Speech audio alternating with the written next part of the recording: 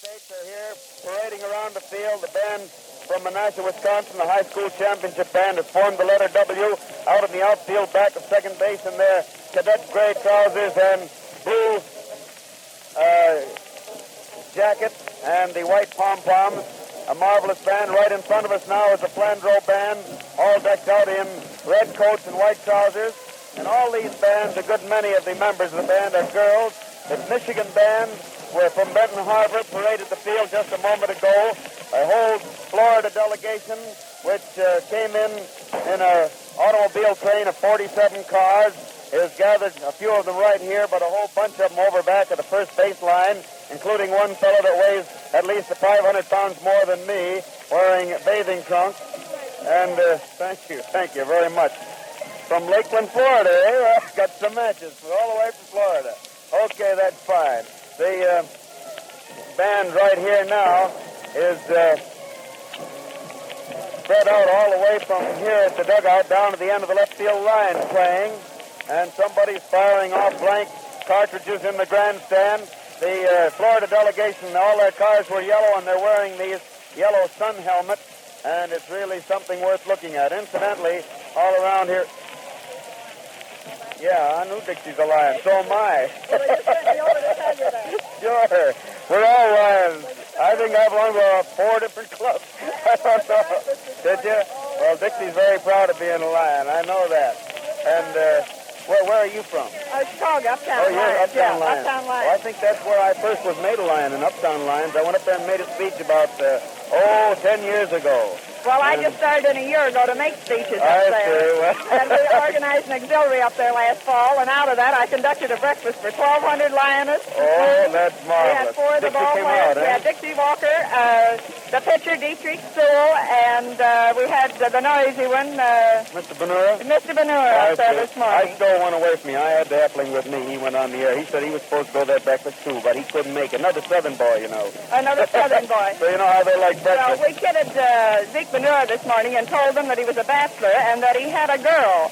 And everybody wanted to know who his girlfriend was, and when I told him that it was mother, you should have seen him and you should have seen the women. They just went wild. He was afraid you were going to give something away.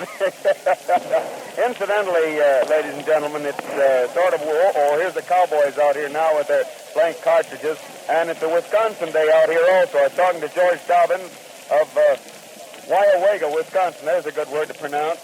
He was past district governor there. And among other things, they brought some souvenir boxes of cheese down here. You know, up there in Wisconsin, they produce 1 million pounds of cheese a day, about 57.5% of the cheese produced in the entire country, and they're down here helping to celebrate that. The Wisconsin band is coming off the field now, marching in through the outfield, led by 2 very charming young ladies in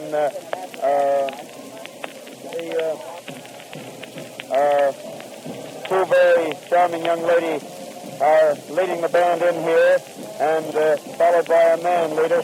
I want to introduce Frank at that. Frank Birch of Milwaukee. I understand you're going to be the next international president. Well, I like that, yeah. Are you vice president this year? First vice What president. kind of convention are you having? Oh, we're having a marvelous convention. How many people are there at the park today? Oh, there must be 5,000, 6,000 out there. You just closed up all business? All right, they're here from Hawaii and Alaska and all of the United States. Yeah, that's marvelous. I think you're putting on one of the finest shows I ever saw put on in a ballpark. And one thing I liked to start with the ball players while they lost their fielding practice, sort of grinned and said, well, sort of fun to have all the noise around. Well, the way the Sox have been going, they don't need much fielding practice, I guess. Hey, your club up in Milwaukee took a couple of bumps lately. We got to do something about that. Well, all right. We'll you check out our good players and put them in the big leagues, though. Well, that's right. You had a great club last year, and they're all doing well up here. Hamlin and York and Ravs and all the rest of them. That's right. Well, Frank, I wanted to say hello to you and congratulate you on your... When do you get elected? Tomorrow? Friday noon. Friday noon. Nothing goes wrong. Nothing goes wrong. Well, there's no flats or eyes. That's right. No dark horses. No dark horses. Okay, Frank. Thanks a lot for saying hello.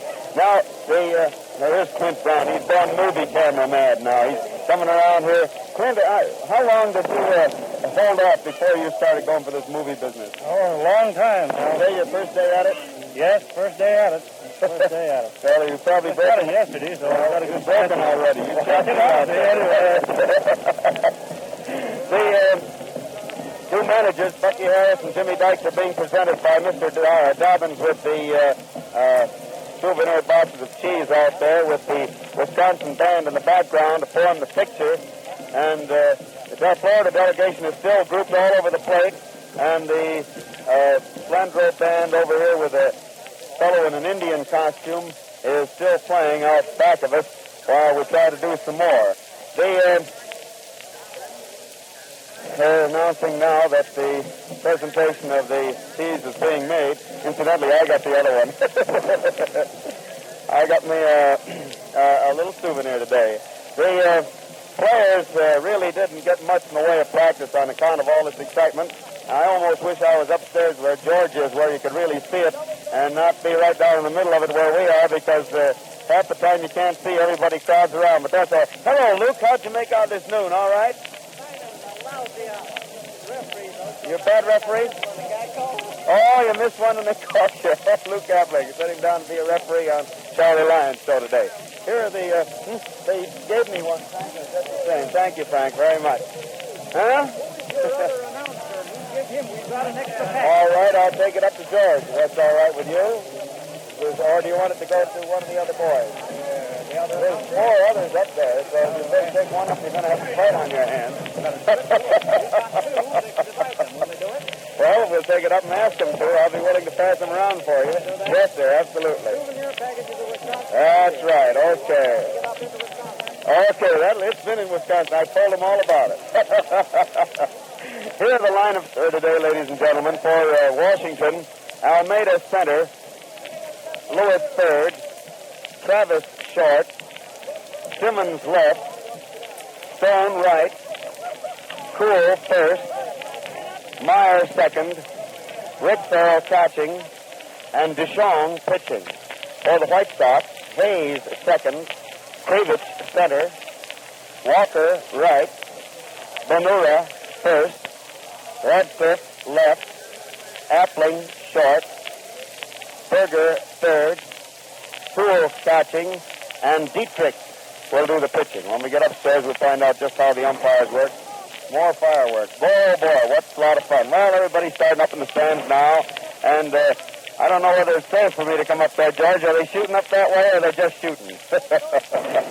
Anyway, I think that we've had enough excitement for the moment. Everybody filing into the stands. It was a grand show, and now the White Sox and the Senators are going to put on a show that they hope to be just as good for them. And now, George, I'm going to start upstairs. Looks like I'm going to have quite a few people to get through because there must be a good, I would say 12,000 people at this ball game today, which is a terrific crowd for midweek, and it's cash, too. Cash on the line, my friend. So now, if you'll do a little switching in the studio, I'll start upstairs. Okay? Righto. Thousands of requests for Texaco's 1937 baseball scorebook are pouring in every day. Don't wait any longer to send in your request card for your own copy. You'll find it great fun to score these games play-by-play just as Hal Totten does. The system is explained simply and in detail. In addition, day by day, as unusual plays develop, Hal Totten will tell you how to score them. The book is crammed with other interesting baseball information. You'll find pictures and rosters of both teams, complete schedules of all major league teams, many pages of interesting data on the Cubs and Sox. The 1937 Texaco Baseball Scorebook is something worthwhile having, and it's easy to get. All you have to do is go to any Texaco dealer and ask for a request card, stamp it, and put it in the mail. Your own copy of the Texaco Scorebook will be mailed directly. Remember, the 1937 Texaco Baseball Scorebook is absolutely free. Get your request card in the mail today.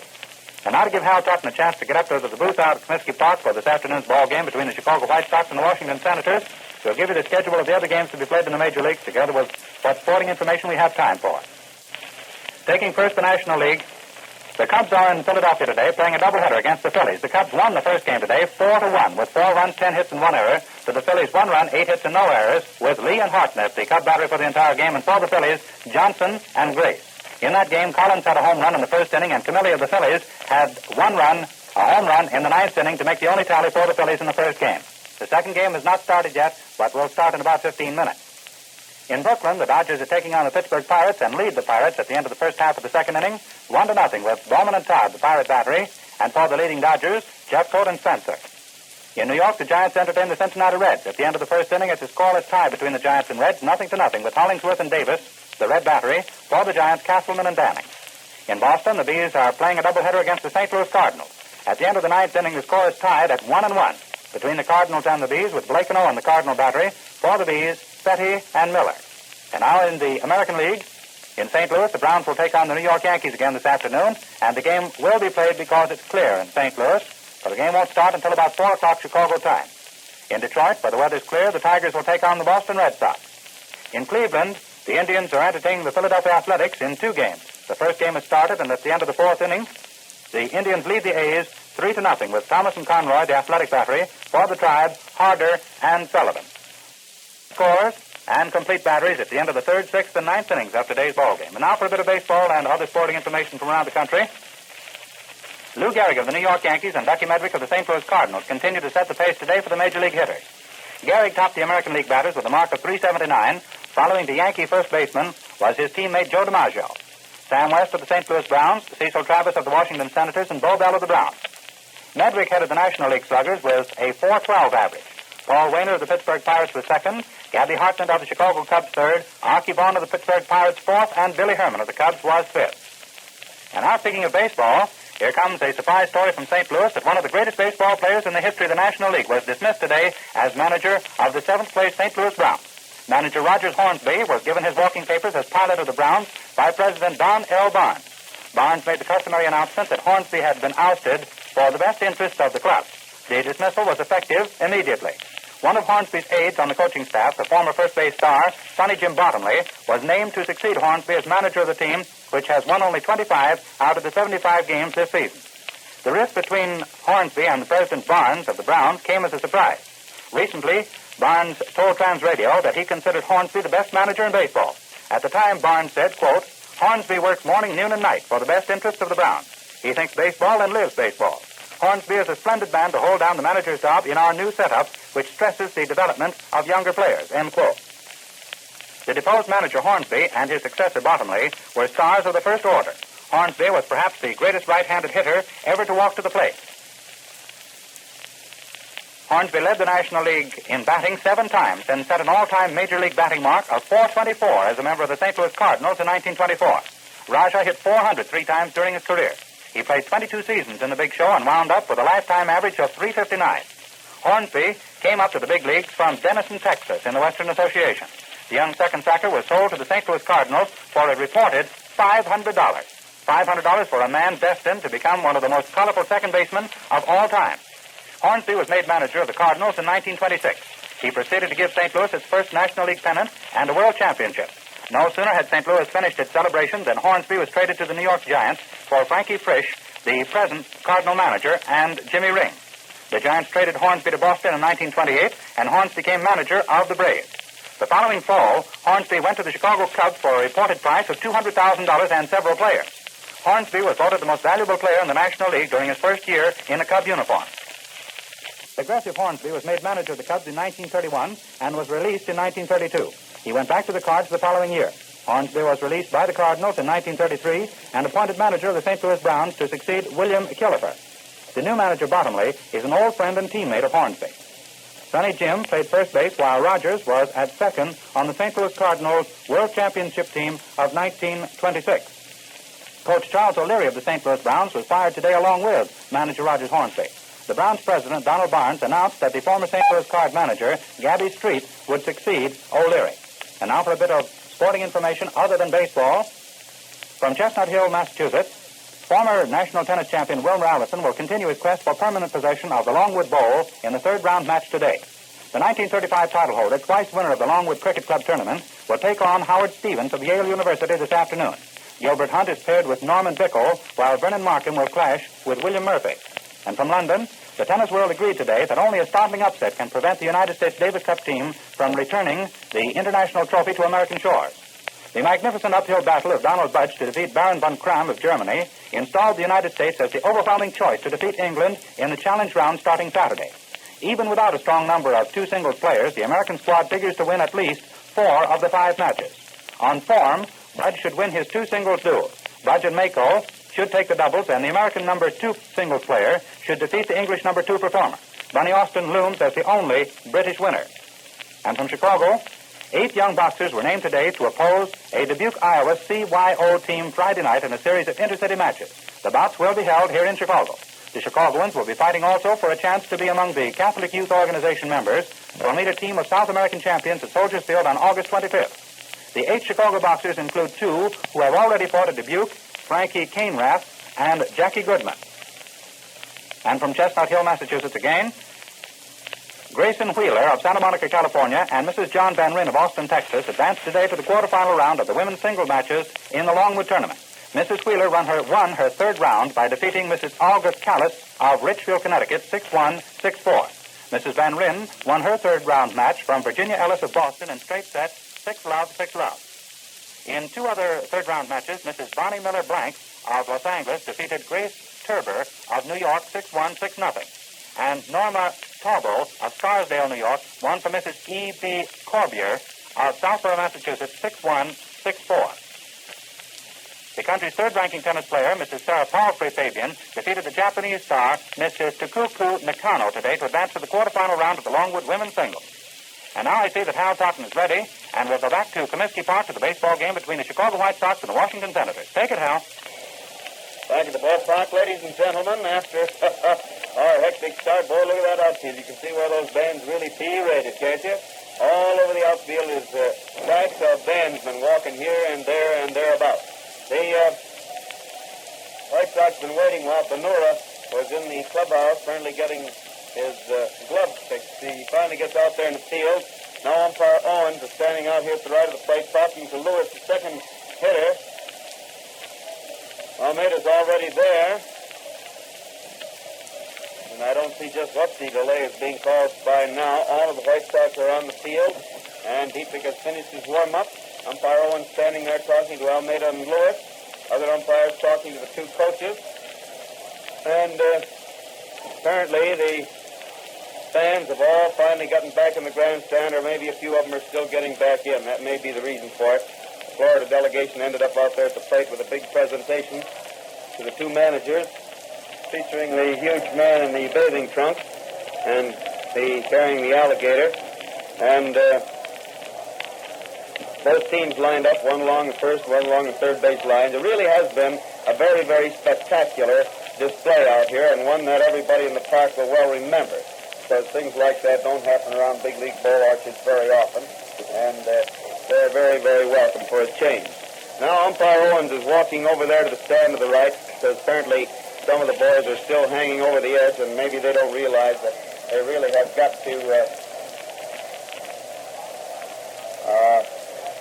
get things in off the field before we can go on. But apparently they've done that now to suit him, and Rick walks back out here to start the ball game.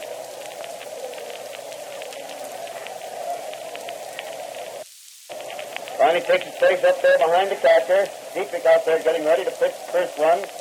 Starts his easy swinging windup. And pitches in. Almeida gets a good strike over the outside corner just above the knees. 1 strike on Almeida. Pitcher again starts to wind up. Throws, and Mel takes a ball. It missed the outside corner, across the waves, breaking in toward the hitter. And it's 1 ball and 1 strike. 1-1 the count. 1-1. He swings the next hit, a long drive, deep right field. The Walker's way back there near the wall, but it goes in through the stands for a home run. A home run into the lower deck of the right field stands for the first demonstration for the benefit of the visiting Lions out here. And that ball was really hit. And now some of those cowboy boys downstairs start unloading the blank cartridges, which echo through the stands. And Almeida opens the ball game with a home run into the right field stands to give the Senators a 1-0 lead over the White Sox. And it brings Lewis, another left-handed hitter, to bat. Dietrich starts to wind up throws, and Buddy takes a high one wide for ball 1. 1 ball called.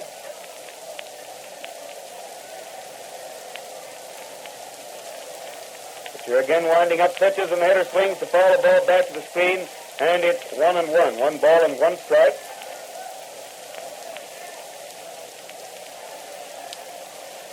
Dietrich waits out there for the next sign. He has it. He starts to wind up again.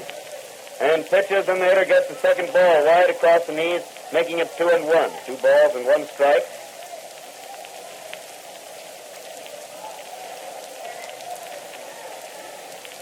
There comes the third ball, another wide one, and Dietrich's famous Lack of control is starting to bother him very early in this ball game. Very early in this ball game. It's waiting out there again.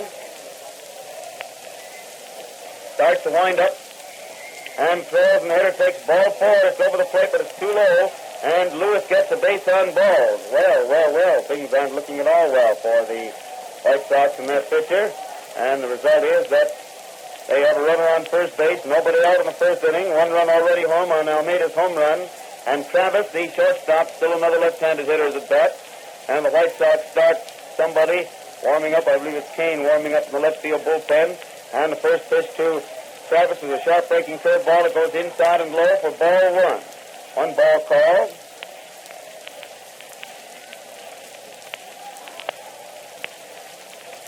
At the first base, throws again. The hitter swings, hit a fly in left field. Radcliffe is racing back into his left and makes the catch out there for the first out in the first inning.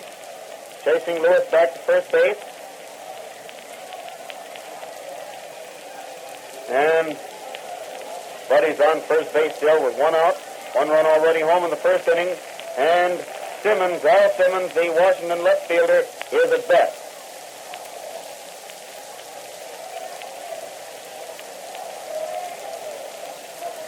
Dietrich stretches, gets ready to pitch the first one. Wow. Pitches, and the hitter takes a slow curve and misses the outside corner across the way. Al is a right-handed hitter, the first to face Dietrich so far.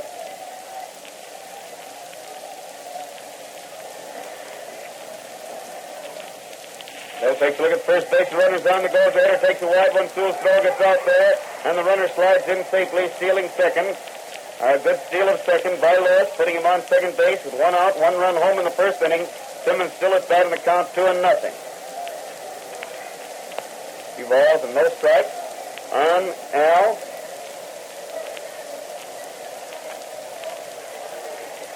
Dietrich throws now, and Simmons swings and falls the ball on the ground. It hits the catcher's foot, bounds over to the right, and Sewell trots over there to pick it up, looks it over and throws it back. Now he's going to take it back to the umpire. Apparently too marred up for use.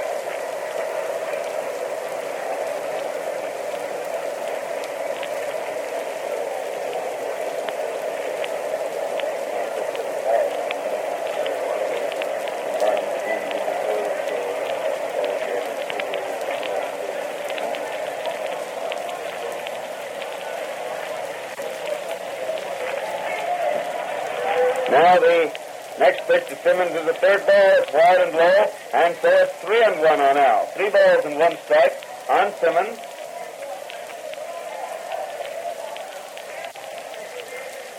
3-1 the count. Here comes that pitcher again, ready. But the second throws, and Al hits a long drive to deep left field, so way back. Looks though that's also in there, and it is a home run into the second deck of the left field stands by Simmons, and he's starting around second base. The ball bounded back into the field. But Al trots on around the bases, and it's another home run, this time with a man on base. And Mr. Dietrich, I don't believe, will be with us very long if his luck persists in that manner. He's given up 2 hits, both of them home runs. In between times there was a walk.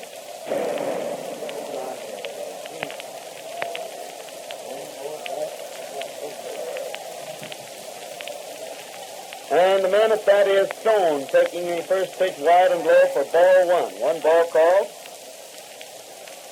Washington now leading the Sox 3-0 in the first inning. Result of 2 home runs and a walk.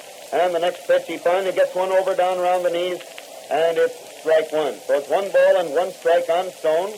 Dietrich winds up again, pitches, and the hitter falls this one into the second deck, above and to the left of the plate, and it's 1 ball and 2 strikes on Stone. 1-2 the count.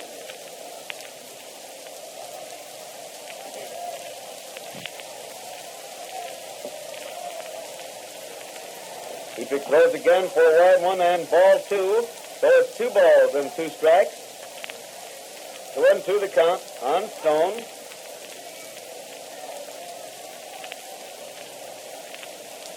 He's ready out there again, has the sign once more, starts to wind up.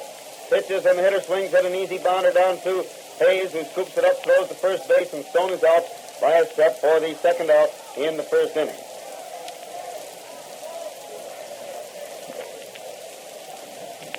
And it's a 2 out of the first inning for the Senators. 3 runs are home. And Joe Cool, the first baseman, is at bat. Cool up there at the plate. Another left-handed swinger, by the way. and he takes the first one wide and low for ball one.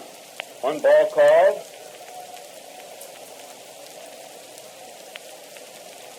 Again, the pitcher starts to wind up slow, and Joe starts to swing but changes his mind to take a high one inside, and it's 2-0. 2 balls and no strikes on Cool. 1-0 the count. Joe takes the first strike now. Fastball over the inside corner down around the knees, and it's 2-1. He swings the next to drive it into center field for a base hit. Well hit base hit, too. He makes the turn for second, but Krivich makes a hard throw right straight to second base. Appling got it right over the bag with out a hop. Turns as though to throw to first, but Cool is on it all the way back there by then after making a wide turn. And it puts him on first base with Buddy Meyer.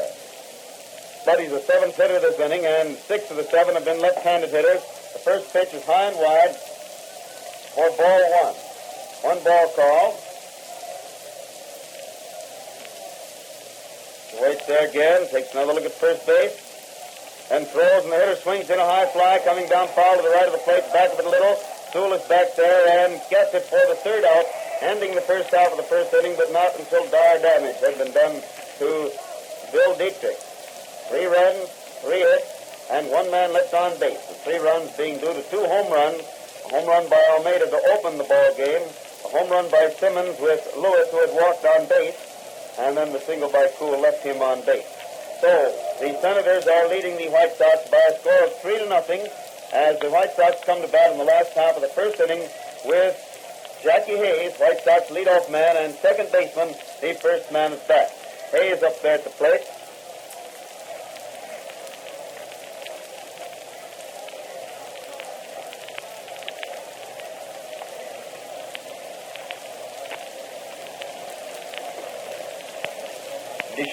Jimmy DeShong is the pitcher for the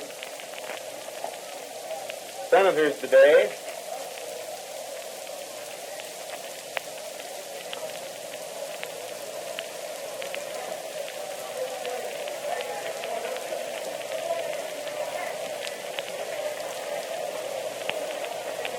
And Jackie steps up there to the plate after the umpire dusts it off and pulls on his mask.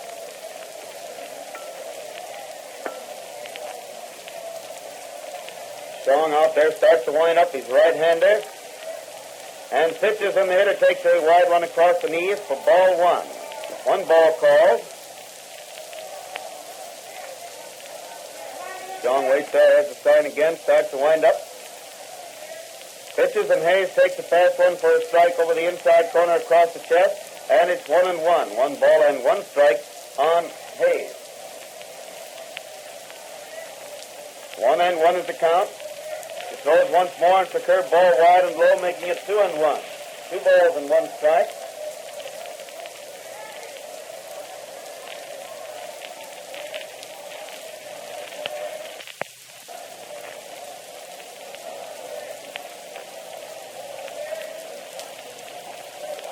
There comes a wide one across the knees for ball 3. So it's 3-1 on Jackie Hayes. 3 balls and 1 strike.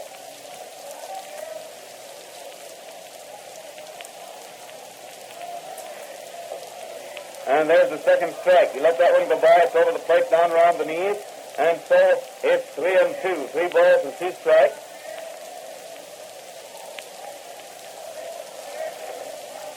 He throws once more. The hitter swings the high fly and short center field. Center fielder coming in fast and grabs for the ball, but it just drops out of his glove.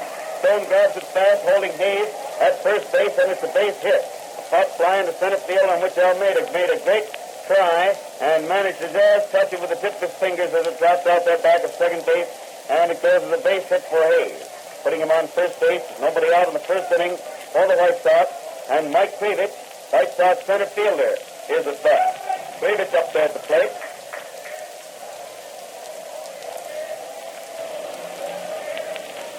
Towards the first baseman throws. Mike hits a long fly, but it's foul down the right field line, and going back into the seats out of reach. It's 1 strike on Krivich. 1 strike to count.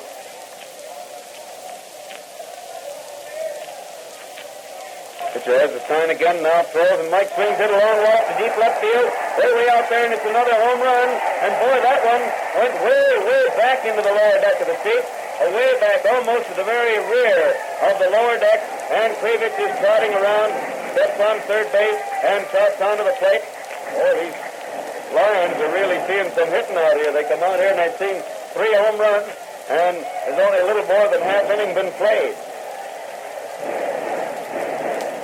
So the score is 3-2 in favor of the Senators now in the first inning, and the White Sox have Dixie Walker at bat.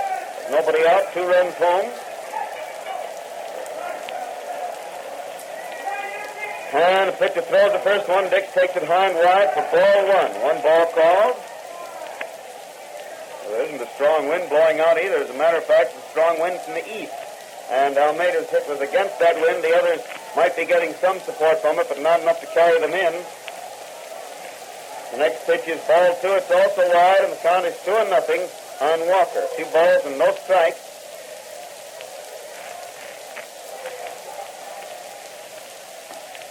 And there comes ball 3 inside and low, so it's 3 balls and no strikes on Walker. 3-0. DeShong stops to rev up the ball now before pitching the next one to Dix. The umpire calls for the ball, seeing whether it's all right or not. Owen's examining the ball down there.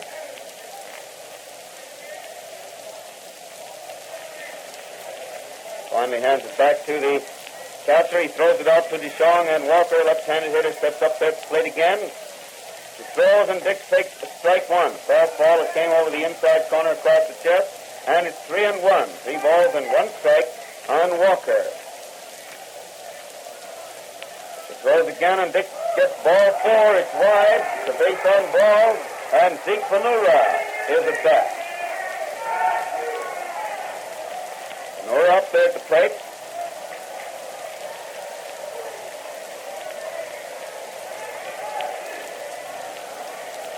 Zeke stops to dig in with his right foot there and gets ready to pitch now, or to hit rather, as DeShong gets ready to pitch. Jimmy suddenly steps off the mound, but umpire Moriarty over here at first base calls time, and Walker tosses his glass case to Merv Shea, coaching at first base, for him to get out there and discover he still has his glass case in his pocket. Those glasses cost about $18 a piece, you know. And the first pitch to Zeke is a high fastball inside for ball 1. 1 ball called.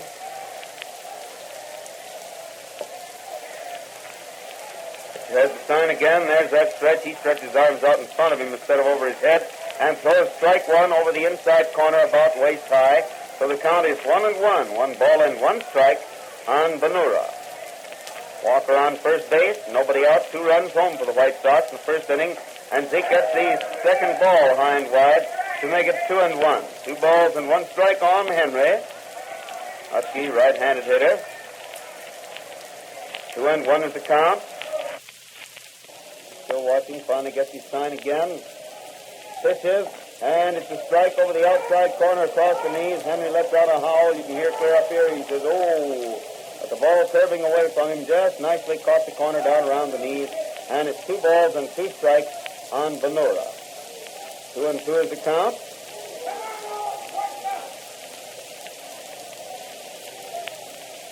Two and two, pitcher throws again, and Zeke swings at a pop fly coming down back of the alongside the pitcher's mound, and the catcher Farrell goes out there to make the catch for the first out in the inning. Vanura pops out to Farrell out there near the pitcher's mound. It's 1 out in the first inning for the White Sox. Walker is still on first base with 2 runs home, and Rip Radcliffe, Ray the Ripper, White Sox left fielder, a left-handed hitter, is up there at bat. Going to hit an easy batter down to Myra, gets it, flips it to shortstop. He throws the first, but Walker's across the bag, well ahead of the throw. Ball was very slowly hit on Myra, didn't have much chance to make the play start any faster. The pivot was done perfectly by Silas. And so Radcliffe is on first base with 2 out in the first inning, 2 runs home, and Luke Appling at bat. Score 3-2 in favor of Washington in the last half of the first inning.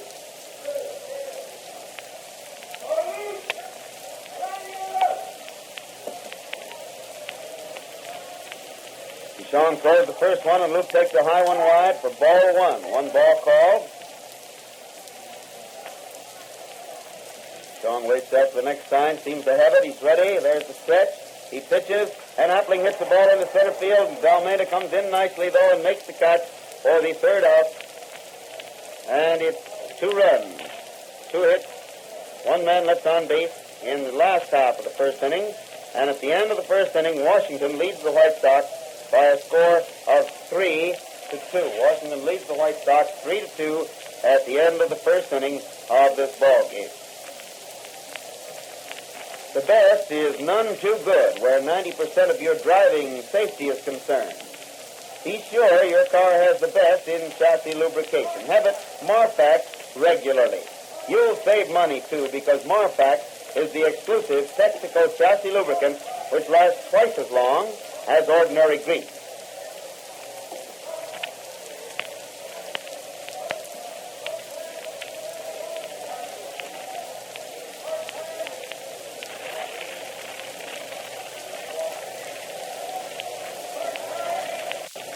Here is Rick Farrell at bat. Starts the second inning for Washington. Dietrich out there is getting ready to pitch the first one. Starts his easy swinging wind-up. Pitches, and Rick takes a fast strike over the inside corner a little above the knee. 1 strike on Farrell. Dietrich winds up again. Throws, and Rick swings to foul the ball back into the second deck above and back of the plate. And it's 2 strikes on Farrell. 2 strikes to count.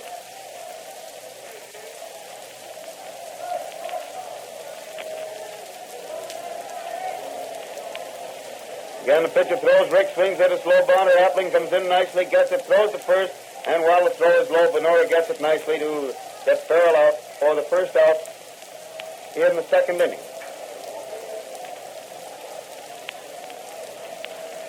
One out of the second inning for Washington, and DeShong, the Washington pitcher, is a bat. He bats right-handed as he pitches, and is already waiting there at the plate. Dietrich gets ready to pitch the first one to him. Bill's getting his sign. Starts his wind-up and throws, and the hitter swings it a high fly to right field. But Walker's back waiting for the ball. He has it, and it's 2 out in the second inning. 2 out in the second inning for the Senators, and Almeida, the Washington center fielder, is at bat. Almeida up there at the plate.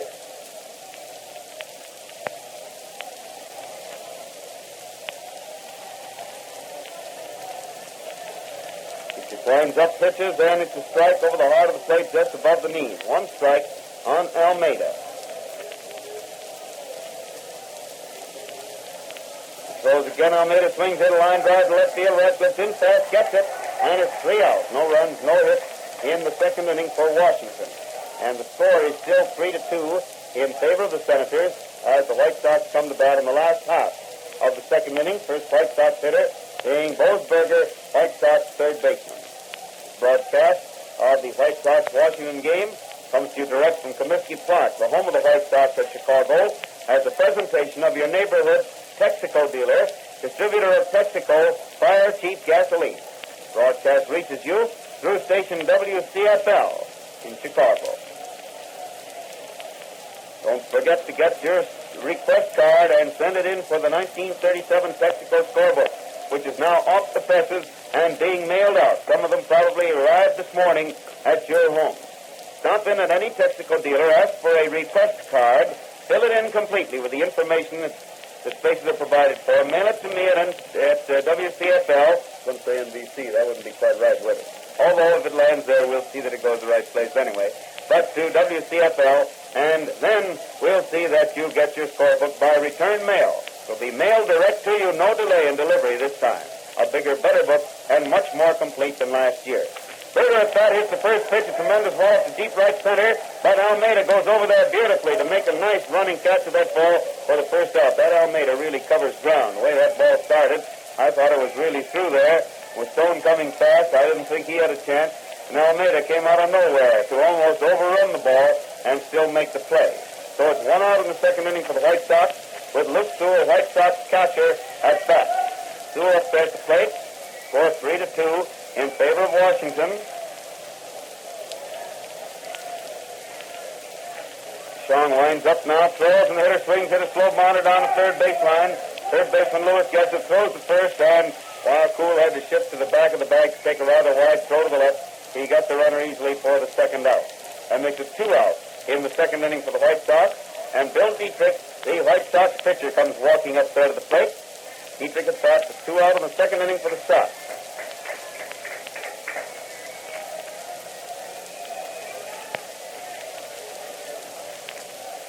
Pitcher waiting out there for Stein. Pitch the first one to Dietrich. Starts to wind up. And throws, and the hitter swings and fouls the ball on the ground. Hit the ground and bounded out back to the plate. And Sewell was walking on back to the bench, and the ball bounced to him. He very casually caught it, looked it over, held it out to the umpire, and pointed at something umpire had it, and the umpire says throw it out of play. So Luke rolled it on over to the dugout, and the next pitch comes back for a strike over the outside corner. Dietrich didn't go after it. So it's 2 strikes on Bill. 2 strikes to count. And he swings at the next one to hit a hard bounder down to the third baseman, who gets it, throws the first, and the runner is out as Cool leaves the bag to take the throw and then steps back on the bag for the third out. The ball was hard hit, but straight to Lewis. So it's no runs, no hits in the second inning for the White Sox. Score remaining 3-2 in favor of Washington at the end of the second inning.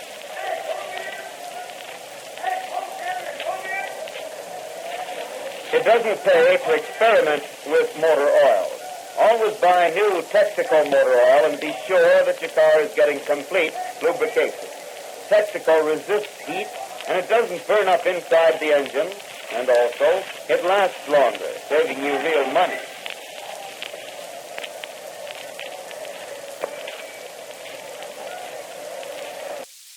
Lewis is at bat to start the third inning for the Senators and takes the first pitch inside across the knees for ball 1. 1 ball called on Buddy, left-handed hitter, as I mentioned. Dietrich throws again for ball 2. That also missed the inside corner down around the knees, and it's 2-0. 2 balls and no strikes.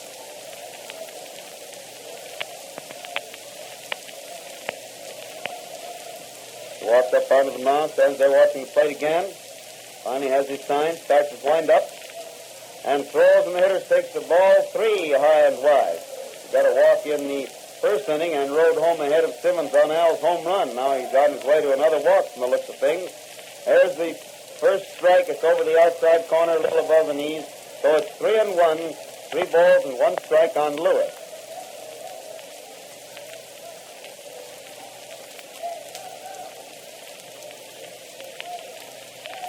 Three and 1 is the count.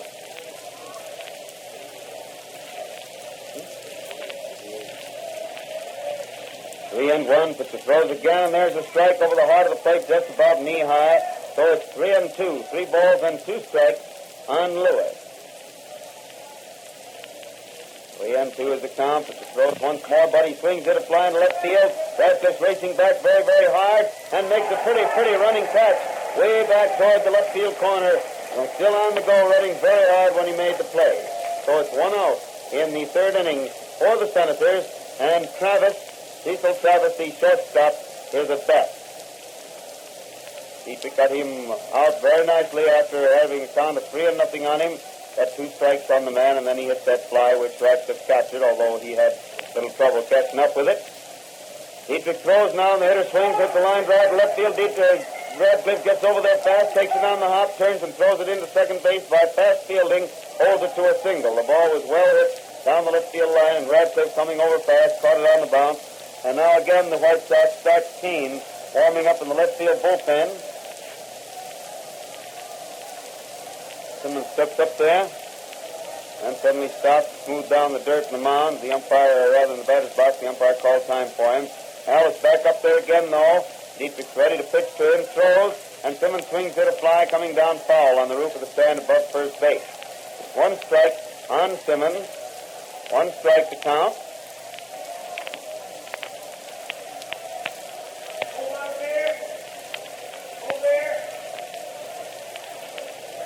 Still watching first base, finally throws again, and it's a high one inside for ball 1, making it 1 ball and 1 strike on Simmons. 1-1 the count.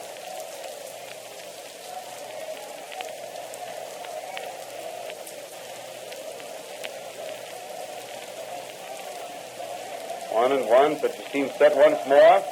Throws and the hitter swings, hit a bounder down to the shortstop. Appling gets it, flips it to the second baseman. Hayes throws the first, but Simmons had beaten the relay there. It was a slow bounder, and they even had to make a very fast play to get Travis at second. So Hayes' throw to first had no chance of beating Simmons. So it's 2 out in the third inning for the Senators. Simmons is on first base, and Johnny Stone, the Washington right fielder, is at bat. Stone up there at the plate. He watches the man at first base and pitches, and Stone takes a strike over the outside corner a little above the knee. 1 strike on Johnny. Waits there again for his sign, has it, swings around as he gets it, takes a look over his shoulder to the man at first base, and pitches, and the hitter takes the ball. It's inside across the waist, and it's 1-1. 1 ball and 1 strike on Stone. 1-1 the count. He picks ready again, pitches, and the hitter swings, hits the throw bounder at the end of the bat. Berger comes over fast, grabs for the ball, but fumbles it, and the runner is safe on Berger's error. Looked like rather an easy ball, but I think it took just a little bit of a low hop, and while Bose managed to hit it with the glove and slow it up, he couldn't get it where he could reach it in time to make the play, and is charged with an error on it, and it moves Simmons to second base. So the Senators have runners on first and second with 2 out in the third inning. And Cool, the first baseman, is at bat. Cool up there at the plate.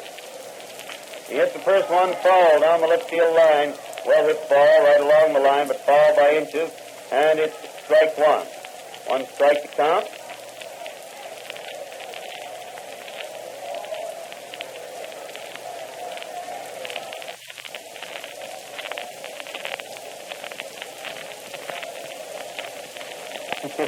Ball was thrown in there, rolled in along the line. The one that had been hit, Cool got it and scooped it up in the Cool's hand. He batted it back to Cool. He just tossed it to the umpires. There was a regular juggling act going down there by the 3 of them. 1 strike on Joe.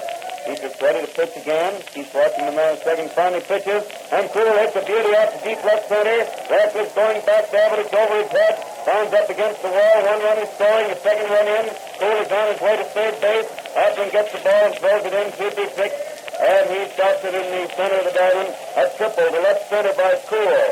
Driving in 2 unearned runs because they would not have scored if there hadn't been the error by Berger. And it gives the Senators a 5-2 lead over the White Sox.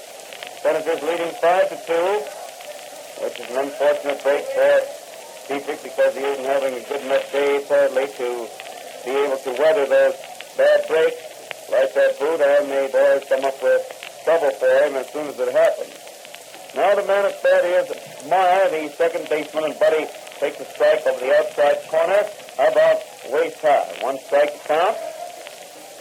The throw together, the hitter swings the bounder down to Appling. It takes a very nasty hop, and Appling has to throw it his glove to bat it to keep it from hitting him in the face. By the time he recovers it, another run is home, and Meyer is safe at first base. It is probably a base hit. Yes, it is, a base hit, because that one took a very bad hop. Appling, who was in front of it, had to throw up his hand to keep from getting hit in the face. Just managed to bat the ball to the ground, and by the time he recovered it, the runner was across first base, and Cool had scored the 3rd run of the inning to give the Senators a 6-2 lead over the White Sox and bring Rick Farrell to bat. Farrell, a right-handed hitter up there at the plate. Farrell swings hit a high fly to short right field. Walker's coming in easily under it. Comes in a little bit faster now and makes the catch for the 3rd out. Ending the first half of the 3rd inning with 3 runs, 3 hits, 1 error, 1 man that's on base. And all 3 runs are unearned runs because the error was made on a play that would have been the 3rd out. And so the score is 6-2 in favor of Washington as the White Sox come to bat in the last half of the 3rd inning with Jackie Hayes, White Sox second baseman and leadoff man, the first man up. Broadcast the White Sox-Washington game comes to you direct from Comiskey Park, the home of the White Sox at Chicago, as a presentation of your neighborhood Texaco dealer, distributor of Texaco Fire Chief Gasoline. Broadcast reaches you through station WCFL in Chicago. Hayes stands there waiting while Deshaun goes through his warm-up. Remember, the 1937 Texaco scorebook is now ready. Book containing not only the complete rosters and sets of pictures of the White Sox and Cubs, but also several pages of data on them and their record, several pages of information about plays and questions that come up in baseball, rule interpretations, our complete scoring system with symbols and explanations, and pages of illustrations showing how the scoring works out, and more pages for scoring games than ever before. Stop at any Texaco dealer, get a request card, fill it in and mail it in, and the book will be mailed direct to you immediately by return mail. No delay in delivery this year. Hayes hits the first pitch, a long drive to left center, but Almeida's back there, sauntering back easily, and makes the catch for the first out in the third inning. The ball was well hit, but Almeida had no trouble getting over into deep left center to make the play.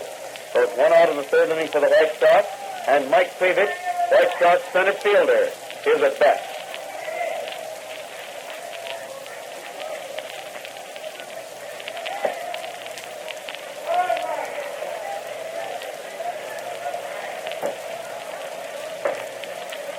And the first pitch is a strike over the heart of the plate just above the knees. One strike to count.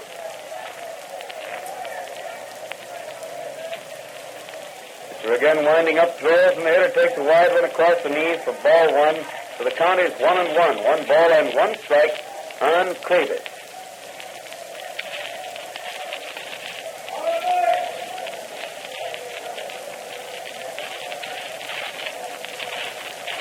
One and one is the count, but throws the next one. The hitter hits a long drive to right field, but the right fielder Stone is waiting for that, gets it, and it's 2 out in the third inning. 2 out in the third inning for the White Sox, with Dixie Walker, White Sox right fielder, at bat. Walker up there at the plate. DeShong has always been more or less tough for the White Sox. While they started out in the first inning as though they were going to make things tough for him, he's caught up with them since then, and with a 4-run lead, is going along pretty well. He throws now, and Dixie takes a wide one across the waist for ball one. 1 ball called.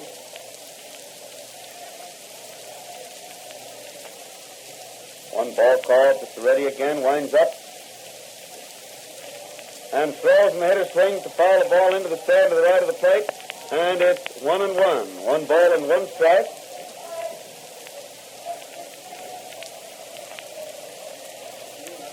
One and one the count.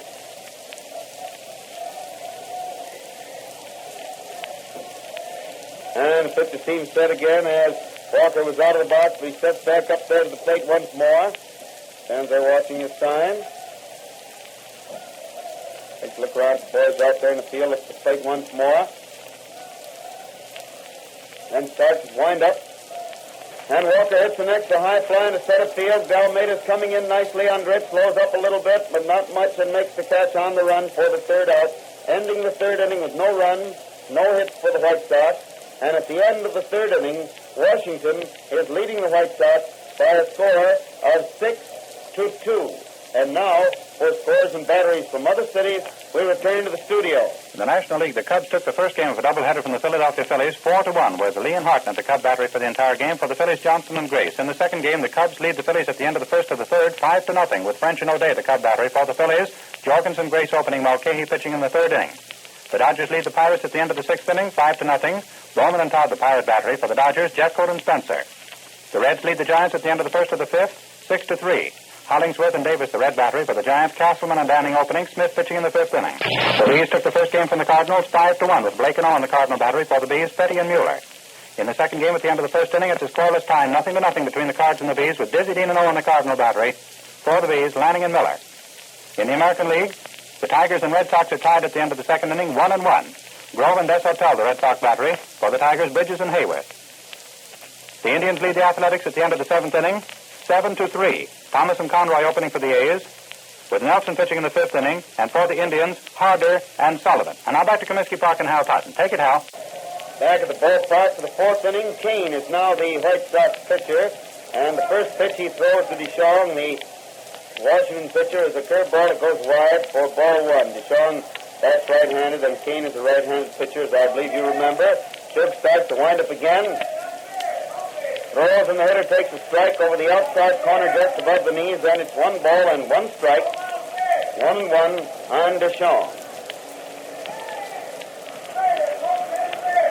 Once more, the pitcher starts that wind-up throws, and Jimmy swings and misses a fastball for a strike, making it 1 ball and 2 strikes on DeShong. 1-2 the count.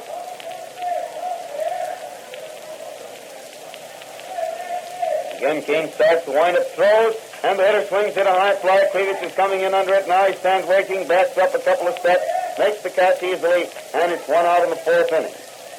One out in the fourth inning for Washington and Almeida.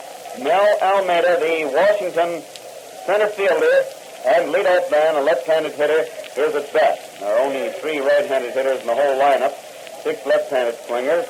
Simmons, Farrell, and DeShaw are the only ones batting right-handed. Pitcher throws now, and Mel takes a curveball wide and low for ball 1. 1 ball called. And the pitcher seems ready again, winds up once more. Throws, and the hitter reaches out, bunts one, but it goes foul back to the stand, and it's 1-1. 1 ball and 1 strike on Almeida. 1-1 the count.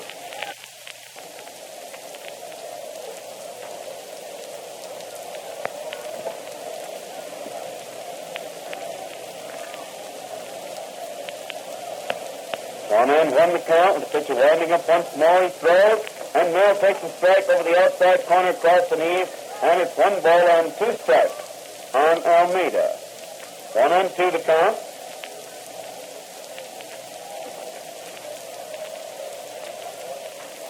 He swings the next, foul it back, and it's still 1 ball and 2 strikes on Mel. 1-2 the count.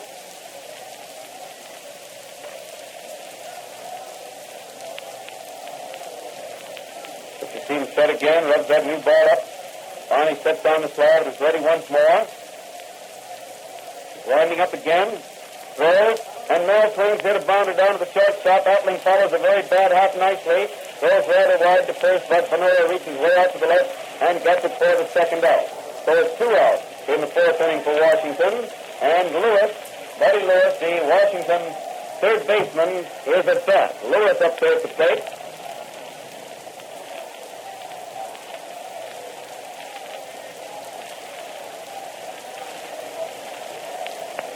Winds up the pitch, first one to Buddy. Throws, and he swings and misses a curveball for strike 1. 1 strike on Lewis.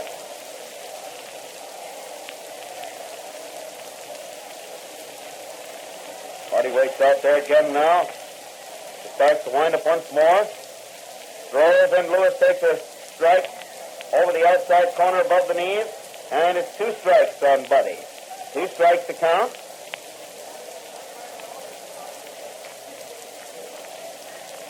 2 strikes to count, but winds up once more, throws, and there's a ball up so low it gets away from Sewell, throws back almost to the screen, and it's 1-2. 1 ball and 2 strikes.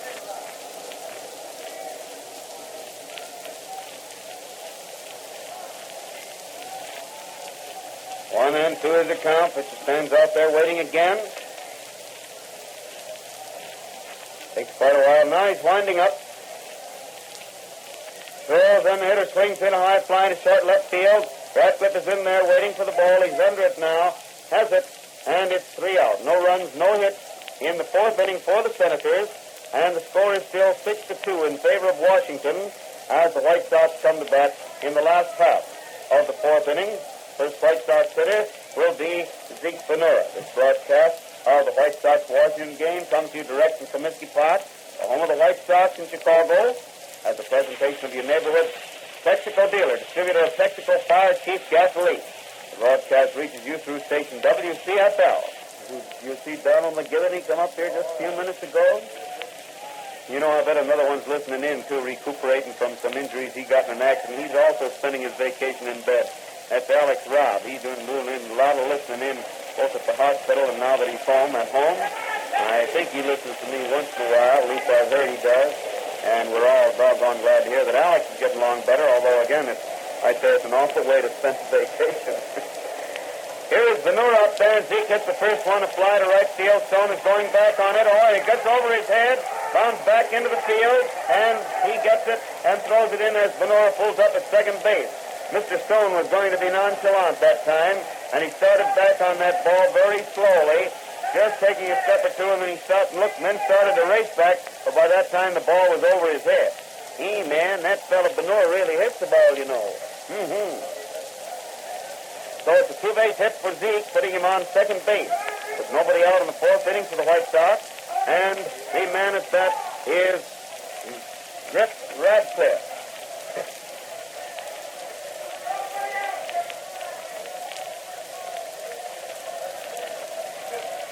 Rip takes the first one inside across the waist. It's ball one.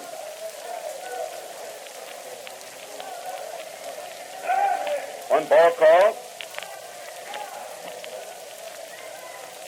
One ball call. The team's ready again. Throws, and the hitter hits the bounder down to the shortstop. Travis comes up with the ball, throws to first, and Radcliffe is out easily for the first out in the inning, with Ventura having to stay at second base. The Rip is on second base with one out in the fourth inning, and Appling, Luke Appling, White Sox, shortstop is at bat. And there's a high one wide for ball one, and the count is one ball called on Luke.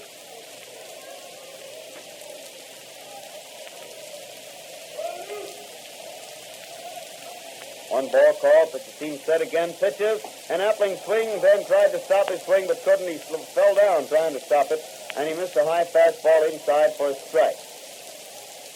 Umpire calls time as Appling steps out of the batter's box.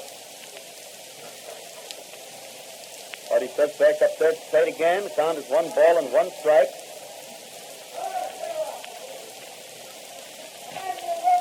Keeps watching second base, throws again, and the hitter hits a foul down past first base. It goes on down the line to the visitors' bullpen, where one of the boys gets it to throw it back in. And it's 1-2. One ball and two strikes. 1-2 is the count.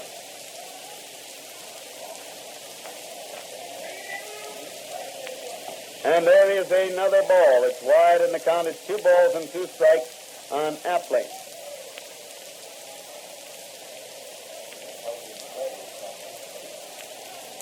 2-2 the count, but you wait there again for the next time. Takes another look back at second base, throws, and Luke hits another foul down the right field line, this time back into the seat. Hits 2 balls and 2 strikes on Appling. 2-2 the count.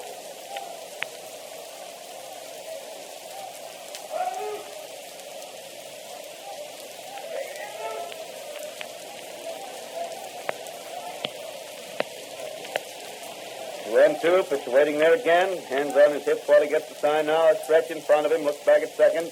Pitches, and it's ball 3. Appling step back to take one just above the knees inside, and it's 3-2. 3 balls and 2 strikes.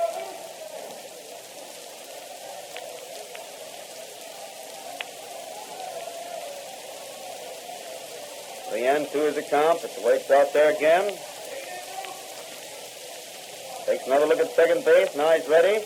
Pitches, and it's a curve ball wide and low for ball 3, or ball 4 rather, and Appling gets a base on ball.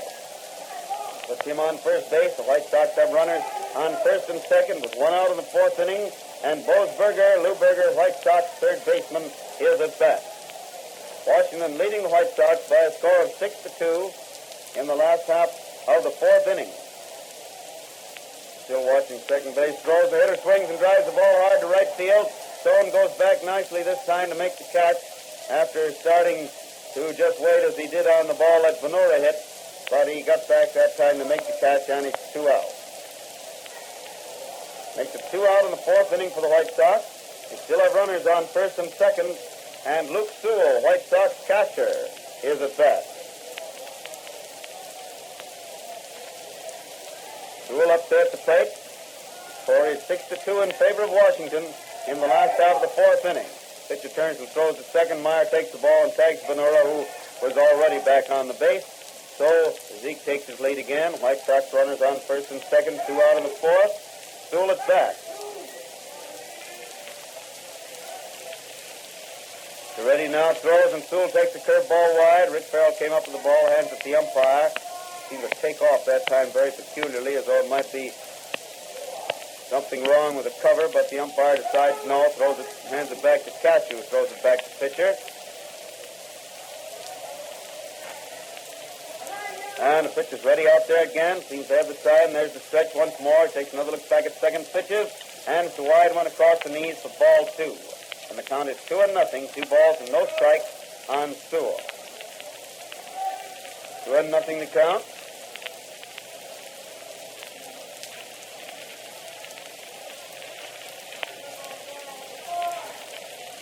1, nothing. Pitching's ready again.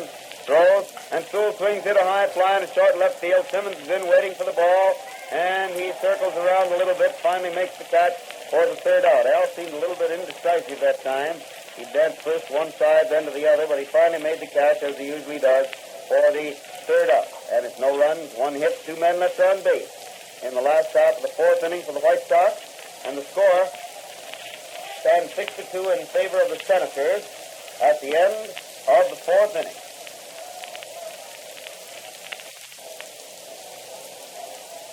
Tourists are the people who roll up big mileage every year, and they have ample opportunity to compare the pickup, power, speed, and mileage of many different gasolines. And tourists buy more Texaco Fire Chief gasoline than any other brand. They know that Fire Chief gives them more for their money. Why don't you try Fire Chief in your car?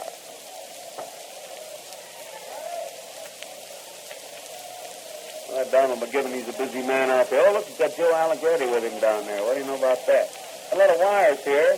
What's this from Hepburn out the Texas Company in Rockford?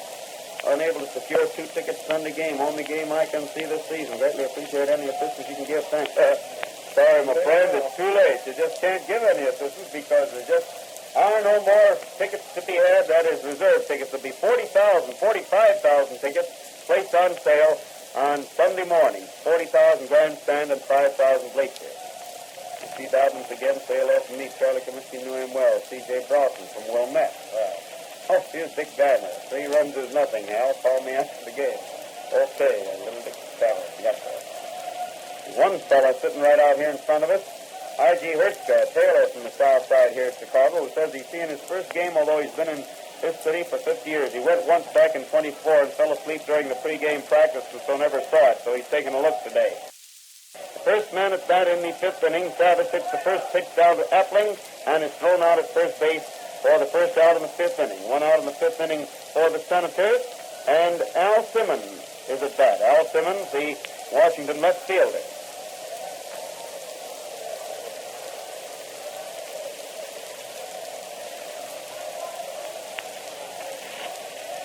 Pitch winds up now to pitch the first one, throws, and Al takes a curveball wide for ball 1. 1 ball called on Simmons.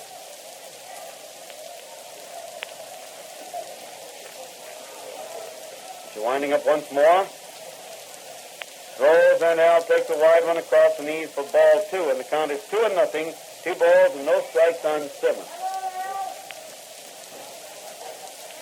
2-0 is the count, but the Whites out there smooths the dirt down in front of the slab, then starts his wind-up, and pitches, and Al starts to swing, but stops to take a ball that's over the plate but too low, and it's 3-0. 3 balls and no strikes on Simmons. 3-0 the count.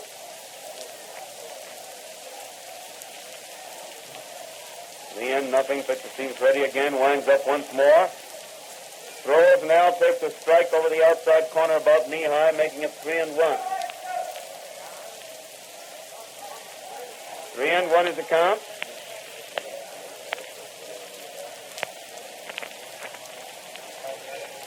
Hitter swings the next one to hit a high fly coming into right field, and Walker comes all the way in almost to the infield to make the catch, and it's 1 out. Or rather 2 out in the 5th inning. Stop to take a look down here. Question Ernie asked, and so discovered it was 2 outs instead of 1. And it's 2 out in the 5th inning for the Washington Senators. And Stone at bat. Oh, get me one of those 6 shooters. That would have had me some fun. Yowza.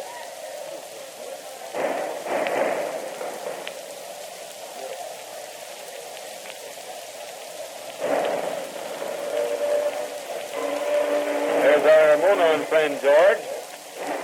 And the first pitch to Stone, he takes wide and low for ball 1. 1 ball called. One ball call, pitcher ready once more, starts to wind up. Pitches, and the hitter swings, hits the ball hard into right center for a good base hit. Walker's over there fast, so is Krivich. Dixie makes the play, throws the ball into second base, and the runner gallops back to first, a single to right center by Stone, putting him on first base with 2 out in the 5th inning for the Senators.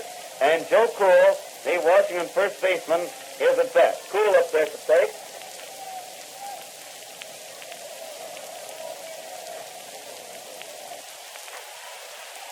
watching first base now, looks at the plate, gets ready to pitch the first one to cool. Now he has the sign, there's the stretch, looks back at first base, pitches, and it's a high one inside for ball one. One ball called.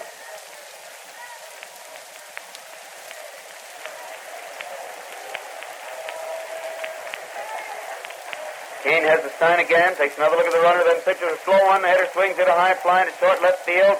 Radcliffe coming in hard, calling for the ball. He has it. Appling had started back fast, but slowed down when the Ripper made the call. And so Ray gets the ball for the third out. It's no runs, one hit, and one man left on base in the first half of the fifth inning. And the score is still 6-2 in favor of the Senators as the White Sox come to bat in the last half of the fifth inning. Kane himself, the White Sox pitcher, the first man at bat. Broadcast, the White Sox-Washington game comes to you direct from Comiskey Park, the home of the White Sox at Chicago, as a presentation of your neighborhood Texaco dealer, distributor of Texaco Fire Chief Gasoline. The broadcast reaches you through WCFL in Chicago. Kane is already standing up there alongside of umpire Owens, who's been talking to Ewell Haas, White Sox reserve outfielder who's on his way down the first base coaching line. Hayes out here waiting to swing. Hi, Don. How's that Northwood tan of yours coming along? Yeah, I saw Joe out there.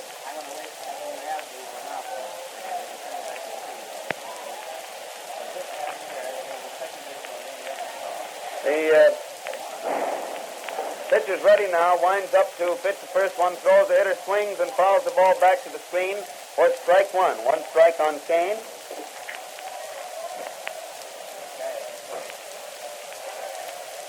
And the pitcher winds up again, throws, the hitter swings and misses a curveball inside for a strike, and it's two strikes on Kane.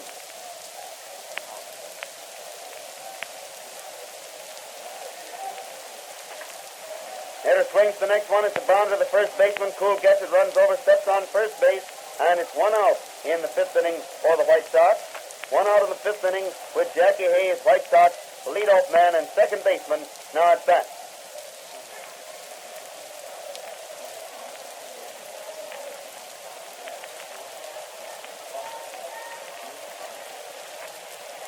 Pitcher waits out there now to pitch the first one to Jackie Hayes. Pitcher starts to wind up. And throws, and Jackie takes a curveball inside and low for ball one. One ball called.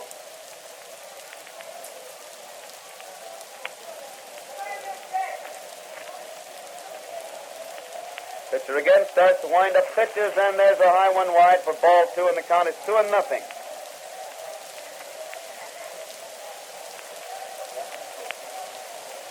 2-0 is the count with the pitcher ready again. He winds up once more, throws, and there's a high one wide for ball three, making it 3 balls and no strikes on Hayes. 3-1 is the count. Waiting out there again now, stands there getting his sign, starts to wind up, and pitches, and Hayes gets the fourth ball. It's high and inside, and it's a base on balls for Hayes, which can bring him on first base with one out in the fifth inning and Krivich at bat.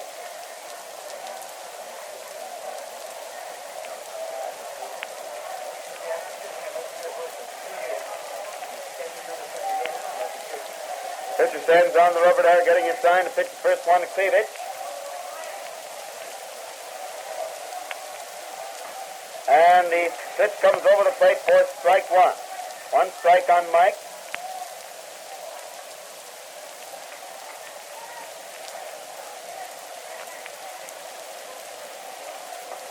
And there he is, ball one, and the count is 1 ball and 1 strike on Krivich. 1-1 the count on Mike. Hayes on first base, 1 out in the fifth inning for the White Sox. Washington leading 6-2.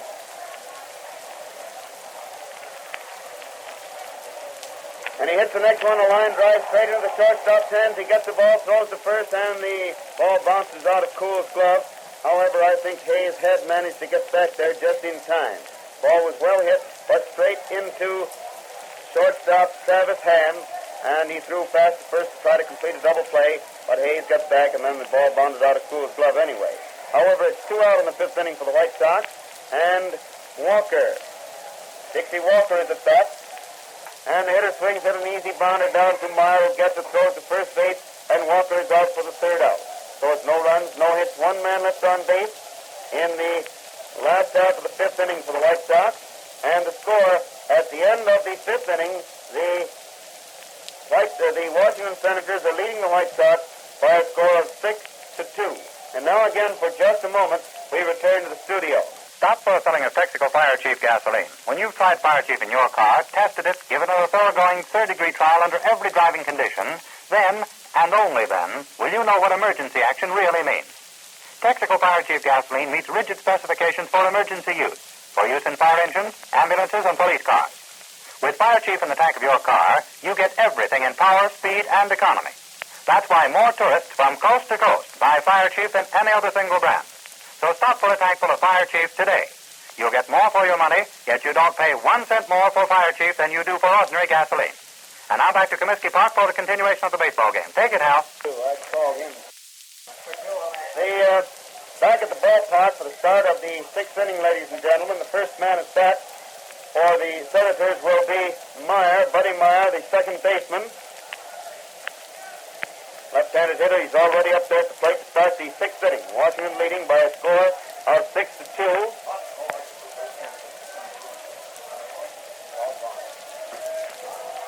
And the first pitch is a wide one for ball one. One ball called on Meyer.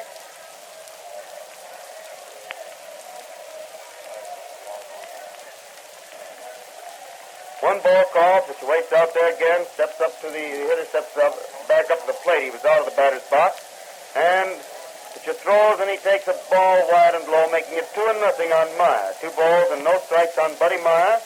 Washington second baseman at bat to start the sixth inning. Washington leading 6-2. Kane again starts to wind up. Throws, and the hitter takes a strike over the inside corner about knee-high. And so it's 2-1. 2 balls and 1 strike.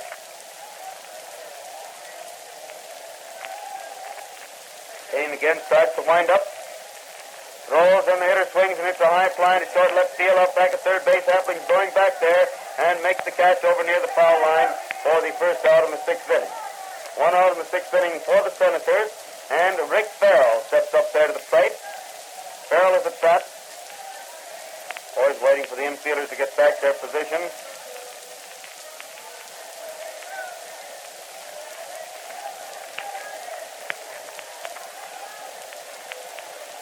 Pitcher gets the sign, starts to wind up, and throws, and it's a strike over the outside corner above the knees. 1 strike on Farrell. 1 strike to count.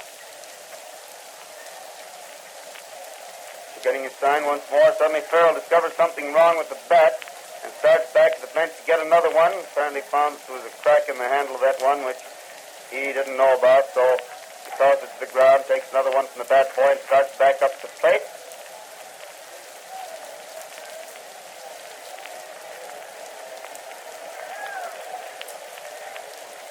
Finally arrives there at the plate.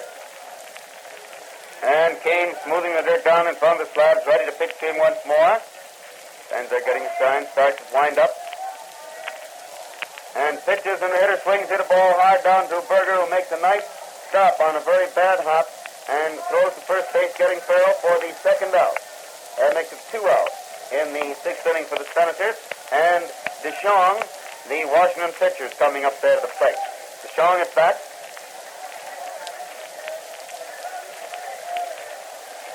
Jimmy finally arrives there.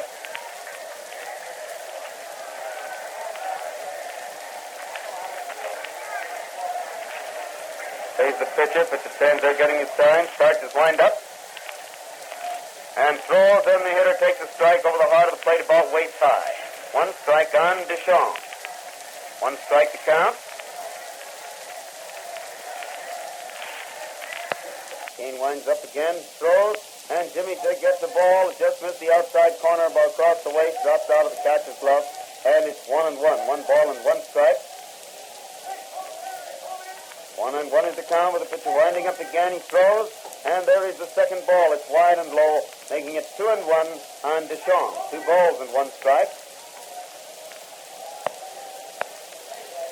2-1 the count with the pitcher winding up again. He throws, and it's inside and low for the third ball, making it 3-1 on Deschamps. 3 balls and 1 strike.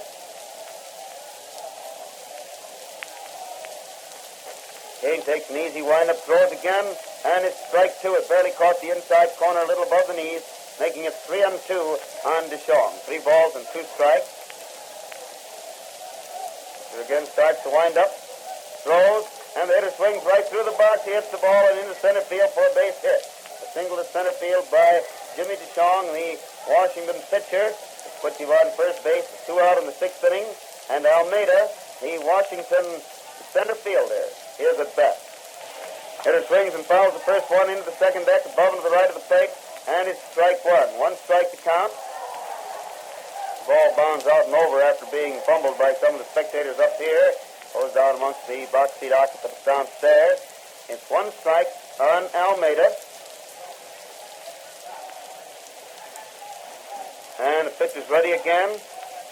Throws, and it's inside across the waist for a ball, making it 1-1. 1 ball and 1 strike. 1-1 is the count.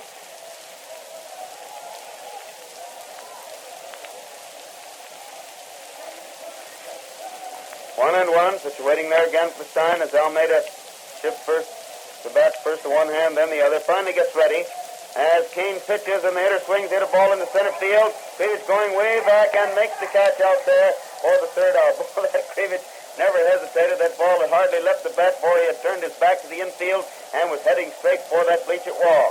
And he started watching back over his shoulder and whirled at the last minute to make that catch in deep center for the third out. So it's no run, 1 hit, 1 man left on base in the first half of the 6th inning.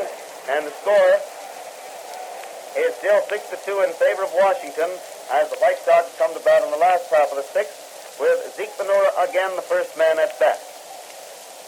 I don't know how many of the listeners had heard the one unusual bit of baseball news today. Down there in St. Louis, they've had quite a shake-up, and manager Hornsby and Coach Charlie O'Leary, who incidentally resides in Chicago, have been released. And for the remainder of the season at least, Jim Bottomley has been made manager of the Browns, and Gabby Street, who formerly managed the Cardinals and has recently been up there at St. Paul, has been called in to assist Bottomley as coach. And that's the reorganization today down there in St. Louis of the American League Club. Benura is up there at the plate now. Starts the last half of the 6th inning.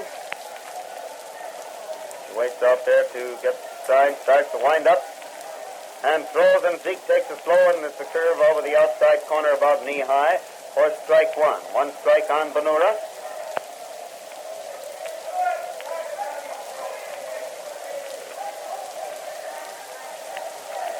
He's waiting there for the next time. Seems to have it, starts his wind up, and pitches, and the hitter takes a wide one across the chest for ball 1. So it's 1-1. 1 ball and 1 strike on Benura. 1-1 the count. 1-1, but he winds up again, throws, Zeke swings, did a long drive to center field, but Almeida's over there waiting for it, has it, and it's 1 out in the 6th inning. 1 out in the 6th inning for the White Sox. And Radcliffe, the White Sox left fielder, is at bat. Rip Radcliffe up there now. Whitehead's doing a little warming up in the bullpen, but I believe it's just to get a good loosening up because he's expected to open against the Yankees next Friday. Remember, the Yankees here are Friday, Saturday, and Sunday with a doubleheader Sunday. The first pitch to Radcliffe is a strike over the outside corner about waist high. 1 strike to count. He's ready again, winds up once more. Throws, and there's a ball, a curve ball inside. Wait a minute, did I call that other one a strike? Apparently it was a ball. I thought I saw the umpire's arm come up on it. It was ball 1, so it's ball 2 now, according to that board. And there is ball 3 inside across the waist, making it 3-0. 3 balls and no strikes. Once more, Deschamps starts to wind up. Pitches, and there's a strike down the middle waist high. We're on the count of 3-1. 3-1 the count. And there's the 4th ball high and wide. Radcliffe gets the base on ball. him on first base with 1 out in the 6th inning for the White Sox. And Luke Appling, White Sox shortstop, is at bat. Appling up there at the plate.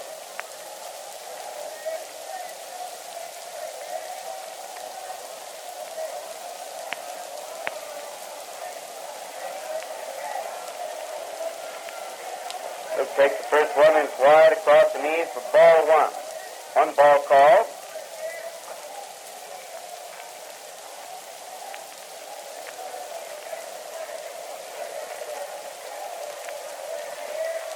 Sean gives the ball in there for a look over by the umpire, but has it again, pitches, and it's a curve ball wide and low for ball 2, making the count 2-0. 2 balls and no strikes on Appling. That's Pip on first base, 1 out in the 6th inning for the White Sox.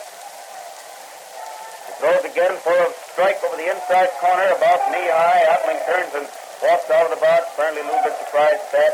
Finally steps back up to the plate, and the count is 2-1. 2 balls and 1 strike.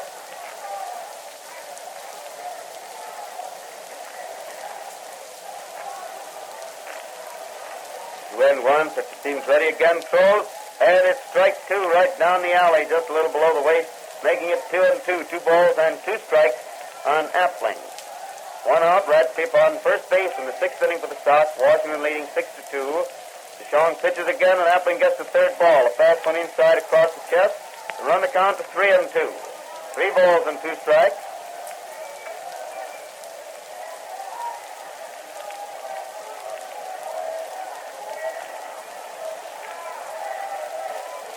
Seems to have the sign again. Takes another look at the man at first. Pitches the runners on the go as Appling hits the ball right back at the shortstop. And he throws to second base, and it's both out, although the play at second was a little close. Radcliffe went off the base and then went back to the base again, and is standing there on second base while they're trying to decide amongst the umpires what is what. Appling is arguing with umpire Johnston that he thought that the runner was safe at second and Sykes is out there. The umpire got himself into the argument by the fact that he spread his hand to indicate safe, and then, after the ball was thrown to first base, lifted his hand to his shoulder, indicating out. If he had raised his hand to begin with, I don't think there'd been any argument. And now several of the players are gathered around him because he spread his hands parallel to the ground, which is the usual sign to indicate safe. And then as the ball started on its way to first base, the one hand came up about even with his shoulder. I noticed that, but figured that he had started to call him safe, then realized he was out and made the change in play. But naturally, the ball players are going to, if possible, remind him of a situation like that. So anyway, it's a double play, making it 3 out. No runs, no hits in the 6th inning for the White Sox. And the score standing 6-2 in favor of Washington at the end of the 6th inning. And now again, for scores and batteries from other cities, we return to the studio. The National League, the Cubs took the first game from the Phillies 4-1, and at the end of the 6th inning of the second game, lead the Phillies 5-0. The Cubs 5, Phillies nothing at the end of the 6th inning of the second game with French and O'Day at the Cub battery for the second game. For the Phillies, Jorgensen, Atwood opening, Mulcahy pitching in the 3rd inning. The Brooklyn Dodgers blanked the Pirates today 6-0 with Bowman and Todd the Pirate battery. For the winning Dodgers, Jeffcoat and Spencer. The Reds lead the Giants at the end of the 7th inning 6-4 with Hollingsworth and Davis the Red battery. For the Giants, Castleman and Danning, Smith in the 5th, and Kaufman in the 7th.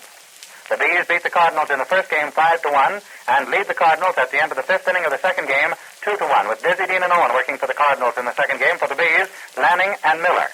In St. Louis, the Yanks and the Browns are tied at the end of the first inning 0-0 with Wicker and Dickey, the Yankee battery. For the Browns, Cupo and Hemsley. In Detroit, the Red Sox lead the Tigers at the end of the first half of the 5th inning 4-1 with Grove and Deshotel, the Red Sox battery. For the Tigers, Bridges and Hayward. The Indians won the first game of the doubleheader from the Philadelphia Athletics 9-8 with Bob Feller, the winning pitcher. And in the second game, the warm-up pitchers for the A's, Ross. For the Indians, Galehouse. And now back to Comiskey Park and Hal Totten. Take it, Hal. Back to the ballpark for the 7th inning, ladies and gentlemen. Lewis is the first man at bat for Washington. Took the first pitch for a ball, fouled the next one into the second deck to the left for a strike. And now the pitcher winds up, throws again, but he hits the ball hard into right field for a good clean line single. Single to right by Lewis, putting him on first base. Nobody out of the 7th inning for Washington. And Travis, the Washington shortstop, is at bat. Travis up there at the plate.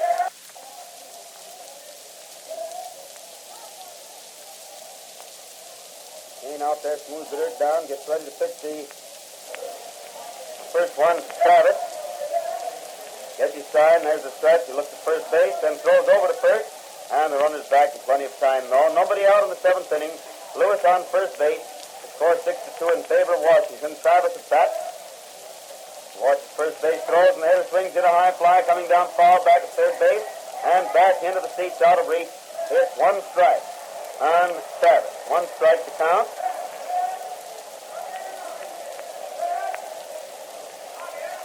One strike is the count. The pitcher waiting out there again.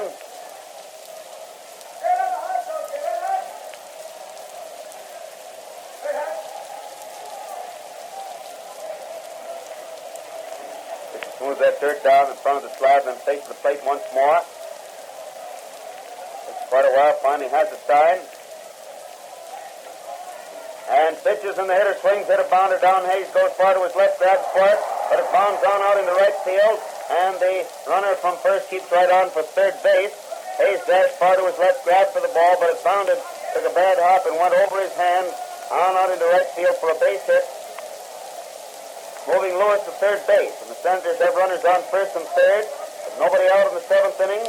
And Simmons, Al Simmons, the Washington left fielder, is at bat. Simmons up there at the plate. Rigney is now warming up at the start alongside of Whitehead, who I believe, as I said, is tuning up for his appearance Friday. And first pitch to Simmons, the curveball wide for ball one. One ball called.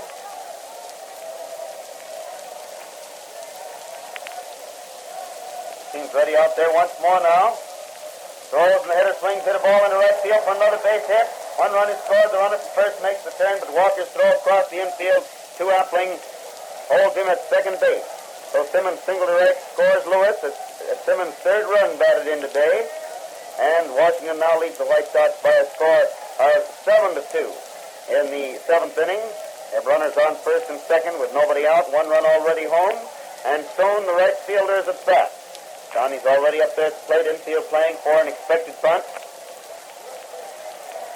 Kane looks back at second base and pitches, and Stone instead swings, hits a high fly to short left field. Radcliffe coming in very fast and gets it for the first out in the seventh inning. One out in the seventh inning for Washington. And Joe Cool, the Washington first baseman, is at bat. Cool up there at the plate. And the hitter swings, hit a high fly into deep right center. Walker's way back there, so is Krivich. Mike calls for the ball, makes the catch, and makes the throw into second base, holding the runner at first, but the runner from second goes on to third after the catch. So it's 2 out in the seventh inning for Washington. They have runners now on first and third with one run home. And the man at bat is Buddy Meyer, the Washington second baseman.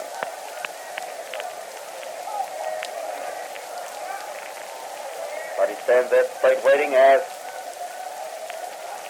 Kane gets his sign, gets ready to pitch the first one to him. There's a stretch, looks at the runners, first and third, and pitches, and the hitter hits a high fly to right field. Walker's back waiting for the ball, backs up a little more, and makes the catch, although he sort of kneeled down as he caught the ball, as though he again had lost it in that tough sun that they have to battle out there in the outfield. But he made the catch for the third out. And so, in the first half of the seventh inning, Washington had one run, 3 hits, 2 men left on base, and the score is 7-1 in favor of the Senators as the White Sox come to bat in the last half of the seventh inning. The crowd is up for the seventh inning stretch, and the first White Sox hitter will be Berger. This broadcast of the White Sox-Washington game comes to you direct from Comiskey Park, the home of the White Sox at Chicago, as a presentation of your neighborhood Texaco dealer, distributor of Texaco Fire Chief Gasoline.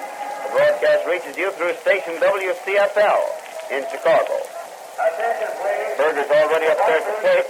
For those Lions that are returning to the loop are now parked on 34th Street. That's the first street, yes, north of the wall. They're announcing where the buses are to take the Lions back downtown. And anytime they want to go out there, they can go and get them. But I don't imagine many of them will want to leave yet. There's a laugh went through the stands when he said they're there now if you want to leave now. They don't want to wait till the end of this ball game. Here's Berger at bat to start the last half of the seventh inning for the White Sox. Right there at the plate as Deshawn looks around at the boys in the field, gets ready to pitch. Stands there getting his sign. Starts his wind-up throws, and the hitter swings in a high fly, coming back on the roof of the stand above third base, and it's one strike on Berger. One strike to count.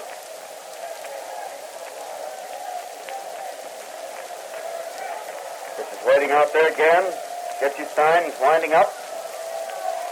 And throws, and the hitter swings and misses a curveball outside for strike two. And it's two strikes on Berger. Two strikes to count. Pitcher again starts to wind up. Throws, and the hitter takes a wide one across the knees. And it's ball one. So it's 1 ball and 2 strikes on Bowles. 1 and 2 to count.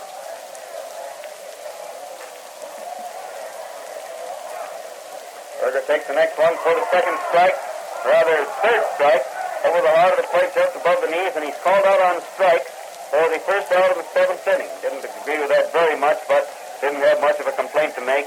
And now Luke Sewell steps up there to the plate. Sewell at bat. Rigney keeping warm and might go in there in case they use a pinch hitter for Kane this inning. And Sewell takes the first pitch for a good strike over the heart of the plate about waist high. One strike on Sewell. Sean waits there again, has the sign once more, starts to wind up. Pitches, and the hitter swings and hits a slow bounder to the infield. Third baseman Lewis gets it, throws to first, but Cool had to make a fine reaching one-handed stab of the ball, a high throw to the left, but he got it and held onto it on a nice play for the second out. So it's 2 outs in the 7th inning for the White Sox, and Kane, the pitcher, is coming up to bat. Kane is on his way up there. Walking slowly up that plate. Finally arrives. Now Mr. Stratton's going to take a little workout out there in the bullpen also to loosen up a little today, I reckon. And Kane swings the first pitch and misses a curveball inside for strike one. One strike is the count. He throws again, the hitter swings and misses a curveball for strike two. And it's 2 strikes on Kane. 2 strikes to count for the pitcher ready once more. Winds up. Pitches and the hitter swings and misses, striking out for the third out in the 7th inning, making it no runs, no hits in the 7th inning for the White Sox. And at the end of the 7th inning, the White Sox and Washington Senators stand with Washington leading 7-2. Washington 7, White Sox 2 at the end of the 7th inning. Don't drive a car that is full of squeaks and rattles. Let your Texaco dealer give your car a Marfax job. Marfax will get rid of all squeaks and rattles and make your car run smoother and ride easier. It lasts longer, too. Try a Marfax lubrication job.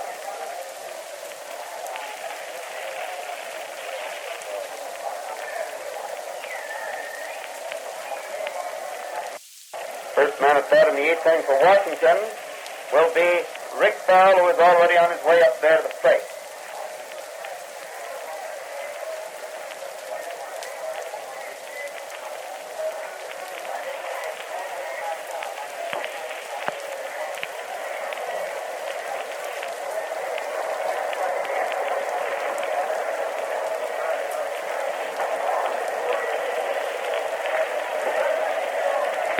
Kane has finished the warm-up, and Farrell is stepping up there at the plate.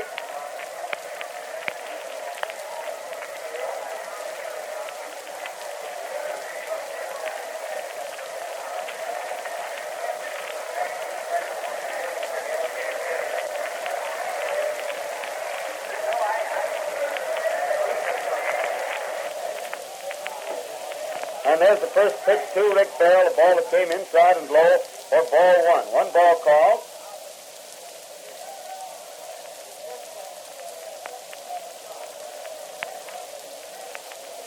And there's the next one. He started a swing stop, but he'd gone about through on the ball, a high fastball inside, and he missed it for strike one.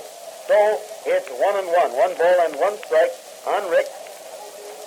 Kane starts to wind up again. He throws, and Farrell takes ball 2. It's inside across the waist, making it 2 balls and 1 strike on Rick Farrell. 2-1 is the count.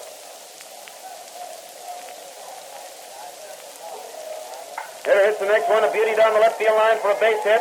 The boys in the Sox bullpen get out of the way as the ball goes through to the left field wall, and Radcliffe gets it, throws it into third base on a long hop as Farrell pulls up at second base. A double down the left field line by Rick Farrell, putting him on second base. With nobody out in the eighth inning for Washington, and Jimmy DeShong is at bat. Washington is leading the White Sox by a score of 7-2.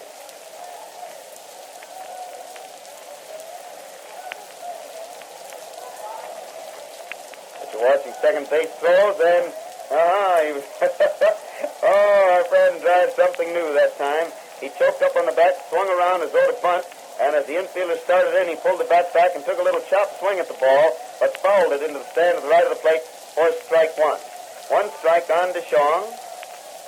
With the pitcher waiting there again. Finally seems ready. Takes another look back at second base, pitches, and Jimmy was around ready to bunt again, but the pitch came high and wide, so they let it go for ball one. And the count is 1 ball and 1 strike on DeShong. 1-1 the count.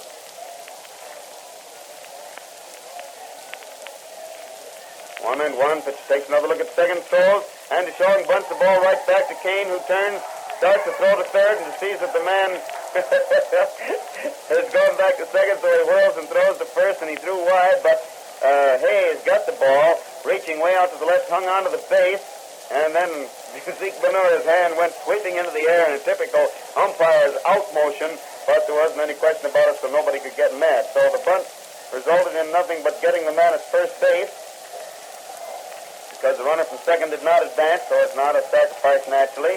Just plain infield out on the bunt. So it's 1 out of the 8th inning for Washington. Farrell is still on second base. And Almeida, the leadoff man and center fielder, left-handed hitter, is up there at the plate. Almeida at bat. The throws and Mel swings it a high fly to right field. Walker's back under the ball. Comes in under it a little bit. Makes the catch and throws hard. Oh, look at that throw across the infield. Holy cat. Walker threw that ball to within 5 feet of third base and straight as a die and gets a terrific round of applause from the fans for that great throw. That's the arm that was weak last year. So weak they had to tear it apart and put it together again. He's really been doing some throwing. And they sort of respected that, too. That runner just made a start for third and then went back and stood there. Of course, he isn't particularly a fast man, but even then, very usually, the man at second on a ball hit that deep will go to third anyway. So it's 2 out in the 8th inning for Washington. Farrell is still on second base, and Lewis, Buddy Lewis, the third baseman, another left-hander hitter at bat, hits the first pitch, a long hopper down to Appling and gets it, throws to first, and Lewis is out for the third out, ending the 8th inning, the first half of the 8th. No runs, 1 hit, 1 man left on base. Kane pitched good ball there. The first man up doubled, and he was still on second base when the inning was over. So it's 7-2 in favor of Washington as the White Sox come to bat in the last half of the 8th inning with Jackie Hayes, the White Sox second baseman and leadoff man, the first man at bat. Hayes up there at the plate. Whoa. Got a frog in the throat.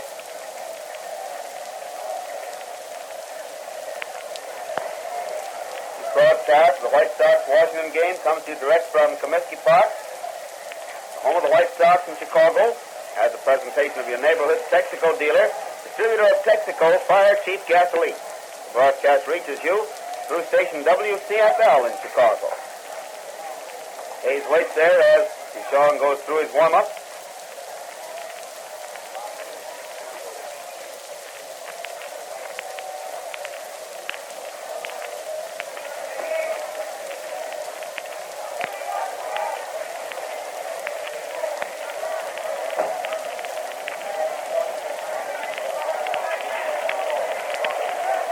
Jackie steps up there now, and DeShong on the mound gets ready to pitch the first one to him.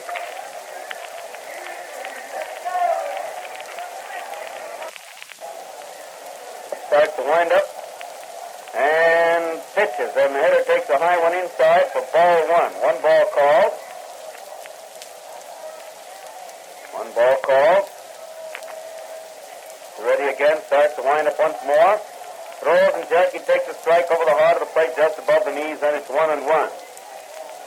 Brown and Stratton are both warming up now in the bullpen now for Stock. Brown, I think, would go in there if They should suddenly get a big rally going here and get down far enough to have a pinch hitter. The hitter hits the ball back over the pitcher's head, and Meyer gets the ball near second base and makes a nice underhand flip throw to first in order to retire Hayes by an eyelash for the first out in the 8th inning. One out in the 8th inning for the White Sox, and Mike Krivich is at bat. White Sox have still made only 3 hits off to Shong, the last one being Benura's double in the 4th, which was really a misjudged fly on the part of Stone. Tom McGinty wants him to get started, but it starts pretty soon. Krivich hits the first pitch, an easy bounder down to Travis, who gets it, throws the first, and Krivich is out for the second out. So it's 2 out in the 8th inning for the White Sox, and Walker is at bat.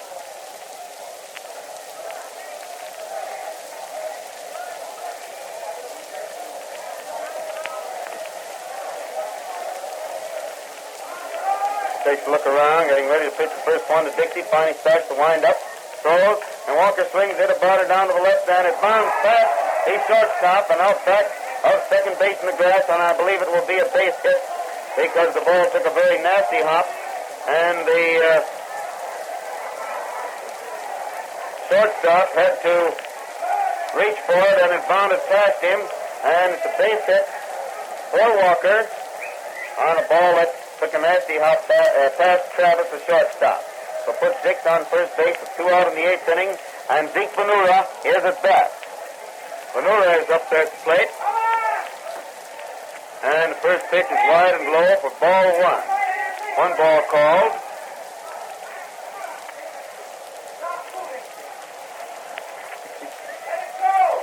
And the pitcher throws again. Zeke takes a high one inside for a ball, and the count is 1-1. 1 ball and 1 strike. 1-1 on Benura. He waits for the next sign. There he has it. There's the stretch. Likes to look at first base pitches. And it's a curveball wide and low for ball 2. So the count is 2 balls and 1 strike. 2-1 on Zeke Benura. Once more, the pitcher steps on the slab, adjusts his cap, looks at the hitter, gets his sign, he's ready to pitch, takes a look at the man at first base, pitches, and Zeke takes a high one inside for ball 3, and it's 3 balls and 1 strike on Benura. 3-1 the count. Washington leading the White Sox 7-2 in the last half of the 8th inning. DeShong ready again, pitches, and Benura swings and tips the ball foul, hits the catcher's mask, and then the protector and bounds out to the right, but he gets it and throws it back to the pitcher. DeShong stands out there on the mound, rubbing that ball up. Finally turns around, watches the plate again while he finishes rubbing up the ball, steps on the slab, suddenly steps off, takes a look at the runner at first. Cool holds his hands out, so saying, come on, if you want to throw the ball, throw it. But he throws it into the plate instead so the umpire can look it over. 3-2 is the count. While Owens examines it very carefully, hands it back to the catcher. Zeke shakes the head, and the ball is thrown back out to the pitcher with a count of 3 balls and 2 strikes on Benura. 3-2 the count.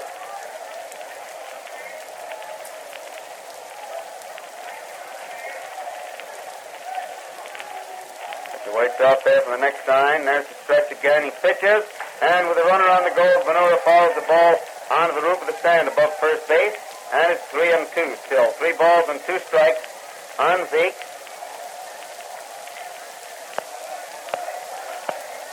3-2 the count.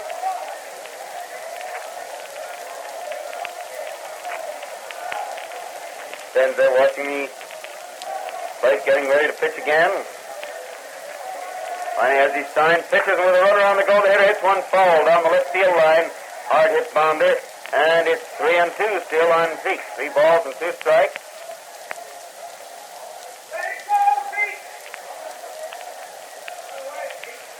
3-2 the count.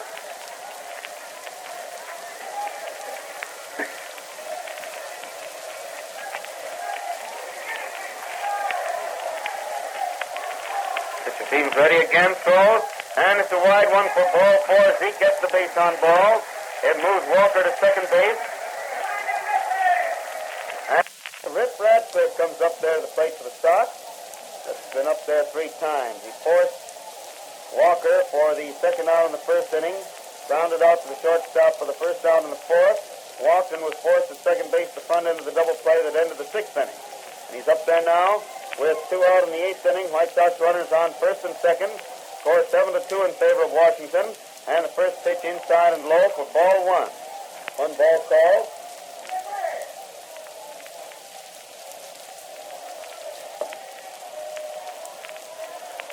Ready out there again, takes another look at second, pitches, and Ratcliffe hits the ball in the center field for a base hit. The runner from second is around third on his way home, and Venora stops and races back to second base just in time. Made the turn for third, but turned and dashed back to second, make sure of being safe somewhere, and still was almost out. However, Ratcliffe single to center, scores Walker, make the score 7-3 in favor of Washington, and Luke Appling is at bat. Appling up there at the plate. With runners on first and second, 2 out, 1 run home in the eighth, and Washington leading 7-3. Appling lined out to the center fielder for the third out in the first inning. Walked and was left on base in the fourth and hit into the double play that ended the sixth inning. He's up there now. White Sox runners on first and second, 2 out, 1 run home in the eighth inning. Washington leading 7-3. And Luke takes the first pitch inside and low for ball one. 1 ball call.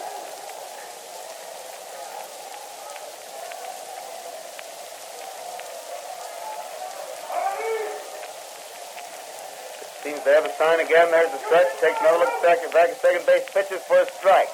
Slow curve to the inside. Caught the heart of the plate about knee high. And it's 1-1.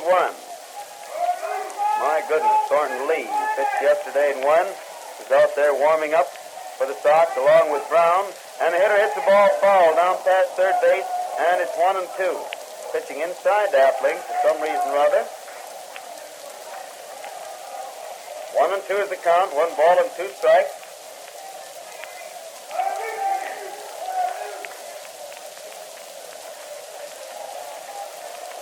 And the pitcher waits out there again, gets a new ball to pitch, seems ready. Takes a look back at second base, throws, and Appling swings, hit a pop fly out back at second base. Travis, the shortstop, and Meyer, the second baseman, are there. And Buddy comes into the infield, catches the ball, almost drops it, but manages to scoop it in against his chest and hang onto it for the third out. So it's 1 run, 2 hits, and 2 men left on base in the last half of the eighth inning for the White Sox. And at the end of the eighth inning, Washington is leading the White Sox by a score of 7-3. Washington leading the White Sox 7-3 at the end of the eighth inning.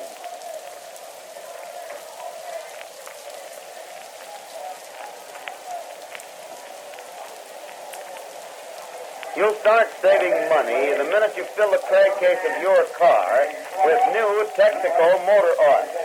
Texaco's furfural film is tough. It resists heat. It lasts longer. You'll be surprised how little oil your car will use when it has new Texaco motor oil. So try our crankcase full right away.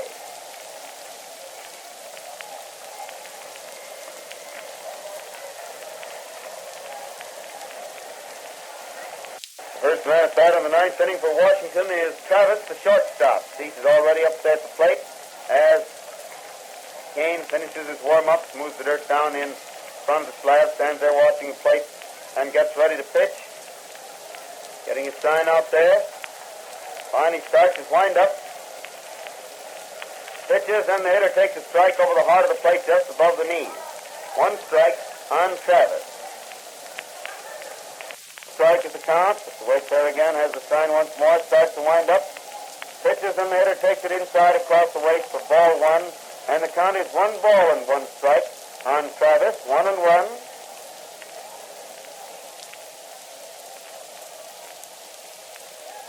He hits the next one for a foul down the left field line and into the second deck. It's 1-2, 1 ball and 2 strikes.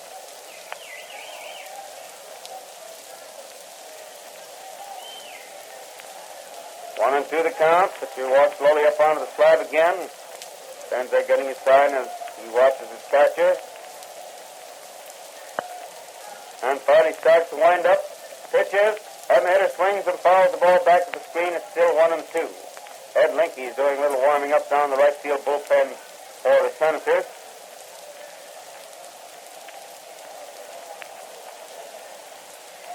1-2 the count. It's waiting out there again. Stands there getting his sign, winds up. And pitches, and the hitter swings, hit an easy bounder down to Hayes, who gets it on the second half, throws the first, and Travis is out for the first out in the ninth inning. 1 out of the ninth inning for the Senators. And Al Simmons, the Washington left fielder, is at bat.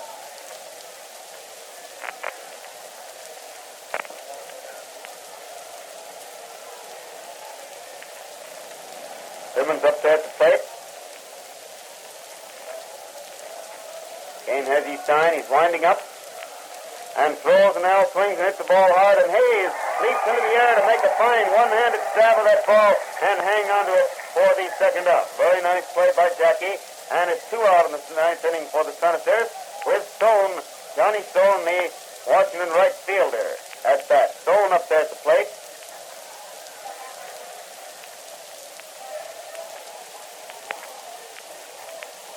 He starts to wind up. Throws, and Stone takes it inside and low for ball 1. Ball rolls back from the catcher, and so he gets another ball and throws it out to the pitcher. Kane rubs it up a little bit.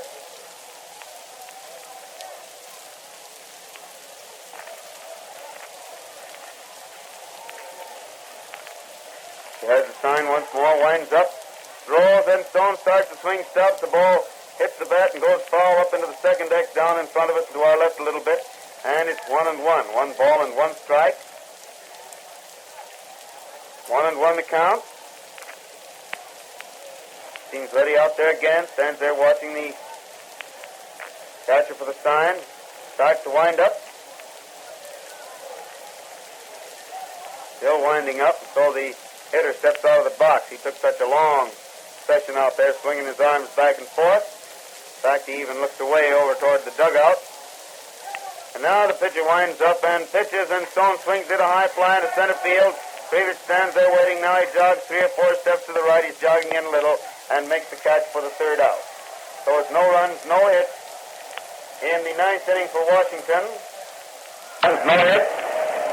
And the score is still 7-3 in favor of the Senators as the White Sox come to bat in the last half of the ninth inning with Berger, Berger, the Washington third baseman, the first man at bat.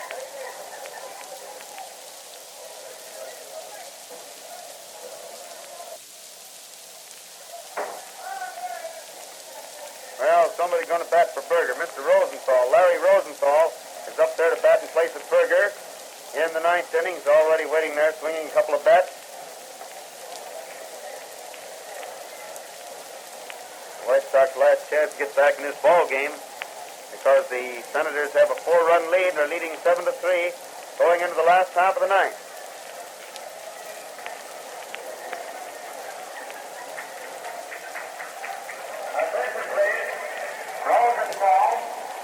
Larry steps up there at the plate now to start the last half of the ninth inning.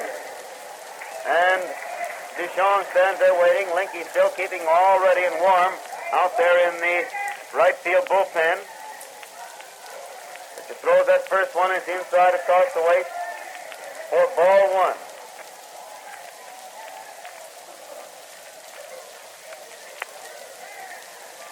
And the pitcher winds up again, throws. Larry swings, hits the bounder down the first baseline.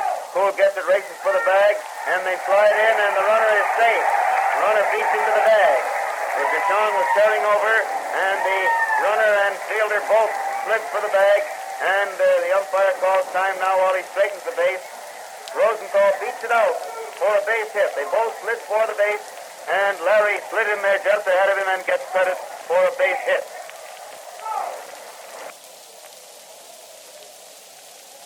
Sewell is up there at the plate now.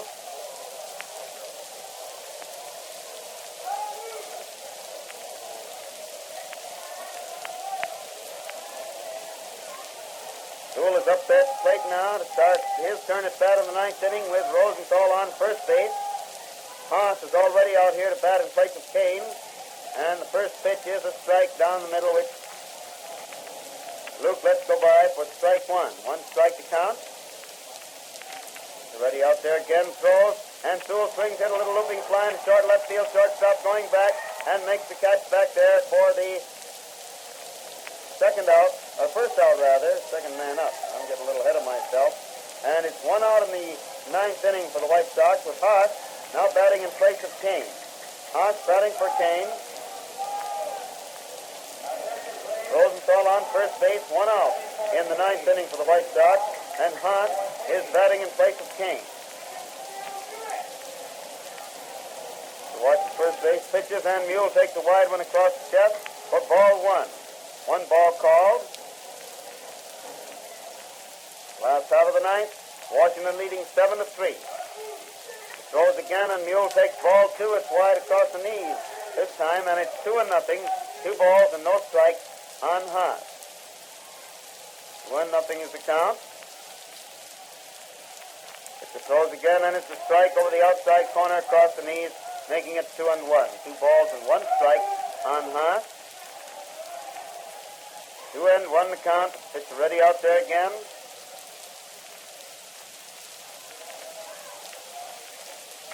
Swings the next one, hit an easy bounder to Meyer, who throws to second, and throw to first is not completed because Haas was across the bag and Travis merely held the ball, but Rosenthal is forced at second base. Meyer, Travis for the second out in the 9th inning, bringing Hayes, the leadoff man, to bat. Hayes up there at the plate.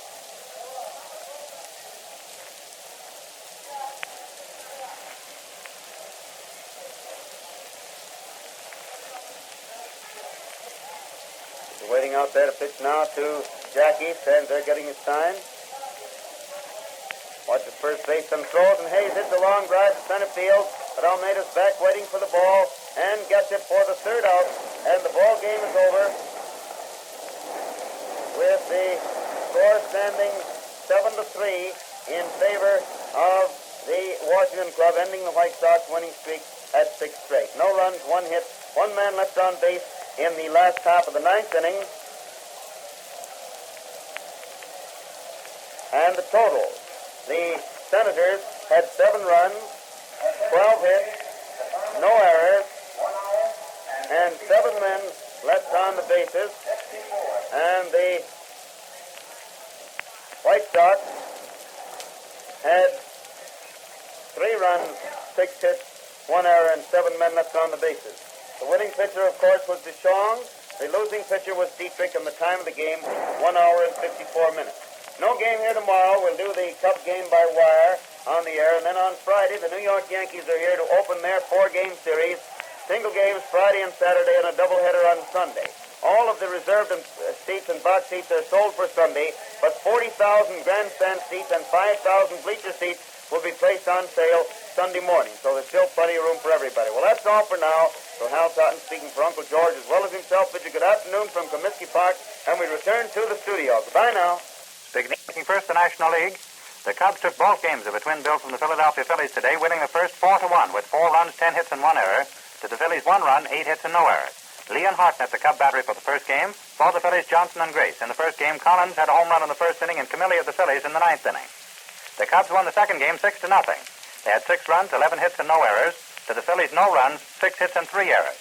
French and O'Day, the Cub battery for the second game, and for the Phillies, Jorgensen Atwood opened, with Mulcahy pitching in the 3rd inning, Kelleher in the 8th, and Crawford in the 9th inning. These 2 wins on the part of the Cubs, and the Giants losing to the Reds by a score of 6-5, puts the Cubs 2 games ahead of the Giants in the National League race. The Giants lost to the Reds today, 6-5, when the Reds scored 6 runs, 9 hits, and 2 errors. To the Giants, 5 runs, 10 hits, and 5 errors. Hollingsworth and Davis, the winning Red battery, with Derringer pitching in the 8th inning, and for the Giants, Castleman and Danning opened, Smith on the mound in the 5th inning, Kaufman in the 7th, and Baker in the 9th. In that game, Whitehead of the Giants had a home run in the 3rd with 1 on, Goodman of the Reds in the 5th inning with 1 on, and Moore of the Giants in the 7th with the bases empty.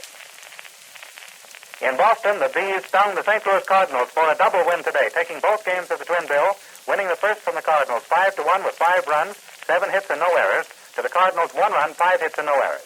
Blake and Owen, the Cardinal battery for the game. For the Bees, Fetty and Miller. Miller of the Bees came through in the 11th inning with 3 men on base to score 5 runs. The Bees won 5 runs to 1 run for the Cardinals. In the second game, the Bees came out on top 2-1 with 2 runs, 6 hits, and 1 error. To the Cardinals, 1 run, 2 hits, no errors. Dizzy Dean, the losing pitcher for the Cardinals, with Owen the catcher, and for the Bees, Lanning and Miller. And now in the American League, the Yankees are leading the Browns at the end of the first half of the sixth inning, 2-1. Whitaker and Dickey, the Yankee battery, for the Browns, Coupal and Hemsley. Henrik of the Yanks had a home run in the second, and Crossetti in the sixth. In Detroit, the Boston Red Sox lead the Tigers at the end of the seventh inning, 10-3. Grove and Desautels, the Red Sox battery. For the Tigers, Bridges and Hayworth opening, Gill pitching in the sixth inning. Fox of the Red Sox has had 2 home runs, one in the second and one in the sixth with one man on. In Cleveland, the Indians won the first game of a twin bill from the Philadelphia Athletics, 9-8, with 9 runs, 13 hits, and no errors, to the A's 8 runs, 9 hits, and 2 errors. Thomas and Conroy started for the A's, with Nelson pitching in the fifth and Kelly in the eighth. For the Tribe, Harder and Sullivan started, Andrews Hurling in the eighth, and Bob Feller, the winning pitcher, on the slab in the ninth inning. In the second game at the end of the first half of the first inning, the A's lead the Indians 3-0, with Ross and Brucker, the A battery. For the Indians, Gale House and Pitlack starting, with Heaving replacing Gale House in the first inning. Moses of the A's has had a home run. He had it in the first inning of the second game. On important plays, the base coaches advise their players, play safe. That's good baseball. It is also good advice to motorists who have one decision that must be played safe, and that is their choice of chassis lubrication. Every month, more and more drivers are making sure. Choose Marvac, the amazing Texaco lubricant. It stays with its job, clings to rapidly moving parts. Your important chassis gears will run easier, and your car will ride smoother, last longer, and its depreciation will be markedly less per 1,000 miles with Marvac. Make it a point today to play safe on chassis lubrication. Drive to your nearest Texaco dealer and say Marvac. It winds up to throw the first one, and Hayes takes it for a ball. It missed that inside corner a little bit. Seemed to be also down pretty low. So it's 1 ball called on Hayes. White Sox leading the Athletics 2-0 in the first inning. 2 out, 2 runs home, and Benura on third base. Jackie swings the next. The ball is back into the stands to the right of the plate, and it's 1-1. Both Hayes and umpire Quinn raced back to the stand to see whether that ball could be caught or not. When it wasn't, Quinn pulled the ball out of his pocket and threw it back to the pitcher, only he didn't throw it to the pitcher. He threw it about 8 feet to his right, to the pitcher's left, and umpire McGowan had to field it out there and throw it back to Doyle. Now starts to wind up. Pitches. Jackie hit the line smash down the third base line foul, but it just missed Benura's ear. Man, that ball really went down there and hit the end of the canvas, bounded halfway back to the infield. Ball was hit like a shot down the third base line. Benura ducked it, and it landed foul about 30 feet down past third base. 1-2, 1 ball and 2 strikes. The gun winding up, throws. Jackie falls, another one back, hits the front of the second deck, bounds high in the air, and lands back out onto the net and down into the field. It's still 1 ball and 2 strikes on Hayes. Benura on third base, 2 out, 2 runs home in the first inning for the White Sox, and the score 2-0 in their favor. Doyle again starts to wind up. Throws, and it's high one wide for a ball, making it 2-2. 2 balls and 2 strikes on Hayes.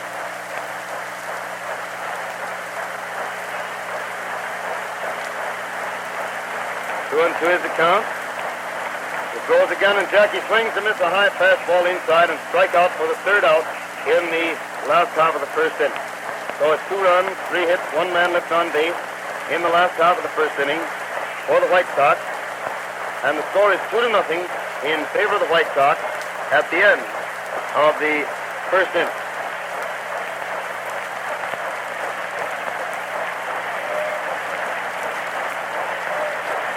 Here's a tip for keeping your car in condition. If you haven't changed the motor oil recently, do it now. Change to the new Texaco motor oil. New Texaco motor oil retains its lubricating qualities, resists heat, and keeps every bearing surface protected with an unbroken film of efficient lubrication every mile you drive. Bob Johnson, the Philadelphia second baseman, who until yesterday we had never seen do anything to play the outfield, but has been playing second base for several weeks, is up there at the plate now, a husky, dangerous right-handed hitter. And he stands there at the plate waiting as Dietrich gets his sign, starts his wind-up, throws, and the hitter takes it inside across the weight for ball 1. 1 ball called.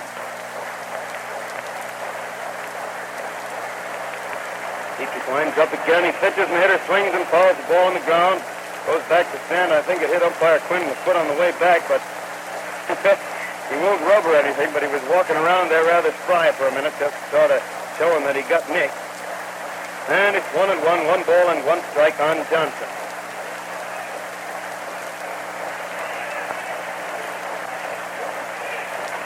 Here comes the next one inside for ball 2, and the count is 2 balls and 1 strike on Johnson. 2-1 the count.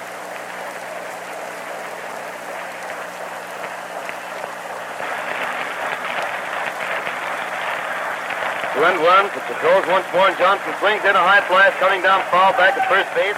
Manure is under it and has it for the first out of the second inning. 1 out of the second inning for the Athletics. And Frank Higgins, he is third baseman. Piggy Higgins, another right-handed hitter, and a dangerous one, is up there at the plate.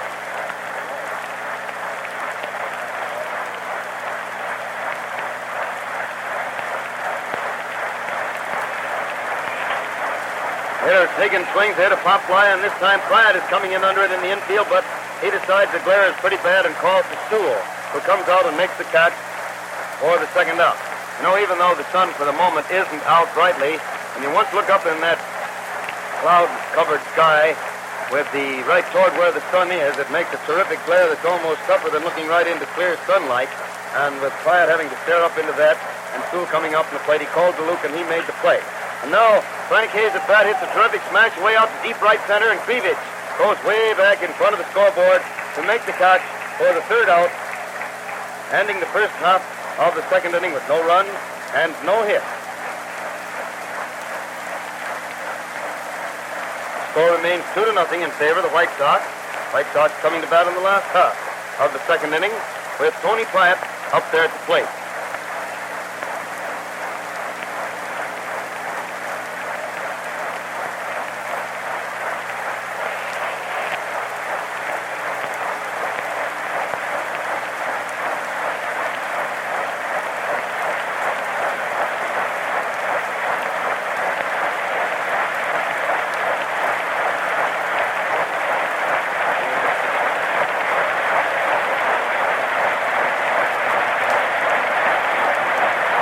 Standing there at the plate waiting, as I mentioned earlier, Jimmy Dykes, who is regularly the third baseman and the manager of the Sox, coaching at third base this afternoon, taking a day off, maybe a day or two off.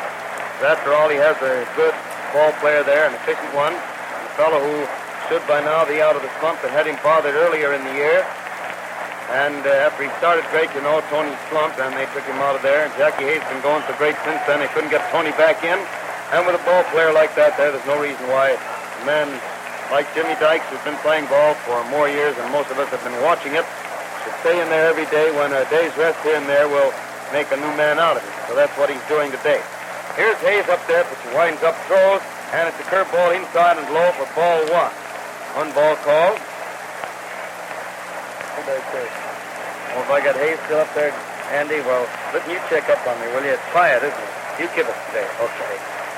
1 ball called and quiet. Tony hits the next one. A beauty out to left center. The shortstop leaps in the air, almost makes a great catch, but he just throws the ball up and it drops out into center field, bounds out there for a base hit.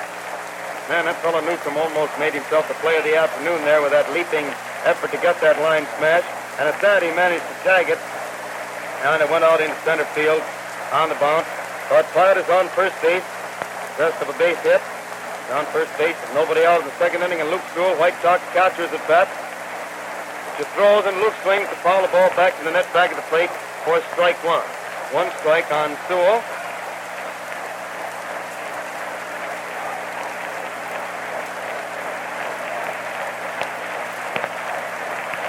She out there rubs that ball up a little bit, dries his hands on his trousers, then swings around ready to pitch the next one to Luke. Back at the runner, then pitches, and Sewell started to swing, but changed his mind to take a ball inside and low. And it's 1 ball and 1 strike on Luke Sewell. 1-1 the count. 1 ball and 1 strike. Ready again. Throws, and the hitter swings, hit a drive into center field, going way out there, but the center fielder backs up easily, makes the catch, throws the ball back into second base, and Platt has to go back to first.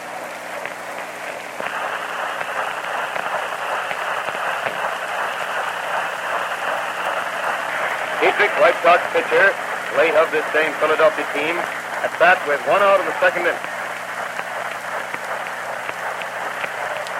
Getting ready now. Over to man's first base. Then pitches in it to wide one across the knees for ball 1. 1 ball called.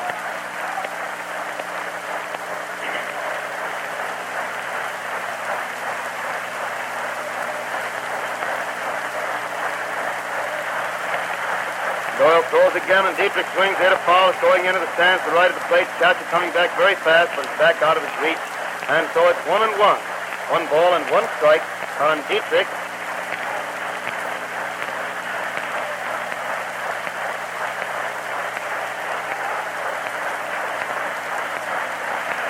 One and 1 is the count.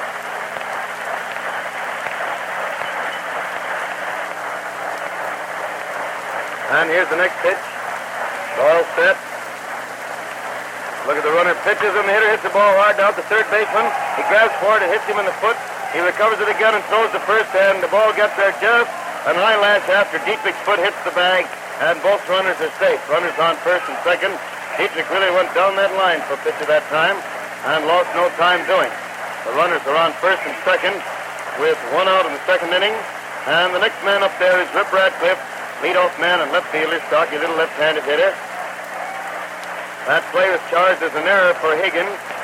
And the first pitch to Radcliffe is a fast strike over the inside corner about shoulder high.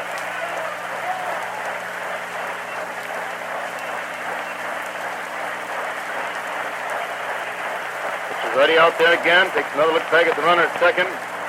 Then pitches. And Radcliffe swings in a high fly into center field, but Moses jogs a little bit to his right. He's waiting, comes in a little, has it, and throws hard to third base to hold the runner at second. So Newsom cuts it off. And it's 2 out in the second inning. 2 out in the second inning for the White Sox. They have runners on first and second, and Larry Rosenthal is at bat. Rosenthal up there at the plate.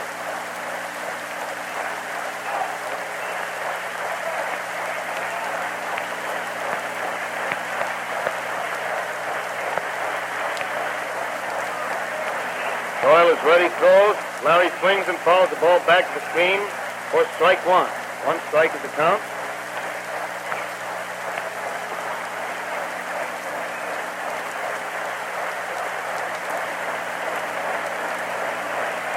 One strike, pitch is ready out there again. He's a heavy sign. Throws, and it's a wide one across the waist for ball 1. The count is 1 ball and 1 strike. 1-1 on Rosenthal.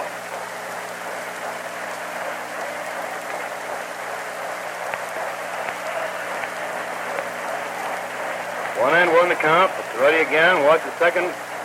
Throws, and it's ball 2 high and outside. This time the catcher walks out in front of the plate. Calls encouragement to Carl. Throws the ball back to him. Slaps it into his glove a couple of times while he looks around the outfielders who are playing fairly even for Rosenthal. Both right and left fielder pretty well in from the line. They're not protecting that line very much. Staying more out towards center field. But the second baseman's playing pretty deep. And Larry jumps back to take the third pitch in, third ball inside and low, and it's 3-1. 3 balls and 1 strike on Larry. Rosenthal might possibly go after this 3-1 ball. Pitch is ready. Throws, and it's wide across the waist for ball 4. He couldn't go after with the ball that far away, and it gives him a base on balls, which fills the bases for the White Sox. It's second inning. Fills the bases with 2 outs, and Mike Krivich, the White Sox right fielder, is up there at the plate. Krivich at bat.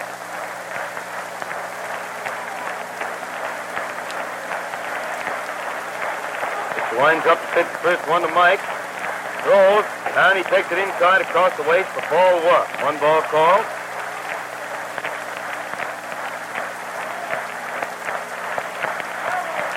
Stands there watching the plate again. Finally starts his wind-up. Swinging wind-up he uses. Pitches, and Mike hits a bounder, and the third baseman grabs the ball, throws to second, and Rosenthal is forced out on a play from Higgins to Johnson for the third out, ending that inning and ending that serious threat with no damage. And so it's no run, 1 hit, 1 error, and 3 men left on base in the last half of the second inning. score remaining 2-0 in favor of the White Sox at the end of the second inning. I'm very pleased to hear from so many fans who discovered there had been a little delay in their getting of the new 1936 Texaco scorebook.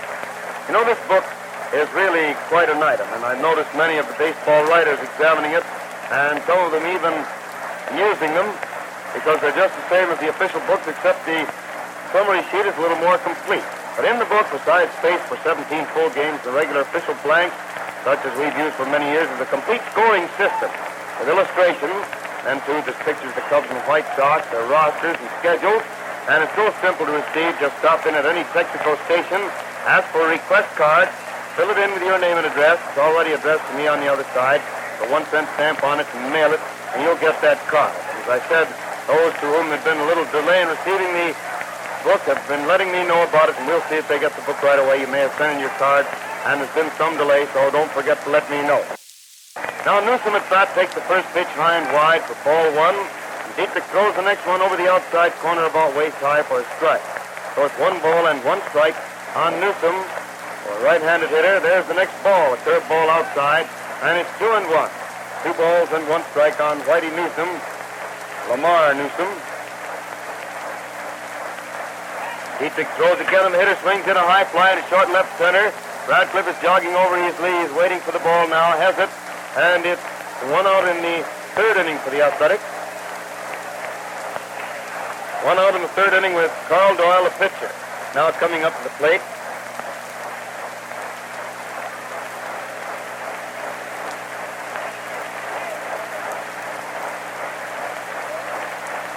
Trying to get there, he bats right-handed as he pitches. The infield plays about even. Outfield pulls in a little.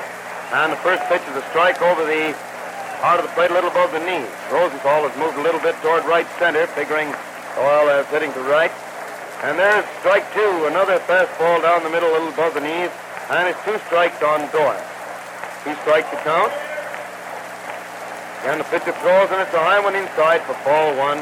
Make it 1 ball and 2 strikes on Doyle. 1 and 2.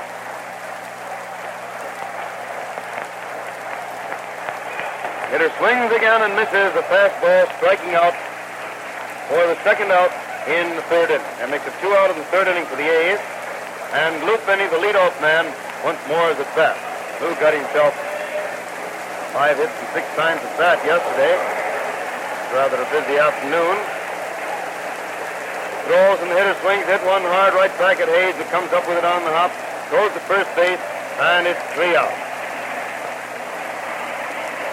No runs, no hits in the third inning for the Athletics, and the score remains 2-0 in favor of the White Sox.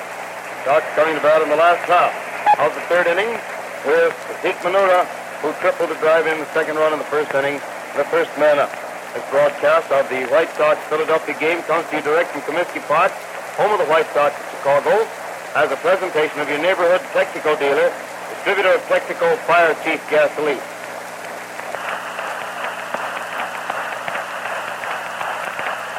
Broadcast comes with the permission of the White Sox and the Athletics to stimulate interest in our national game and in your own local baseball team. This is WCFL at Chicago. Doyle's arrived on the mound to start his warm-up. He's downstairs sitting on the bench today with the Sox bench and looked around and discovered a fellow that, well, it wasn't so very long ago. We were talking about him from up here. He was up here alongside of us now. That's former member of Detroit and Boston Club in the American League, Bill Akers. Bill, how do you like baseball from up in this direction? Well, it's a little high up, Paul. I'd rather be down on the field with the rest of the boys. Well, I don't blame you for that. How do you like this way of playing baseball, sitting and talking 2 hours an afternoon? I don't believe I could stand it. I got too nervous sitting still. Well, you've done pretty well so far. You haven't knocked any chairs or anything over. Won't be long, huh? Benura's up there now. It starts to wind up. And throws, and Zeke leans back to take a high fastball inside for ball 1. 1 ball called. Doyle leans over to get the side, starts to wind up again. And pitches, and Zeke takes ball 2, a fast one inside across the waist. So it's 2-0, 2 balls and no strikes on Benura. 1-0 is the count, but you're ready again. Starts to wind up once more. Throws, and it's a fast strike over the heart of the plate, waist high, making it 2-1. 2 balls and 1 strike on Zeke.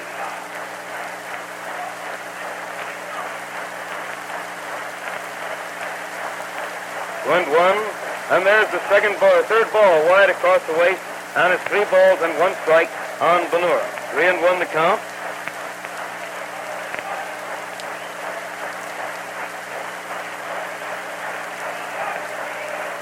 And 1 with the pitcher ready again. Throws, and the hitter takes ball 4. It's over the plate but low, and Zeke gets the base on ball.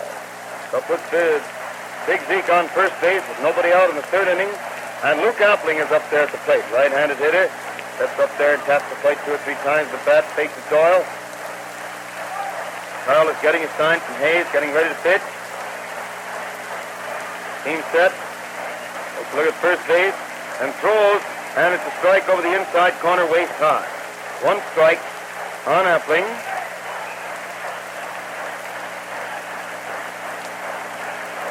All again has the sign. He's ready. Stretches, settles the ball in front of him, looks back at the runner at first base, and pitches. And Luke swings hit a slow bounder. The pitcher can't quite get to it. Third baseman comes over and just juggles the ball. Shortstop grabs it. For the meantime, Appling beats it out for a base hit. And Benora reaches second base. He made the turn to go to third because he found third base uncovered. The shortstop was right near the line, so he whirled and would have blocked him off, so he stayed at second base. And it's an infield scratch hit for Appling, but it looks just as big as those batting averages, boys. And it puts the White Sox runners on first and second with nobody out in the 3rd inning. And Jackie Hayes, Mitter Hayes, the White Sox second baseman, is up there at the plate. He acted as though he was going to bunt, but the pitch came up inside, so he stepped back to let it go by for ball 1. 1 ball called.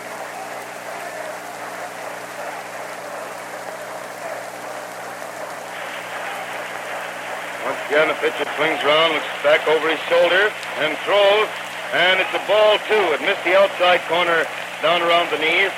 Infield all playing for the bunt, with the first baseman charging in. Second baseman going over to cover first. Shortstop dashing over to second. Third baseman holding back as far as he dares to see if he can't make a play at third base. He throws again, and Jackie gets a wide one across the waist for ball 3.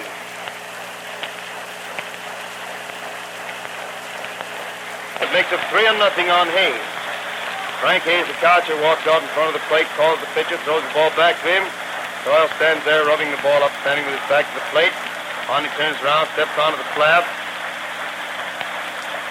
And there's the stretch, getting ready to pitch the next one to Hayes. He throws, and it's ball 4, high and inside. Mitter gets the base on ball. The Sox have the bases full in the 3rd inning with nobody out. Nobody out, bases full. White Sox already leading 2-0. And Tony Plant is bat in the 3rd inning. Doyle has got himself in a peck of trouble out here. Pyatt up there now, right-handed hitter also. Stands with his right foot way in the inside rear corner of the batter's box, partially facing the pitcher. And he swings it, the first one, a bounder foul down the third baseline.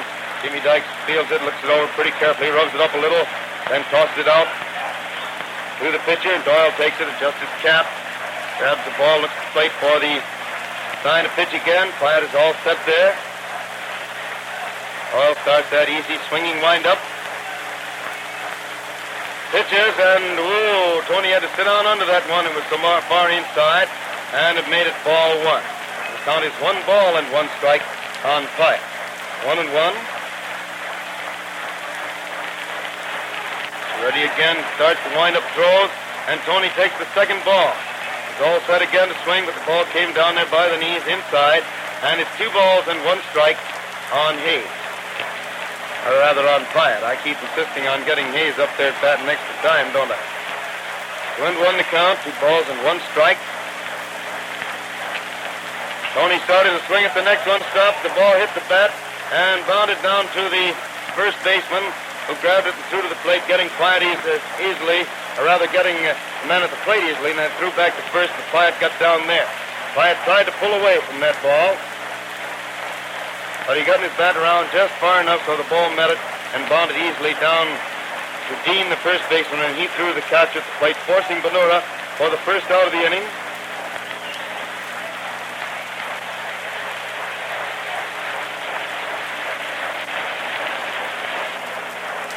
Bases are still full with one out, and Luke Sewell hits the first pitch, a long drive out deep left center, going way out there to the scoreboard.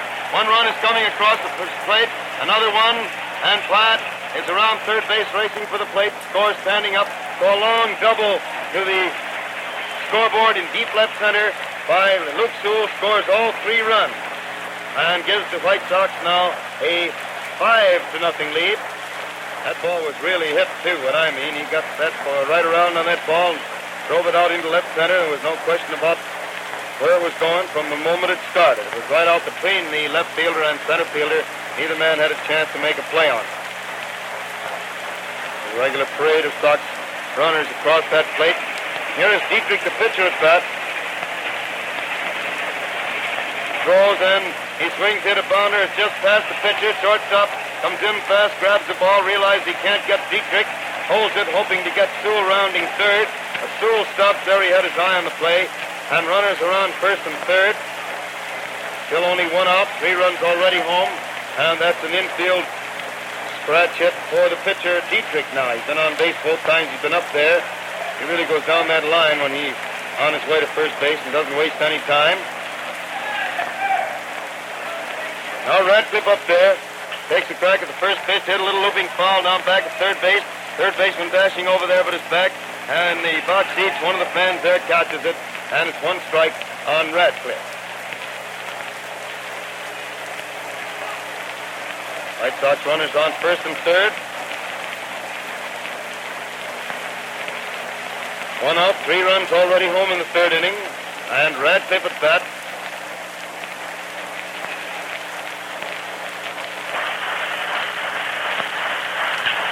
Hitter hits the next one, a long high fly to deep center field. Center field is back there to get it. Makes the catch, and Sewell is jogging home after the catch with Dietrich starting back to first base. Long drive to deep center field by Radcliffe for the second out.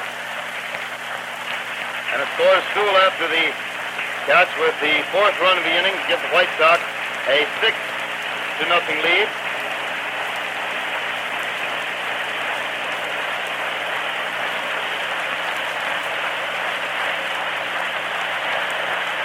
Now the man at bat is Rosenthal, who takes the first pitch wide across the waist for ball 1. 1 ball called.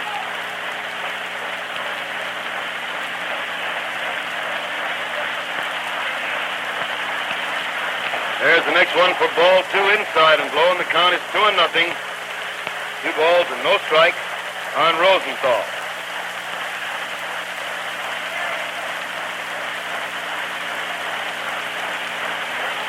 Doyle swings around again, ready to throw. Still watches the runner at first, but pitches. And Larry gets the first strike, a beauty over the heart of the plate, about waist high. And it's 2-1. 2 balls and 1 strike on Rosenthal.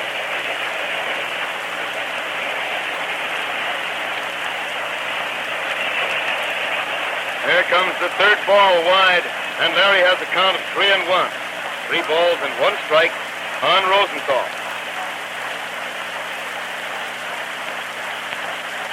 Hi, Ernie. Glad to see you. Very glad to see you, Ernie. 3-1, and there's ball 4 wide across the chest. And it's a base on ball for Rosenthal. His second walk in 3 innings. First inning he singled, walked in the second, walked in the third. Moves Dietrich to second base. And the White Sox have runners on first and second. 2 out. 4 runs already home in the third inning. Score now 6-0 in favor of the Sox. And Tinnitus at bat takes the first pitch high and inside for ball 1. 1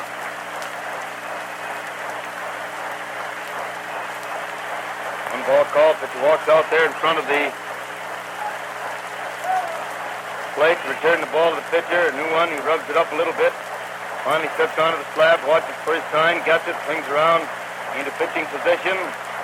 Strikes, looks back at the runner at second, pitches, and it's a strike over the heart of the plate down around the knees to make it 1 ball and 1 strike on Krivik. 1-1 is the count.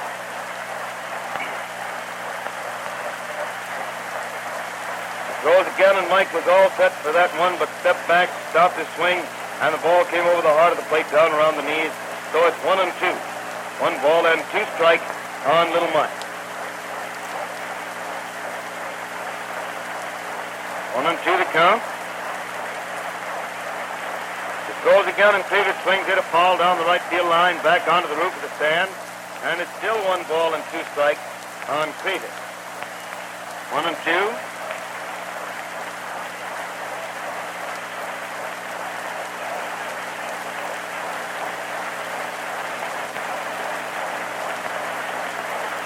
Watching second base, throws again, and there's a ball inside and low to make it ball 2, and it's 2 balls and 2 strikes on Mike. Doyle isn't having much luck out there. He's fast when he throws the fast one, but he usually seems to be using mostly a slow curve and a change of pace. Throws this one pretty fast, but it's high and wide. Ball 3. It cuts loose. The control isn't there, so he has trouble. So it's 3 balls and 2 strikes. 3-2 on Krivich.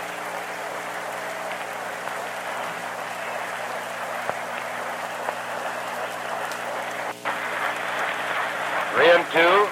He throws again, and the hitter swings and tips the ball foul on the ground back of the plate. Naturally, the runners were on the go with the pitch, being a 3-2 count with 2 outs. So they have to jog back their bases. That is, one of them is running back Rosenthal, but Dietrich is strolling back to second. 3 balls and 2 strikes on Krivich.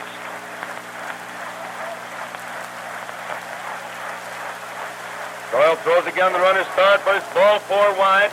And again this inning, the White Sox have the bases full. Moves Rosenthal to second base and Dietrich to third. And the bases are full again in the 3rd inning.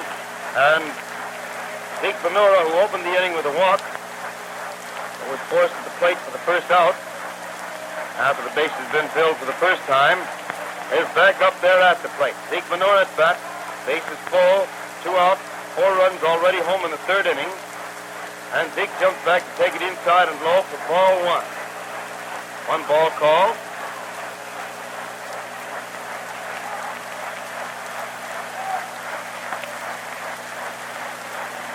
Doyle goes through his windup, pitches again, and it's a good strike. A fastball over the outside corner, waist high. Zeke was all set to swing, stopped and looked at the plate, looked back at the umpire, looked at the plate again. But it's 1-1, 1 ball and 1 strike on Benura.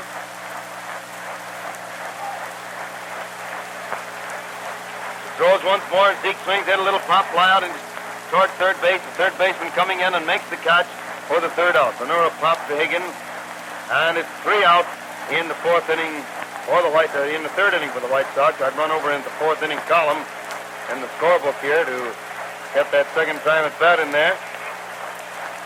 So in the 3rd inning, the White Sox had 4 runs, or 1, 2, 3 hits.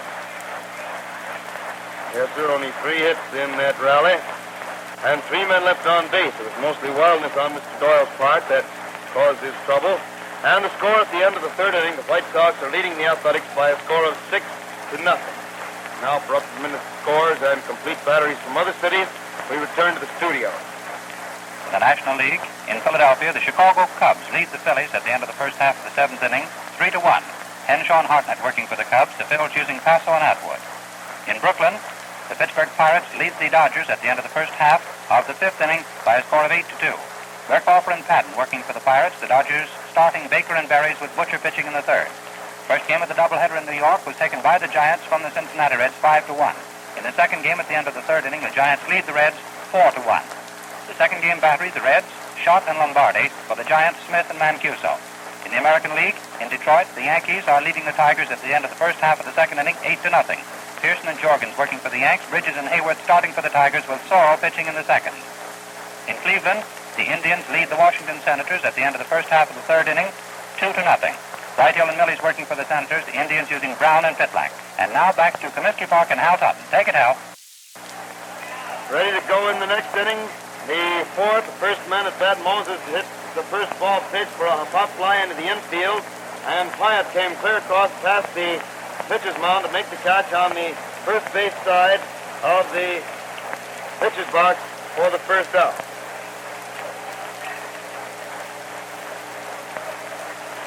One out of the fourth. Dean at bat takes the first pitch wide and low for ball one.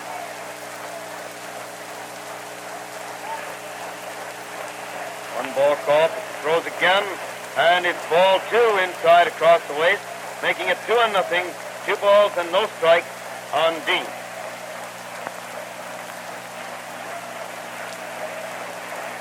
There's a strike over the inside corner waist high. So it's 2-1, 2 balls and 1 strike on Dean. Or now comes strike 2. And it's over the inside corner knee high to make it 2 balls and 2 strikes on Chuck. 2-2. Dietrich throws again. He swings, hits the ball hard out into center field for a base hit, the first hit of the afternoon off Dietrich. And it's the second time he's reached base.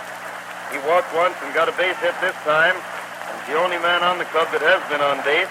The Dean is on first base with 1 out of the 4th inning. And Puccinelli, the right fielder, is at bat.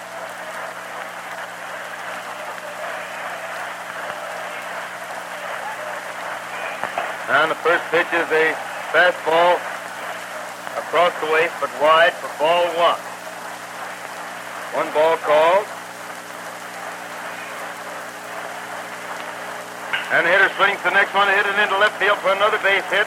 Well, that base hit seemed to break the charm.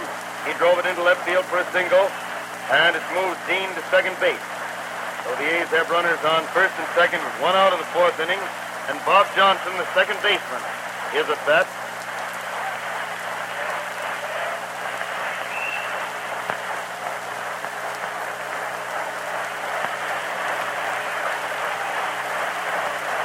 Throws the first one for a strike over the outside corner about knee high. 1 strike on Johnson.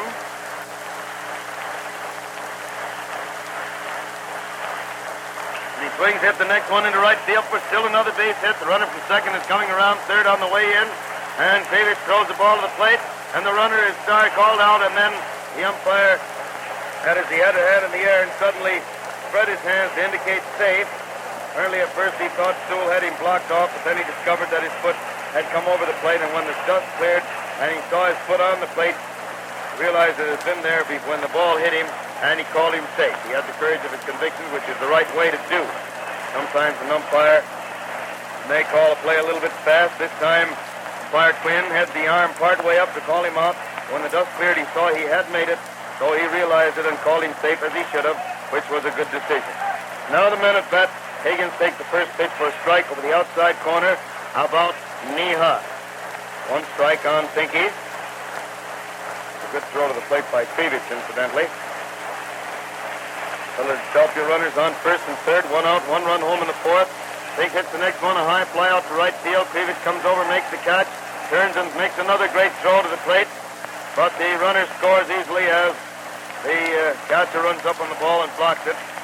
And the runner at first had to hold his base. So it's 2 out of the 4th inning, 2 runs home for the Athletics. They still have Johnson on first base. Frank Hayes, the catcher, is up there at the plate.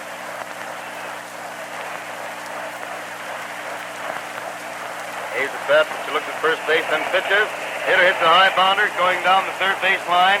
A land fair on the second hop, but has a lot of English on it, a lot of spin, and it landed fair and bounced almost at right angles to go foul, and it's strike 1 on Hayes. The ball was hit so high that both runners would have been able to advance on the ball, even though it had stayed fair, and was fielded. Hayes gets back to plate with a count of 1 strike on him. 2 out, 2 runs home in the 4th inning for the Athletics. Score now 6-2 in favor of the White Sox. Johnson still on first base. Dietrich gets his sign, swings around, he's ready to pitch. Throws and the hitter takes a wide one low for ball 1. So it's 1 ball and 1 strike on Hayes. 1-1.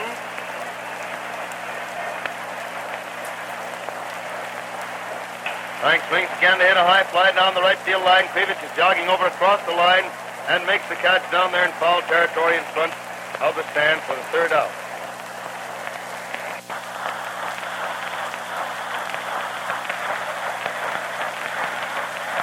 So it's 2 runs, 3 hits, 1 man left on base. the first half of the fourth inning. The score is 6-2 in favor of the White Sox. White Sox cutting the bat in the last half of the fourth with Luke Appling, White Sox shortstop, the first man at bat. What are all these things they just brought in here? More telegrams, George? Telegrams. Birthday business has got him. Congratulations to Graybeard of Wireless. Hope your break 80 in your life is not on golf course. You know who that's from. Yeah. Don't have to say anything about that. T. Kraft, that's old plutocrat, you know? Uh-huh. Mr. and Mrs. B. Abramson, congratulations and sincere good wishes on your birthday. Isn't that Ducky? Fred Fowler, sincere wishes for many, many happy returns. Joel Halperin, heartiest congratulations. Mrs. Anna Larson and Mrs. Lester Larson. Very nice. Happy birthday. Enjoy listening to the games. Well, that suits me. Good old Ma Taylor up there at Lake Geneva says happy birthday to us. You know, it's her birthday, too.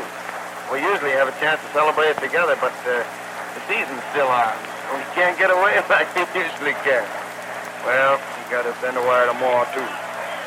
Yes, Ness Pharmacy, Herbie Davis and the gang, congratulations on your 29th birthday. Well, he knows that I'm 29 again, so it's all right. Mo Rice, congratulations. I'm an old pill roller. I know him. Well, we got some more here, but we'll read them in a minute because the ball game's going on. And Appling at bat takes the first one for a strike over the outside corner about knee high. One strike on Luke.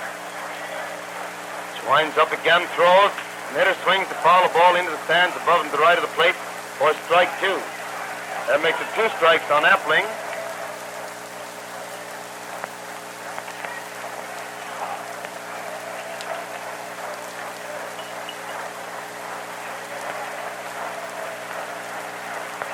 Throws again, and Luke watches that ball go into the ground at his feet for ball 1, so it's 1-2.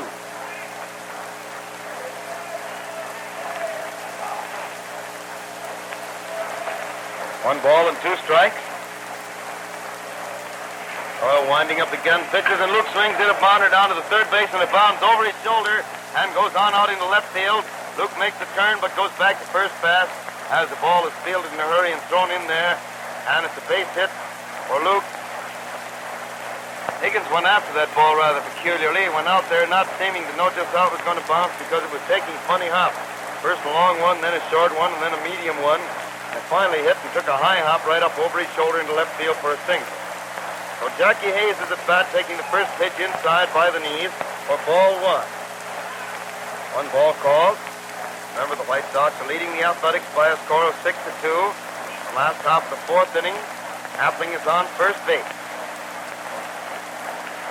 He throws now, and it's a strike over the outside corner knee high to make it 1 ball and 1 strike on Hayes. 1-1 the count.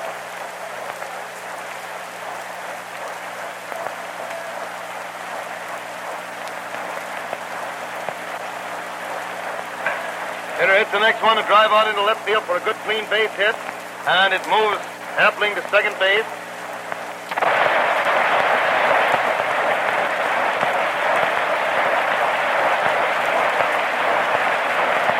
George, I'm glad you explained that one wire. I saw that Fred scores Fowler, and I couldn't figure it out. I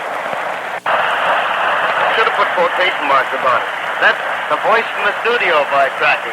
Fred Fowler that does the scores and things down there between our breaks. I'm glad you pointed that out. That had me puzzled. And reading them in a hurry here, trying not to miss the game, why, I almost overlooked that. Doggone, that's swell. I got to work together, my friend. Well, the first pitch to Quiet now almost knocked him down, and he takes it for ball 1. Oh, himself scores now, huh? Scores and scores of scores. Oh, dear. 1 ball call, pitch throws again, and it's a strike over the outside corner waist high, making it 1-1. Calling himself scores and batteries. But it's carried him up a little, eh? 1-1 is the count with the pitcher ready again. Throws, that ball hit Tony right in the leg. He tried to get out of the way of it, but the ball kept sailing in toward him. Finally hit him about in the knee, and he gets the first base hit by a pitch ball, and again, for the second time in 2 innings, the White Sox have the bases full with nobody out, and Luke Stool is at bat. He steps up there with the bases full last inning and cleared them off. Just mopped them all up with a big double.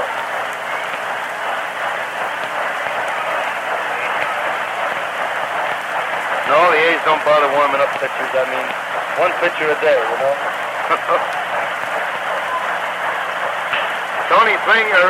Luke swings hit the first ball pitch and results in a double play, second to short to first, with Appling scoring.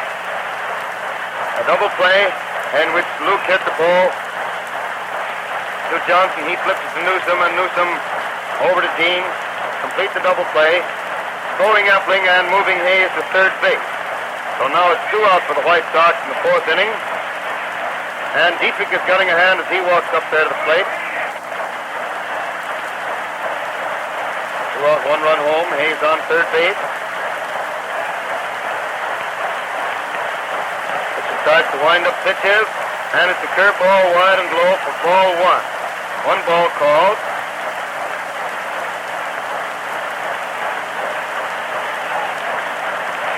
Winding up again, throws, and the hitter swings and misses a high fastball outside for a strike. So it's 1 ball and 1 strike on Dietrich.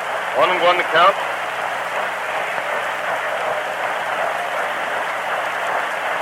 Throws again, and Bill swings to drive it out into center field for a good clean single, and it scores Hayes easily from third base. A single to center field by Dietrich. Well, I'm glad of one thing. He brought his hitting ability to the White Sox with him. He always could hit pretty good. Was pretty tough up at that plate. He doesn't look much like a hitter, but he takes a short punch swing at that ball, and he's willing to swing, which means he gets a lot of bases. I know he always did against the White Sox before he came here. Now Radcliffe at bat. Swings the first one to hit a high fly to left center. Left fielder closing in on it fast and makes the catch on the run out there for the 3rd out. Rip has been up 4 times in 4 innings. Has got only 1 base hit out of it. That's going to sort of make a dent in that fancy batting average of his. Started out all right, but hasn't had any luck since. 2 runs, 3 hits, 1 man left on base in the last half of the 4th inning, and the score now stands 7-2. Wait a minute, 8-2. 6, 7, 8, 9, 7, 8, 4, 5, 6, 7, 8. Hey, I'm getting jittery here. The birthday business is getting too much. 29 years a lot. Yeah, I'm getting old. It's 8-2 at the end of the 4th inning.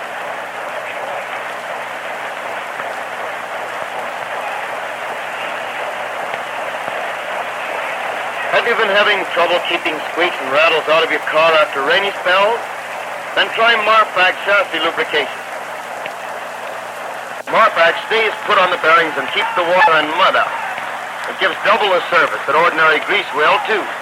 Have your car Marpac and say goodbye to annoying, costly squeaks and rattles. First man at bat in the 5th inning for the Athletics is Newsom. Shortstop. He takes the first one for a strike. There's our engineer friend. On time, too, Mr. Molnar. And this next one comes over there for strike 2. Dietrich throws again for a high one wide and ball 1 to make it 1 ball and 2 strikes. You always know it's 4 o'clock when that happens. Hitter swings the next hit, a high fly to short right field. Right fielder Kravich is coming in, but Hayes goes back and tries to cough to the ball. Finally realizes Mike's coming in on him, so he sits down. He stops up and sits down to get out of the way, and Kravich comes on in to make the play. So it's 1 out in the 5th inning for the Athletics, and Kyle Doyle, the pitcher, is at bat.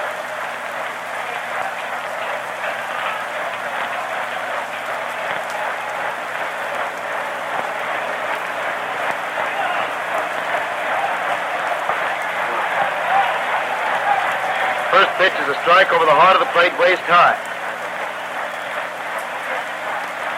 1 strike to count, pitcher winds up again, throws, and it's strike 2. Boy, he laid that one right down the middle. I guess he figures there's no use of fooling with this fella.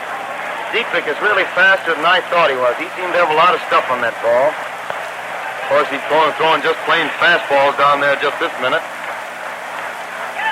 And he's winding up again, throws. The hitter swings and fouls the ball back on the ground back of the plate. It may have nicked Luke Sewell's foot. He sort of staggered for a minute, but just reached for another ball, got it, threw it back out to the pitcher. And it's 2 strikes on Doyle still. Dietrich throws again, and Doyle swings and misses, striking out for the 2nd out of the 5th inning. That makes it 2 out in the 5th inning for the Athletics. And Lou Finney, the A's left fielder, is at bat.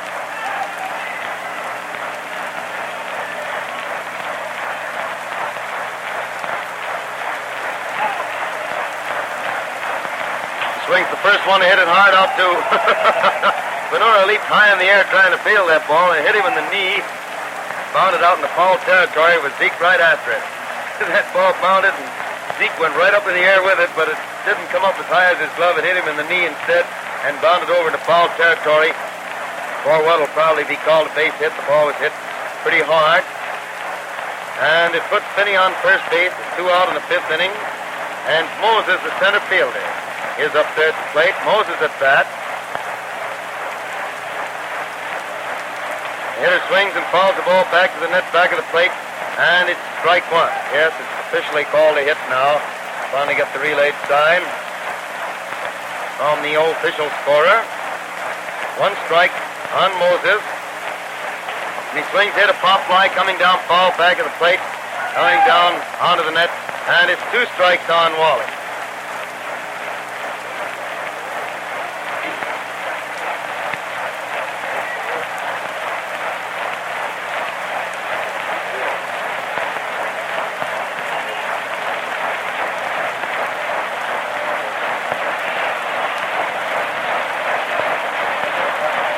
Two strikes to the count on Moses.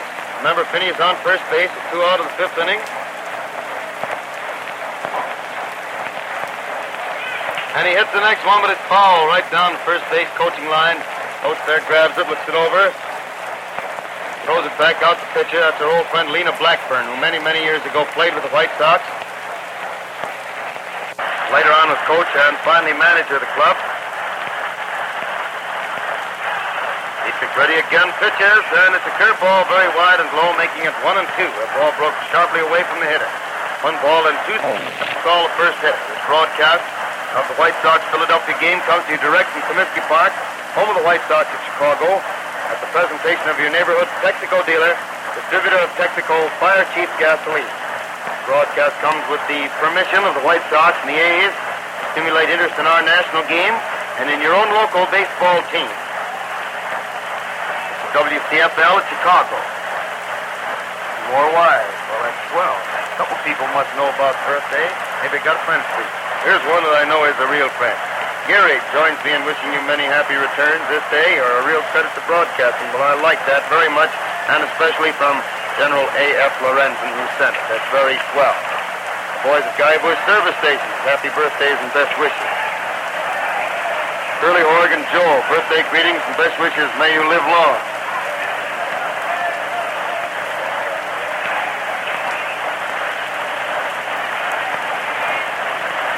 Whoa, Larry pounds the first ball pitched to him right out into left field for a good, clean, hard base hit. That ball was well hit out to left field by Rosenthal.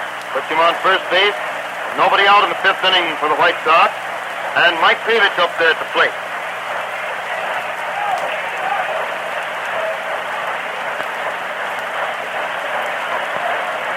Pitcher ready now to pitch the first one to Mike throws, and the hitter takes it inside across the knees for ball 1.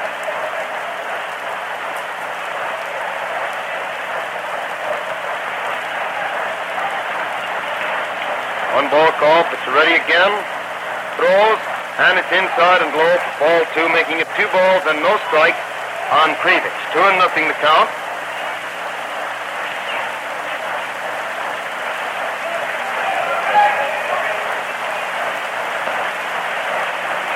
Pitcher ready out there again, takes a look back at the runner at first and pitches, and the hitter swings, hit a little looping fly to right field. Right fielder comes in fast.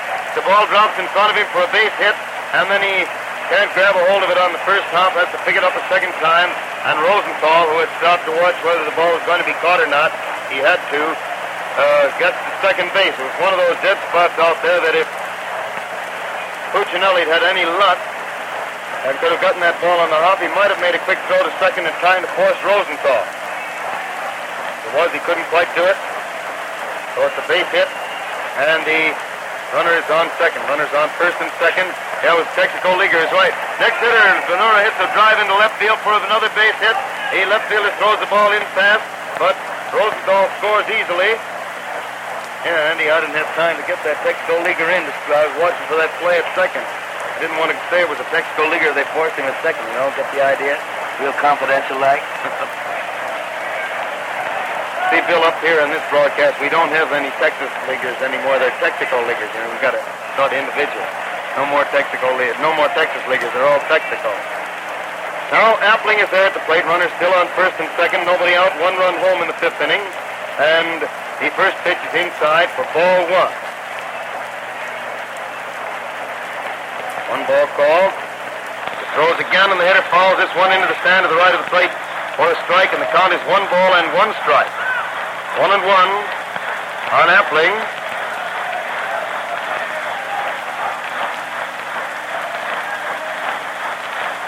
Doyle swings around, ready again. Takes another look back at the runner. Then pitches. Luke has to sit now. And he got in his rocking chair and rocked out of the way of that one. And it's ball 2. So it's 2 balls and 1 strike on Appling.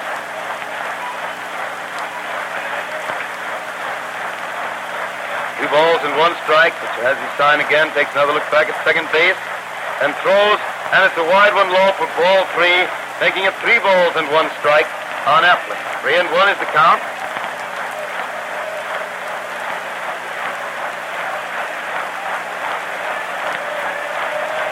Again, Doyle pitches, and it's ball 4 inside across the way.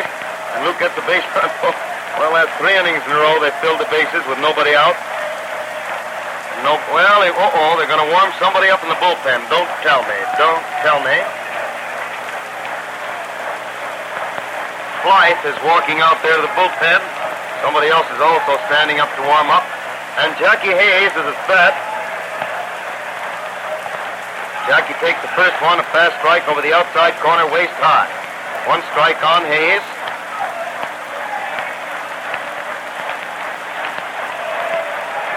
He throws again, and it's inside. The ball gets away from the catcher. The runner from third is scoring.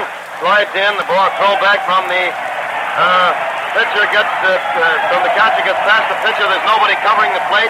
So Benura also scores. Hey, all you can see was fellas running home that.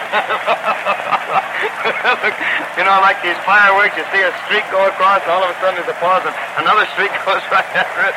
Well, that's the way those white streaks were tearing home that time. The first pitch, McCreevett scored on a wild pitch, with the other 2 runners advancing also, and then when the catcher threw back to the pitcher badly, Benura also scored, but Appling had to stay on second.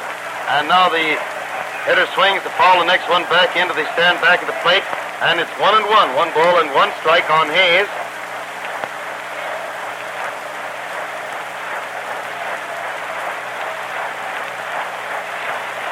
Jackie swings to hit the next one, a long fly out to deep left field, but the left fielder's waiting there and makes the catch.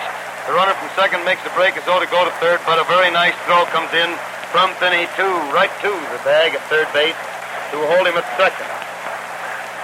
So it's 1 out in the 5th inning. 3 runs are home for the White Sox. Appling is still on second base, and Tony Platt is at bat. White Sox are now leading the Athletics by a score of 11-2.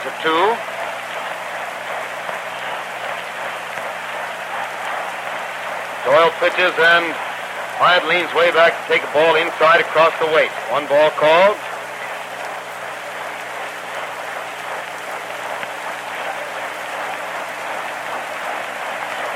And there's ball 2 also inside. So it's 4-0, 2 balls and no strike.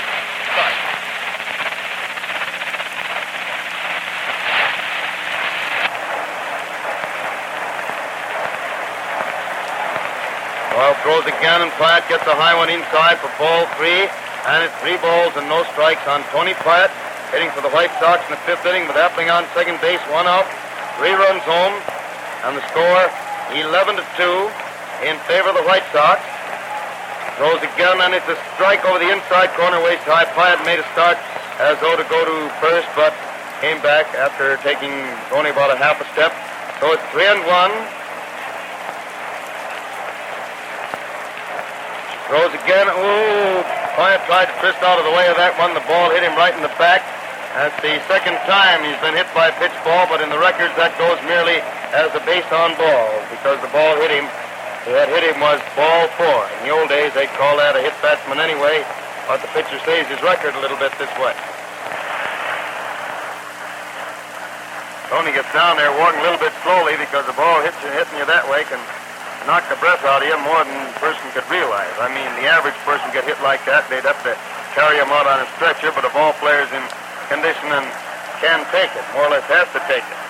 Luke Sewell at bat, takes the first pitch, a curveball wide and low for ball one.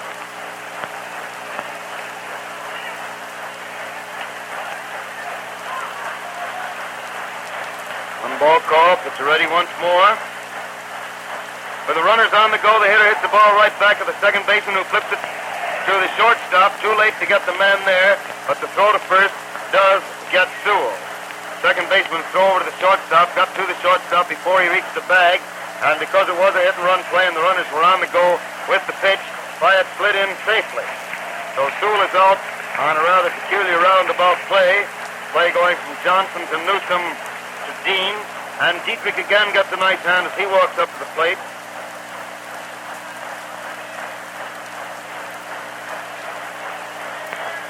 And he takes the first one for a strike over the inside corner, knee high. This young man has been on base all 3 times he's been at bat. Once on an error and twice on base hit. And there's a strike over the outside corner, knee high, making it 2 strikes on Dietrich. 2 strikes to count. Once more, the pitch is winding up. He throws and Dietrich swings it a bounder down toward left field. Johnson grabs for it, but it gets past him and out into, not Johnson, but Higgins, on out into left field. And 2-run score as the runner reaches first base for the 4th consecutive time, and the 4th consecutive inning, I might add. Ball was pretty well hit to the left of Higgins, who went over fast, tried to reach it, but it took a funny hop, caromed up off his glove, and bounced out into left field after hitting his glove. Been no sign yet from the official score as to whether that was a base hit or an error. And now the first pitch to Radcliffe is inside for ball 1. 1 ball called.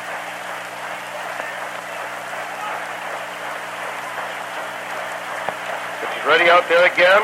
There's the stretch. And he pitches and Radcliffe swings it a bounder.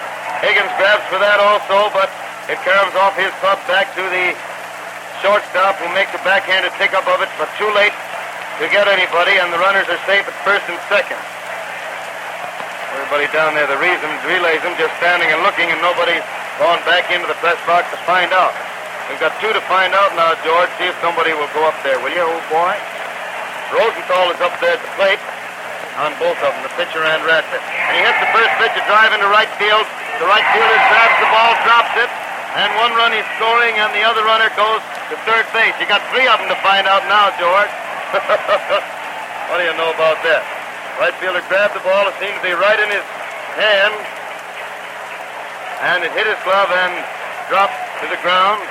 And as a result, another run scored, and the runners are on first and third. 2 out. 6 runs home this inning. And Krivich at bat takes a wire strike over the outside corner about knee high. 1 strike on Krivich. 1 strike is the count. And there's a ball inside across the waist, so it's 1-1. 1 ball and 1 strike.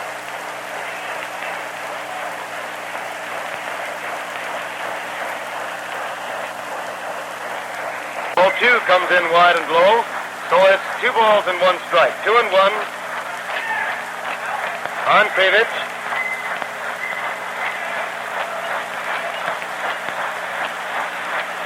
You mean the official score won't tell us whether it's a hit or an error? Has he gone crazy or something? And now Krivich swings it a high bounder down to the pitcher, who comes over to the line, gets it, but it's too late to get the man at first. He throws out there, but the runner is safe, and as a result, Radcliffe also scores, and Rosenthal goes to second base.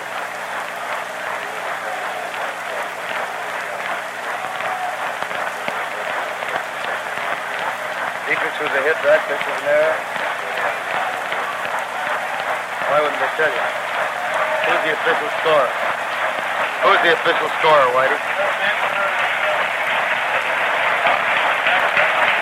Well, I mean, who's the official scorer? McNamara is the official scorer, and he won't tell what the score is? Well, Well, they must be crazy. I mean, after all, if they want to act that way, why, we'll take care of that. Now Blythe is in there to pitch. Blythe is in there to pitch for the A's. They finally relieved Doyle. And Blythe, a tall, slim right-hander, takes up the pitching chores out there with White Sox runners on first and second, 2 out, and a whole lot of runs home. Okay, Bill, see you later.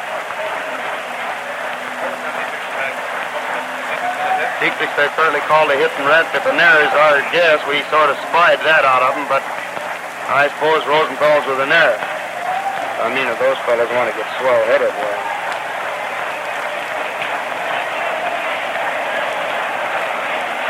Blythe is finishing his warm-up out there on the mound. Trying to catch up on this inning here and find out just all that did happen on account of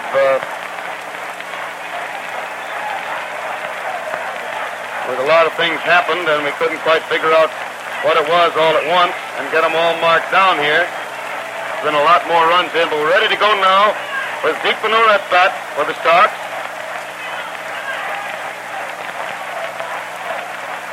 Pitcher throws the first one and the hitter takes a strike over the inside corner, waist high. 1 strike on Benura.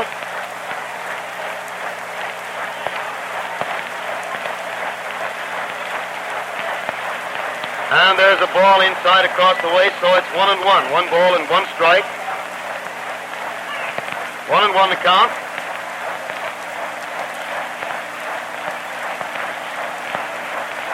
And Zeke hits the next one, a bounder down to the shortstop who gets it, throws to second baseman, and the side is finally retired.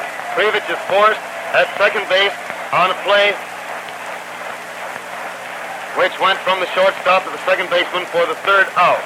Now let's see if I can figure out how many runs there were scored. 1, 2, 3, 4, 5, 6, 7 runs in that inning. 1, 2, 3, 4, 5 hits, 2 errors, and 2 men left on base. And the score is 15-2 in favor of the White Sox at the end of the 5th inning. And now again, for just a moment, we return to the studio. Thousands of requests for Texaco's 1936 baseball scorebook are pouring in every day. Don't wait any longer to send in your request card for your own copy. You'll find it great fun to score these games play-by-play the same as Hal Totten does. The system is explained simply and in detail. In addition, day by day as unusual plays develop, Hal Totten will tell you how to score them. The book is crammed with other interesting baseball information. You'll find pictures and rosters of both teams, complete schedules of all major league teams, several pages of interesting data on the Cubs and Sox. 1936 Texaco Baseball Scorebook is something worthwhile having, and it's easy to get. All you have to do is go to any Texaco service station and ask for a request card. Then write your name and address on the card, stamp it, and put it in the mail.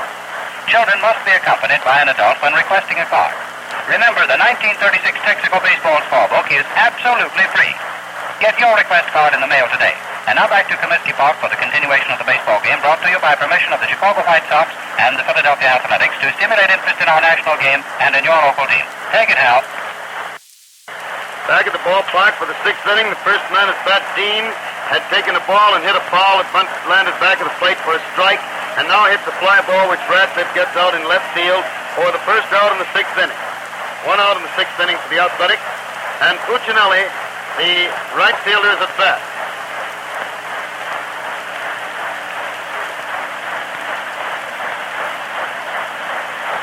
First pitch to Puccinelli is a strike over the outside corner about knee high. 1 strike on Puccinelli.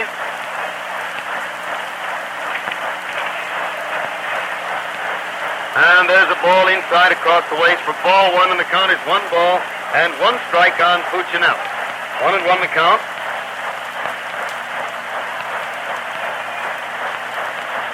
He throws the next one, and it's a ball wide and low, and the count is 2 balls and 1 strike. 2-1.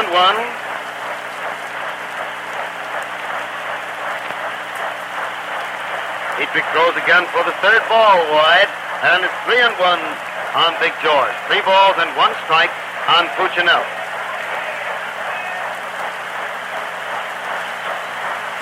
There's the 2nd strike over the heart of the plate about knee high. So it's 3 balls and 2 strikes on Puccinelli. 3-2 the count. Dietrich throws again. The hitter swings, hit a bounder down to Jackie Hayes, who gets it, throws to first base. And it's 2 out in the 6th inning. 2 out in the 6th inning for the Athletics.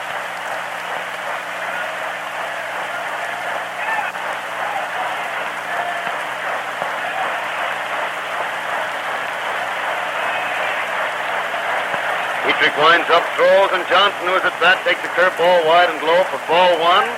1 ball called. Dietrich throws again for a strike over the inside corner, waist high, and it's 1-1. 1 ball and 1 strike on Johnson.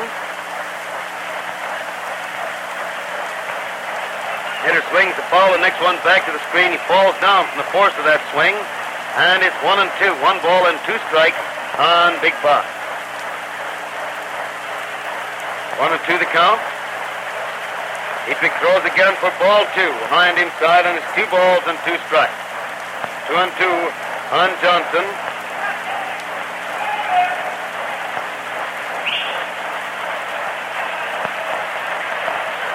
The next one he has to duck under it. Came standing right up at his shoulders, and he ducked under it to take it for the 3rd ball, making it 3-2. 3 balls and 2 strikes on Johnson.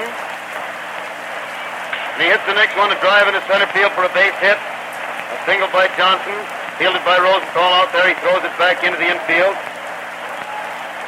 And so Johnson's on first base with 2 out in the 6th inning, and Higgins is at bat. Higgins up there at the plate.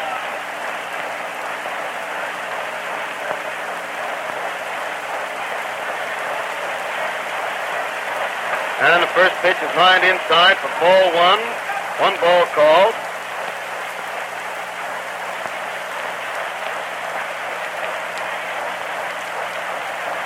Throws again, the hitter swings, hit a slow bounder right back at the pitcher who gets it, throws to first base, and it's 3 out. He had to run a little bit over to his right to get that ball, but fielded it easily, and it's 3 out, no runs, 1 hit, 1 man left on base in the first half of the 6th inning, and the score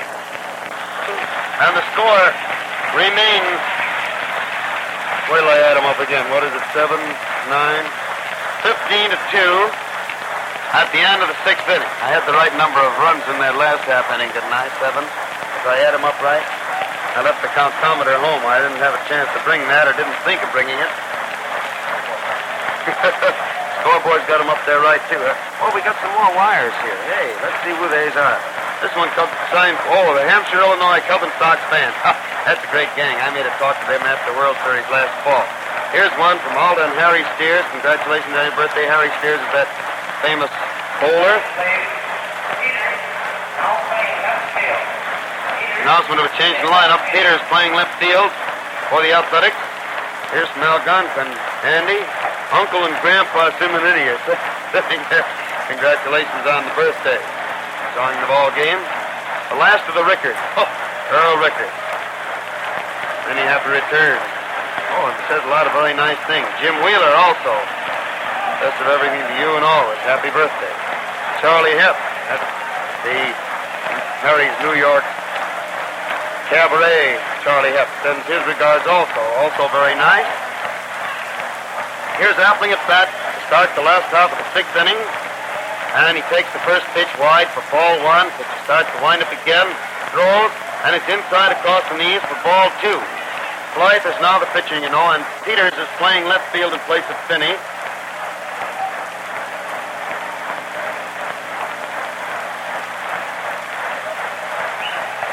There's the next one for a strike over the heart of the plate about knee high. And it's 1-1. 1 ball and 1 strike on Appling. 1-1 to count. Throws once more. Luke swings it a long drive down the right field line. And one of the boys down there coming in from the Philadelphia bullpen grabs it. 2-2 now. 2 balls and 2 strikes.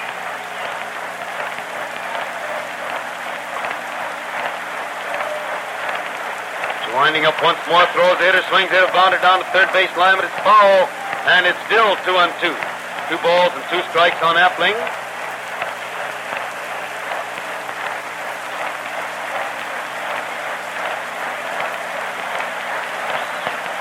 2-2, the pitcher ready again. Starts to wind up once more. Throws, and the hitter swings, hit a bounder down to the second baseman who gets it, throws to first base, and the runner is out there for the first out in the sixth inning. 1 out in the sixth inning for the White Sox, and Jackie Hayes is at bat.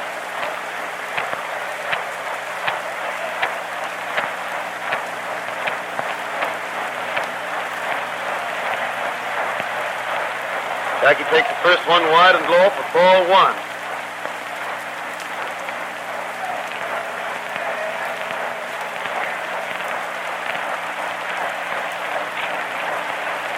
And now strike 1 over the outside corner knee high, so it's 1 ball and 1 strike on Hayes. 1-1 the count. Throws again, and Jackie swings, hit a high fly coming down foul to the left of the plate. Frank Hayes, the catcher, is out there and makes the catch for the second out of the sixth inning. That makes it 2 out of the sixth inning for the White Sox. And Tony Pyatt, the White Sox third baseman, is up there at the plate. Pyatt at bat.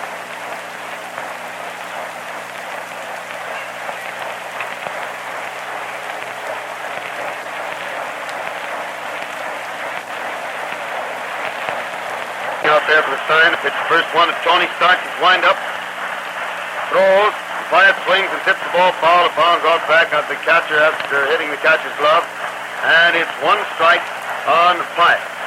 2 out for the White Sox in the sixth inning. 1 strike on Pyatt.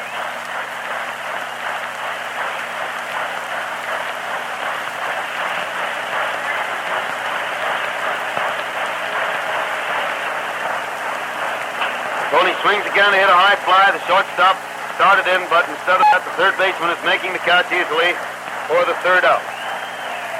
And for the first time today, the White Sox have not only been retired in order, but retired without a man reaching base and retired without a base hit in an inning. No runs, no hits in the sixth inning for the White Sox, and the score is still 15-2 in favor of the White Sox at the end of the sixth inning. Now again, Fred Scores Fowler is going to have to come in and give us up-to-the-minute scores and complete batteries from other cities. So we return to the studio. In the National League in Philadelphia, the Chicago Cubs lost their game today to the Philadelphia Phillies when the Phils scored 5 runs to the Cubs' 3 runs. Henshaw and Hartnett started for the Cubs with French taking over the mound in the 9th inning. The Phillies used Paso and Atwood the entire route. In Brooklyn, the Pittsburgh Pirates are leading the Dodgers at the end of the first half of the 8th inning by a score of 8-6. Berkover and Padden opened for the Pirates with Brown in the 5th and Lucas on the mound in the 8th. The Dodgers started Baker and Berries, Butcher pitching in the 3rd and Phelps catching in the 7th. In New York, the first game of the doubleheader between the Giants and the Cincinnati Reds, the Giants won 5-1. In the second game, the Giants are leading the Reds at the end of the first half of the 6th inning by a score of 8-1. In the American League, in Detroit, the New York Yankees lead the Tigers at the end of the 4th inning by a score of 11-4. In Cleveland, the Indians are leading the Washington Senators at the end of the first of the 6th by a score of 5-1. In St. Louis, the Browns lead the Boston Red Sox at the end of the first half of the second inning, 1-0. And now back to Comiskey Park and Hal Tutton. Take it, Hal. Back at the ballpark for the 7th inning. The first man at bat, Frank Hayes. The A's catcher takes the ball and then fouls one back against the front of the press box for strike 1. And the count is 1 ball and 1 strike on Hayes. The next one is ball 2 inside and low, and the count is 2 balls and 1 strike on Hayes. 2-1 the count. Dietrich winds up again, pitches, and Frank swings, hit a bounder down to Pyatt. Gets it nicely, throws the first. The throw is high, but Benora gets back down on the bag before Hayes can get there, and it's 1 out of the 7th. Benora had to go into the air to grab that one. So it's 1 out of the 7th inning for the Athletics, and Newsom, Lamar Newsom, the A's shortstop, is up there at bat. Hitter swings, hits the first one, a drive on into left field for a good clean base hit. Single to left field by Newsom, putting him on first base with 1 out in the 7th inning for the Athletics. And Blythe is at bat. Thanks, William.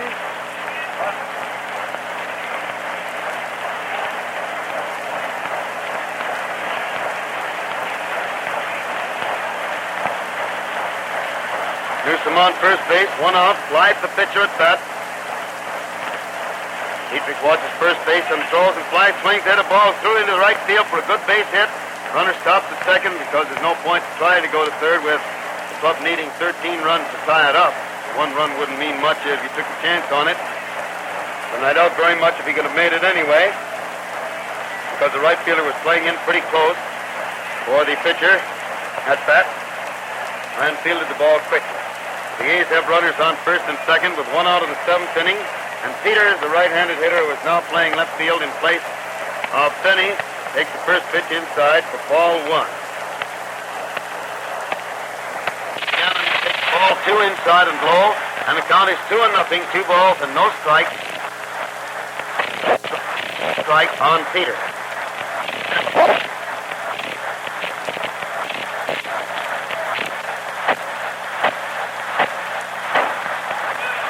2-0. There's the third ball inside across the waist, so it's 3 balls and no strikes. 3-0.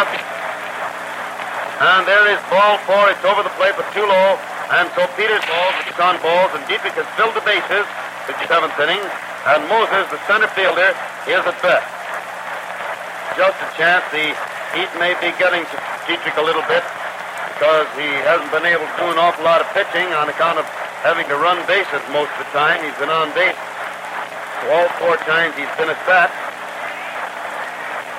Now the first pitch is a strike, a fastball over the heart of the plate, waist high on Moses, a left-handed hitter. He just batted right-handed. Dietrich throws again, a curveball goes into the dirt inside, and the ball bounded up under Sewell's arm. Sewell just walked out in front of the plate with the ball still under his arm. Now starts to rub the thumb on his right hand. He apparently took quite a stock there with that. And it's 1-1, 1 ball and 1 strike on Moses. The A's have the bases full with 1 out in the 7th inning. White Sox leading 15-2. Dietrich starts to wind up once more, throws, and the hitter swings, hit a high fly into center field. Rosenthal's jogging in a little bit to make the catch.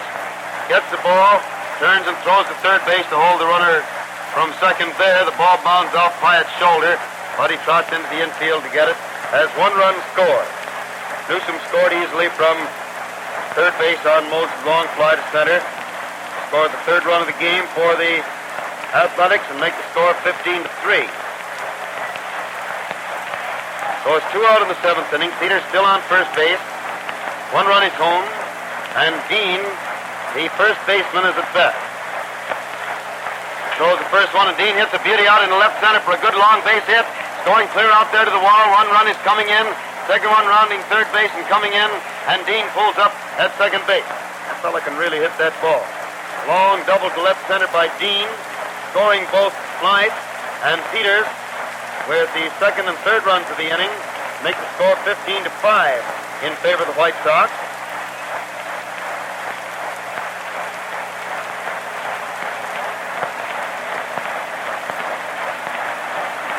And the man at bat is Puccinelli, the right fielder, taking the first pitch wide for ball 1.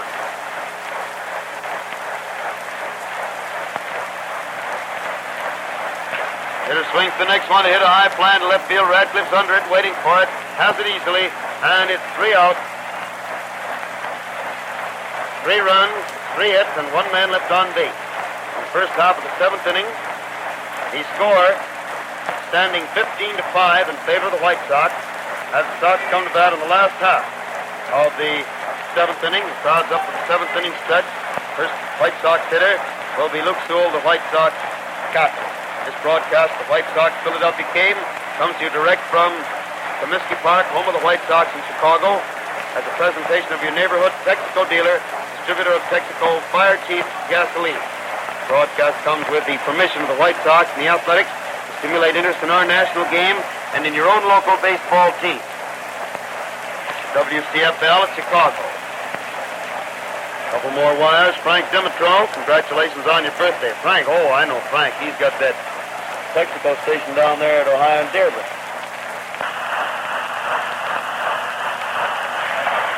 You know that too, Andy. And Jim Clark out at Hammond, 29 or 92. Congratulations. Well, Ain't quite 92, my birthday.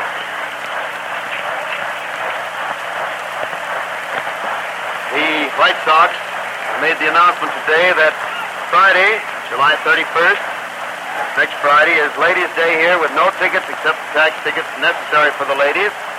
There will be a doubleheader next Sunday, August 2nd, for the Boston Red Sox. The first game starting at 1:30. Now Sewell at bat takes the first pitch over the plate but low. And it's ball one. One ball called. She winds up again, throws, and the hitter takes a wide one across the waist for ball two. It makes it 2-0, 2 balls and no strikes on Sewell. 2-0 the count. And there's the first strike over the outside corner across the waist to make it 2-1. 2 balls and 1 strike on Luke.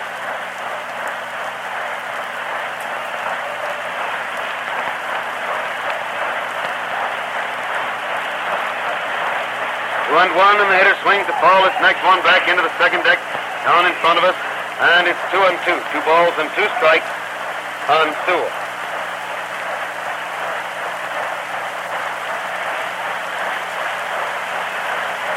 Ready once more, starts to wind up throws. Luke swings in a high fly out in deep right center. Right fielder chasing it, still going back, and grabs the ball way out there. Flips the ball back towards the center fielder, but it gets away from him. Puccinelli had to go a long way for that ball, but he made a nice play on it. So it's 1 out in the 7th inning for the White Sox. And Dietrich, the White Sox pitcher, again gets a nice hand from the fans as he walks up there to the plate.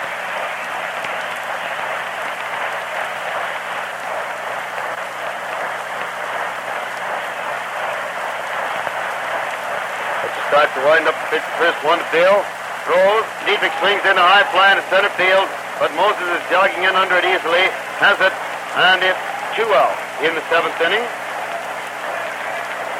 First time they've gotten Dietrich out. 2 out in the 7th inning for the White Sox. And Rip Radcliffe is at bat. Radcliffe at the plate.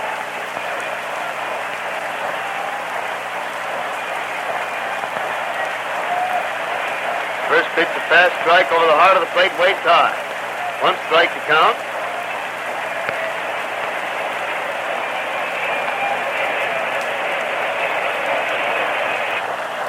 And there's the ball inside across the waist, so it's 1-1. 1 ball and 1 strike on Radcliffe.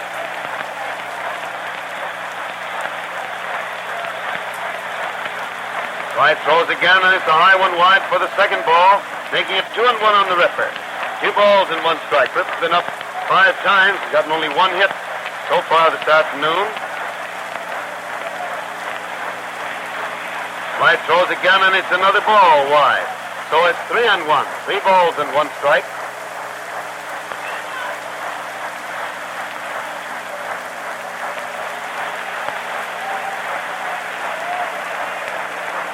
Right, winding up again, throws. And it's a wide one across the waist for ball 4. Radcliffe gets a base on balls, and it's the first man to reach base off Clyde since he went in there in relief in the 6th inning. Benura, the man who faced him first that inning, forced a man for the 3rd out, then he got 3 men out in a row in the 6th, and the first 2 in the 7th. Now Rosenthal, Larry Rosenthal is at bat, taking the first pitch high and wide for ball 1. 1 ball called.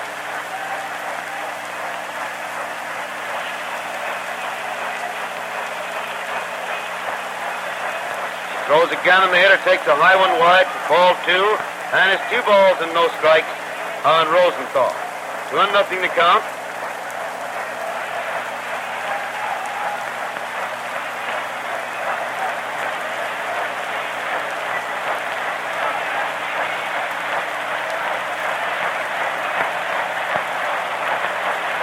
Nothing. Pitcher ready again. Throws for a wide one in ball 3. So it's 3 balls and no strikes on Rosenthal.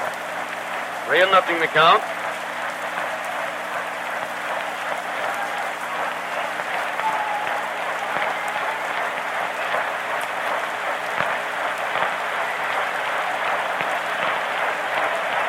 Nothing. Pitcher ready again. Throws, and it's ball 4, wide and low, and Larry gets a base on balls also. Boy, he's been all over those bases this afternoon. That's the 6th straight time he's reached base. He has 2 hits, 3 walks, and he's been on and there. The White Sox have runners on first and second with 2 outs in the 7th inning, and Mike Krivich is up there at the plate. Mike takes a fast one for a strike over the heart of the plate, about waist high. 1 strike on Krivich. Ready again, takes another look back at second, and throws, And it's inside across the waist for ball one. So it's 1 ball and 1 strike on Mike. 1-1 the count.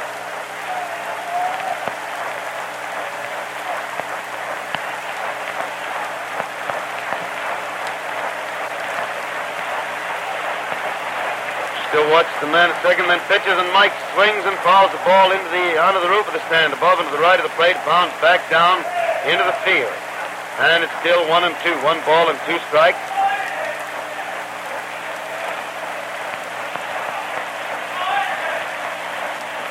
One and 2 the count. And Mike swings to drive the next one into left field for a base hit, a little looping single out there. The left fielder gets the ball and falls down as he makes a violent throw to the plate. But the runner scored anyway. Peters came in to get that little looping Texaco-leaguer. And then as he grabbed the ball and threw hard to the plate, he tripped and fell. The ball came in pretty true. But Radcliffe beat it anyway with the White Sox 16th run of the game.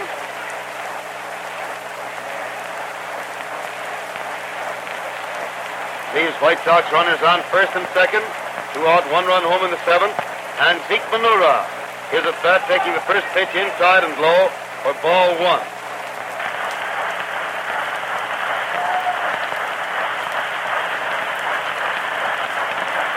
Throws again, and it's a ball that hits the ground in front of the plate, bounced clear back into the infield, and the runners advanced to second and third. The pitcher got the ball and started to throw to second, only to discover nobody over there covering. And it's a wild pitch by Fly. All hits the dirt out there in front of the plate before the catcher could get a hold of it. And it puts runners on second and third. 2 out, 1 run home in the 7th inning. And 2 balls called on Venura. White throws again, and Zeke takes a good strike. A pretty one over the heart of the plate, waist high, to make it 2-1. 2 balls and 1 strike on Zeke.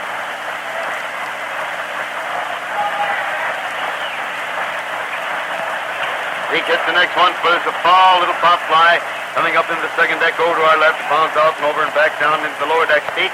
And it's 2-2. 2 balls and 2 strikes.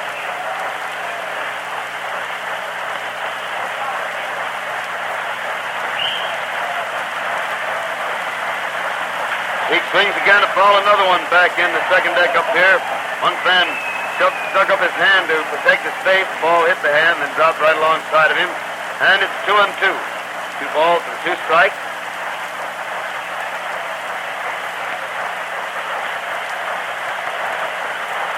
He throws again, and it's ball 3 inside across the waist to make it 3 balls and 2 strikes on Benur.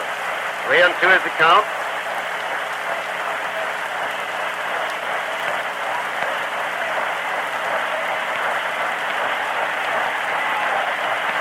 And 2, pitcher ready again, starts to wind up, throws, and it's inside for ball 4. The ball got away from the catcher, but didn't roll far enough to let anybody advance on it. So it's a base on balls for Zeke that fills the bases in the 7th inning. Sox have the bases full with 2 out, 1 run home, and Luke Appling is up there at the plate. Appling at bat. Sox have scored a run. They're leading 16-5 in the 7th inning. Luke has 2 hits, a walk, and 5 tries. And the first pitch to Luke is a wide one across the chest for ball 1. 1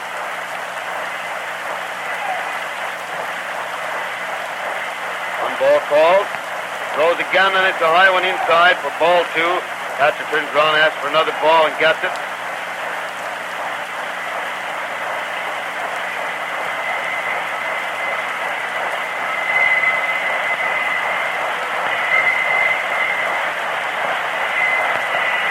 Ready once again now. He's winding up. Throws, and he hits the one out to right field for another base hit. Right fielder fields the ball fast. 1 run is in, another one scoring. And Benora gets the third base. Single to right field by Appling. Scoring 2 more runs for the Sox. Make the score 18-5.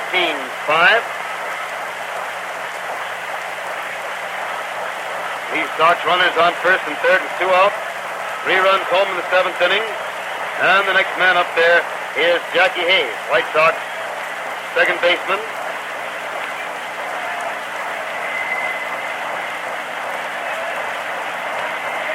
He looks around at the boys and pitches, and Jackie takes it inside and low for ball 1. 1 ball called. Good thing I brought some new pencils out today, George.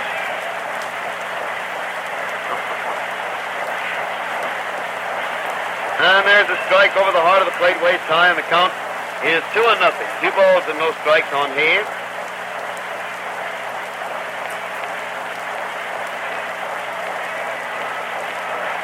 There's the next one for a ball inside across the chest, and it's 3-0 on Jackie. 3 balls and no strikes.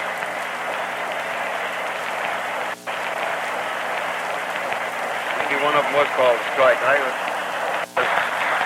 didn't see it wave, so the board shows 2-1. But it doesn't matter. Jackie hits the next one into right field for a base hit. Sonora jogs home, and Appling stops at second base. Single to right field by Hayes, scoring Benora. The White Sox 19th run of the afternoon. How you people getting along with that Texaco scorebook? You got room for everything? Boy, that doggone, look at that face. It's all full of black marks, meaning run. How many pencils they go worn out? Well, the first pitch now to Pyatt, who was as bad as inside and low for ball 1. 1 ball called.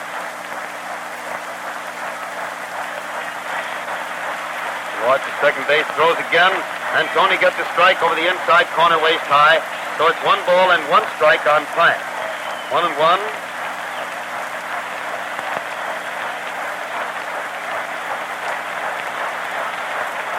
Throws again, and Tony gets the second ball. It's over the plate for too low, and it's 2 balls and 1 strike on Pyatt. 2-1.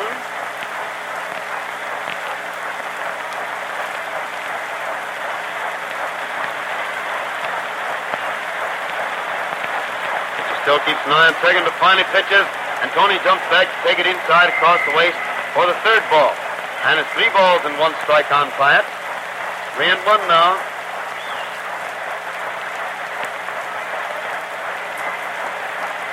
There comes the first strike over the heart of the plate, waist high, or rather the second strike, and it makes it 3 balls and 2 strikes on Pyatt. Playing the string all the way that time. Now he'll go after if it's anywhere near good. 3-2. There go the runners. Pyatt swings to foul the ball back into the second deck, up and to our right over here, and it's still 3 balls and 2 strikes on Pyatt. Runners naturally were on the go with the pitch there with a count of 3-2 and 2 out. First 2 men up this inning were put out, and then since then has been 1, 2, 3 walks and 3 hits. And with the runner on the way again, the next pitch is right in at Tony, and it's hit him in the hand as it hit the end of his bat and went foul into the stands over there, and the runners have to go back again. Pyatt seems to be the target this afternoon. He was hit by a pitch ball twice, once on a 4th ball, so only gets credit for a walk there, and this time, as he fell down to get away from the ball, it hit the handle of the bat and seemed to hit his finger on his right hand. He rubbed it a bit, but finally stepped back up to the plate. Count still 3-2.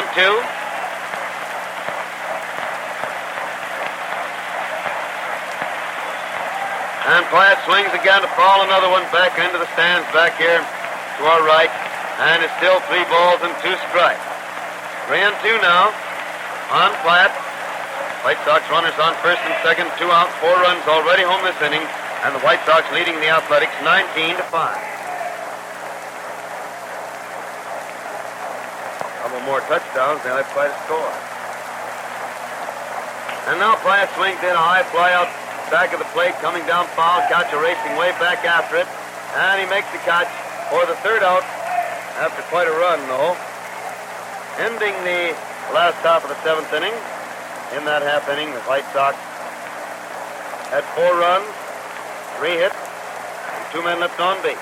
And the score is 19-5 in favor of the White Sox over the Philadelphia Athletics at the end of the 7th inning.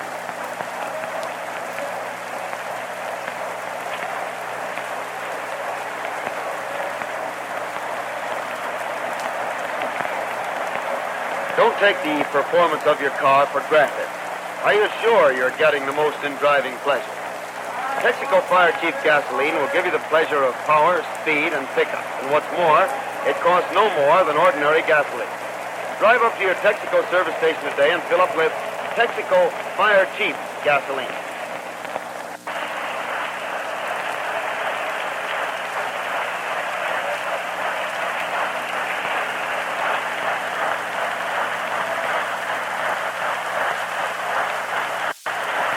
Johnson waits there while Merv Shea went out there to warm up the pitcher, rather. Catcher is Groove. Groove is catching now. Groove has gone in to finish the game behind the plate.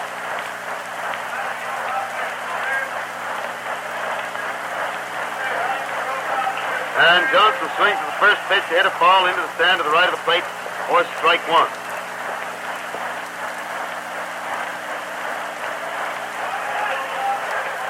One strike on Johnson. Throws again, and the hitter takes it wide and low for ball one. And the count is 1 ball and 1 strike on Bob Johnson, first man at bat for the Athletics in the 8th inning. There's the next one for ball 2. It's wide, and it's 2-1. 2 balls and 1 strike on Bob. Big husky right-handed hitter. Dietrich gets the side again. He's winding up. Throws, and the hitter takes it high and inside for ball 3. And it runs the count to 3-1. 3 balls and 1 strike.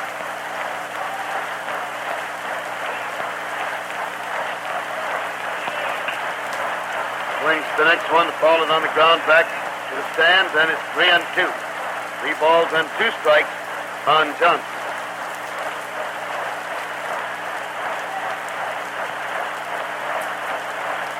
Bob swings the next one to hit a ball to right back at Dietrich, who gets it on the hop, throws the first, and Johnson is out for the first out in the 8th inning. 1 out in the 8th inning for the Athletics, and Higgins is at bat. Pinky Higgins up there at the plate.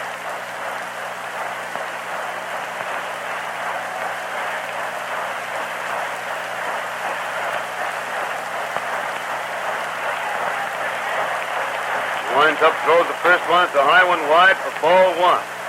1 ball called on Higgins. 1 out of the 8th inning for the Athletics. And he swings into the next one, a beauty into center field for a long single.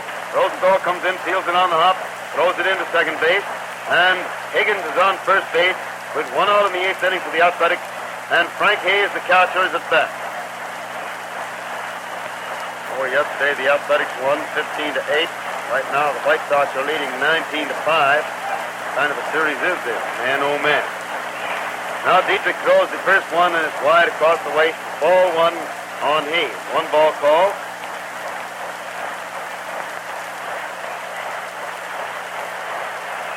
Throws again, and it's a strike over the outside corner about knee high. So it's 1 ball and 1 strike on Hayes. 1-1 the count.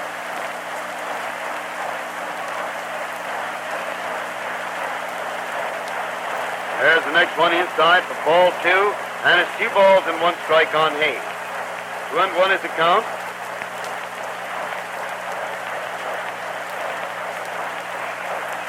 Throws a gun, and Hayes swings it a long drive out deep center field, but Rosenthal's back there.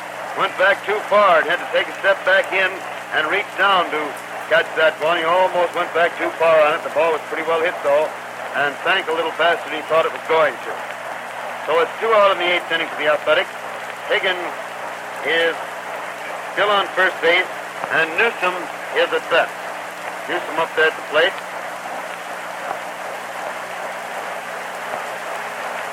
First pitch is the ball, wide and low. 1 ball called.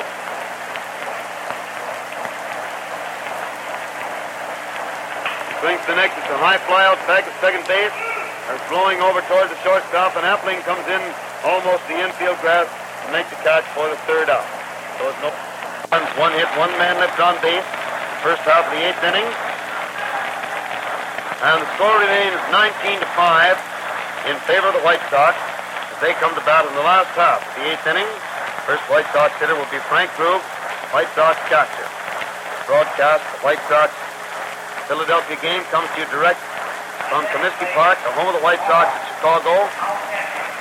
As a presentation of your neighborhood Texaco dealer, distributor of Texaco Fire Chief gasoline. Broadcast comes with the permission of the White Sox and the Athletics to stimulate interest in our national game and in your own local baseball team. This is WCFL in Chicago.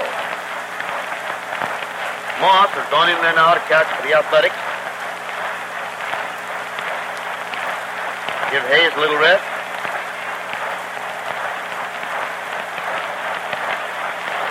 And the pitcher, Blythe, finishes his warm-up out there. Moss throws the ball out to second base. And Frank Groove steps up there to the plate to start the last half of the 8th inning. Groove, who went in to catch in place of Sewell.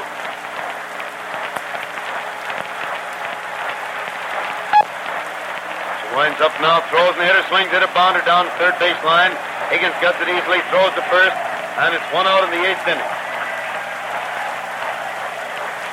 1 out in the 8th inning for the White Sox. And Dietrich, the White Sox pitcher, gets a nice hand as he walks out of the dugout up there toward the plate. Hill did some relief pitching for the White Sox the other day, but this is his first start for them. And even though he's had such a good lead, he's pitched a good ball. Wright throws the first one, and Bill jumps back. Take a fast one inside across the waist, almost took the buckle off his belt. 1 ball called. Wright again winding up, throws. The hitter swings hard and misses a high fastball inside for a strike. So it's 1 ball and 1 strike. 1-1 on Dietrich.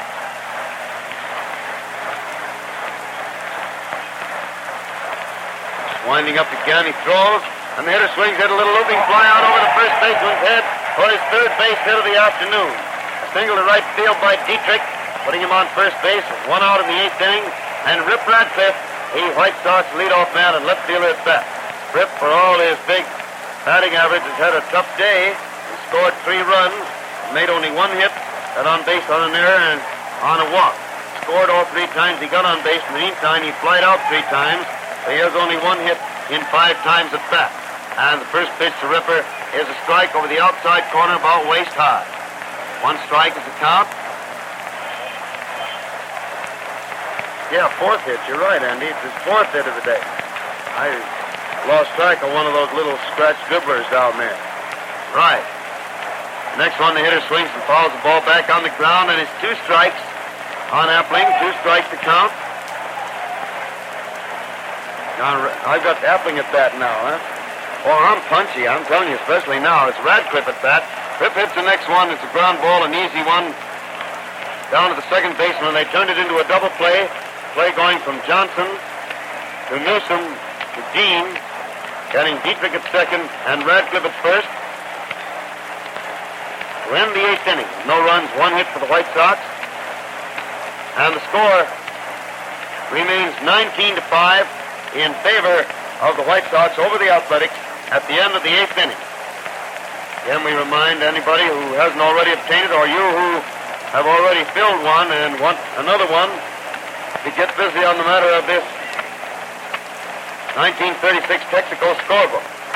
An absolutely perfect book in respect that it has all the qualifications of the official book.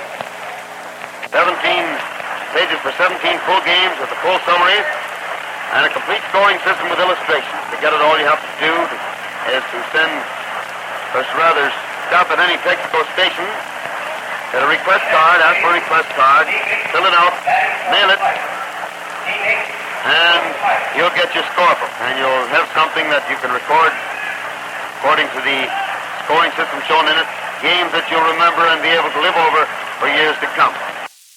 Nemec is batting for Flight to start the 9th inning. Right-handed hitter takes the first one wide for a ball, and here comes ball 2. High and inside, so it's 2-0. 2 balls and no strikes.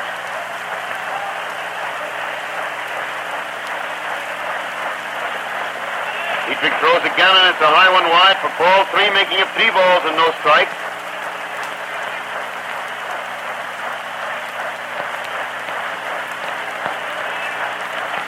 And there's ball 4 inside, and he gets a base on ball. That puts him on first base with nobody out in the 9th inning, and Peters, who is now playing left field, is at bat.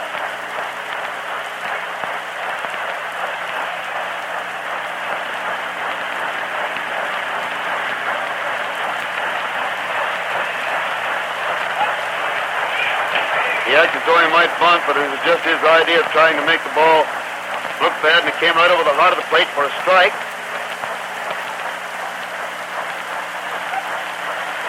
And he swings the next hit, a bounder down past third base foul, and it's 2 strikes. 2 strikes on Peters.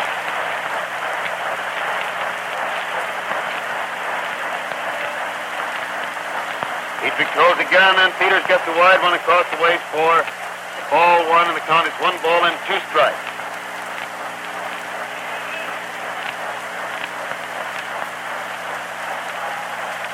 There he swings at the next one, a high fastball inside to miss it, and strike out for the first out in the 9th inning, bringing Moses, the center fielder, to bat.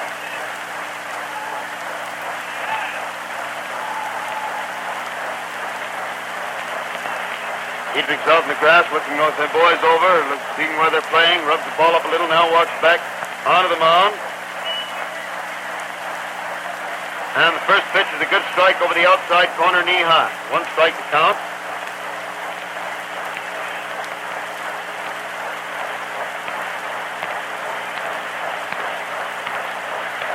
Swings the next hit, a bounder down to Hayes, who gets it, throws to second. The throw is high, and in juggling the ball, the runner slides in safely.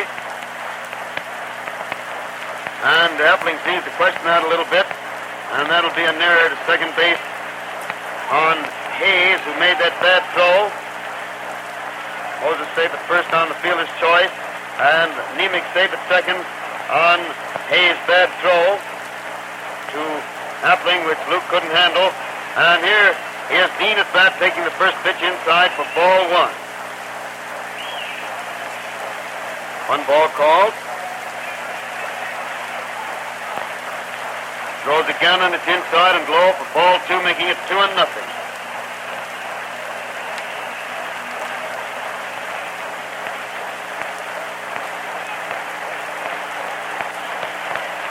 Balls and no strikes. Then he swings the next one. It's a drive out to right center for a good base hit.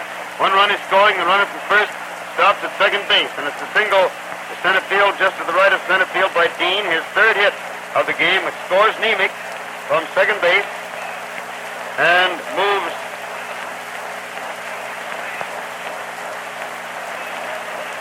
the other runner to second base. The runners are on first and second with 1 out, 1 run home in the 9th for the A's, and Puccinelli fouls the first one on the ground to the right of the plate for strike 1.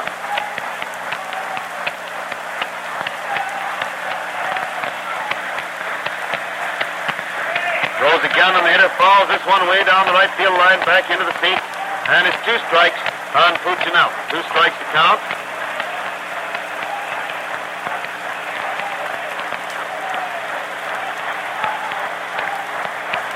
Walks up onto the slab again.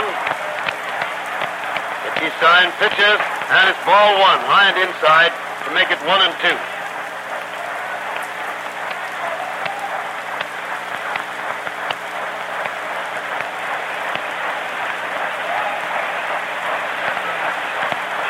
Hitter swings the next hit, a long drive out to deep right center. The right fielder Kravich is back there, makes the catch. The runner at second base doesn't take a chance because I said earlier, they need so many runs to get back in the game that they're not going to gamble away 1 run when they need a whole flock of them to get anyway.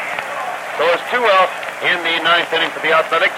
We still have runners on first and second, 1 run home, and Bob Johnson is at bat.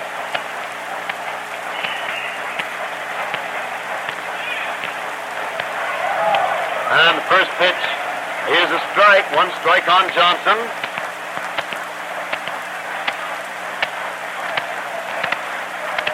He throws again, and Bob takes it inside and low for ball 1, and the count is 1 ball and 1 strike. Johnson is at bat for the Athletics in the 9th inning. 2 out, 1 run home, and runners on first and second. White Sox leading 19-6, and the next pitch is ball 2. That one high inside. Where the White Sox and Philadelphia Athletics are going to play the 4th and final game of this present series. Right now, there's a man here that it looks like they want to get a picture of this one. Come on up one step. Young lady here got a camera, want to get a picture of us on the microphone. It's all right. I'll go right down. Camera, I don't think we will. Tony, this is Tony Pyle, ladies and gentlemen. I really didn't have time to tell you who it was, so we had to start posing for cameras over here. Tony is now a 3rd baseman. Last time we had him on the air, he was a 2nd baseman. So, Tony, I want to ask you some questions about that. When you were on before, you said, didn't you, that second base has been your position regularly ever since you started playing? Well, yes, I have played second base more, but I think I can play third base as well if I play long enough. Oh, I know you play it very well. Whether you play long enough or or not, you look like an old trooper out there. But you played some of that up there in the International League last year, didn't you? Yes, I have played a few games. This is the fellow that's sitting alongside you out there. Lucius Luke. That's right. I played still with the Reds. I think I played about 50 games at third base in 1934 with the Reds. That gave me a pretty good idea about third base, but still, I have a lot to learn. Well, what is the deep difference you find between those two positions? Well, I haven't played third base much this year, and I think it's all in the throwing. Not only that, the arm has got to be rebuilt all over again. There's different muscles put into use. That's all there is to it, Hal. Well, the throw from second base is mostly underhand. That's right. This is more of an overhand throw, and of course, the ball comes at you at a different angle, and I've got to learn to hit it. And Jimmy's been a great help to me. He sort of moves around maybe in and out. He does, back and forth. Do you mind going in after those bunts? Well, they haven't been bunting much, but I believe I can make them if I'm just daring them to bunt, that's all. Just dare them to it. You be in there charging them. That's right. I'll be well, even at that, over there at second base sometimes some of these fellas, a few fellas that still drag bunts to sort of pull them down where you got to come over and get them. That's about nearly the same as a bunt, only the throw's a little shorter. It's more of a flip. I see. From second, yeah. Outside of the throw, though, you find that it's approximately the same for fly balls, I suppose it is. You got to take foul balls here and fight off this grandstand a little bit. But then you do that for second base over the other side. I do that as well over second base. Of course, does the ball come at you? What do you mean when you said it came at you at different angles? Well, you don't see the ball as you do at second base. The ball kind of just slides off the bat, especially a left-hand hitter. It just comes at you before you know it. And that's why they call it a hot corner, Hal. I see. I get it. In other words, you've got to really start a little quicker. Is that it? Yeah, you just got to get the knack of which way the ball will go to your right or to your left. And most of them coming down there are curving more than they are out there second base too, aren't they? Yeah, they sometimes left-hand hitter slices the ball, and you've just, if you play third base long enough, you'll be able to tell whether the ball will go 2 or 3 feet to either side of you. But you've got to get used to the vision of it. That's the knack of playing third base only. Looks a little bit as though you got that bat swinging good again. You got a little slump there for a while, didn't you? Oh, well, those things happen. I know it. All ball players have them, but I just probably had one for too long of a period. Well, I think there's several fellas on this club and every other club have. I've seen them all up and down the line. They get them every year, and when it's all over, it's all over. Well, I'd be glad to be in a slump all year if we could just keep winning ball games. Well, that's right, too. Well, Tony, I imagine you want to dry off a little. You've been out there getting all full of perspiration, and I want to thank you a lot for stopping here and chatting with us. Wish you a lot of luck at your new job, and that fella Dykes deserves a rest, and you're giving him a good one and not making him worry about it, which is okay. All right, Al, thanks a lot. Thank you. That was Tony Pyatt, ladies and gentlemen, the present third baseman of the White Sox, early part of the year the second baseman of the club, chatting with us a little bit about this, that, and other things, and I hope you were very much interested in what was going on. And now, let's give you the lineup for the ball game today. For Philadelphia, Finney, left, Moses, center, Dean, first, Cuccinelli, right, Johnson, second, Higgins, third, Frank Hayes, catching, Newsom, short, and Rhodes, pitching. For the White Sox, Radcliffe, left, Cleavage, center, Haas, right, Benura, first, Appling, short, Hayes, second, Pyatt, third, Sewell catching, and Kennedy pitching. Vernon Kennedy will be the pitcher. Now, ladies and gentlemen, I'm going to start a little trek up there to the booth, possibly a little bit earlier than at some times, because I want to chat with a certain young man that I saw here in the stands on the way up. I might add, though, that it's another one of those days that, well, you sort of dream about out here. Perfect sunshine, but a nice cool breeze off the lake blowing in from the north. What do you got there, Teddy? Oh, a brand new potato. Old Teddy Lyons managed to sneak a brand new potato from somebody, and he's going to have it autographed for somebody. He's going to send that back to Opelousas. I mean, where is that place down there you live? Vinton, Louisiana? Is that where it's going? It is, eh? And how did you get? Who'd you sneak that on? Billy Webb, or did you just sneak it? Oh, he gave you that one. 2 years. Okay. sidelines and give a hug. You're just beaming all over. You had a brand new ball to get autographed. You people that ask for baseballs have no idea how tough it is to get them. And as a matter of fact, ball players have a tougher time. Now listen, Merv. Merv Shea going to pull my trouser leg off. That's bad. The ball players themselves have a tougher time getting them than most of the fans do, or friends of the fans, or somebody like that. They have to sort of beg, borrow, or steal them. Otherwise, maybe they'd have one every day. But on this perfect day with the breeze blowing in, nice, cool, the sun out, nice and warm, making about an even possibility, I think probably we'd better start upstairs. And as we make that trek up there to the booth, Uncle George, how about a little switch to the studio? Attention motorists. Too many of you are digging down into your pockets to pay over and over again for motor oil. An extra quart now, a couple more quarts a few hundred miles later, constantly refilling the crankcase. You'll be glad to know that your Texaco dealer has an entirely new motor oil that will positively cut down your oil consumption. The need to have carbon removed and protect your engine longer against wear and tear. The new Texaco motor oil, made by the Perfurol process, provides a newer, tougher lubricating film that resists burning up inside the engine. It puts more miles between the quarts you buy. With the new Texaco motor oil, your car will not be oil thirsty. Perfurol is a special refining material. When oil is treated with Perfurol, a stronger lubricating film results. This Perfurol film acts like a protective wrapping for each of the moving parts of your engine. It lubricates better for many extra miles, providing greater, more complete engine protection. From the minute you fill the crankcase of your car with the new Texaco motor oil, you begin saving real money.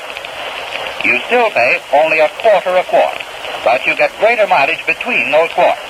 So change now at any Texaco station to this tougher, longer-lasting oil with a Perfurol film. Make your driving dollars go further. And now for a look at the... Well, I see we haven't time for that.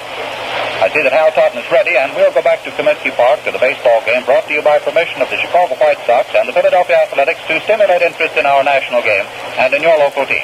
Take it, Hal Totten. Am I on the air, George? Don't tell me I'm on the air. Well, being on the air, I'm on the air. Better talk on the air. So in that case, why, we went to the fact that the umpires have finished their conference at the plate and taking their positions out there in the field. Umpire Quinn behind the plate, umpire Hubbard on first base, and Bill McGowan, her old buddy, out there at third.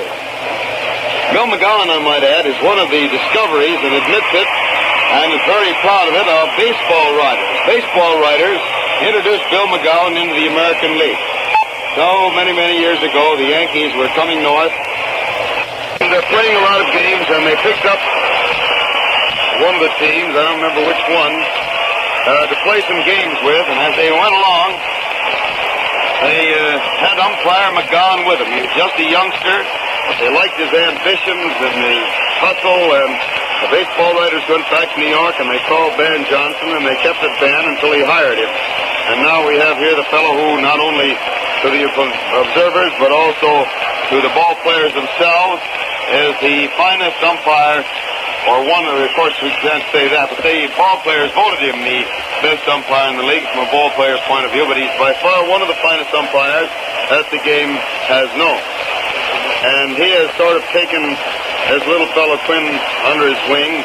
Quinn, the boy who is with him and who had a bad year last year, but has come along in grand shape this year to become another great umpire.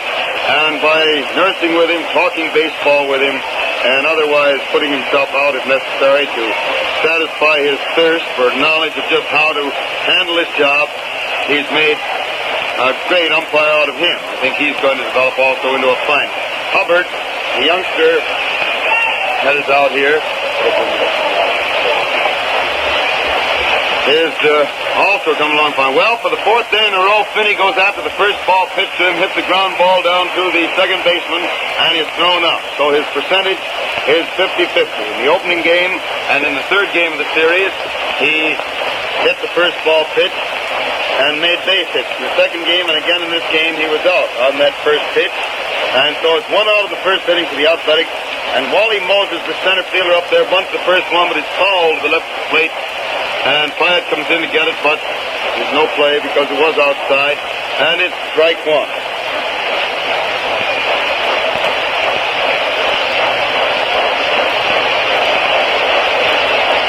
Ball is going back out to Kennedy, the pitcher. And throws the next one. It's inside and low for ball one. So the count is 1-1. 1 ball and 1 strike on Moses. And there's ball two. It's inside and low. You remember Kennedy started the first game of the series here and lost it. He was very wild, and eventually things went very badly, although the Sox ended up tying up the score. It didn't do an awful lot of good. Now he reaches out the butt again, and this one goes foul clear over to the Sox dugout. And so it's 2-2, 2 balls and 2 strikes.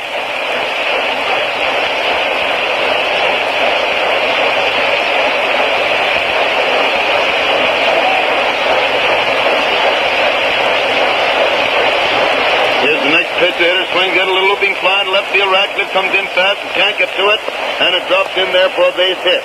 Little looping Texaco leaguer into left field for a single for Moses, putting him on first base with 1 out in the first inning, and Chubb Dean, the first baseman, is back.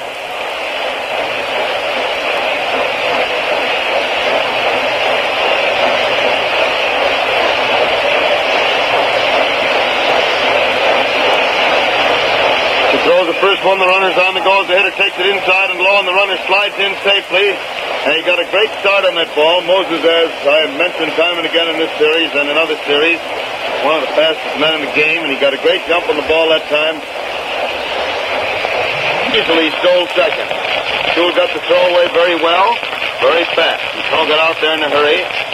While it was a little bit high, still the runner was in there at the base long before it arrived. Long speaking in the sense of comparative time, because naturally those plays happen fast. Now Dean hits the next one, a ground ball to Appling, who gets it, throws to third, and Pyatt tags the runner out, sliding in there for the second out. Moses kept right out for third base. Appling got the ball, threw it to Pyatt, who just merely put the ball down there and let Moses slide right into it for the second out. So it's 2 out in the first inning for the Athletics. Dean on first base, and George Puccinelli, the Athletics right fielder, is at bat. He throws the first one, and George takes a fast strike over the outside corner about knee high. 1 strike on Puccinelli.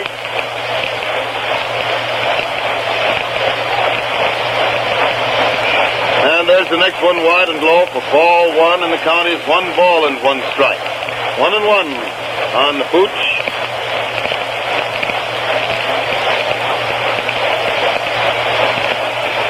As he's sign again, turns and throws the first. The runner gets back in plenty of time.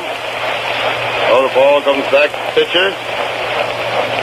Gazza looks at first, then pitches, and the hitter swings and misses a high fastball inside for strike 2. And it's 1 ball and 2 strikes on Puccinelli.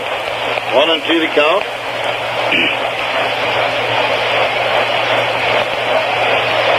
Now to the runner on the go. Pooch fouls this one into the stands to the right of the plate. Well, it lands just short of the stands over there. And it's still 1 ball and 2 strikes on Puccinelli.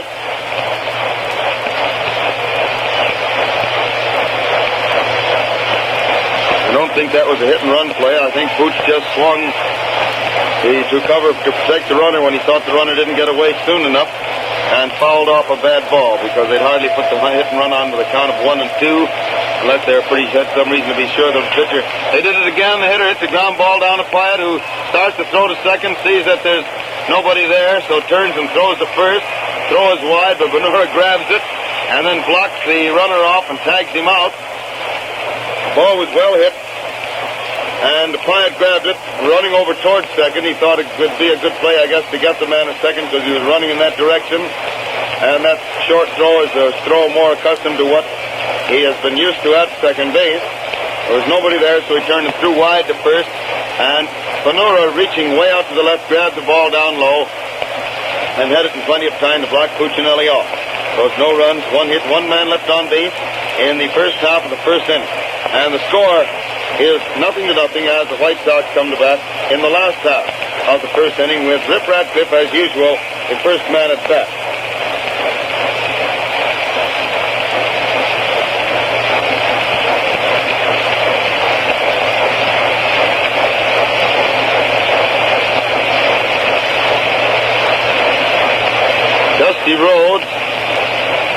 Originally, when I first knew him, he was with the New York Yankees. He didn't stay there long, went to the Boston Red Sox, was with them for quite a while, and came to the A's last winter in the deal, one of the numerous deals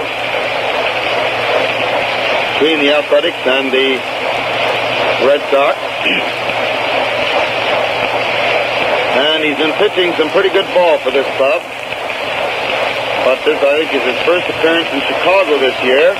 And a rather stockily built fellow, dark complected, and very handsome, for the benefit of you young ladies.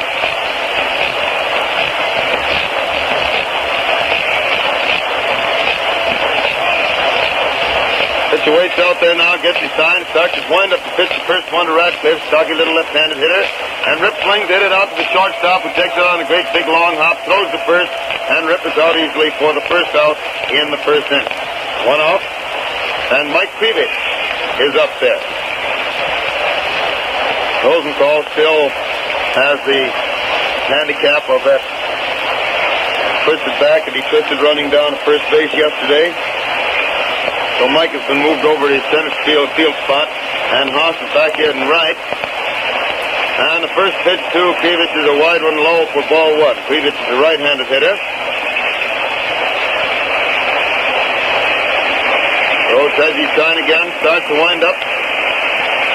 Throws, and Mike reaches out to butt one down towards third base. Higgins comes in fast, grabs it, throws very high to first, but Dean leaps high in the air to grab it. Krivich, in the meantime, having crossed first base easily. So it's a base hit, base bunt, down the third base line by Krivich, putting him on first base with one out in the first inning for the White Sox, and Mule Haas is at bat.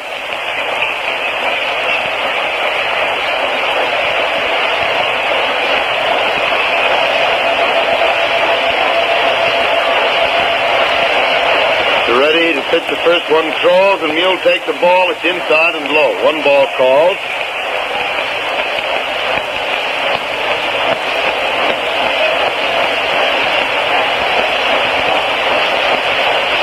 Again, Rhodes has the sign. And pitches and Mule swings, hit a ball right straight back at the second baseman, who fumbles it. And by the time he gets to the ball, the runner is safe at first base on an error by Hayes. An error by, or rather not by Hayes, but an error by Johnson. And rather an easily hit ball, too, right straight at him. Took a high hop, but he didn't follow it at all.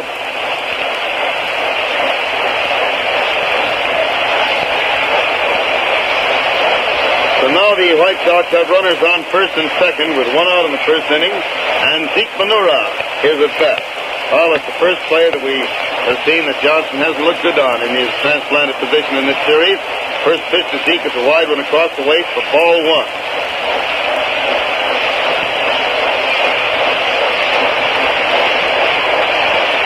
He waits there again, swings around as he gets his time. Ready, and pitches, and Zeke takes ball two. It's wide across the chest and makes it 2-0.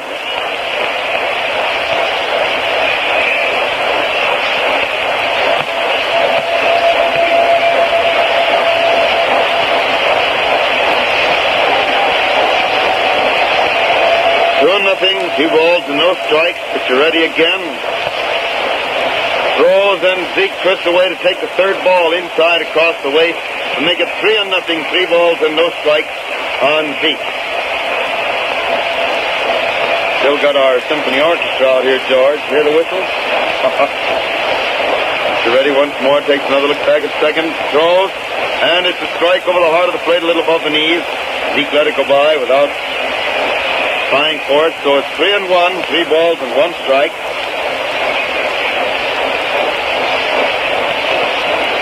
And again, the pitcher throws. Zeke gets the ball hard in the center field, but the center fielder Moses is in there to make the catch for the second out. Runners have to go back to their bases. Ball was very hard hit, a line smash, center field, but it was right straight at Moses, the center fielder. So it's 2 out in the first inning for the White Sox. They still have runners on first and second, and Luke Appling is at bat. Swings around, he gets his sign, gets ready to pitch.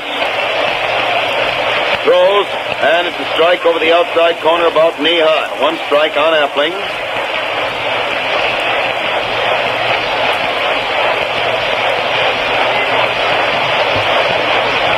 ready again, takes another look back at second, and throws. Luke swings, the bat flips out of his hand, goes clear out to the pitcher's box as the ball goes down to the third baseman, and Luke is safe, and Rhodes is mad and throws the bat clear out of the infield. Just misses umpire Quinn down there. Rhodes is so sore because in hitting that ball, the bat flipped out of Appling's hand, rolled out to the pitcher's box. Rhodes stood there, watched it come out there, and let it roll up on his feet. And then he was mad and flung it clear off the mound and out into foul territory as Appling beat out the ball for an infield hit.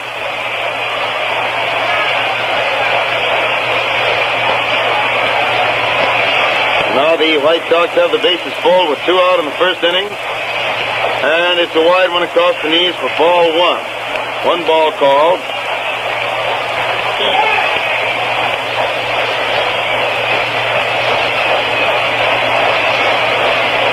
Rhodes walks up to the dirt in front of the mound, smooths it down a little bit.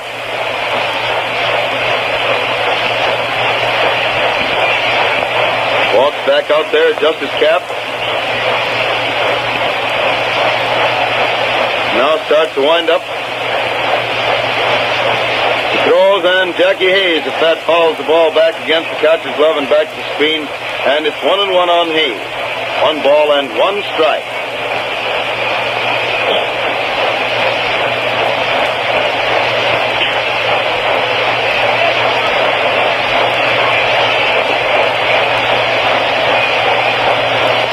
Is the count. He throws again, and Jackie swings to miss one for strike 2. And it's 1-2. 1 ball and 2 strikes.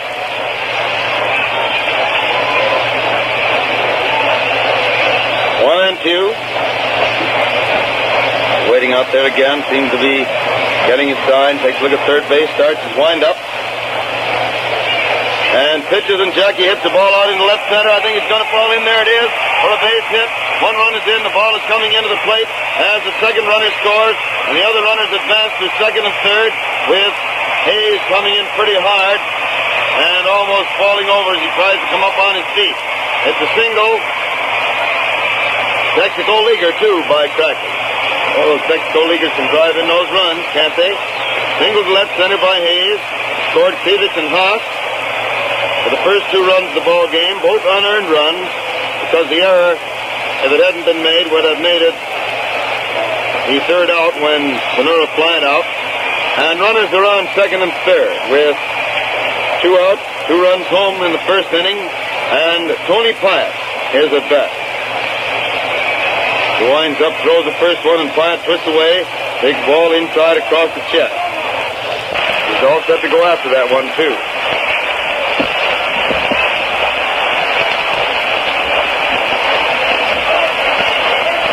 The throws again, and Pyatt takes a strike over the heart of the plate, waist high, and the count is 1-1. 1 ball and 1 strike on Pyatt.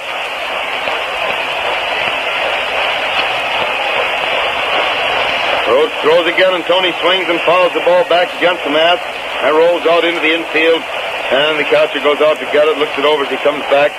Umpire Quinn has thrown another ball into the game, calls for that one, and I think he's going to throw it out. Catcher Hayes had looked it over and indicated it should be yes. Quinn, after a look at it, throws it out of the game. The umpires, you know, are the only ones authorized to do that, and Umpire Quinn, who followed the rules, had to examine it to make sure that it really was improper for use. It's 1-2, 1 ball and 2 strikes. And the pitcher throws again. The hitter started to swing, stop. The ball hit the bat and rolled over there, and the catcher started to go after a fan, reached into the stands and grabbed it, and the catcher walks back without it. I don't think the catcher knew whether that ball had been tipped foul or not. He thought maybe it might have been a passed ball. Went chasing over after it, and both Dean and Rhodes came rushing into cover. The umpire called it a foul and strike. So it's still 1-2 on Pyatt. 1 ball and 2 strikes.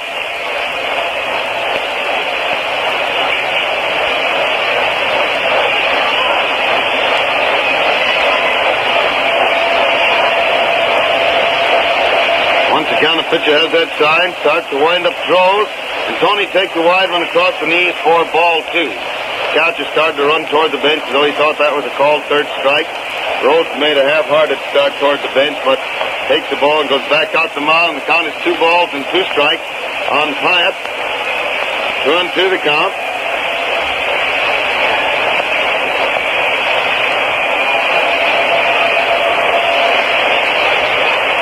Winding up again, throws, and Pyatt gets ball 3. It missed the outside corner up around the chest, and it makes it 3-2. 3 balls and 2 strikes on Pyatt. White Sox have runners on second and third with 2 outs, 2 runs home, and they're leading the Athletics 2-0 in the first inning. Rhodes winds up, throws again, and Pyatt gets ball 4. Wide and low, and he gets the base on ball. So that fills the bases for the White Sox in the first inning. 2 out, 2 runs already, home base is full, and Luke Sewell at bat to score 2-0 in favor of the White Sox.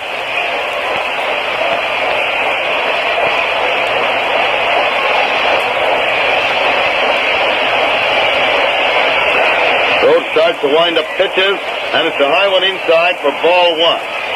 1 ball on Sewell.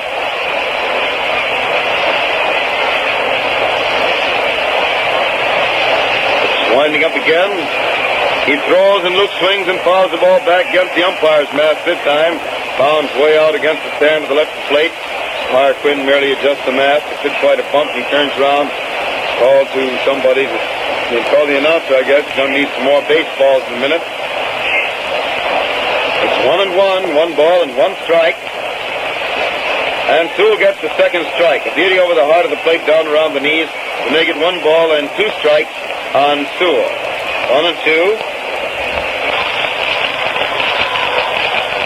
Winds up again, throws, and Sewell swings and misses, striking out for the 3rd out in the first inning. Went around on a ball that didn't look as though it had a sting on it, but he didn't hit it. So it must have had something after all. That ends the last half of the first inning. So it's 2 runs, 4 hits. Wait a minute, 1, 2, 3 hits. 1 error, and 3 men left on base. And the score is 2-0 in favor of the White Sox at the end of the first inning. Motor oil has more than one job to do. It must lubricate all the moving parts of the motor. It must seal the power in the cylinder, and it must help to keep moving parts cool. There's one way you can be absolutely sure that the motor oil in your car is doing a complete job. Use nothing but new Texaco motor oil.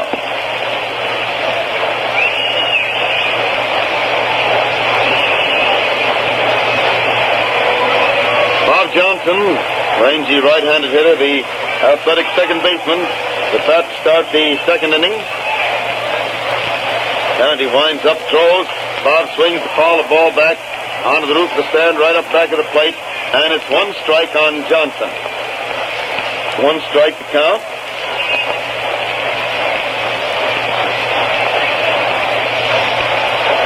And there's a ball inside across the way, so the count is 1 ball and 1 strike. 1-1 on Johnson.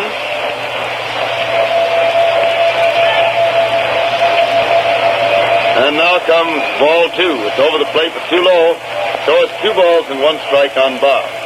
2-1.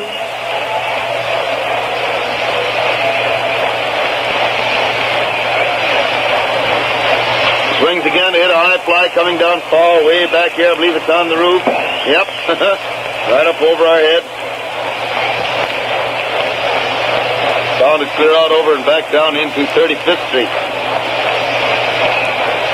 He swings again, and it's a high fly going foul to the right of the plate.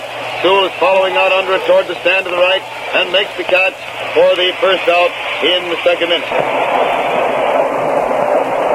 1 out of the second inning for the Athletics. And Higgins, Pinky Higgins, the third baseman, is at bat.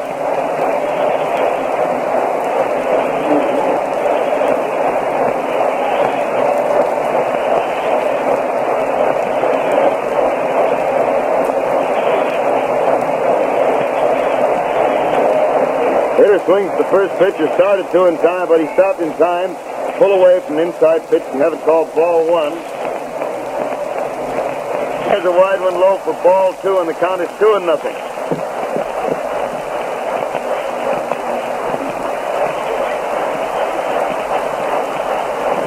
2-0, And there's a strike over the heart of the plate just above the knees.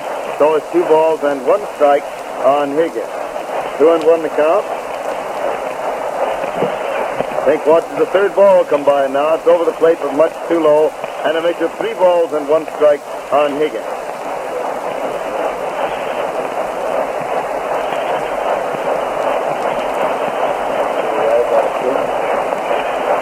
And now comes strike 2, a fastball over the heart of the plate, waist high, and the count is 3-2.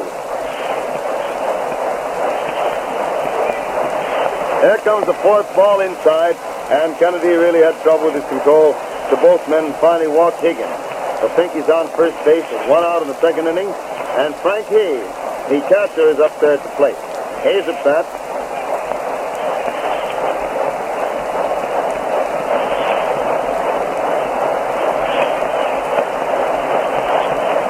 Kennedy throws the first one, and it's a fast one that's inside across the waist for ball 1.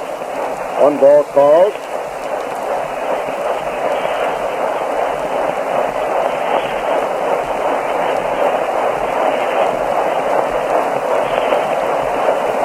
One ball called. Ready again, throws, and it's ball 2, a curveball wide and low. Well, Vernon is having a little trouble in the control department. Had a lot of trouble with his control 3 days ago in the open game of this series, you remember, when he was defeated. Although the Sox tied it up later on, he was knocked out of there. And there comes a strike, a fastball over the heart of the plate, waist high. One thing about this kid, he may have bad control, but he never quits bearing down. He's going to throw it with everything he's got, and if it goes away from the plate, it's too bad, but he's still throwing plenty. He loses that one by just an eyelash there in the corner, and it goes as ball 3, but that was pretty close to corner.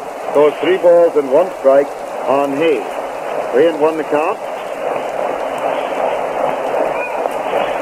Kennedy throws to first base. The runner gets back there. Now Kennedy pitches again, and it's ball 4 wide and low, and Hayes also gets a base on balls, moves Higgins to second base. And the Athletics have runners on first and second with with 1 out in the 2nd inning. And Newsom, Whitey Newsom, the A's shortstop, is at bat.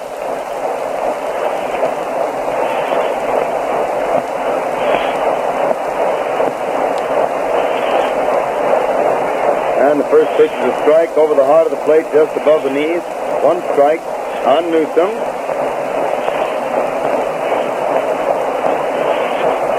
Strike the count, and there's a ball wide, and Sewell throws the ball to first base, and the throw is very bad, and so Benura has to leap into the infield to grab it. He really had that fella caught pretty well off the base, but his throw was so high and wide that Benura had to leave the bag and chase into the infield and leap into the air to grab it.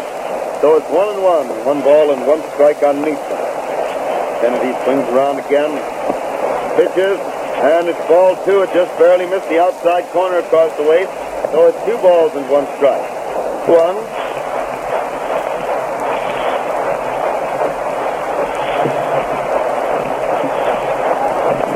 throws again with the runners on the go. The hitter hits the ball thrown to right field for a base hit. Benura sort of looked at the ball and started jogging after it. And finally, when he did run out there, the ball, which should have been easily caught, had seeped through into right field for a base hit. So Newsom single to right, throwing Higgins from second base, and moving Hayes to third base. So as a result, the score is 2-1 in favor of the White Sox, and the A's have runners on first and third. 1 out, 1 run home in the 2nd inning, and Rhodes, the pitcher, is at bat. Thus he takes the first one for a strike, down over the inside corner above the knees. Bryant is playing in pretty close, figuring the pitcher might try to pull a squeeze play, at least sacrifice a man from first to second. And the next pitch sails wide for ball 1. Count is 1 ball and 1 strike on Rhodes. Umpire calls time when the runner down to first base requests it. He goes over and whispers something to Lena Blackburn, the Athletics coach there at first base.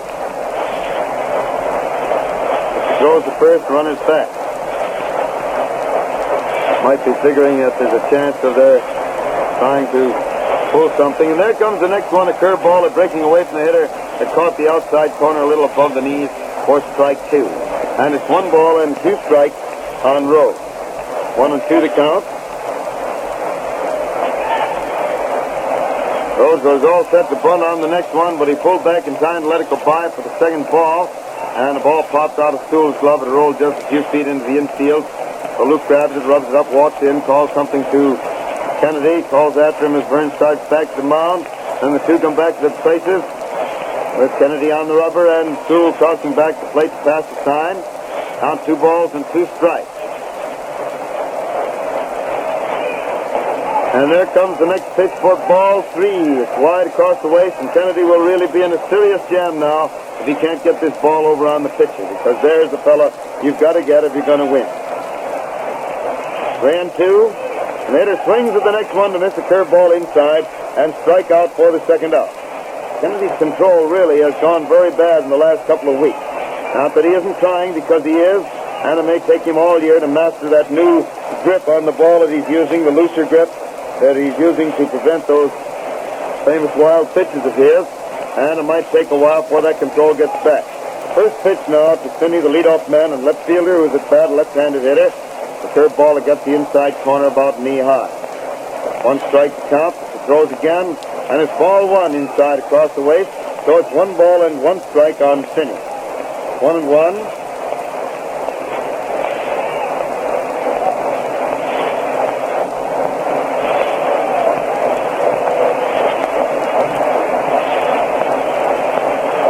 Turns and throws the first.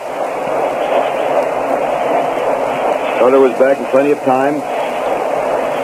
So Ventura throws the ball back to Kennedy, and he pitches to pitch a high one wide for ball 2 on Finney. 2 and 1, 2 balls and 1 strike.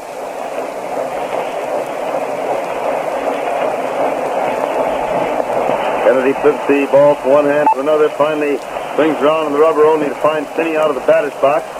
So he turns, walks out back of the mound to wipe his brow, rub up the ball a little bit, turns around to see Finney back to the plate, so he steps on the rubber. That the runner's eyes ready to pitch, pitches, and it's ball 3. It's wide and low, and it's 3 and 1. Burns got to get him over better than that. He's going to have some serious trouble again today. This is one club that he's supposed to beat quite handily, but they certainly pinned his ears back the other day. Now with a runner on the go, the hitter hits a long drive to center field. McClevich is waiting there, has it, and it's 3 out.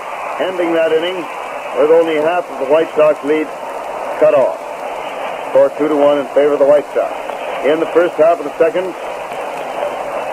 the A's had 1 run, 1 hit, and 2 men left on base. 2 bases on balls, paving the way to the 1 run.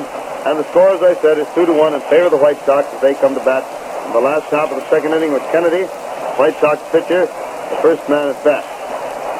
The broadcast of the White Sox Philadelphia game comes to you direct from Comiskey Park, the home of the White Sox in Chicago, as a presentation of your neighborhood Texaco dealer, distributor of Texaco Fire Chief Gasoline. The broadcast comes with the permission of the White Sox and the Athletics to stimulate interest in our national game and in your own local baseball team.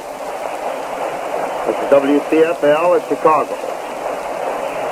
So it's again stocked his warm-up out there in the rubber, this time with Moss, number 2 catcher, and Hayes is just walking up there at the plate. Frank was on base at the end of the inning. They're over on third base. He had to wait a moment to take a moment to get into his card. The round of applause. Kennedy, who comes hustling out of the dugout and up the plate, stands there to watch the last throw. Moss throws the ball out to second base. Johnson tosses it to Newsom. Newsom back to the pitcher.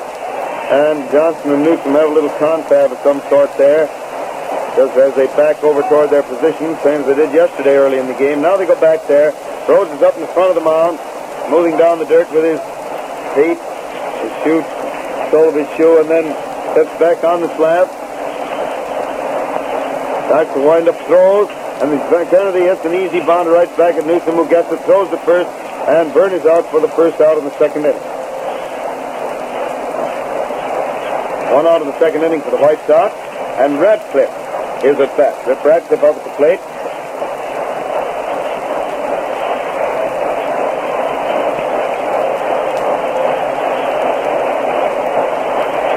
Throws the first one, and the Ripper takes it wide and low, a curveball away from him for ball 1. 1 ball called.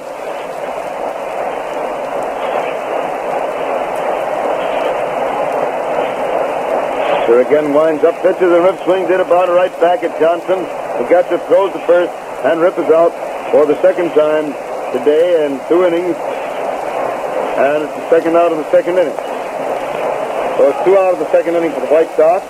And Mike Peters, White Sox center fielder, who paved the way to the White Sox 2 runs in the first inning by beating out a bunt. He is up there at the plate. He throws, and Mike swings it, a foul down the right field line and back against the front of the second deck. It bounds down front and clear back out into the field. Umpire Hubbard calls time and is trotting out there to get the ball. Second baseman started over 2, but Hubbard kept right on going to get it. It's 1 strike on Peters. Winding up once more. Throws, and Peters takes the curveball wide and low for ball 1. And it's 1 ball and 1 strike on Mike. 1-1.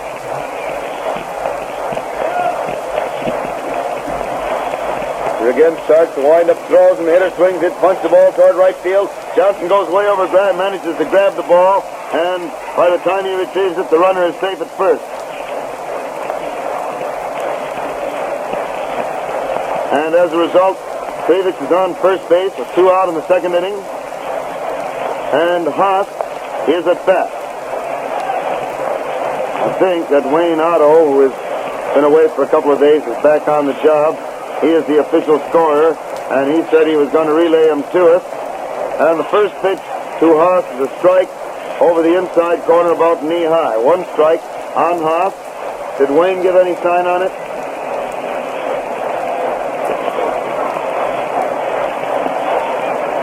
He did? Wait, he got it? I thought so. Tell that youngster there we did keep an eye on Wayne, because Wayne said he's going to forget this silly business and tend to business. The count is 1-1 now on Haas. 1 ball and 1 strike. Wayne's giving him over there. And now it's wide and low for ball 2, making it 2-1. 2 balls and 1 strike on the mule.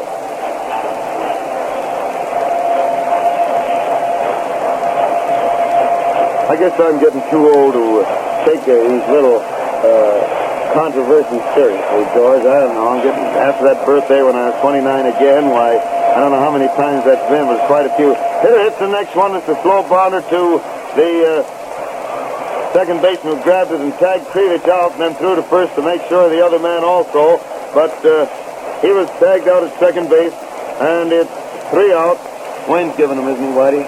Yeah, that's what I thought. Wayne told me that he says that silly business is debunked with him. He's official scorer, and he's going to give him to us.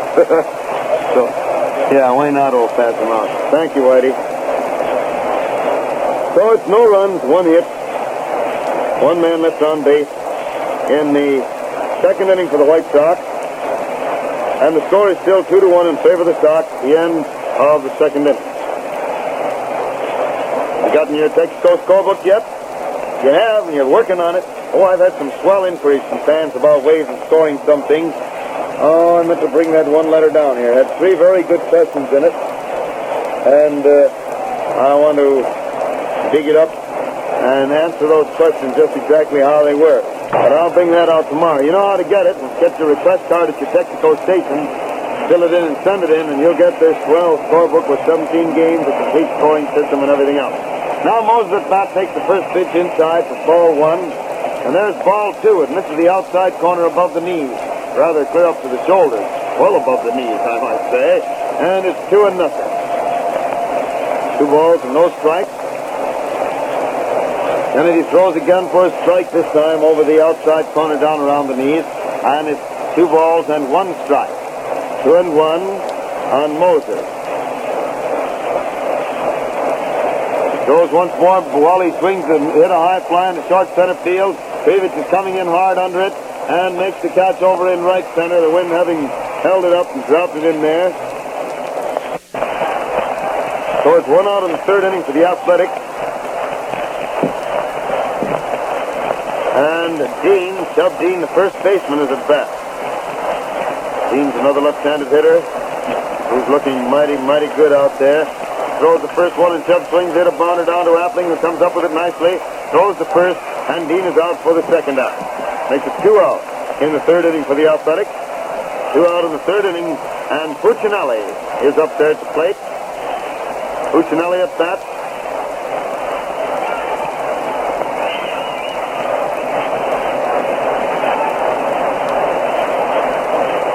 Throws the first one, and the pooch takes it inside across the waist for ball one. One ball called. Winds up and throws again. The hitter hits another bounder back past the pitcher. Hayes comes up with it nicely back of second base, throws the first, and it's 3 out. No runs, no hits in the first half of the third inning, and the score remains 2-1 in favor of the White Sox. Sox coming to bat in the last half of the third inning. First man up will be Zeke Minora, the White Sox first baseman and cleanup hitter.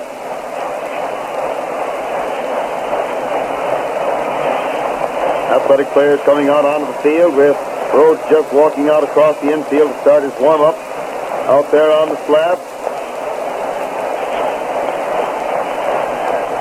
Oh, boy, what weather. Perfect, eh, George? Cool enough, a lot of sunshine. You wear that old battered leather coat of yours and feel comfortable. And without that coat, you don't feel comfortable, do you? Even on a hot day, it just looks at it longingly once you put it on. Too bad.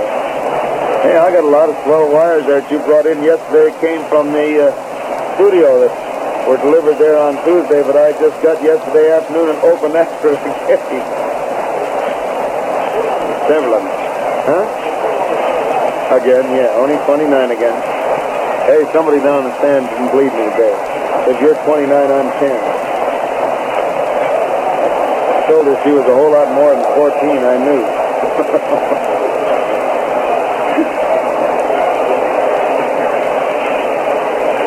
Here's Zeke Minora at bat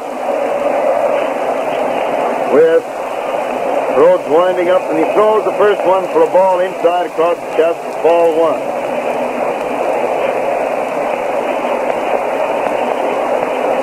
One ball called.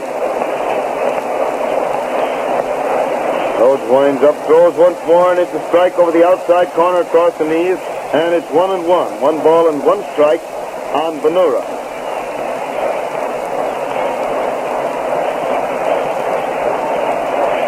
1-1, throws again, and Zeke swings in a high fly out into right field.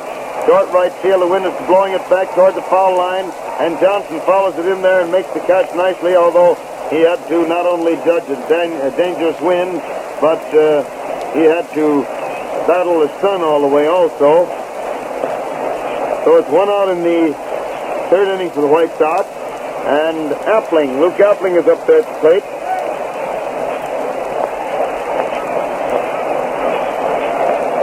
Winds up, pitches, and Luke takes a wide one across the chest for ball one. 1 ball called. Ready again, winds up, and throws, and the hitter swings to foul the ball up on the roof of the stand above and to the right of the plate, and it's 1-1. 1 ball and 1 strike.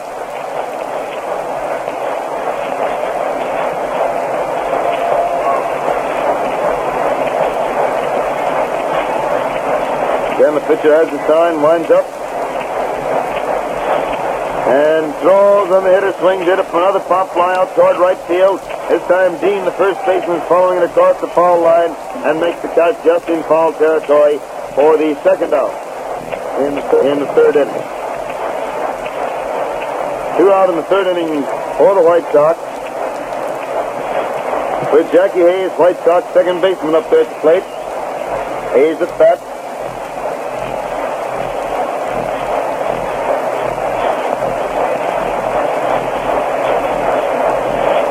Winds up, throws.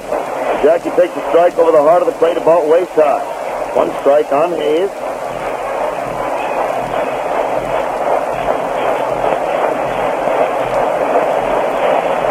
Swings again to hit a line drive to left field, but the left fielder Finney's waiting. Oh, he almost misjudged it and had to leap high in the air to make a one-handed catch of it for the third out. Finney stood there and jogged in a couple of steps and then saw the ball start to sail over his head instead of sinking as he apparently thought it was going to, and he had to leap into the air to make a fine one-handed leaping stab of the ball to get it for the third out. So it's no runs, no hits in the third inning for the White Sox, and the score remains 2-1 in favor of the White Sox at the end of the third inning. Now, for complete scores up to the minute and complete batteries from other cities, we return to the studio. In the National League in New York, the Cubs are leading the Giants at the end of the first half of the 6th inning, 1-0. Davis and Hartnett started for the Cubs with Henshaw pitching in the 6th. Hubble and Mancuso, the giant battery. In Brooklyn, the St. Louis Cardinals lead the Dodgers at the end of the first of the 7th inning by a score of 4-0. Winford and Ogrodowski, the Cardinal battery. The Dodgers using Frankhausen Berry to open with Phelps catching in the 7th. In Boston, the Bees and the Pittsburgh Pirates are tied at 3-all at the end of the first half of the 7th inning. Blanton and Patton, the opening battery for the Pirates, with Brown pitching in the 5th. Bush and Lopez starting for the Bees with Cantwell on the mound in the 6th. In Philadelphia, the first game of the doubleheader between the Phillies and the Cincinnati Reds, taken by the Reds 5-0. In the second game at the end of the first half of the first inning, the Reds lead the Phillies 1-0. Hollingsworth and Campbell, the Red battery in the second game. For the Phillies, Benj and Wilson. In the American League, in Cleveland, the Indians lead the Washington Senators at the end of the second inning 4-2. DeJong and Millie's working for the Senators, the Indians using Blaholder and Pitlack to open, Hudlin pitching in the 3rd. In Detroit, the New York Yankees lead the Tigers at the end of the first half of the 3rd inning 2-0. Broca and Dickey, the Yankee battery. Tigers using Schoolboy, Rowe, and Hayworth. And now back to Comiskey Park and Hal Totten. Take it, Hal. Back at the ballpark for the 4th inning, Bob Johnson, after taking a ball, took a crack at the next ball pitch and hit a home run, wind or no wind, clear into the lower deck of the left field stands in deep left center. Radcliffe made a great try for the ball, leaping high in the air, but it just slipped over the top of the scoreboard into the seat for a home run. Now Higgins goes after the first ball pitch and drives it out to center field just to the right of center for a single. Our Mr. Kennedy going to get his ears pinned back for the second time in the series. That's the way they started out against him the other day. They just murdered everything he threw, and the Sox are taking no chances. They have a pitcher warming up in the left field bullpen as Frank Hayes takes the first pitch wide for ball 1. There comes ball 2, another curveball way outside, and it's 2-0, 2 balls and no strikes.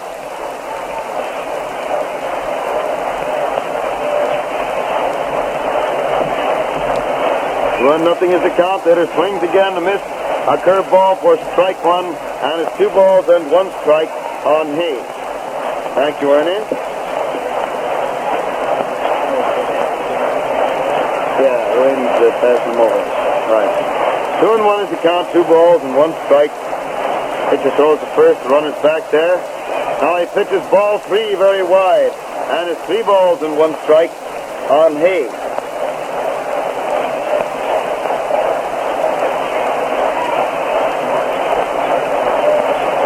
And he stands there rolling up that ball, finally gets ready to pitch again. Throws, and Frank gets a strike over the inside corner about waist high. Makes the usual start toward first base, but comes back fast. And it's 3-2.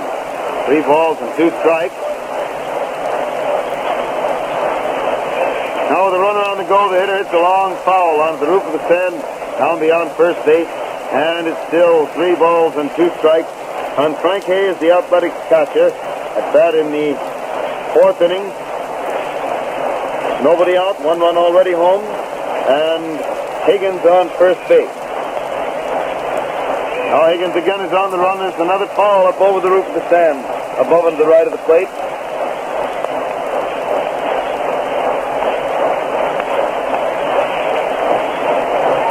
Three and 2 still.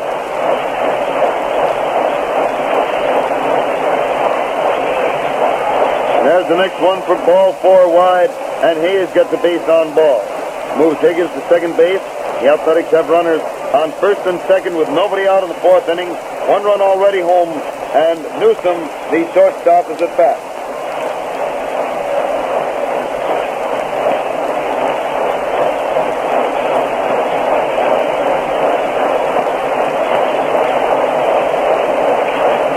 Yes, Vernon's having a lot of serious trouble out there. I don't know whether he's going to be able to get out of it, because when the control isn't there, it's hard to get out of a jam, and he's having his trouble. Newsom acted as though he was trying to bunt, but very apparently didn't intend to. Just intended to look for the bad ball, and he got it wide and low. For ball 1, Philadelphia runners on first and second, nobody out of the 4th. 1 run home, and the score tied 2-2. Hitter swings the next one to hit a high fly down the right field line. It's going foul. Lands down there against the front of the stand. And it's 1-1. 1 ball and 1 strike on Newsom.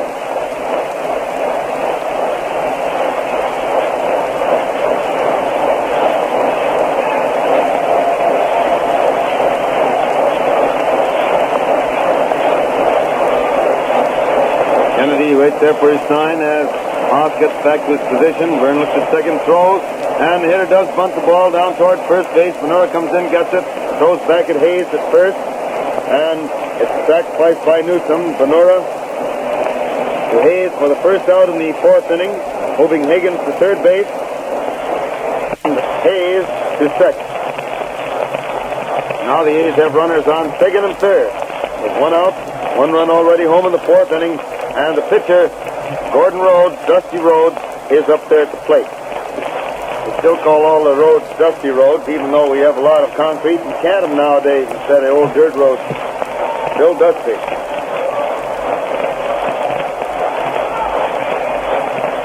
Hitter swings hard at the first pitch and fouls it back against the catcher's protector.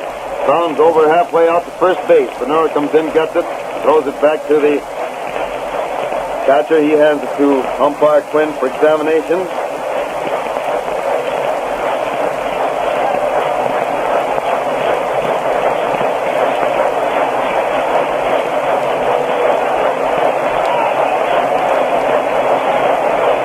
Kennedy winds up again, throws, and Dusty swings around as though to bunt and then takes a chop at the ball, but misses it for strike two. Stool swing and swing around in bunting position, started to run out in front. As a result, the ball hit his glove and rolled over to the right a little bit. So it's 2 strikes on Rhodes. Infield pulled in real close, almost to the infield grass. When he can cut off that run at the plate if possible. And he throws the next one. It's a little pop fly, foul to the left of the plate on a bunt, so he's out automatically on a foul bunt on the third strike. Scored as a strikeout, and you can make a footnote if you want to in your scorebook, as we do, drawing a line from that K in the lower right-hand corner down to the margin, indicating foul bunt on third strike.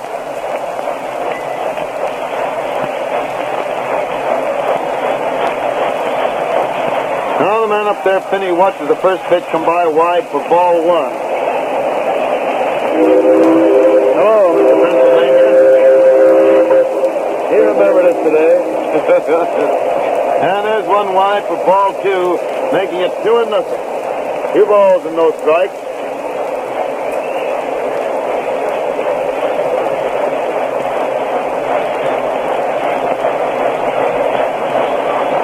Nothing to count. Winds up again, throws, the hitter swings and pull a foul down past first base for the first strike. And it makes it 2-1. 2 balls and 1 strike on Finney. 1-1 to count. Finney walks around back out of the batter's box as Kennedy rubs up a new ball.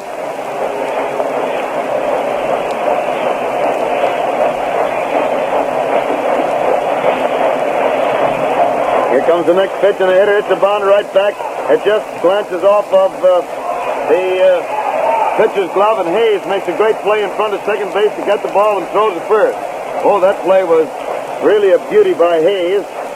Kennedy leaped into the air and just managed to slow up that ball a little bit. Hayes came over fast, grabbed it, and with a great underhand flip toss, got Finney at first base on a close play for the third out. That ends the fourth inning, and Kennedy pitched out of the inning in great style. After looking very wobbly at the start, he settled down and looked just the opposite of wobbly. 1 run, 2 hits, 2 men left on base in the first half of the fourth inning, and the score remains a tie 2-2 between the White Sox and the Athletics. White Sox coming to bat in the last half of the fourth. First White Sox hitter will be Tony Pyatt. Third base, and he already waits there back of the plate as Moss warms up Rhodes, waiting for Hayes, who is again on base at the end of the inning, get into the catching toss and get out there to go to work.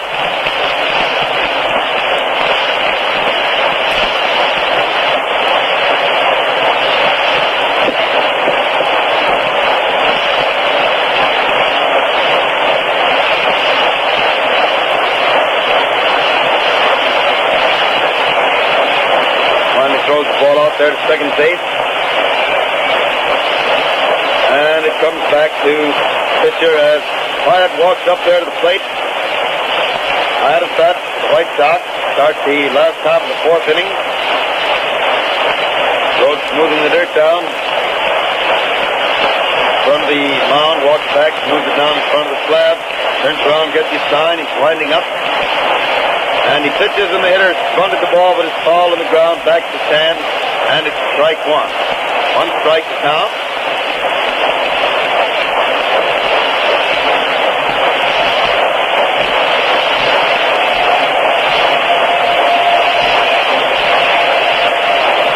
One strike, throws again, and it's the ball inside across the waist. So it's 1 ball and 1 strike on Pyatt. 1-1.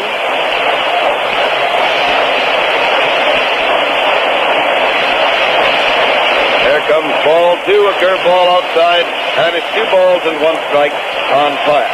1-1.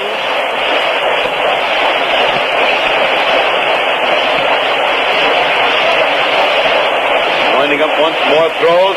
Pyatt swings it, a pounder down to the shortstop. It comes over fast, gets it, throws to first. And Dean had to make a reaching catch way out to the left and high, but he made the play nicely for the first out in the 4th inning. 1 out in the 4th inning for the Sox. And Luke Sewell, White Sox catcher, is up there at the plate. Sewell at bat.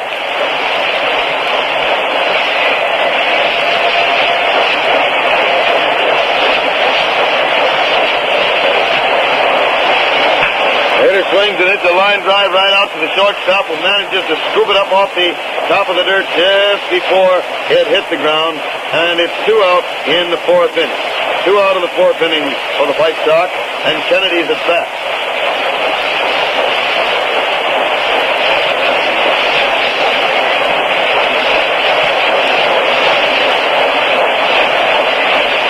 Two out in the 4th inning. Kennedy up there.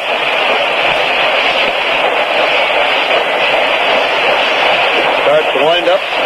Throws, and the hitter swings, hit the ball back. It hit Rhodes right on the foot. Bounce clear out into right field. Kennedy's around first base. Derrick to second base. And Rhodes is still writhing around on the ground there. The ball is recaptured by the second baseman.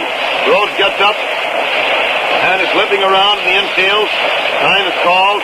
That was a line smash that either hit his foot or his shin, and it felled him like a blow from a club.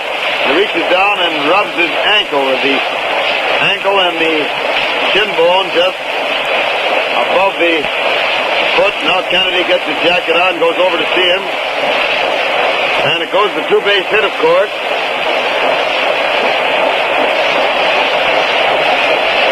For Kennedy, and Byrne is over there seeing how this fellow is, because it really was an awful dirty crack. Start a pitcher warming up in the bullpen in a hurry in case Dusty can't go on. The crowd gives him a hand. Boy, he took a smash that time. Mama, I don't want that to hit me. Woo. My foot had gone right off with it. Right? The foot would have gone into center field and the ball into right, I think. Yeah, mine aches just from watching it. No kidding. Boy, he took a dirty crack that time.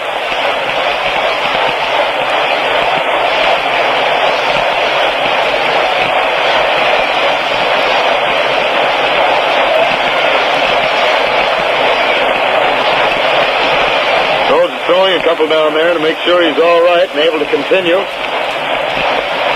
Besides, he can pitch all right, but boy, he's going to have a great big black and blue mark and a big lump on that leg. That'll be coming up right now. He takes a look at it for a minute. Now faces Rip Ratcliffe. Ratcliffe at bat. 2 out in the 4th inning.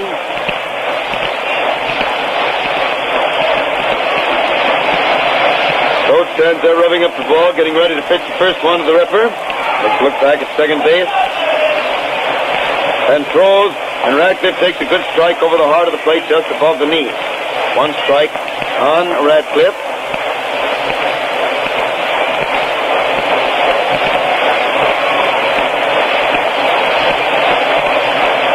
Ready out there again, throws, and Rip hits the ball of beauty down the right field line for another base hit. Kennedy's around third base, carrying for the plate, and the ball goes to second. Boy, that fella can really run. Coming across the plate, he kicks Ratcliffe's bat over and then comes back to pick it up. He's a happy-go-lucky Rat. He just was having fun coming around there. And that drive to right field, a line single to right by Ratcliffe, scores Kennedy, and again the White Sox are in front. This time the score is 3-2. Throws the first one, and McPeevich takes a ball over the plate, but too low. 1 ball called.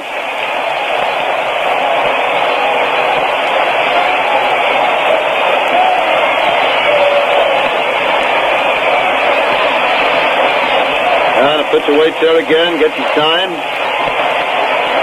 The first base and throws, and Mike hits the ball to right field. Right fielder coming in fast.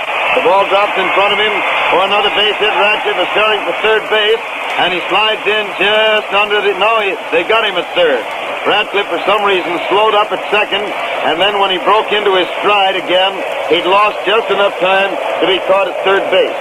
David's third hit was a looping single to right, and Radcliffe made second on it.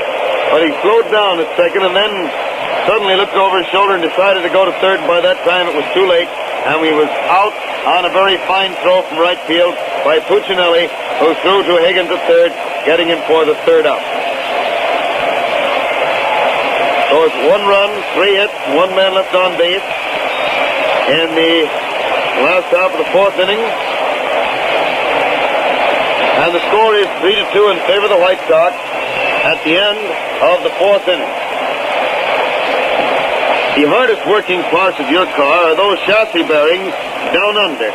They need constant, efficient lubrication. Guard the bearings in your car with Marfax, the oily, water-resisting chassis lubricant which clings to the bearing and stays put. Any Texaco service station will Marfax your car, and remember, a Marfax job lasts twice as long as an ordinary grease job. Kennedy's ready now to pitch to Moses to start the 4th inning, and the first pitch comes over the plate about knee-high for strike 1. Byrne is winding up again, throws and the hitter swings to foul the ball down toward first base. Coach at first base gets it, looks it over, indicates that it's pretty well messed up, and the umpire throws another ball into the game. Bartwin calls for that one, so Lena throws it into Sewell, looks at it, and then throws it immediately out of play.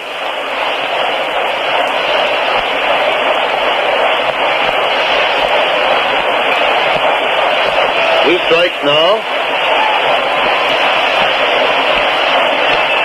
And there he takes the next one, takes a cut at it, but tries to stop a swing and can't. And he strikes out for the first out in the 5th inning, bringing Dean to bat. Dean up there at the plate.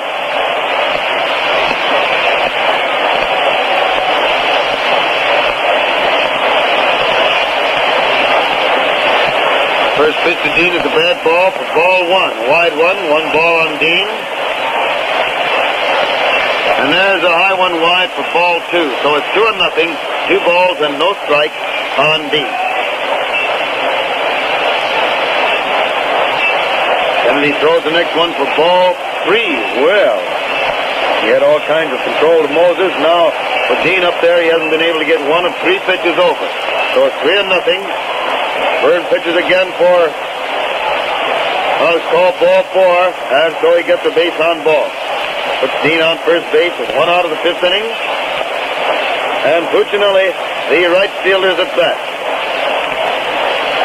It's another husky fellow, right-handed hitter. However, and he swings the first pitch, hit a high fly out back to second base. Hayes is calling for the ball and gets it for the second out. That makes it 2 out in the 5th inning for the Athletics.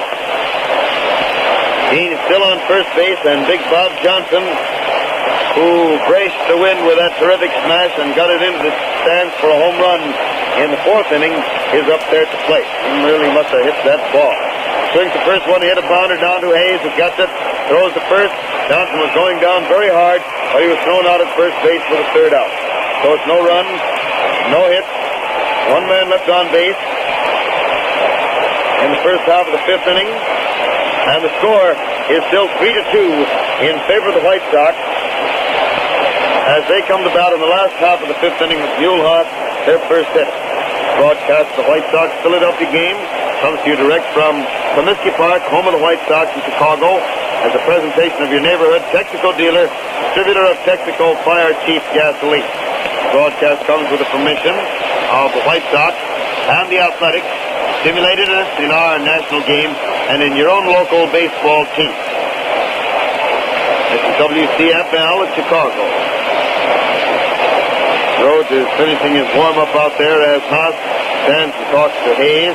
Ewell is one of the famous Philadelphia alumni that are around the league. of several on this team. White Sox have really got a load of them again. They had Earnshaw and Simmons, but they've gone. Still have Haas, Dyke, Kane, Dietrich, Shores. Kennedy was also with the A's for a little while as a rookie.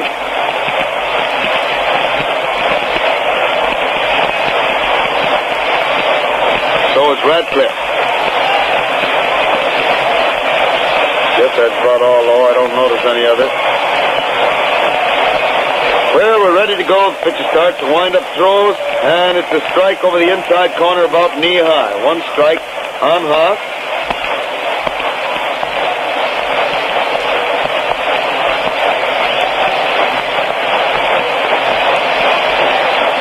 One strike on the Mew. He's back up there again. Pitcher winds up, throws, and he swings to drive the ball out to right center. It's going way, way out there for a long base hit.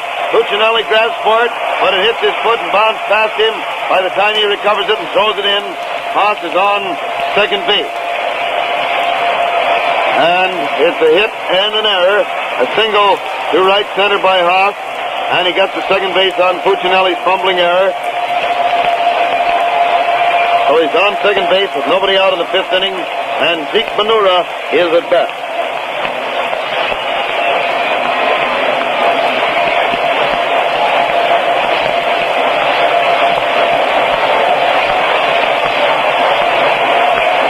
Watches second base and throws, and the hitter takes it inside across the waist for ball one. One ball called.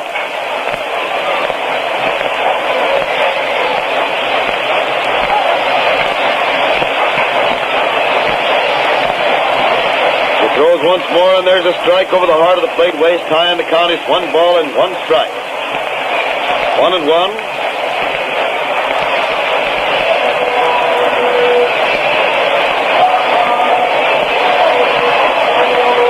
Again, and the hitter takes a wide one across the knees for ball 2. The count is 2 balls and 1 strike.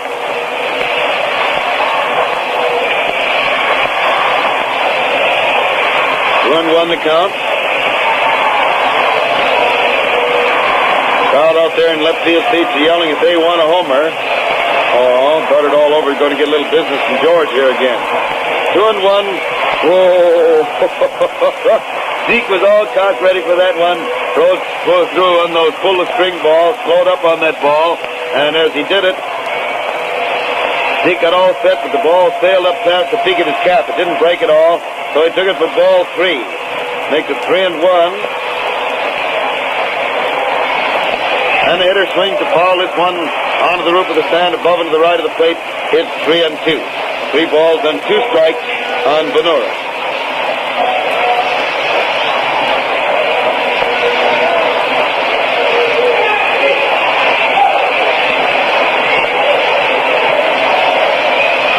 To the count. It's ready once more.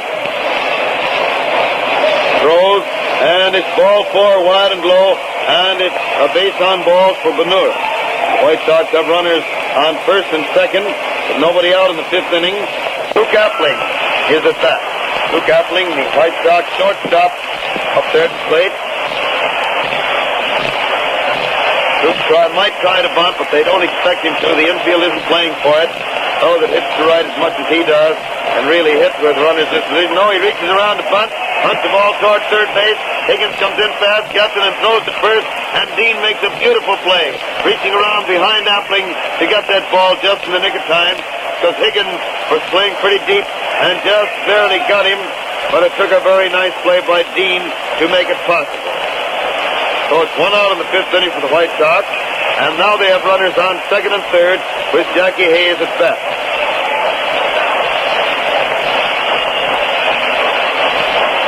Winds up, throws, and Hayes swings in a pop foul coming up out of the roof of the stand over our head. A little bit to the left, and he's rounded down back of it.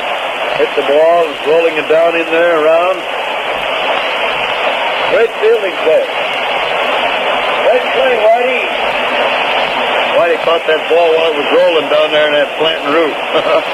And there's the next one inside and low for ball 1. So it's 1 ball and 1 strike on Hayes. 1-1 the count. It's infield again. It's right in on the edge of the grass, as the White Sox infield was a little while ago. Playing to cut off any further run at the plate if possible. Then the pitcher starts to wind up throws. Jackie swings in a long drive to center field. Moses is waiting back there. Both runners are touching up. He catches it and they start. But Ventura goes off. The throw comes to plate and the runner slides in safely, getting in just ahead of that great throw from Moses. What I mean, that was a throw. Haas coming in there has the game leg and has been favoring it, that injured leg, quite a bit. So wasn't perhaps going as fast as he sometimes has because he couldn't. And Moses made a great throw to the plate, and Haas had to just barely slide in under it to get into the plate with the run that puts the White Sox ahead 4-2. And now Tony Plant is at bat. Plant up there at the plate. Rhodes throws the first one, and Tony takes a good strike over the heart of the plate about waist high. One strike on Plant.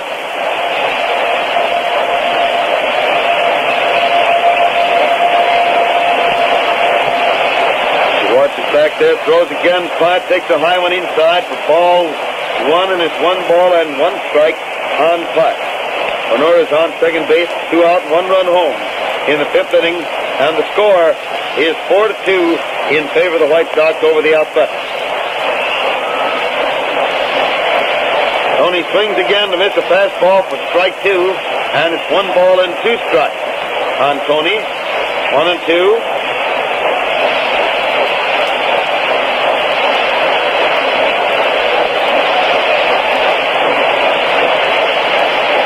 Swings around to get the sign. He's ready. Pitches. And it's strike 3. A fastball over the outside corner waist high. Plant let it go by without swinging at it. And it's called out on strikes for the 3rd out.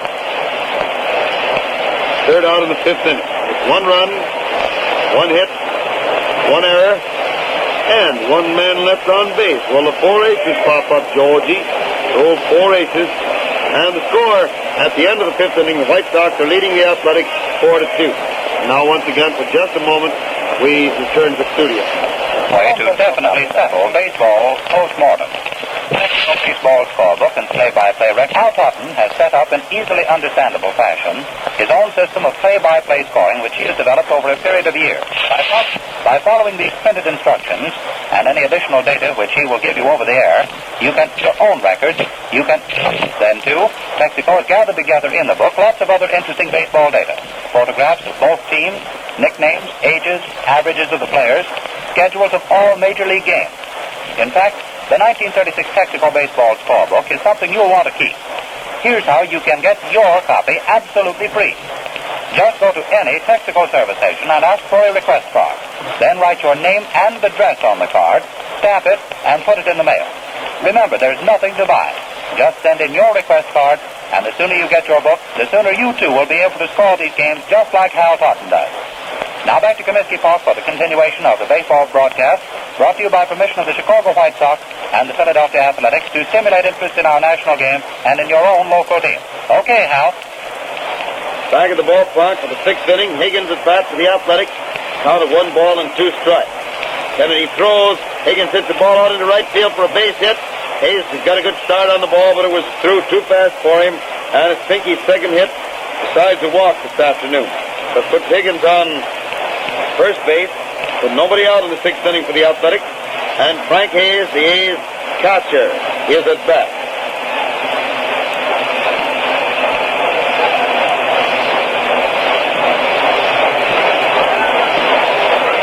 Throws one, and Frank swings, hit a long drive foul way down the right field line, far back into the second deck, but it bounds out and over, back down amongst the box seat customers. And it's 1 strike on Hayes. Hits the next one, a terrific smash to center field. Previous comes over and ranges back to make the catch nicely. Oh, he had to be very, very quick in his judgment on that one, as that ball was hit hard. And he ranged over to toward left or right center, and then ranged back a little and made the guess just exactly right. So it's 1 out in the 6th inning for the Athletics. Higgins is still on first base, and Lamar Newsom, the shortstop at bat, takes the first pitch for a strike over the heart of the plate about waist high.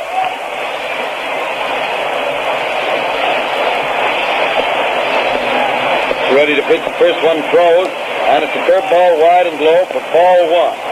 One ball called.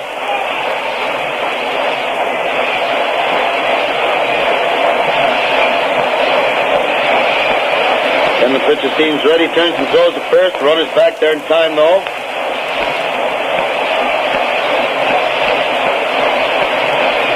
Now he pitches and the hitter swings in a bounder down to Hayes, who gets it, flips it to Appling. He throws to first, and it's a double play. For some reason or other, Newsom stopped up just as he was arriving at first base. And I think he could have beaten that ball, and he's kicking the dirt as he walks back out to his position. But I think he thought there were 2 out, and that man being forced at second made it 3 out. And he's very peevish as he walks back out there toward his position because he knows he did something a little bit wrong. He might not have beaten it, but he stopped, and the play was taking so long there was a chance that he might have beaten that ball to first base. A very peculiar thing, but I think explained by that one thing, and he thought there were already 2 out, and that out at second base made it 3. So it's no runs, 1 hit in the 6th inning for the Athletics.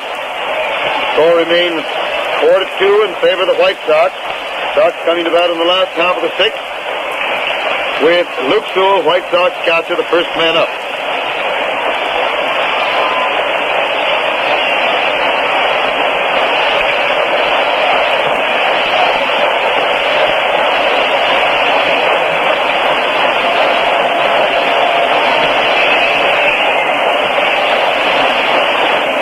And it's finished down there. The pitcher has the ball again, walks slowly back onto the mound.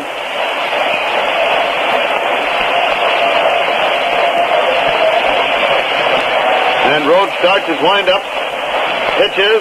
Sewell takes the curveball inside and low for ball 1. 1 ball called.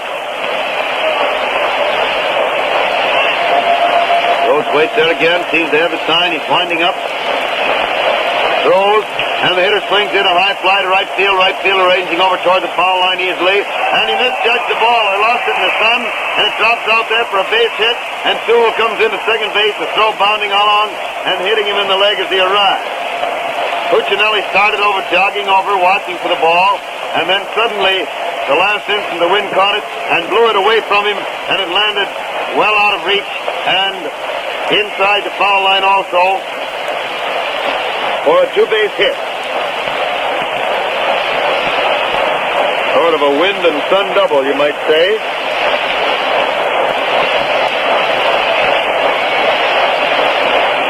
Now Vern Kennedy is up there. Kennedy at bat.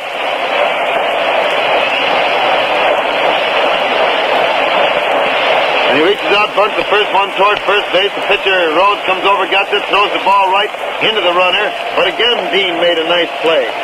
On that, Dean really looks awful good on those kind of plays, which we've heard many first basemen say is the toughest play that they can make. And that is the ball thrown right into the runner. And 3 times today and once yesterday, Dean made those plays. Now the infield comes in close again, but all but Dean playing right in close. Dean is back a little as Radcliffe steps up there, and the first pitch is wide and low for ball 1.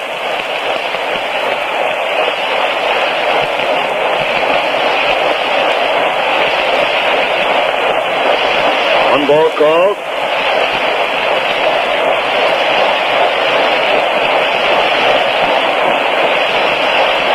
It's ready again. Throws. And the hitter hits the ball out to the left. The shortstop goes far to his right and gets it and makes the throw to first in time to get Radcliffe. Britt swung. Started driving that ball toward left field, but Newsom shifted very fast. Go back and get it to throw to first to get his man. Now with 2 out, the infield moves back to normal position. And Mike Krivich comes to bat with Sewell still on third base. Score 4-2 in favor of the White Sox. So watches third base and pitches, and it's a strike over the outside corner about knee high. 1 strike to count.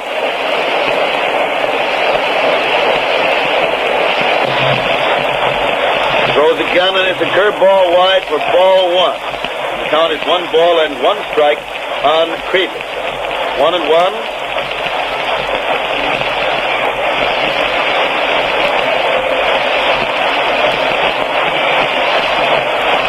Ready 1-0. once more throws, and Previch started to swing, stopped in time to have it called ball two. It curved wide, and so it's 2 balls and 1 strike on Previch. 2-1.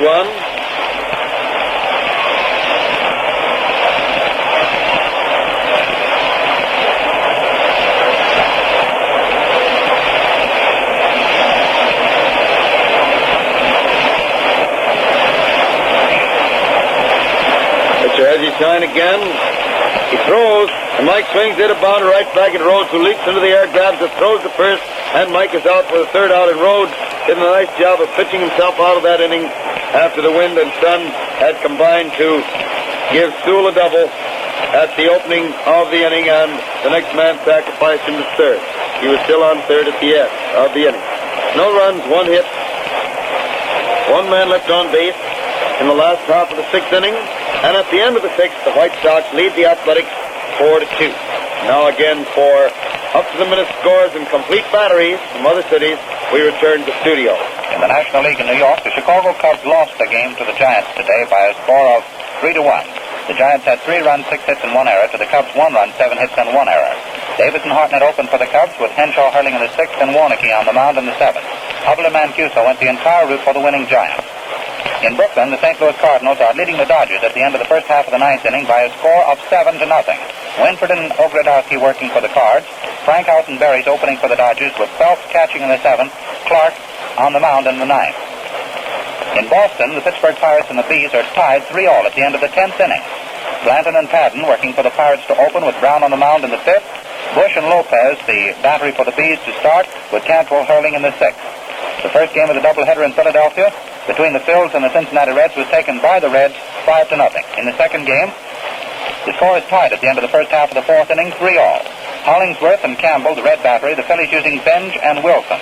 In the American League, in Cleveland, the Indians lead the Washington Senators at the end of the 4th inning, 7-6. DeJong and Millie's working for the Senators, with Cap Carella in the 4th, Blaholder and Pitlack, the opening battery for the Indians, Hudlin on the mound in the 3rd, and Brown pitching in the 4th. In St. Louis, the Red Sox are leading the Browns at the end of the first inning, 1-0. The Farrells, the battery for the Red Sox, Thomas and Giuliani working for the Browns. In Detroit, the New York Yankees lead the Tigers at the end of the first of the 6th, 3-0. Broke and Dickey, the Yankee battery, the Tigers using Rowe and Haywood. And now back to Comiskey Park and Hal Totten. Take it, Hal. Back at the ballpark for the 7th inning. Dusty Rhodes, the pitcher, came to bat, hit the first ball pitch for a high fly into center field, which Previch got for the first out. Now with a count of 1-1 on Finney, he swings, hits a bounder down to Benora, who has to make a one-handed stop on a bad hop there, but gets the ball and runs over to first base to get Finney for the second out. And it's 2 out in the 2nd inning for the Athletics, with Moses, Wally Moses, the center fielder at bat. And he looks around, the boys out there, gets ready to pitch now to Wally, throws, and it's a fast one inside and low for ball 1. 1 ball called.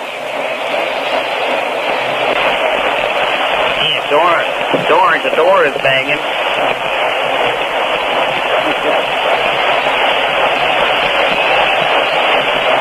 Kennedy throws again, the hitter, it's a line drive to left field, and Radcliffe's chasing it, but it goes over his head, bounds against the wall, Rip gets it, the runner pulls up at second base easily, Radcliffe throws the ball into Appling, and it's a double to the base of the left field wall by Moses, putting him on second base with 2 out of the 7th inning.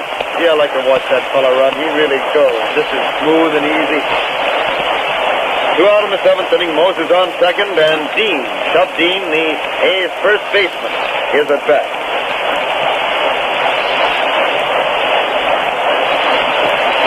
Kennedy looks around, gets ready to pitch the first one to Shub. Throws, and the runner's on the go for third base, and slides in, and he's out. He slid hard into Pyatt, who had the ball and brought it down on him, and in sliding into Tony, his foot couldn't reach third base, and he's caught stealing for the third out. So it's no runs, 1 hit in the 7th inning for the Athletics. And now the crowd is standing up for the 7th inning stretch as the White Sox come to bat in the last half of the 7th. Neil Haas, the first White Sox hitter, score 4-2 in favor of the White Sox. Rhodes is just arriving out there in the mound. There's a good crowd out here today, as well as a great crowd of youngsters out in that left field stand.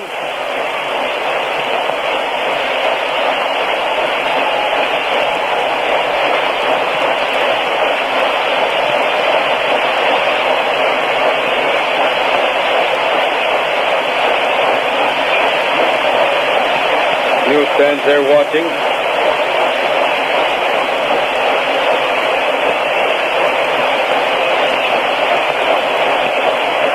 As the ball is thrown out to second base, Johnson missed it out there and had to chase it out into the outfield. He just knocked it down, but he gets it and throws it back. And the pitcher's ready to pitch again to Haas. Starts his wind-up. Throws. And Mule swings to foul the ball back toward us here. Catcher's coming back fast. He might get to it. He didn't quite make it. And it's strike one. Haas walks over to pick up his mask and rub off the padding. Get the dust off it. Hands back to Frank as he gets back up there to the plate. Hayes made a good try for that ball. And it's one strike on Haas. One strike to count.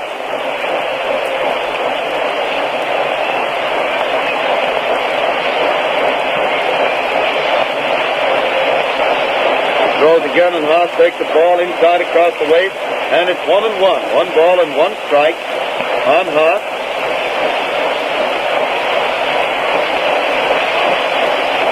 He swings to hit the next one, a high fly to right center.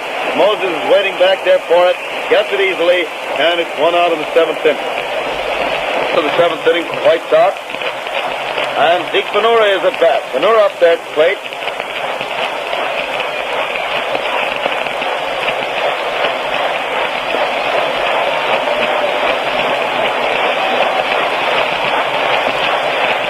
Winds up to pitch the first one, throws, and Zeke swings. They had a pop fly going foul to the right of the plate. Hayes is also chasing that one over to the stand and grabs it down there, but apparently couldn't quite hang on to it. He crashed into the front of the stand. Apparently is unhurt. Comes walking back there. Made another nice try, and as a result, it's 1 strike on Big Zeke. 1 strike on Benura.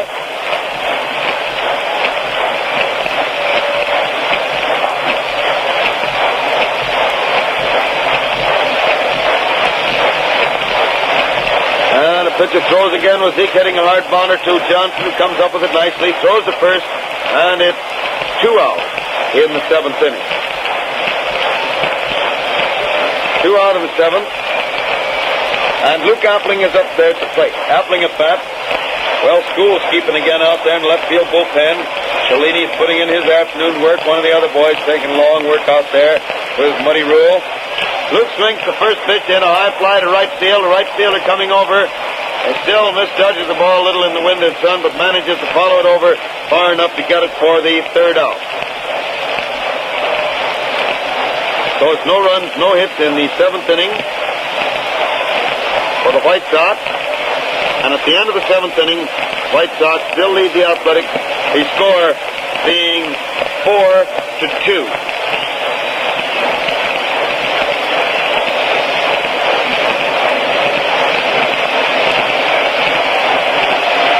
When every minute counts, you'll find that it doesn't pay to guess about gasoline. Tourists, traveling men, people who drive many miles a day against time, find that Texaco Fire Chief never lets them down. And best of all, it costs no more than ordinary gasoline.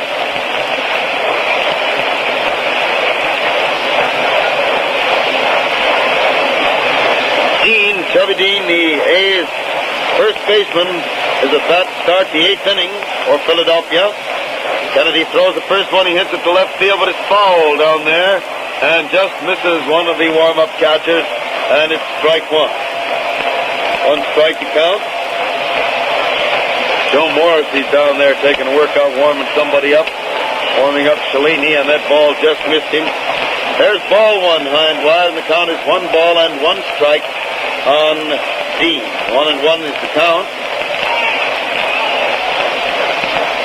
Swings again, hit a ball back through the box. Appling almost gets it back to second base, but not quite, and it goes through into center field for a base hit. Single to center field by Dean, putting him on first base. Nobody out in the 8th inning, and Puccinelli, the Athletics right fielder, is at bat.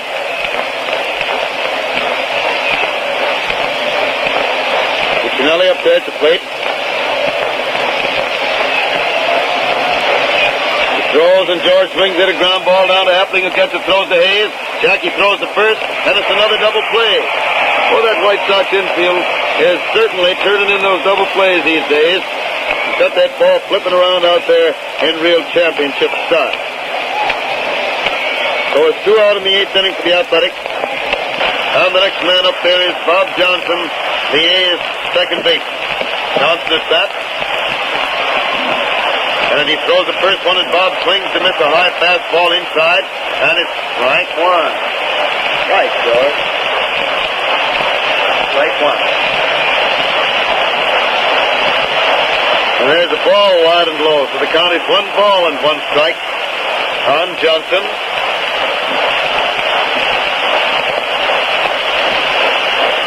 1-1 the count. Johnson swings the next in, a high fly down back at first base. Sonora's following it over into foul territory and makes the catch for the 3rd out. So it's no runs, 1 hit in the first half of the 8th inning. And the score remains 4-2 in favor of the White Sox as they come to bat in the last half of the 8th with Jackie Hayes the first man at bat. Broadcast the White Sox Philadelphia game comes to you direct from Comiskey Park, home of the White Sox in Chicago, as a presentation of your neighborhood Texaco dealer, distributor of Texaco Fire Chief Gasoline. The broadcast comes with the permission of the White Sox and the Athletics to stimulate interest in our national game and in your own local baseball team. This is WCFL Chicago.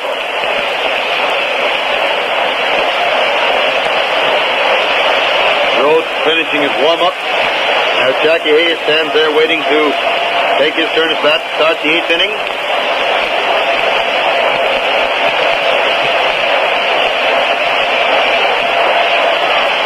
Finishes the warm-up. There goes the ball again out to second base, and we'll be ready to go now in the last half of the 8th.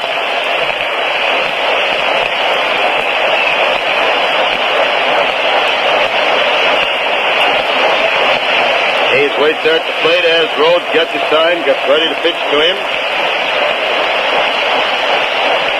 Starts his wind-up. Throws, and Jackie reaches out and sort of pushes the bunt out toward first base. Dean gets the ball and races for the bag, and Hayes beats it out for a base hit. Dean couldn't make any other play on that ball but that. He started for the base and realized that the pitcher couldn't get it, so he raced out to his right, grabbed it, and Rhodes wasn't anywhere near getting to first base, so Dean, without losing any time on the play, didn't hesitate at all, raced for the bag, but Hayes, a fast man, beat him, and it's a base hit for Jackie, his second of the ball game. Puts him on first base with nobody out in the 8th inning, and Tony Fyatt is at bat. Fyatt runs up on the first one. He's going to try to hit it to right. The pitch came in high and inside, and it's ball 1.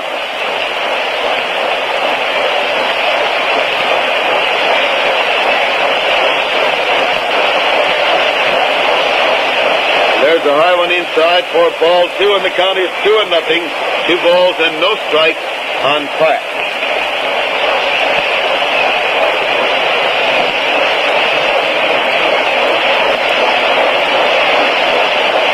2-0 the count. Throws again, and Tony swings in a line drive, and the shortstop leaps high in the air to grab the ball, and then holds it when Hayes gets back to first base so quickly that to make a throw would be to take a chance on and there. The ball was hard hit, so hard hit that Hayes, who had made a break for second, saw where it was going and hadn't had time to get far away from the base by the time it was caught. So he was able to get back. And so Hayes is still on first base, 1 out in the 8th inning, and Luke Sewell, White Sox catcher, is at bat. Rhodes swings around, ready to pitch the first one, throws, and Luke swings in a drive out into right center for a base hit. Going on out there, it's past the right fielder, going clear through to the wall. Hayes is around third base on his way home, and Sewell is pulling up at third base. He makes the turn, but the ball is being run in. The center fielder raced up to the wall and stumbled and fell on that incline of the side out there at the far end of the scoreboard, but that triple by Sewell hit the wall. That is bounded out as far as the wall, landing against it at the far end of the right field scoreboard. And it's Luke's second extra base hit of the game. First one going to him by virtue of wind and sun. And it drives home Hayes with a run that gives the White Sox the lead by a score of 5-2 and brings Vernon Kennedy, the White Sox pitcher, to bat. Rhodes out there, gets ready to pitch the first one. Vernon throws, and Kennedy hits the ball into left center for a base hit.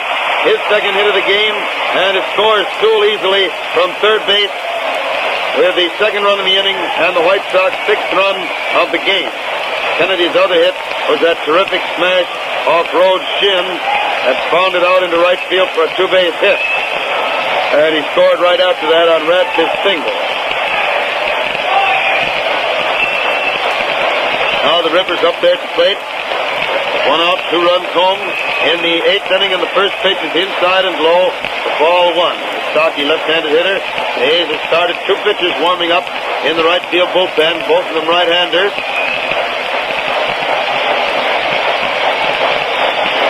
Throws another one, and Kennedy hits it down the right field line for a good base hit. Radcliffe does. Kennedy is around second base.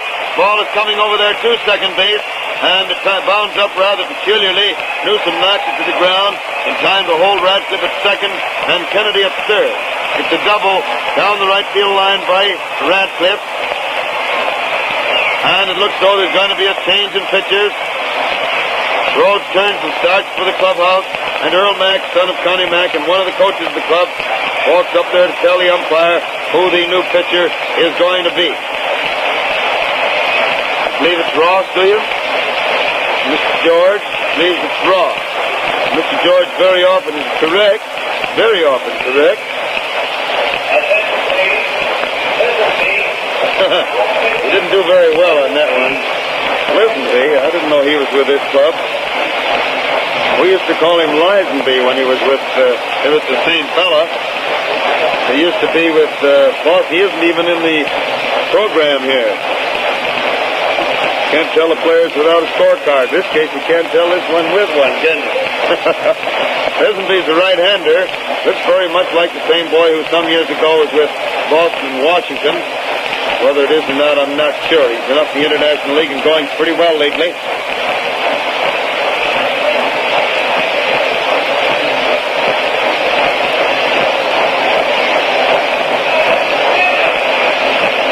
And he's finishing his warm-up out there in the mound.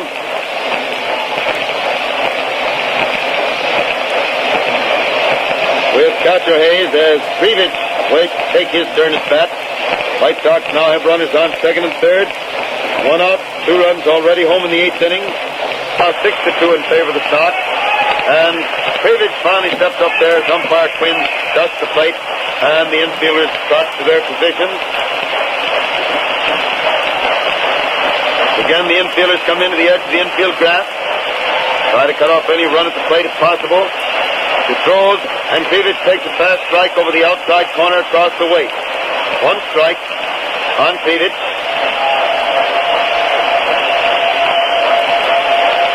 Winding up once more, throws, and Mike takes a high one wide for ball 1. Count is 1 ball and 1 strike on Krivich. 1-1.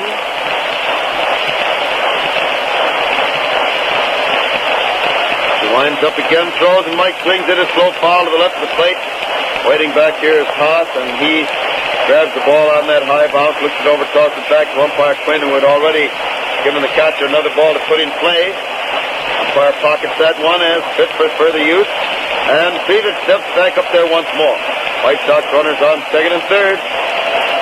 Mike starts to swing at the next one, stops, the ball hits the bat and goes foul back to the stand. He was pulling away from it to keep from finishing his swing because the pitch was high and inside, and in pulling away from it, the ball hit the bat and went foul to the stand, and Haas is walking back to get it. Still 1 ball and 2 strikes. Lisenby throws again, and Mike swings it a slow bounder into the infield. The third baseman, Higgins, comes in fast, gets the ball, and throws to first, nipping Krivich by an eyelash over there on a very, very close play, and it scored 1 run. Kennedy scored easily, and Radcliffe went to third. On Krivich, infield out, and Higgins, incidentally, had to make a beautiful play on that ball to get the run. And he nipped him by an eyelash. That's 3 runs this inning. White Sox leading the Athletics 7-2, with Radcliffe still on third base, 2 out, and Mule Haas at bat. The first pitch to Mule is a wide one low for ball 1.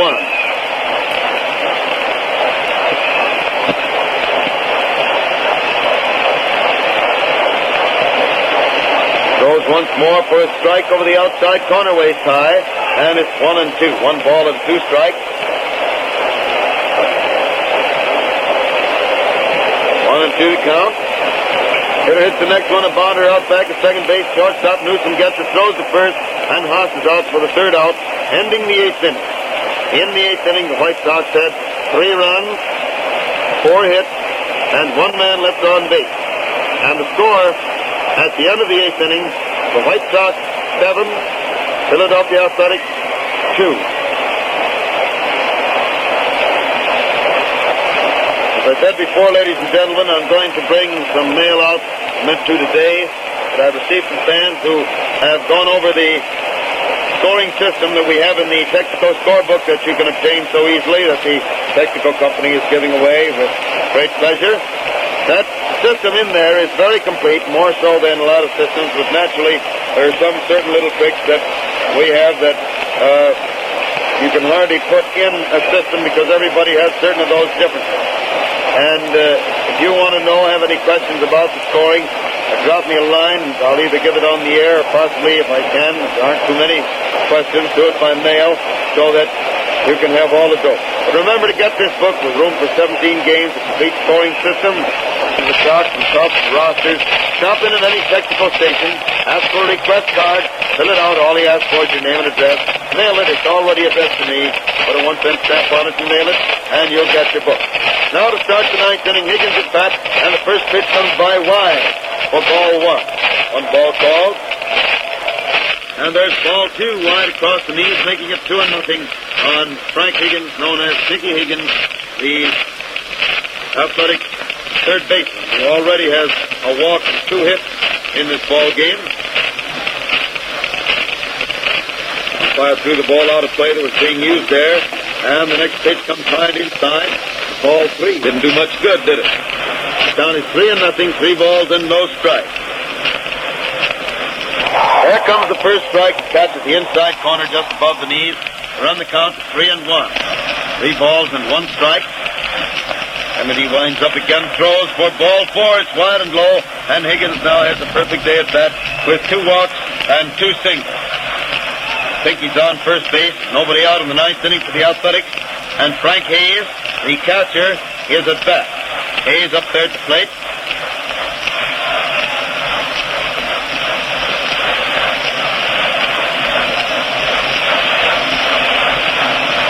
Kennedy throws the first one, and Hayes takes a strike. A fastball over the outside corner, about knee high.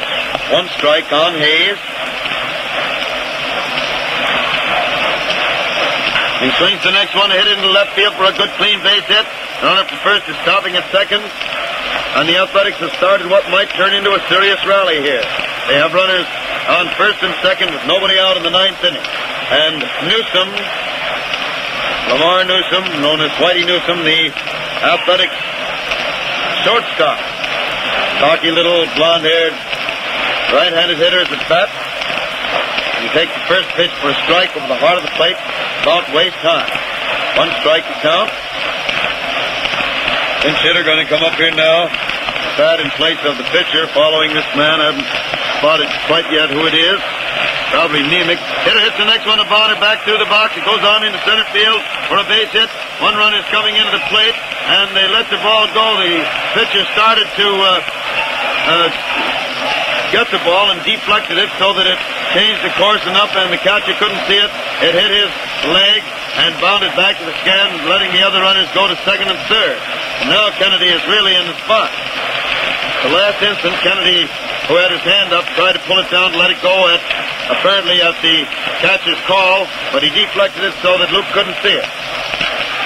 So on Newsom's single to center, Higgins scored.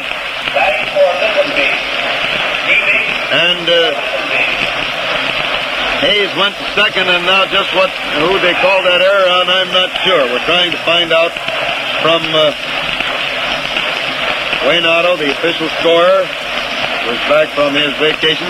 Then Nemec batting for Lisenby hits the ball down to Appling and is thrown out at first base for the first out, with Hayes scoring on the play.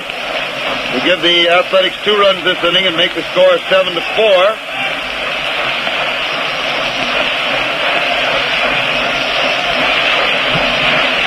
And the head of the batting order, Lou Finney, is at bat, taking the first pitch inside and low for ball one. It dropped out of Sewell's glove, but he grabbed it fast.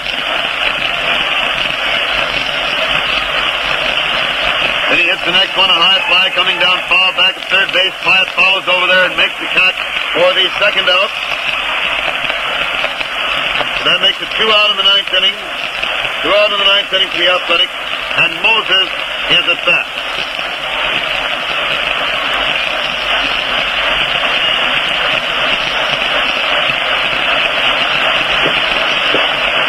Wally up there at the plate waiting now.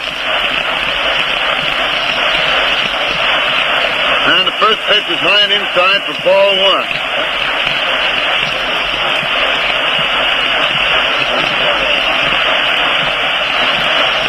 Hitter swings the next, hit a high fly, also foul going down back at third base. Pyatt is following it over and makes the catch right in front of the stand for the third out, and the White Sox win the ball game 7-4. You say they signaled to Whitey that was an error on the throw, George? Well, that's what I figured it probably was, but we wanted to make sure of it. That error that let the man go to second and third is given to the center fielder on the throw. Faded on his throw, and that's the way that was scored. Now in the ninth inning, the Athletics had 2 runs, 2 hits. There's 1 error and 1 man left on base. And the score is 7-4. White Sox making 7 runs, 13 hits, 1 error. They had 8 men left on the base. The Athletics had 4 runs, 9 hits, 2 errors. They had 7 men left on base. Time of the game, 1 hour and 45 minutes. The winning pitcher, Kennedy, and the losing pitcher, Rowe. Summary again, for the benefit of those who keep all those things in the scorebook and are checked with them. Technical scorebook. White Sox, 7 runs, 13 hits, 1 error with 8 men left on base. The Athletics, 4 runs, 9 hits, 2 errors, and 7 men left on base. Time of the game, 1 hour and 45 minutes. Winning pitcher, Kennedy. Losing pitcher, Rowe. Tomorrow is Ladies' Day, and the Boston Red Sox will be in town to open their 4-game series in 3 games. Single games on Friday and Saturday, and a doubleheader on Sunday, and the doubleheader, the first game as usual, starts at 1:30. We'll see you on a lot of those days, but if you're not out here, why, we hope to be talking to you, but that's all for now. And speaking for George as well as myself, Hal Totten bids you good afternoon from Comiskey Park, and we return to the studio. Bye now. Speaking to you from the studio, ladies and gentlemen, we bring you a summary of the other baseball games that have been played this afternoon. First, in the National League, in New York, the Chicago Cubs. Snappier roadwork. It has the stamina, the quick getaway, the reserve of extra power and speed for the open stretches that make sluggish cars look like part of the scenery. Texaco Fire Chief is emergency-type gasoline. That means Fire Chief meets rigid federal specifications for emergency use. It's fast-firing, crowded with action. Fill up with a tank full of Fire Chief, then try out your car. You'll find that in response to the same pressure on the accelerator to which you're accustomed, your car will step out faster, and that you'll get more enjoyable miles from each gallon. Reason enough why more tourists buy Texaco Fire Chief gasoline than any other single brand. Remember, when you get a filling of Fire Chief at the Texaco station near you, you'll be getting more for your money. So drive with Texaco and save. Your neighborhood Texaco service station has brought you this broadcast direct from Comiskey Park by permission of the Chicago White Sox and the Philadelphia Athletics to stimulate interest in our national game and in your own local team. Fred Fowler, speaking for the Texas Company, invites you to tune in tomorrow afternoon at 2:45 for another baseball broadcast with Hal Totten at the microphone. And now out to Comiskey Park and Hal Totten, who's going to give us some inside information on today's game right from the playing field. Take it away, Hal Totten.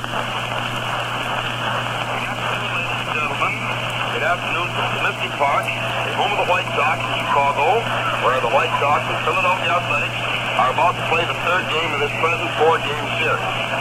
Usually at this time, we greet you from the playing field with an interview with one of the ball players or some of the sports celebrities. today I'm going to change things a little, and for a very serious reason.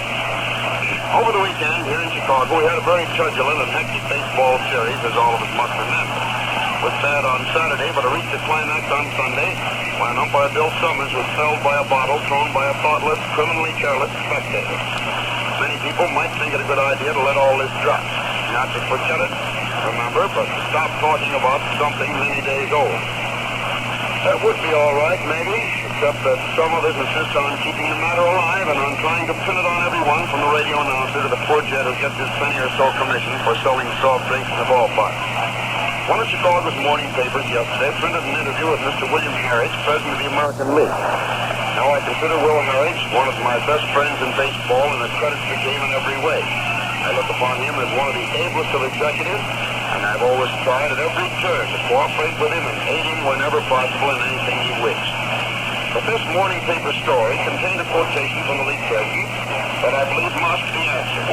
It makes a very serious charge and one that I do not believe is deserved. I've attempted all day to contact Mr. Harris to find if he was quoted correctly. I've been successful, but I hope he wasn't quoted correctly. The portion of the quotation to which I refer is this, quoting, Sunday's demonstration was the worst that ever occurred in the league, but it was entirely due to a few leading roughhouse fans who I believe are not typical Sox rooters. They were antagonistic to the umpires from the very start, and I believe much of the blame rests with the radio announcers.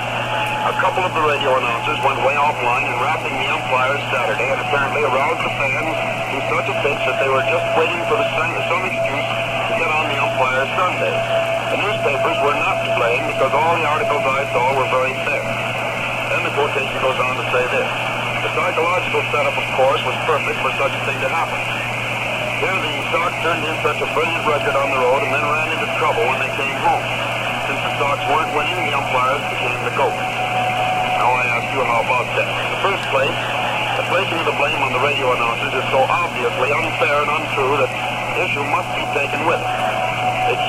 I'm sure we're deeply flattered by the insinuation that we control the feelings of you fans to such an extent. But even this might have been okay if that further crack about the newspapers hadn't been made. As we all know by now, the baseball writers are eager to have the broadcasting of their ball games abolished. Some believe it hurts circulation, others just want us out. They don't seem to stop to consider the thousands of shut-ins, invalids, sick people, and others we serve each day. They try to advance their cause by insisting that broadcasting hurts attendance at the games, and yet the Sox had over 50,000 people there Sunday and turned away 20,000 more, and the Cubs didn't do so badly with a couple of field crowds on big days so far this year. So we know we don't hurt attendance, we help it. But the charge that radio announcers brought on the conflagration Sunday plays right into the baseball writers' hands and gives them something to shout at them. So to play further into their hands, the league executive is quoted, I hope incorrectly, as saying that all the articles were fair. I wonder, let's look at the stories in the Sunday papers about what happened Saturday. One writer refers to the ousting of Dyke, Sewell, and Shea several times in his story. In his lead, this writer, among other things, said, quoting, in a battle that reduced 15,000 adherents to heap wrath on the head of Charles Johnston, who was doing the best he could with a job of plate umpiring, end quote. Of course, I may be wrong, but could there be a note of sarcasm in that?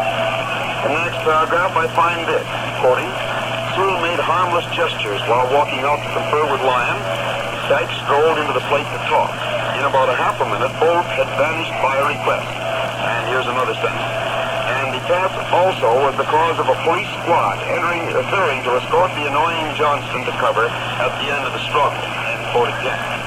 Further along in the detailed account of the incident, this same writer reported as follows, quoting, without even dignifying the man in blue with an icy stare, Sewell walked out to appease Lyon, meanwhile raising his hands in the air. Johnston made gestures indicating he wanted Sewell to leave the party. Dykes trotted in to find out what Sewell had done to warrant expulsion. Being the manager, Dykes thought he was entitled to information, but all he heard from the arrogant gentleman in blue was, ask the American League office, end quote. The quotation in yesterday's story said that all the articles Mr. Harridge had seen were very unfair.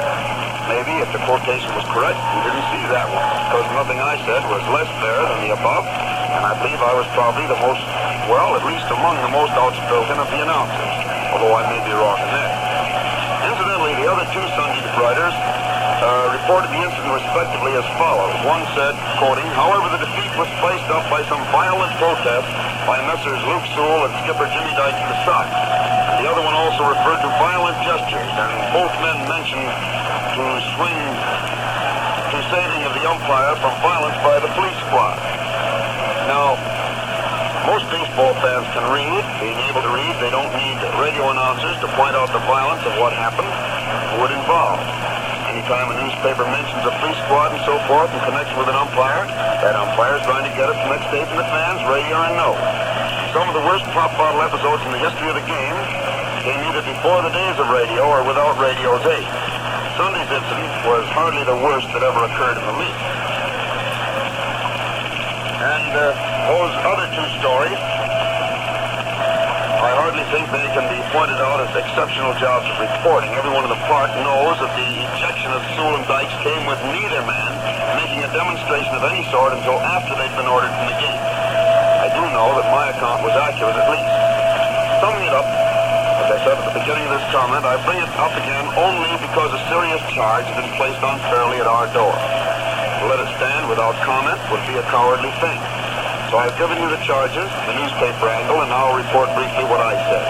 As I saw Bart Johnson motion Sewell out of the game for making a harmless gesture of hopeless despair, and when I saw him immediately point Dykes to the bench as he walked slowly and quietly toward him without making so much as a gesture, I declared that if the umpire really had ejected these two important men in such vital series for so trivial a reason, he didn't rate as a major league umpire. That was meant as a reflection on no one else but the umpire, which I believe is obvious. We're told to report the game as we see it. Perhaps there's an intimation that we make no personal comments, yet similar to those that I uttered, made by the writers and are called today. I leave it to you fans.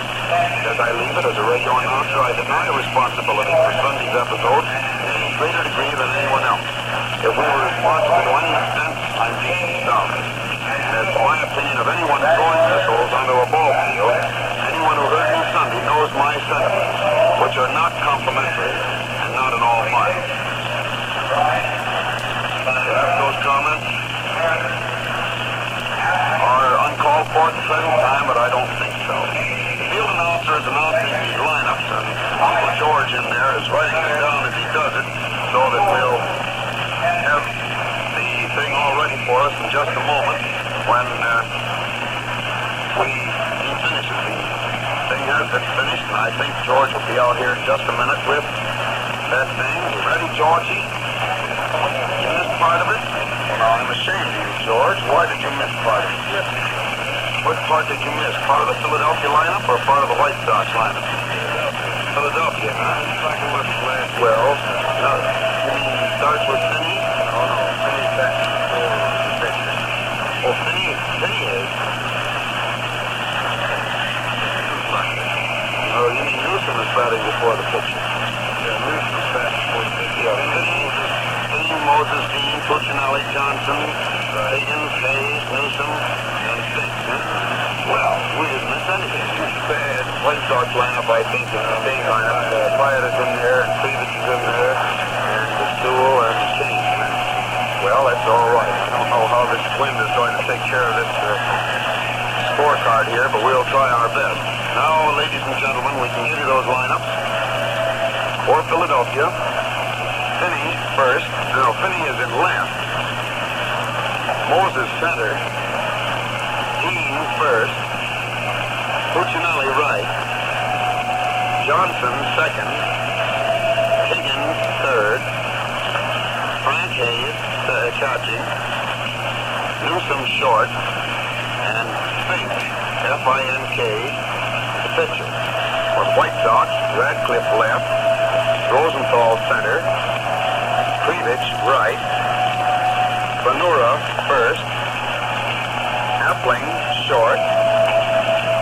Minter Hayes second. Pyatt third. Sewell catching. And Kane pitching.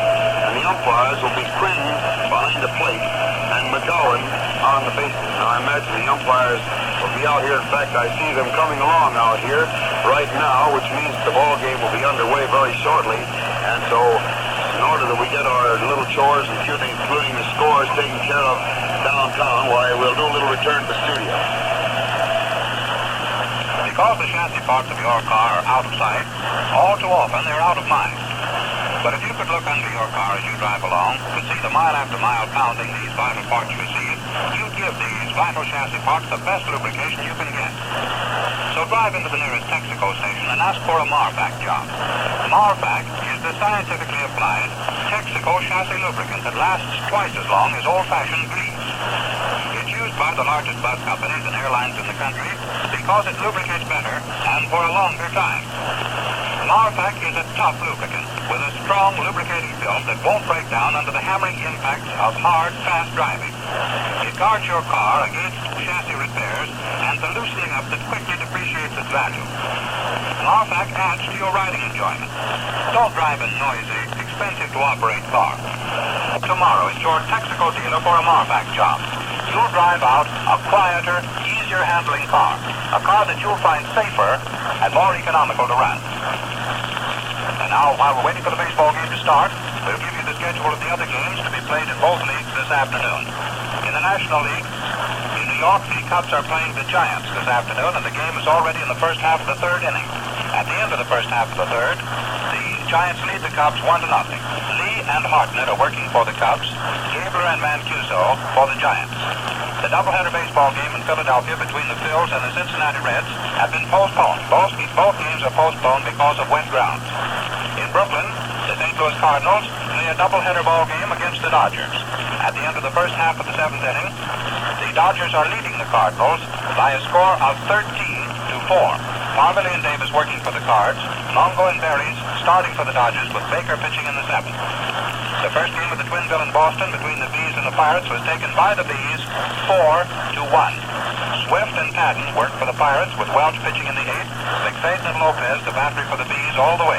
The Bees won the first game 4-1. In the second game, the batteries for the Pirates, Weaver and Patton, for the Bees, Smith and Mueller. Now over to the American League. In St. Louis, the Browns take on the Boston Red Sox this afternoon, the game starting at 4 o'clock. In Detroit, the Tigers play another game with the New York Yankees. The warm-up pitchers, for the Yankees, Rupping, for the Tigers, Sullivan. In Cleveland, the Indians play a doubleheader ball game with the Washington Senators. At the end of the first half of the fourth inning, the Indians are leading the Senators 8-5. Cohen and Millie started for the Senators with Appleton pitching in the third, and the Indians starting Lee and Pitlack with Hildebrand taking over the mound duties in the third. And now for a look at the standing of the clubs in both leagues. In the National League, the Chicago Cubs are still in first place. They've played 91 games, of which they've won 57 and lost 34. Second place, St. Louis Cardinals, 2.5 games behind. Third place, the New York Giants, whom the Cubs are playing today in New York. They're in third place, 8 games behind. Fourth place, Pittsburgh Pirates, 10 full games behind. Fifth, Cincinnati Reds, 12 games behind. Sixth, Boston Bees, 14 games behind. And in seventh, Philadelphia Phillies, 21.5 games behind. And in eighth place, the Brooklyn Dodgers, 24 games behind. In the American League, the New York Yankees are in first place. They've played 96 games, of which they've won 63, lost 33. Second, Cleveland Indians, 9 games behind. Third, Boston Red Sox, 10.5 games behind. Fourth, Detroit Tigers, 12.5 games behind. And the Chicago White Sox are in fifth place, 13 games behind the New York Yankees. And now I see that Hal Totten is ready, and we'll go back to Comiskey Park to the baseball game brought to you by permission of the Chicago White Sox and the Philadelphia Athletics to stimulate interest in our national game and in your local team. Take it, Hal Totten. Good afternoon again, ladies and gentlemen, from the ballpark. And the Athletics' first hitter, Finney, is already up there at the plate waiting to hit. The only trouble is that there's no White Sox on the field. Really good. There they come out of the dugout. And on their way out, Krivich started out, and Luke Appling grabbed him by the neck and pivoted around him to run out to his position. And the Sox boys trot out on the field with Sugar Kane walking out to finish his warm-up on the mound with Luke Sewell. Kane has been absolute murder to this Philadelphia club ever since he left them. With St. Louis, he beat them continually, and He's done it with White Sox, except that the other day when they were hitting everything everybody threw anyway, he couldn't stop them after Mr. Evans started getting his ticket to Kansas City. That ticket was well punched. Did I tell you what Red anyways, I went downstairs after the game. He was already on his way up the office to get his transportation. He took it good-naturedly. He knows he'll be back. He looked up at me and he says, "Hey, Al," and I said, "Well, hello, Red." He says, "Boom, boom, boom." Boy, boom, boom. All he heard was base hits. But he knew that's all he heard. Well, we're almost ready to go now. The Sox infield starts to talk it up. As he finishes his warm-up, the ball goes out to second. Have a nice, cute little arrangement this afternoon. I don't know whether the official scorer is still going to refuse to pass the word along to the radio announcer, so the radio announcer's had an election, and I'm elected the radio official scorer. How do you like that? Well, I don't have to score anything on that one, because Finney, as he did 2 days ago, started on the first pitch and drove it hard out into left center for a base hit, just in a good spot right between the outfielders that lets him get to second base. That's the third day in a row in which Finney has gone after the first pitch, and the second of those 3 times that he's driven it out for a base hit. A double to left center by Finney, putting him on second base. Nobody out in the first inning for the Athletics. And Moses. Well, Wally Moses is up there at the plate. Another left-handed hitter and a dangerous one, very fast man. And the A's center fielder, Kane, looks around rather surprisingly at the runner on second base. Now gets ready to pitch, throws, and Moses bunts the ball perfectly, but it rolls foul to the left of the plate. Started out like a perfect bunt, rolling along toward third base just far enough so that he had a very good chance of even beating it out, although they were playing for a bunt, because he's very, very fast. But the ball rolled foul, and it's strike one on Moses. 1 strike to count.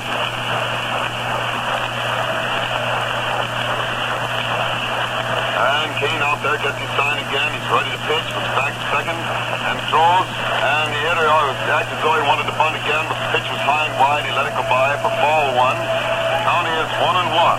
1 ball and 1 strike on Moses. 1-1 the count. Kane throws again, and ball 2 misses the outside corner down around the knees. And it's 2-1. 2 balls and 1 strike.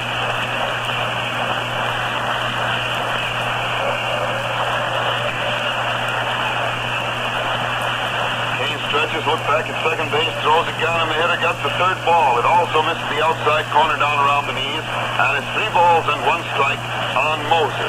3-1 the count.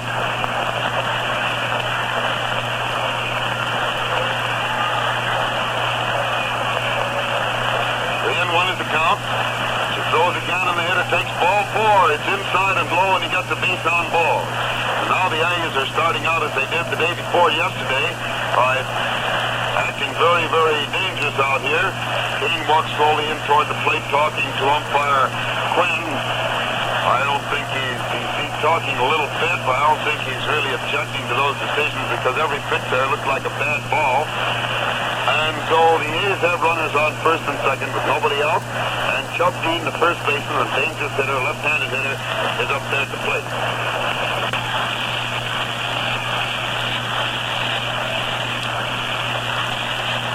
Dean finally seemed to get settled there in the mound. They certainly expect a bunt this time. And Dean reaches out and bunts the ball perfectly. Bryant comes in, gets it, throws to first base. And Venura, facing back, shifts across the back and takes the throw. Perfect sacrifice by Dean. The play going from Pyatt to Venura for the first out in the first inning, moving Finney to third base and Moses to second. So the A's have runners on second and third with 1 out of the first inning, and George Puccinelli, Big Pooch, Husky right-handed hitter, is up there at the plate. Pitch starts his wind-up, throws, and the hitter takes it inside and low for ball 1. 1 ball called.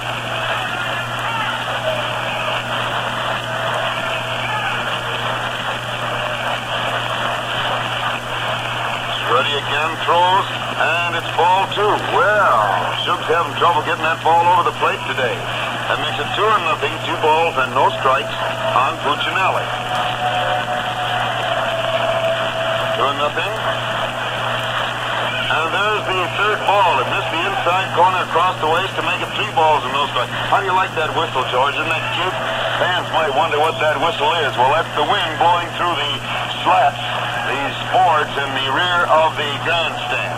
As it sings all sorts of keys. There's the 4th ball, high and wide. Pooch got the base on balls, and the A's have the bases full with only 1 man out of the first inning, and Bob Johnson, the second baseman, is at bat. Johnson up there at the plate, tosses one bat aside, another right-handed hitter, and a dangerous one.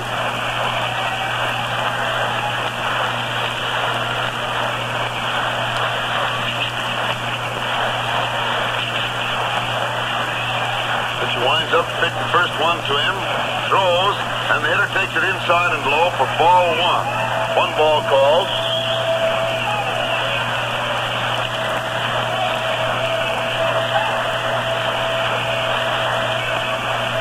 Ready out there again. Winds up, pitches, and it's a strike. Finally got one in there. A strike over the heart of the plate, waist high in the count. Is 1-1. 1 ball and 1 strike.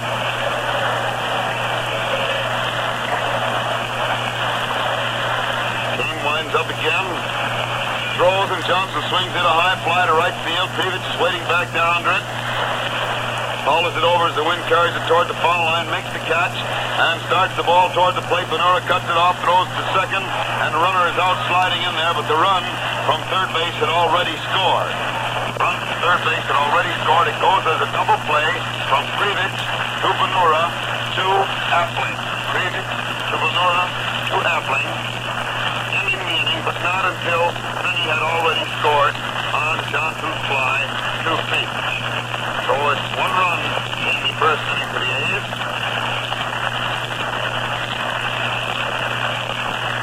1 run, 1 hit, and 1 man left on base.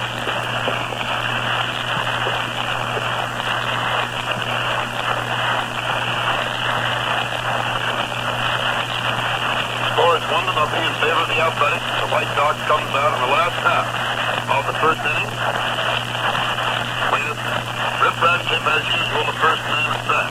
Radcliffe, the first man up there.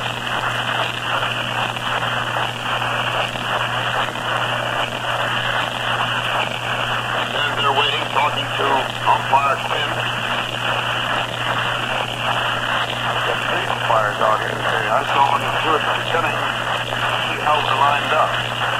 Different lineup is 2 and 3 show on the board. McGowan and Quinn.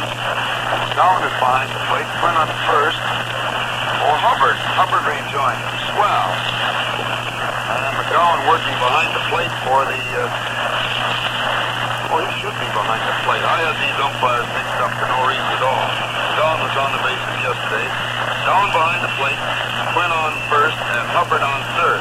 Incidentally, it's very easy to mix up McGowan and Quinn because they look a great deal alike, and McGowan gets a big kick out of the fact that John Quinn is now just almost duplicating every move that Bill makes. Quinn is, as I said the other day, a fellow who has improved as an umpire more than almost any man ever did in 1 year. Of course, umpires, like ball players, have their bad year, and the first year is always a little bit shaky. If they have the right attitude, work hard, they come through that year and then become a better umpire. And that's what Quinn certainly did. He's quite an umpire now, good, steady man, and he's worked hard at it. Well, we're ready to go in the last half of the first inning. Radcliffe at bat. Pitcher winds up with a double windmill wind-up, and Rip swings, hit the first one into left field, but it's right straight out to Finney, who makes the catch easily for the first out. 1 out of the first inning for the White Sox, and Rosenthal is at bat.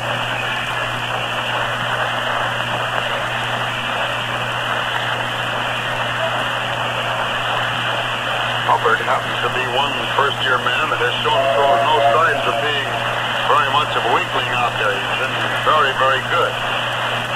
Throws the first one, and Rosenthal gets a good strike over the inside corner down around the knee. 1 strike on Larry.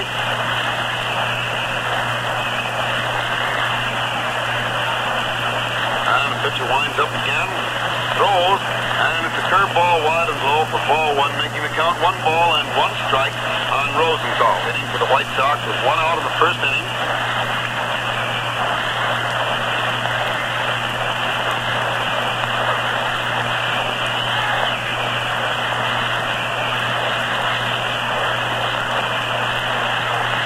Again, the pitcher throws. Larry swings it, an easy bounder down to Johnson, who fumbles it, recovers it, throws to first, and the runner is safe.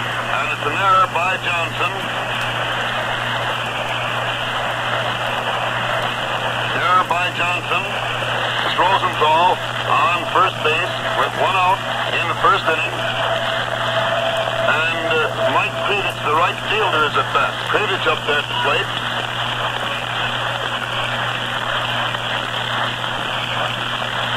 Right-handed hitter, stocky little chap. So looks at first base, then throws, and Mike takes a wide one across the knees for ball 1. 1 ball call.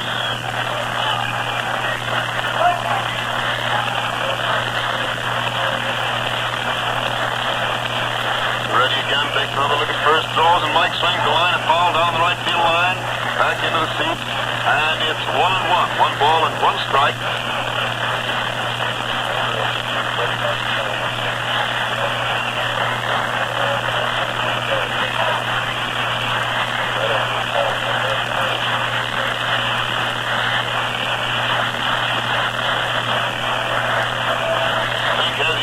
Ready once more, throws, and Mike swings in an easy bounder down to the pitcher who gets it, fumbles it, picks it up, throws to first, and the runner is out for the second out of the inning.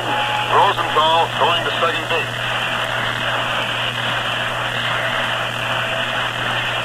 It makes it 2 out in the first inning for the White Sox. 2 out, and the man on second base with Zeke Venura up there at the plate. Venura at bat. Right-handed hitter, husky fellow, and a dangerous one.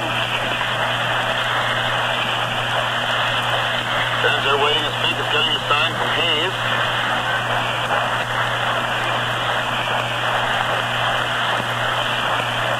And there's a ball inside and low, making it 1 ball call. 1 ball on Venura.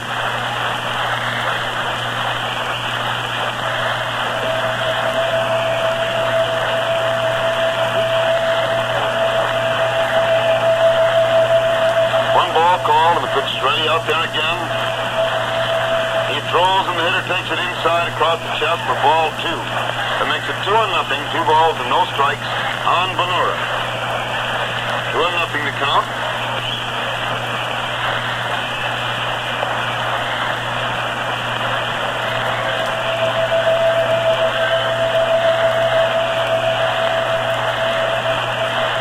Pitch is ready, takes a look back at second, throws, and Zeke swings in a slow ball high out into left field for a long, lazy fly.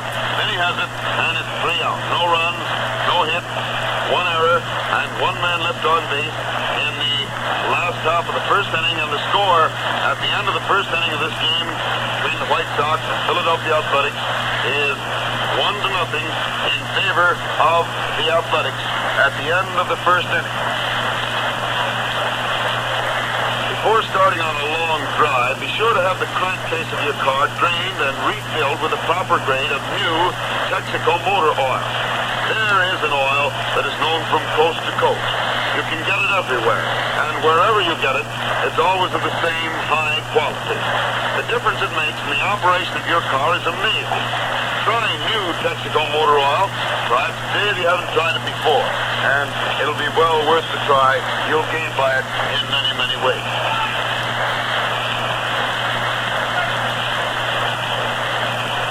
Happened to run into Joe Barry, the secretary of the White Sox, downstairs for the game, and he tells me that Will Corrigan of Lawler, Iowa, a personal friend of his, is here enjoying the ball game as his guest today. The first pitch is a strike.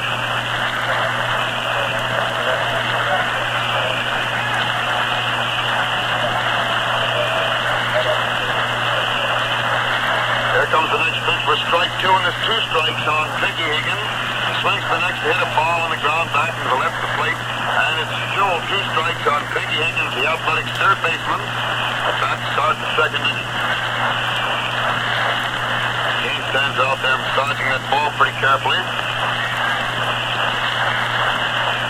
Finally swings around, steps on the slab, starts to wind up, and throws, and the hitter swings his head, a high fly out into short left center.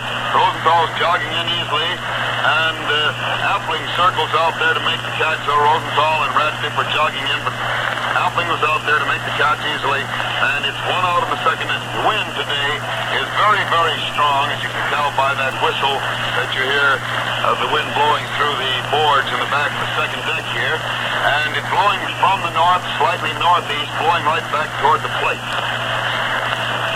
1 out in the second inning for the Athletics, and Frankie Hayes, the A's catcher. Hey, they're playing the scale now.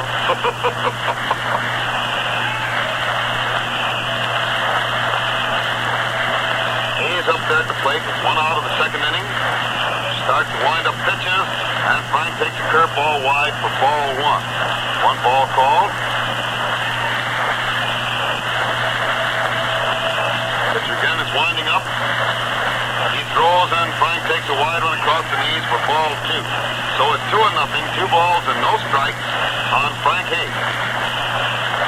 Got the ball over well for Higgins, but he's having a little trouble getting it over for Frank. Pitcher's ready again, throws. The hitter swings in a bounder out into left field for a base hit. It went out between Platt and Appling. Pretty well hit, and it's a base hit. Putting Hayes on first base with 1 out of the second inning. And Newsom, Whitey Newsom, the A's shortstop, is up there at the plate. Newsom at bat.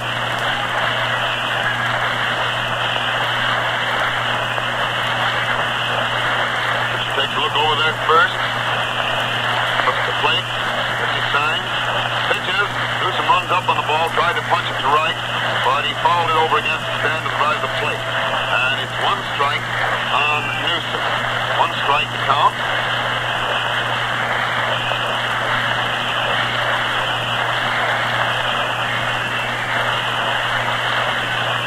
Stands there beside that new ball with his bare hands, get that shine off, get it so he can hold it and control it. First and pitches, and the hitter takes it inside across the waist for ball 1. Count is 1-1. 1 ball and 1 strike on Newsom.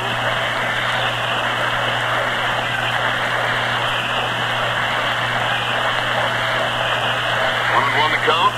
And there's ball 2, a high fastball outside, making it 2-1. 2 balls and 1 strike on Lamar Newsom, known as Whitey. The A's shortstop. That was 1 out in the second inning. And Hayes on first base. Throws again, and Newsom hits 1 out into left center, a little looping fly, and it drops in there for a little Texaco leaguer. That's it, gets the ball fast, throws it to second base. The Athletics have runners on first and second with 1 out in the second inning. And Fink, Herman Fink, the Athletic pitcher, is up there at the plate. He's a right-handed pitcher, and I also notice now he bats right-handed. Walks slowly up there, stops to rub dust over his hands, and then steps up to the plate.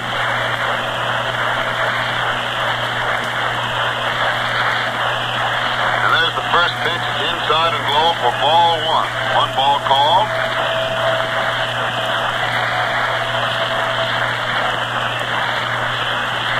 Ready out there again. Pitcher looks back at second. Pitcher, the hitter hits a line drive out to Jackie Hayes, who turns and throws to Benura at first base. It's another double play. That ball was very well hit. Hayes leaped far to his left, grabbed it on the line, and then with both runners having been on the go, as soon as the hitter swung, apparently it was a hit-and-run play on it. Fink must be a better hitter than a lot of pitchers. Neither runner had a chance to get back to his base, and it was easy for Hayes to throw to Benura at first, doubling Newsom for the 3rd out. So it's no runs, 2 hits. 1 man left on base the first half of the second inning, and the score remains 1-0 in favor of the Athletics as the White Sox come to bat in the last half of the 7th of the second in this ball game over fast. And Appling, Luke Appling will be the first man at bat. Fink is already there warming up, and Appling stands at the plate watching. Boy, what an ideal day for just being out in the air and getting a lot of sunshine this is. Moss, the reserve catcher, is down there warming up the pitcher, but now the other pitcher comes walking out of the dugout, is almost up to the plate. Small's going to take another warm-up throw. Finally throws the ball out to second base, where the second baseman and shortstop are standing alongside the bag. Johnson gets it, juggles it, and flips it backhanded to Newsom. He returns it to pitcher, and now the Keystone men back to their positions, backing up and talking to each other as they go, as Mink takes his place on the mound, and Luke Appling steps up to bat. Appling at bat, start the second inning. The score 1-0 in favor of the Athletics. Goes through a double or triple windup, I don't know which. So Luke swings, hits a long high fly to left field, but it looks easy for Finney. He's jogging over toward the foul line and makes the catch easily for the first out of the second inning. 1 out of the second inning for the White Sox, and Jackie Hayes, the White Sox second baseman, is at bat.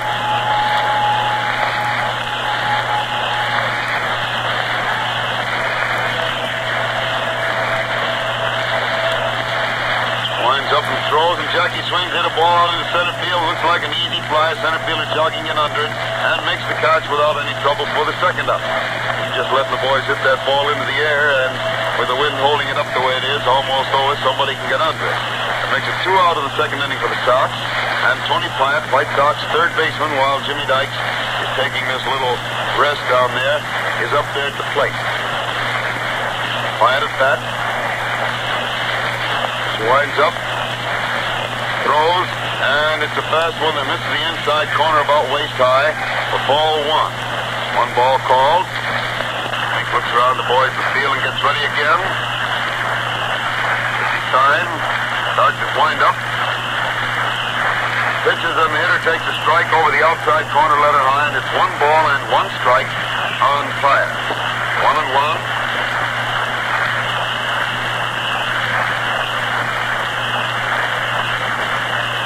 Throws again, and there's ball 2 wide and low, and it's 2 balls and 1 strike. He's throwing a lot of slow stuff at Tony, trying to make him go after that change of pace. So it's 2 balls and 1 strike on Pyatt.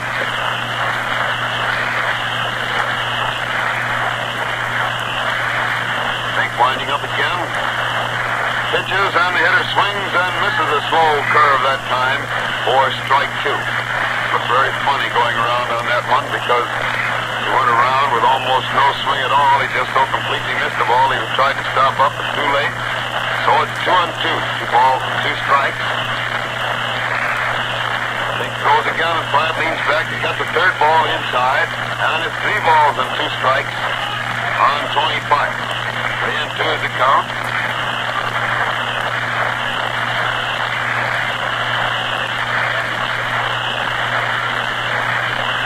There comes the 4th ball. It's over the plate, but too low, and Pyatt gets a base on ball. So Luke Sewell, was standing down there waiting, takes off the shin guard, which he was still wearing, and walks up to the plate.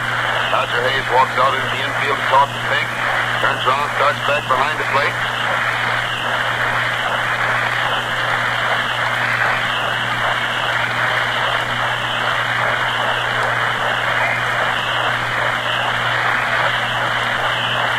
Steps off the slab, takes a look around at the boys, then gets ready to pitch again, takes another look around, and Luke steps back out of the box. So he's back up at the plate again. He's out there looking around, finally is set, ready to pitch, pitches, and the catcher calls for a pitch out, leaps out and grabs the ball, because Pyatt had made a break as though to go to second, but he fades back to first, and the pitch is wide for ball 1. 1 ball called. The runner's really on to go now. The hitter takes a high one wide, and Pyatt slides in safely, getting past the shortstop, who had to go over to the first base side of second to make the catch. So Pyatt has a stolen base, and it puts him on second base with 2 out in the second inning. And Luke Sewell still at bat. The count now of 2 balls and no strikes. 1-0 on Sewell.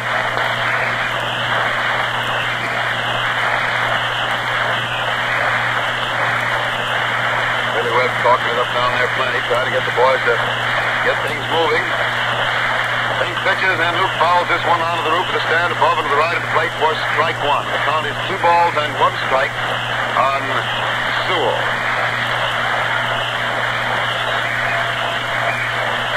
1-1 the count.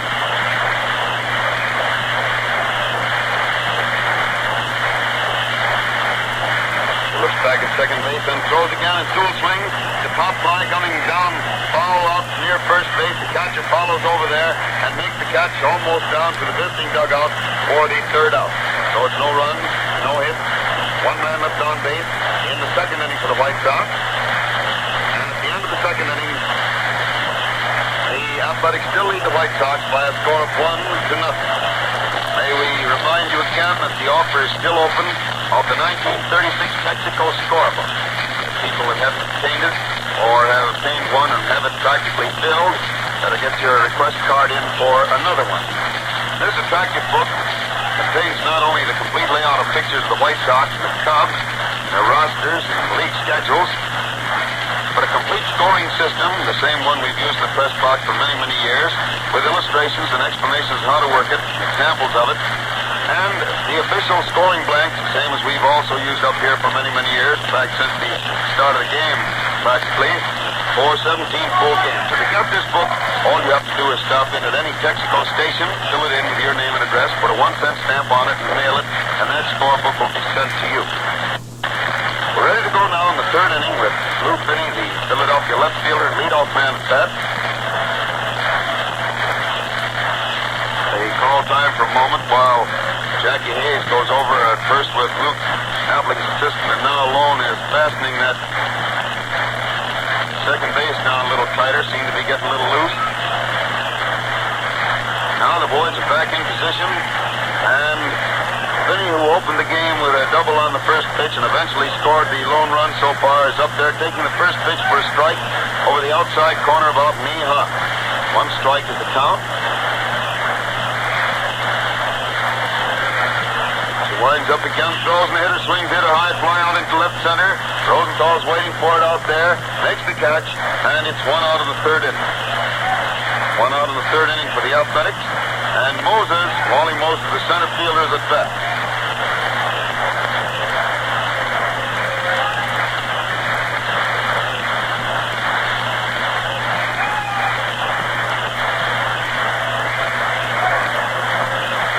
Moses is up there. Pitcher starts to wind up. Hits the first one to Wally. Throws. And the hitter swings in a bounder back past the pitcher. Appling comes over, grabs it on a hard try, and fumbles it. But the runner is safe. And I think, what do you think on that, George? Well, we'll give him a base hit on it.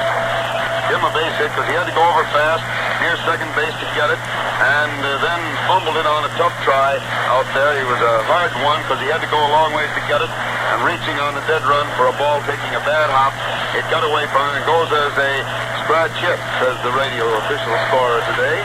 Hitter hits the next one for a high foul going into the stands back and drives to the plate, goes up on the roof of the stands above third base, and it's strike one. One strike on Dean. Moses on first base with one out of the third inning for the Athletics.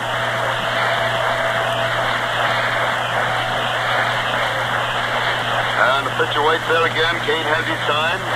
He pitches and Dean swings and misses for strike two. Swung well around on that ball. Umpire McGowan, in that very careful way he has of studying plays, thought a second, took a look at where that bat was, and then called it a strike, or waved it a strike. He may have called it before that, but he got out where he could see how far he swung. And now the hitter hits the next one into left field for a base hit. Ball went out there fast on the ground between Hyatt and Appling for a base hit into left field by Dean, moving Moses to second base. And the Athletics have runners on first and second again with one out in the third inning. And Puccinelli, George Puccinelli, the right fielder, is up there at the plate.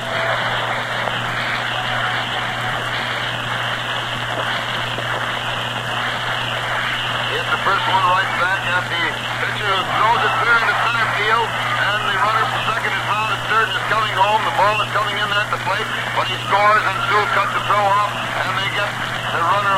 No, they missed him going into second base. He got in there safely. Error on the throw. Error on the throw. Back at second base by Kane. He should have had the third double play in 3 innings there if he made any kind of a throw, but he threw the ball behind Appling as he was dashing over to the base instead of in front of him, and it went clear into center field for very bad error on what should have been an easy double play to end the inning, and as a result another run scores, and the runners are on second and third.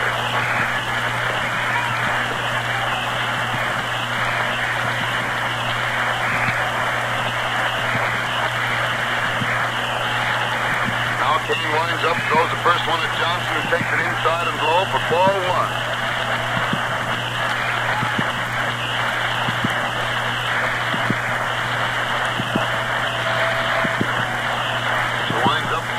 Pitches, and it's a high one inside. Give him a base hit because he had to go over fast near second base to get it, and then fumbled it on a tough try out there. He was a hard one because he had to go a long ways to get it, and reaching on a dead run for a ball, taking a bad hop, it got away from him. It goes as a scratch hit, says the radio official scorer today. Hitter hits the next one for a high foul going into the stands, back and drives the plate, goes up on the roof of the stands above third base, and it's strike one. One strike on Dean. Moses on first base with one out of the third inning for the Athletics.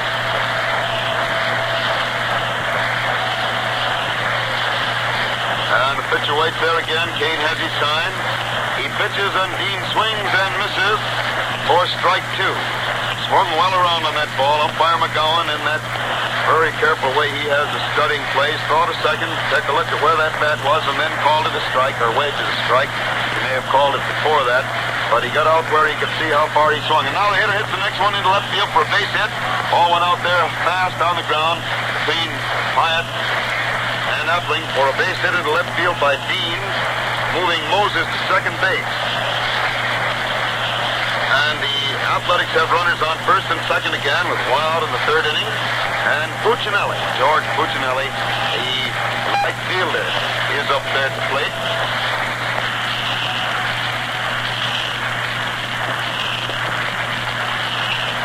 Hit the first one right back at the pitcher, who throws it clear into center field. And the runner from second is round at third and is coming home. The ball is coming in at the plate, but he scores, and Sewell cuts the throw off, and they get the runner.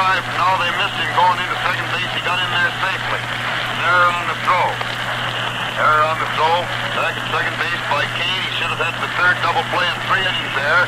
He made any kind of a throw, but he threw the ball behind Epling as he was dashing over to the base instead of in front of him, and it went clear into center field for very bad error on what should have been an easy double play to end the inning, and as a result another run scores, and the runners are on second and third.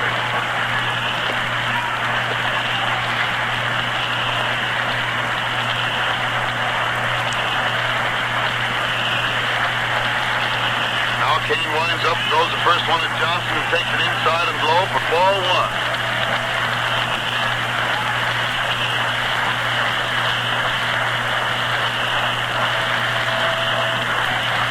She winds up again, pitches, and it's a high one inside for the second ball, making it 2-0. 2 balls and no strikes on Johnson.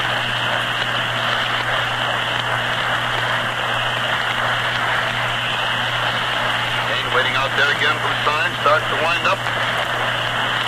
Pitches, and Johnson got the third ball inside. He doesn't seem to want to take a chance on him. He'd rather fill that base out there with this man, give him anything good to hit at. While he won't walk him on purpose, he'd rather do that. There's the next one, the fourth one. They really do throw wide on purpose. And it gives Johnson a base on balls, which fills the bases for the Athletics. In the third inning, 1 out, 1 run home. Hayes now leading the White Sox by a score of 2-0. And Higgins, Pinky Higgins, the Athletics third baseman, is at bat. Another right-handed hitter and a dangerous one. Hits the first one and boundered down a Pine, who grabs it, runs over and starts to and throws the ball clear over against the stand after finally making up his mind of what to do. 1 run scores, the other runner 2 runs score, and the other runners get the second and third. Pyatt got that ball, started to run over to get it, and I would call 2 errors on that. An error on the fumble, which let the man get to first. Let's see, would that be right? Yeah, an error on the fumble and then an error on the throw. 2 errors, fumbling error and a throwing error, both on Pyatt, which scores 2 runs and leaves runners on second and third with only 1 out in the third inning, and Frank Hayes at bat. Winds up, throws the first one, and the hitter swings, hit a high fly into center field. Center fielder Rosenthal's waiting back there for it. He's under it, he has it, and the runner from third is going home easily after the catch with the fourth run of the inning. Hyatt was very peculiar on that play. He got the ball and seemed undecided what play to make. He started to run over to third base to get the man there. And then the man ran right in front of him. He started to tag him, and then finally made up his mind to throw to first. And the runner was already at first, and the throw went clear over Venura's head, and that runner got to second base. And 2 runs scored on it.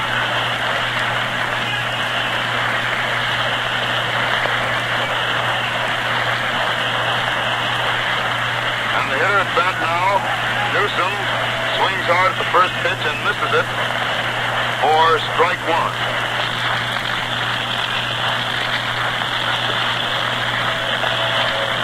Back at second again, pitches, and the hitter swings in another fly in the center field. Rosenthal starts in, backs up, and then does come in and make the catch easily for the third out. And one of the wooziest innings of the year, or half innings of the year, is over with in a great big hurry. 4 runs, 2 hits, 3 errors, and 1 man left on base in the first half of the third inning. And the score is 5-0 in favor of the Athletics as the White Sox come to bat in the last half of the third, with Keane, the pitcher, due to be the first hitter. He's walking slowly up there toward the plate. Rather disgruntled young man. He himself had the chance to get out of that inning without a run scoring when he had a chance to make a double play there on Dean going to second. But he threw the ball into center field to let the first run of the inning score. And after that, 3 more runs scored, and all 4 of them were definitely due to errors. And for that reason, there were 4 unearned runs that inning, which gives the Athletics a 5-0 lead. Now the Sox better get going if they're going to get back in this ball game, but they're a hustling group. Can't tell what's liable to happen. They haven't made a hit yet. They've had 2 men on base, 1 on an error, 1 on a base on balls. And here is Kane at bat to start the last half of the third inning. And he takes the first one wide across the waist for ball 1. Now, are you going to get buttered all over a little business, George? 1 ball called. Pitcher again winds up, throws, and it's ball 2. It's over the plate for too low, and the count is 2-0. 2 balls and no strikes on Kane. Boy, you should see me try to talk with popcorn in my mouth. Here comes ball 3 wide across the knees, and it's 3 balls and no strikes on Kane. 3-0 the count.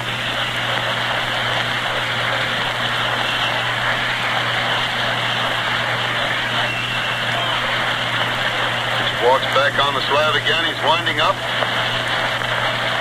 Throws, and the hitter takes ball 4. It's over the plate but too low. And Kane opens the inning with a base on balls. Well, when a pitcher walks the other pitcher to open an inning, why, you can't tell what's going to happen. Sometimes that presages all sorts of excitement.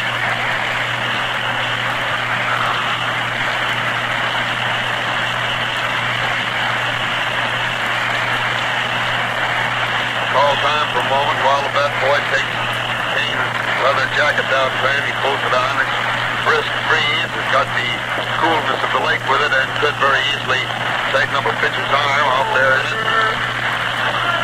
Now the pitcher is ready again, and he's got a pitch to Rex. And the Ripper takes the first pitch inside across the knees for ball 1. 1 ball called.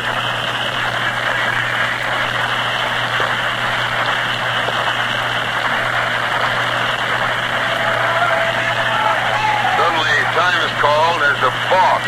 The pitcher balked out there. He started to wind up and then stopped and then started his pitching motion again without stepping off the rubber.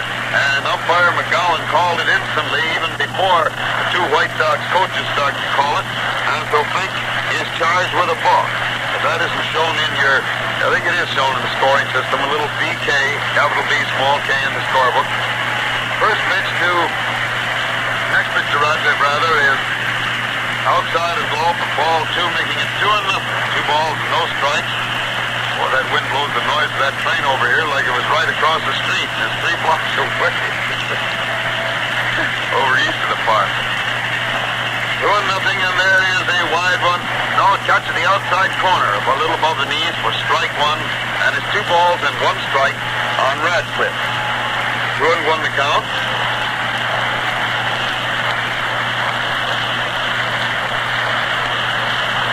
Ripper swings the next to drive it out into center field for a good base hit. And the ball goes clear through the center fielders, going clear to the wall. Radcliffe's around first base, around second base, pulling up at third base. And he starts for the plate. The ball is coming in. But Radcliffe scores easily to give the Sox 2 runs. It's a single and an error, not a home run, naturally. And little old Ripper was really going that time. Goes as a single for Radcliffe, center field, and then he scored all the way, went all the way around to score. Haas is going to bat for Rosenthal here. I don't know whether Larry had something happen to him or hurt himself or what, but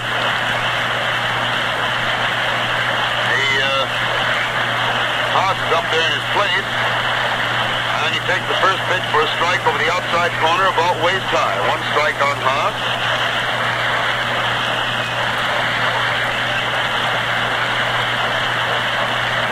And there's strike 2. It's over the outside corner about knee high to make it 2 strikes. 2 strikes to count.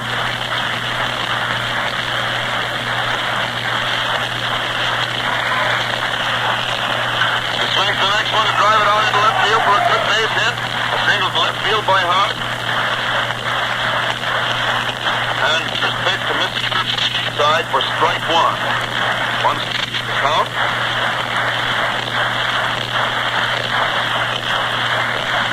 Think ready out there again. Takes a look at first base, then pitches. And Mike takes a slow one inside across the chest for ball 1, making it 1 ball and 1 strike on Krivich. 1-1 to count.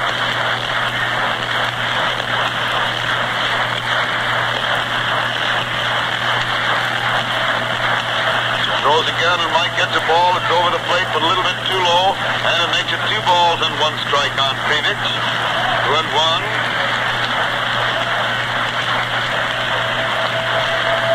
Pitcher suddenly started to throw the ball into the plate. He thought the umpire was calling for it, but he was really calling time because Krivich had stepped partway out of the batter's box. But he's up there again, and so Fink is ready to pinch, throws. Mike swings to hit a ground ball to the shortstop, who gets it, throws to second. Johnson throws to first, and it's a double play, which makes the first 2 outs of the inning and wipes the players off the bases. The double play going Newsom to Johnson to Dean. The Athletic suddenly had started to warm somebody up in the bullpen, but now he goes back and sits down again because it looks as though the danger is over. He wasn't going to leave him in there as long as Mr. Doyle was yesterday. Now Fink pitches to Benura, who takes a strike over the heart of the plate about waist high. 1 strike on Benura.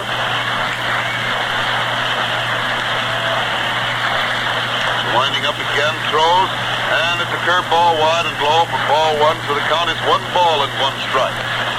1-1.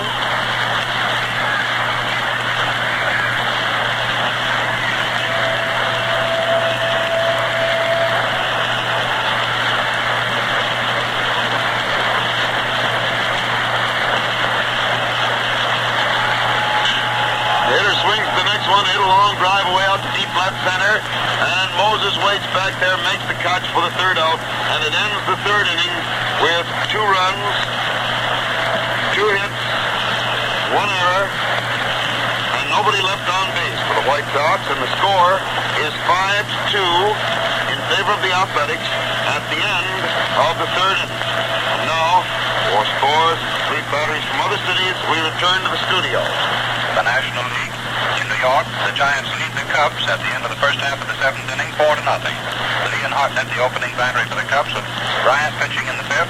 Gabler and Mancuso going the entire route for the Giants so far. In Brooklyn, the first game of the doubleheader between the Dodgers and the St. Louis Cardinals was won by the Dodgers, and they had a score of 22-7. Parmalee and Davis worked for the losing Cards. The Dodgers starting Mungo and Berries, with Baker pitching in the 7th. First game of the doubleheader in Boston between the Bees and the Pittsburgh Pirates was won by the Bees 4-1. Patton working for the Pirates with Welch pitching in the 8th. McFadden and Lopez for the Bees the entire route. In the second game in Boston, Weaver and Patton, the battery for the Pirates, the Bees using Smith and Mueller. At the end of the first half of the fifth inning, the Pirates lead the Bees 2-1. The warm-up batteries for the St. Louis Cardinal Brooklyn Dodger game, Earnshaw for the Cards, Clark for the Dodgers. The American League in Detroit, the New York Yankees lead the Tigers at the end of the second inning 7-0. In the first game of the doubleheader in Cleveland, the Indians lead the Washington Senators at the end of the eighth inning by a score of 11-6. And now back to Comiskey Park and Al Totten. Take it, Al. Back at the ballpark for the fourth inning, and we come on the air just after one of the most thrilling plays of the year. Radcliffe came tearing across from left field and made a reaching, scooping, one-handed catch of a fly ball out there. Almost bumped into Appling after catching it, but Radcliffe caught that ball reaching out with one hand and just managed to scoop it off the top of the grass on a beautiful play for the first out. Radcliffe also carrying out, crossed paths with him for just a moment, and I brushed each other, but everybody seems all right. The old roomies out there are almost collided. So it's one out of the fourth, and Finney, the leadoff man, hits the first pitch and drives to right field. Haas tears over to his left, gets it and throws it on in. Change in lineup as a result of Haas batting for Rosenthal. Puts Haas in right field and moves Krivich out to center. Haas got that ball and fell out there for a base hit. He caught it on the hop. So Finney is on first base with one out of the fourth inning, and Wally Moses, the center fielder, who's letting that drive get through him, let 2 runs score that inning. One of them never would have scored, so the Radcliffe run must go as an unearned run. And Moses fouls the next one into the second deck above him to the left of the plate. It bounds out and over and finally lands down amongst the box seat holders down near the Sox dugout. And it's one strike. One strike on Moses.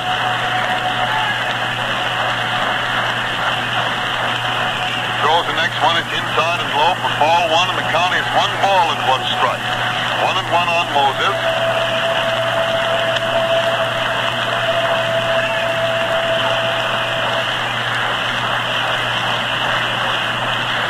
And Wally swings the next one. Benura leaps high into the air, grabs the ball with a hop, steps on first base and throws the second, and the runner sliding in there is tagged out. Appling almost forgot to tag him. He stepped on the base and then suddenly realized that he had to tag him then because the runner had already been put out at first. There was no force play possible, so he put the ball on him fast and completed the White Sox third double play in 4 innings. They'd have had 4 in 4 innings, except for that error in the third, and they would have been on their way to some sort of a record. As it was, Moses was out. Benura unassisted, and then Benura's throw to Appling at second base, double Finney sliding in for the third out. So it's no runs, 1 hit in the fourth inning for the Athletics, and the score remains 5-2 in favor of the A's. The White Sox come to bat in the last half of the fourth inning.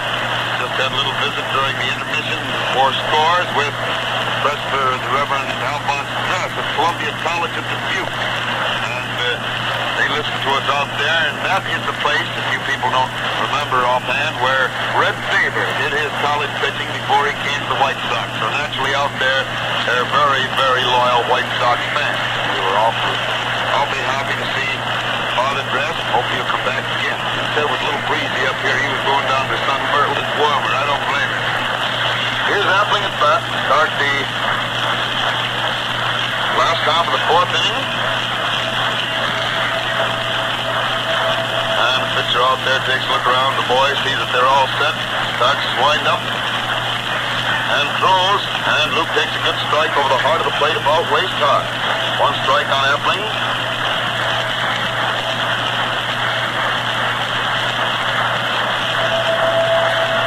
And the pitcher again is winding up, he throws, and Luke swings in a pounder down past the pitcher. Second baseman Chomsky gets it easily, throws the first, and Luke is out for the first out in the fourth inning.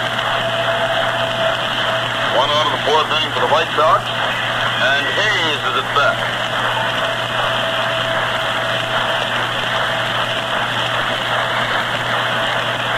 Jackie Hayes up there.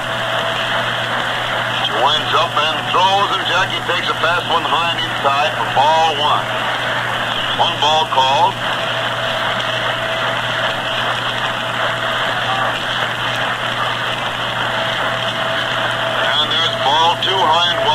count is 2-0, 2 balls and no strikes on Hayes.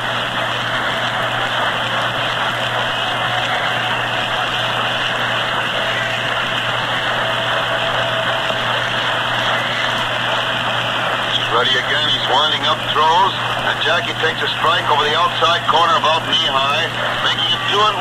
2 balls and 1 strike on Hayes.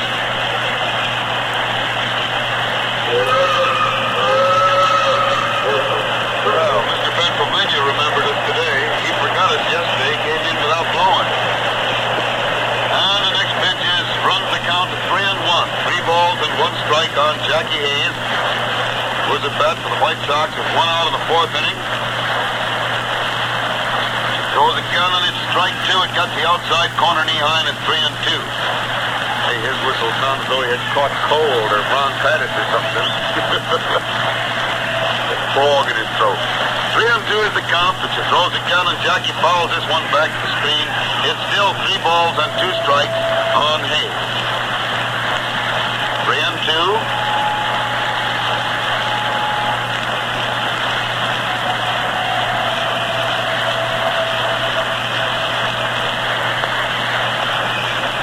Winding up once more, throws, and Jackie swings in a long drive out to left center. Moses going back fast, slows up as the wind gets it and holds it up and makes the catch.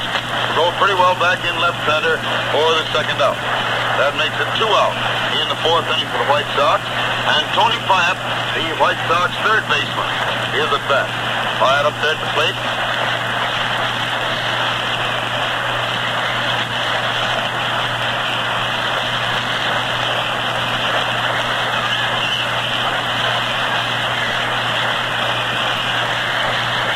Takes quite a while getting his sign, finally starts his windup. Throws and the hitter takes it inside across the waist for ball 1. 1 ball called.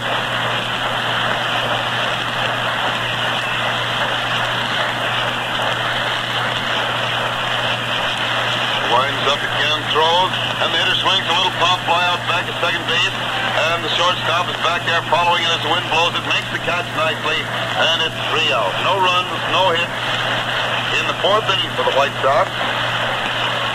And the score at the end of the 4th inning still stands 5-2 in favor of the Philadelphia Athletics. From coast to coast, more and more car owners are turning to Marpac. They know that when they want dependable, thorough chassis lubrication, they can find it at any Texaco service station with Marpac. They save time and money too, because Texaco Marpac lubrication lasts twice as long as ordinary grease job. First man at bat of the 5th inning for the Athletics. George, you hungry today? I never saw a man eat so much. First you were buttered all over, and now you're red hot, and a piece of cake, and now you're back with the butter all over again. Sure. Dean up there, takes the first one, lays it down there, down over the heart of the plate about knee-high for a strike. 1 strike on Dean. Dean throws again, and jump swings, hit a bounder down, and Jackie Hayes gets it, fumbles it, picks it up again, throws it to first, and the runner is out for the first out in the 5th inning. 1 out in the 5th inning for the Athletics, and Puccinelli is at bat. Puccinelli up there at the plate.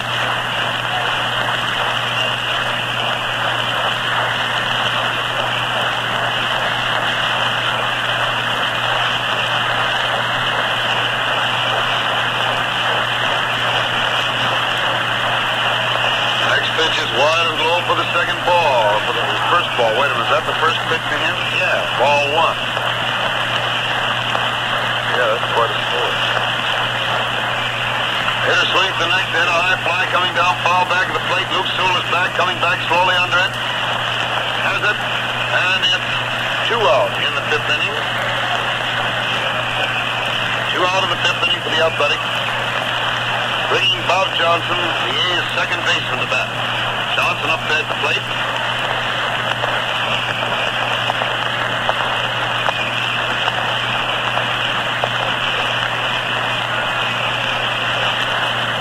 Winding up now. Throws and the hitter swings, hit a ball hard into right field for a good clean base hit.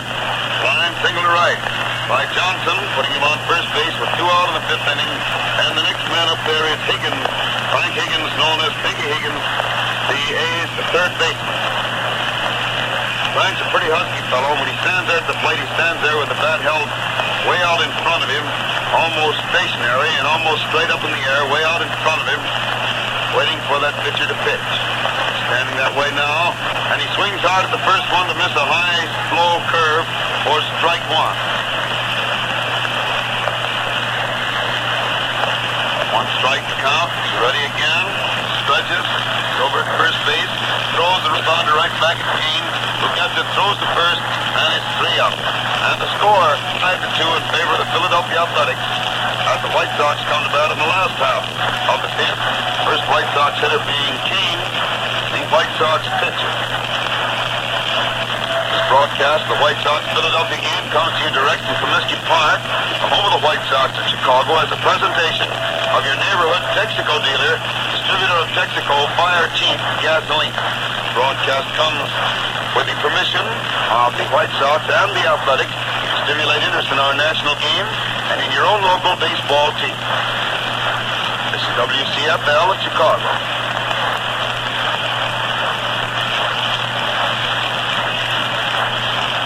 Wait a minute, I said Kane was the first man at bat. It's Sewell, the first man up. Luke Sewell, the first man at bat for the White Sox in the 5th inning. You people who were keeping track on the Texaco scorebook probably had me caught up on that long ago. Sewell tosses it to the bat side. He always comes up swinging 3 and steps up there at the plate. The umpire takes a moment to dust the plate.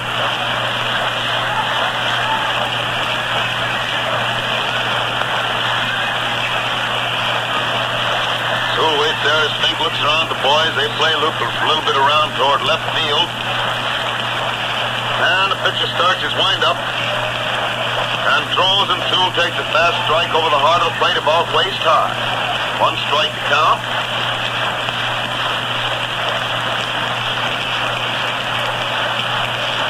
He's ready again, winds up once more, pitches, and it's over the plate but too low for ball 1, making it 1 ball and 1 strike on Luke Sewell. 1-1.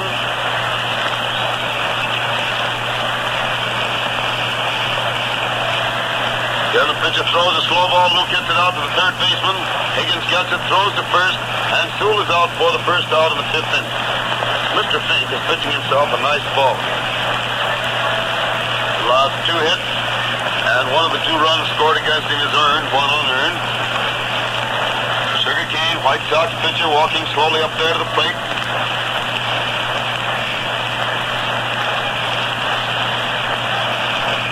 And he walks around behind the umpire, takes his place at the plate.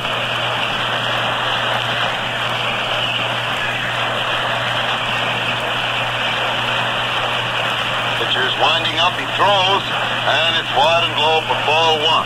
1 ball called.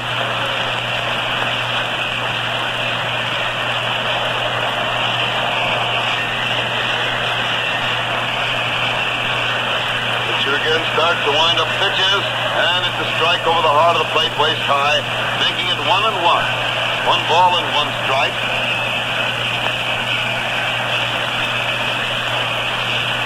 Throws again, and the hitter swings in an easy bounder out in front of the plate.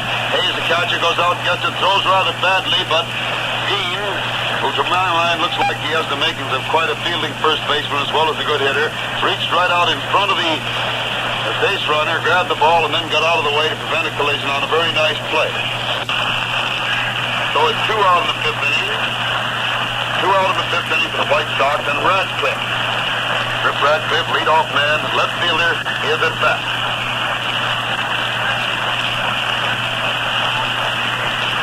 Leans over, gets the sign, winds up, pitches, and Rip takes a wide one across the waist for ball 1. 1 ball called.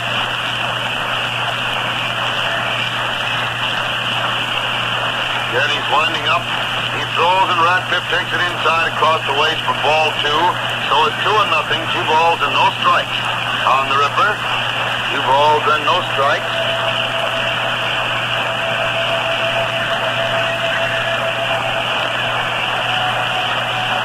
Winding up again, throws, and the hitter takes it for a ball wide and low, and it's 3-0. 3 balls and no strikes on Radcliffe.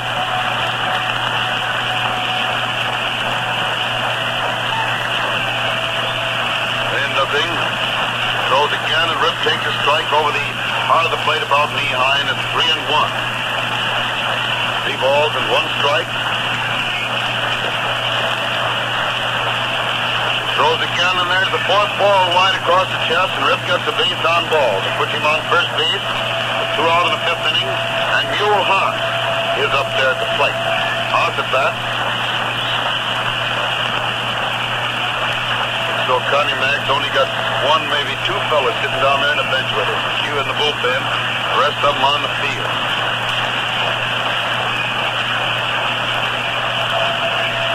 Watching first base, suddenly throws over there. Throw is high, but Dean steps back and takes it. It's just a lob throw. Didn't have much on it, but it wasn't very straight either.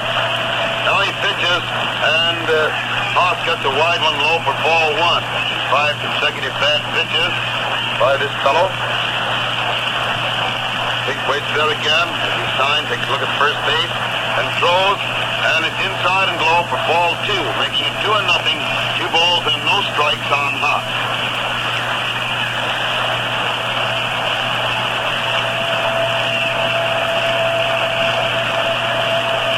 Still watching first base, throws, and the hitter takes it inside and low for ball 3. Fellow really has lost control all of a sudden, hasn't he? That's 3-0. He walked Radcliffe on 4 pitches. Now he's got 3-0 on Haas. Ready again, watches first base. Throws, and there's ball 4, wide and low. And he gets a base on balls also. Hey, the moon on isn't blowing today. Just went by without blowing a whistle. So the White Sox have runners on first and second with 2 out in the 5th inning. And Mike Krivich is up there at the plate. Pitcher and catcher have a little confab out in front of the flare, in front of the mound. And the A's have a pitcher starting to warm up again in the right field bullpen.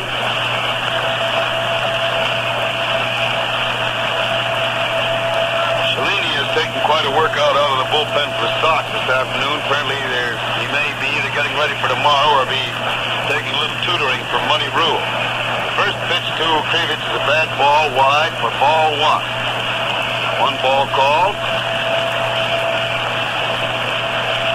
Throws again, and Mike swings to push the ball through toward right field. He gets past Johnson, goes out there for a base hit. Runner first, Hoff stops at second, and the shortstop, for some reason or other, let the ball get through, but the third baseman, after he deflected it, chased it out and got it before the runners could advance. The throw from right field came right to Newsom. Newsom, for some reason or other, just tagged it and deflected it and almost rolled to the stand, but Higgins recovered it quickly so the runners couldn't advance. So Krivich singled to right, scored Radcliffe, put Haas on second. And so the White Sox still have runners on first and second. 2 out, 1 run home. Zeke Benura at bat. Score now 5-3 in favor of the Athletics. Benura up there at the plate. And Zeke swings, hit a long drive way out to deep right center. Center fielder's chasing it. Way back there. He might get it. He makes a great dive for the ball and hangs onto it on another sensational play. Man, what a play. Moses carrying across into right center as hard as he could go, suddenly threw himself headlong and caught that ball and landed right on his face and skidded along, but he held onto the ball and his hands were outstretched, so he couldn't possibly have been just trapping it. He really caught it. And it ended the inning on what looked like a hit that was going to at least tie the score, because that ball was really hit. And Moses is getting a beautiful hand from the fan as he comes in there after making that great play to end the inning. 1 run, 1 hit, 2 men left on base for the White Sox in the last half of the 5th. And the score is 5-3 in favor of the Athletics at the end of the 5th. Have you sent in your request card for the 1936 Texaco Baseball Scorebook yet? If not, don't put it off. Thousands of baseball fans are already enthusiastically keeping their own play-by-play records of these games and having lots of fun doing it. The instructions are easy to follow. In them, Hal Totten tells you just how he does it, and there are plenty of blank score sheets for you to use. In addition, in the 1936 Texaco Texaco Baseball Scorebook, you'll find schedules of all major league games, data on all players of both the Cubs and Sox, plenty of other interesting baseball data on both teams. It's easy to get your free copy. Go to any Texaco service station and ask for a request card. Write your name and address on the card, stamp it, and mail it. Stop at any Texaco service station and get your card in the mail tonight. And now back to Comiskey Park for the continuation of the baseball game, brought to you by permission of the Chicago White Sox and the Philadelphia Athletics to stimulate interest in our national game and in your local team. Take it, Hal. Back at the ballpark for the sixth inning, first man at bat. Frank Hayes lines the ball out into left field for a base hit to open the sixth, and he's on first base. Nobody out in the sixth inning, and Newsom, Whitey Newsom, the shortstop, is at bat.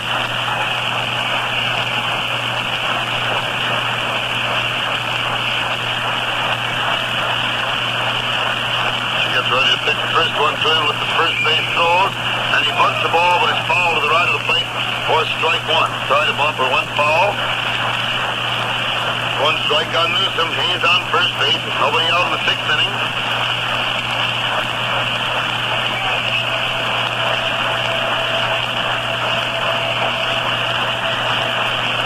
Turns to throw at first, and oh boy, it was a close play, but he got back very close because Kane made a good throw over there.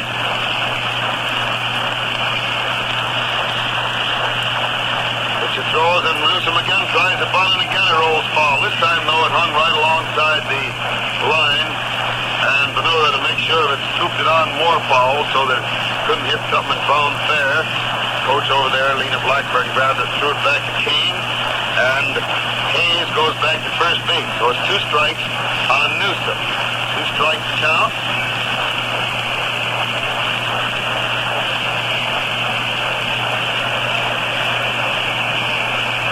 Goes again for the first ball. It's wide and low, and the count is 1 ball and 2 strikes on Newsom. 1 and 2.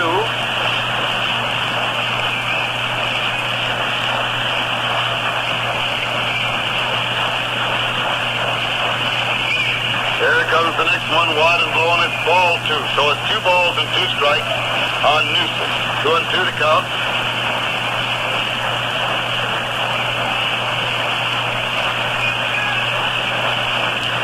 Suddenly walks out of the box to dry his hands in the dirt. Umpire calls time. Whitey gets back up to the plate. Pitch is ready. Throws, and the hitter takes a wide one across the knees for ball 3. And it's 3 balls and 2 strikes on Newsom.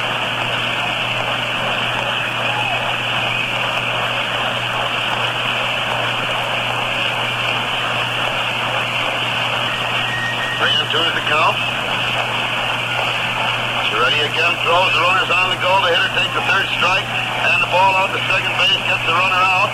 Apparently, Hayes, in taking the ball, tagged the fellow almost in the face. He managed to miss his face, but touched him on the shoulder, and it goes as another double play.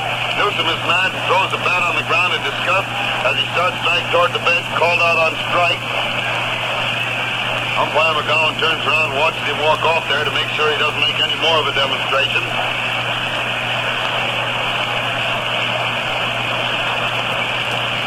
But it's another double play for the White Sox, who now have 4 of them today. They almost had 5. 4 in 6 innings.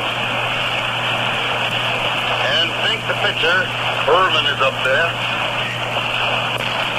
Throws the first one, and he swings, hit a foul down past first base. Blackburn, who was standing more or less back at the plate, ducked his head and sort of shrunk all up as the ball bounded past him. Not very close. 1 strike on Fink, and that was 2 out of the 6th inning for the Athletics. Kane throws again, and Fink swings to foul the ball into the stand back at first base. Pretty well back there, back of the aisle. And it's 2 strikes on Fink. 2 strikes to count.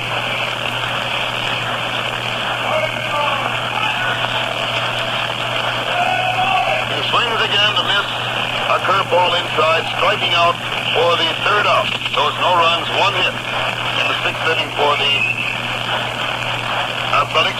They still lead the White Sox by a score of 5-3. The Sox come to bat on the last half of the 6th with Luke Appling, their first man at bat.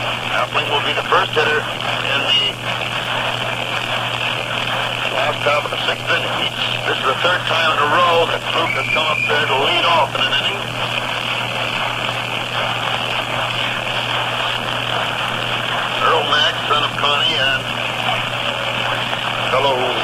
warms up the pitchers. Catcher by trade. He's old in his playing days. Is warming up pitcher. I don't know if Earl did any playing to speak of, but he did some work out with Portland, I believe, as did his brother.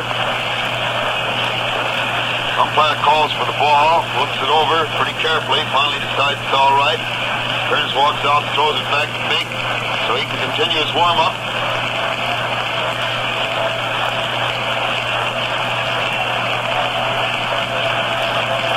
Meantime, Hayes, the catcher, gets up there to the plate.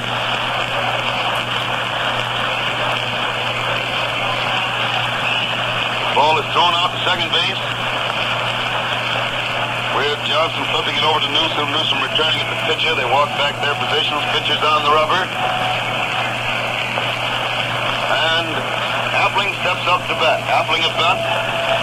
Start the last half of the sixth inning. Pitcher starts to wind up, throws, and the hitter leans back to take a ball inside across the shoulders.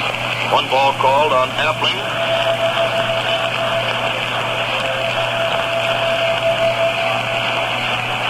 Pitcher winds up again, pitches, and it's a strike over the heart of the plate, waste time, making it 1-1. 1 ball and 1 strike on Appling.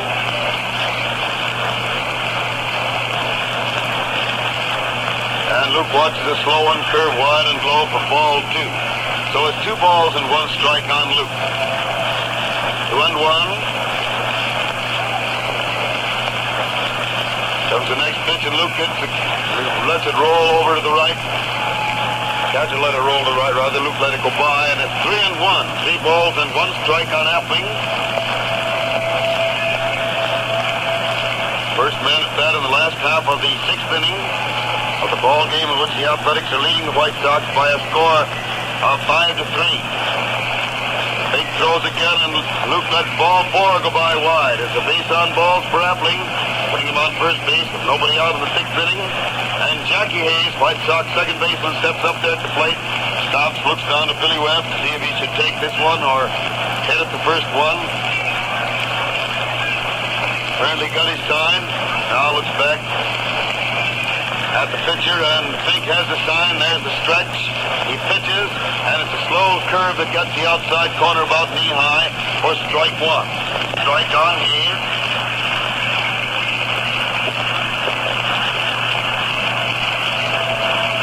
Ruddy again watches first base, then throws, and it's a high one inside for ball 1. It's 1 ball and 1 strike on Hayes.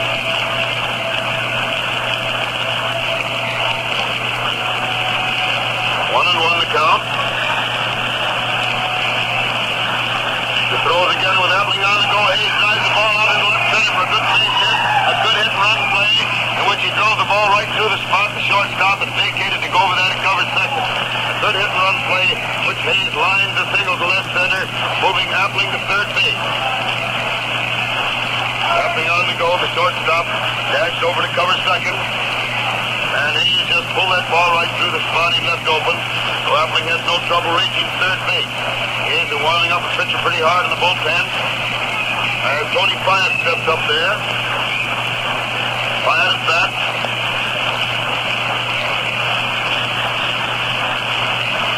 He gets ready, watches first, then throws, and Tony swings hit a flounder down to the third baseman, and they trap Appling between third and home. Luke runs back there and is out as he slides back in, with the third baseman taking a throw from the catcher. Play went from Higgins to Hayes to Higgins.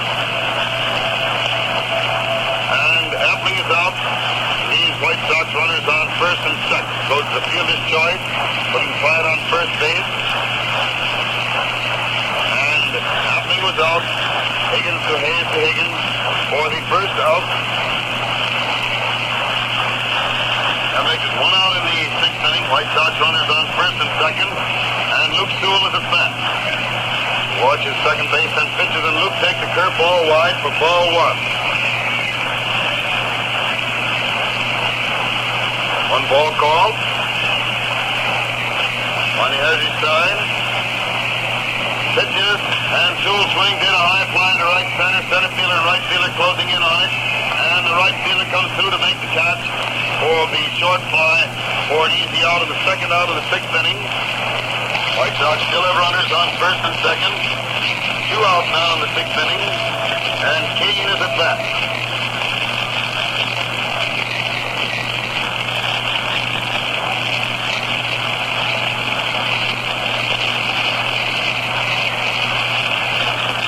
Back at second base and throws and swings it a high fly down the left field line.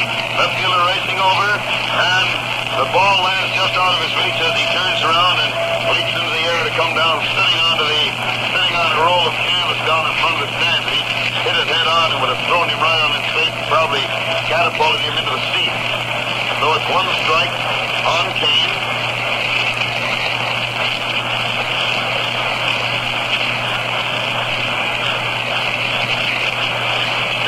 Back at second base and pitches again. Kane swings it upon the shortstop coming across fast, grabs it, steps on second base, and forces Fiat out for the third out. Ending the sixth inning with no runs, no runs, one hit, and two men left on base. And at the end of the sixth inning, the Philadelphia Athletics are leading the Chicago White Sox by a score of 5-3. Now, once again, for up-to-the-minute scores and complete batteries from other cities, we return to the studio. In the National League, the Chicago Cubs lost their game to the Giants today by a score of 7-2.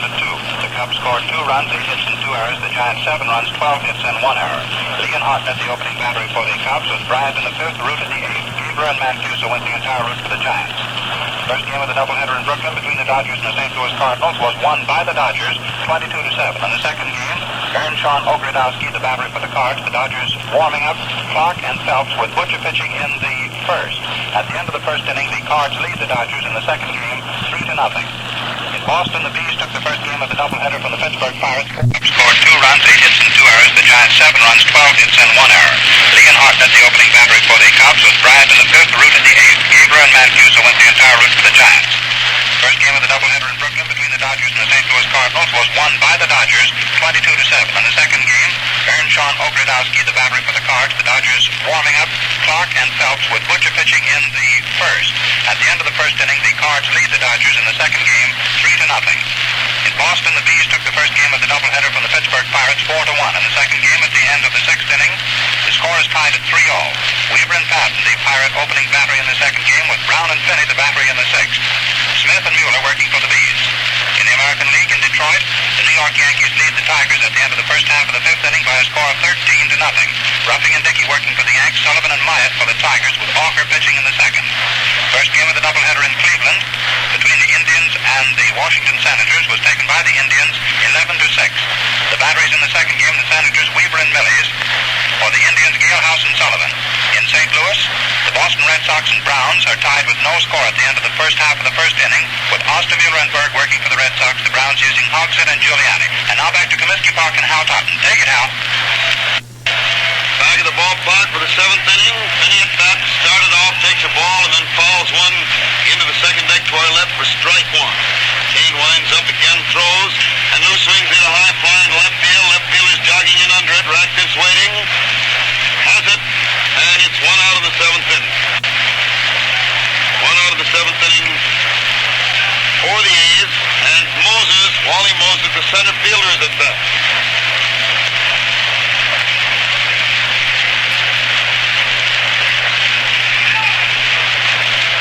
Smoothing the dirt down. Hey, George, they don't think the wind's blowing here. They should have seen me crawling around digging up my pencil and scorebook a minute ago, huh? First pitch to Wally is a slow one that just misses the outside corner across the waist. One ball called on Moses. He winds up again, throws, and Wally swings and misses the curveball outside for strike one. So they get 1 ball and 1 strike. 1-1. Throws again, and Wally swings, and this is a fastball inside for strike 2. So it makes it 1 ball and 2 strikes on Moses. 1-2.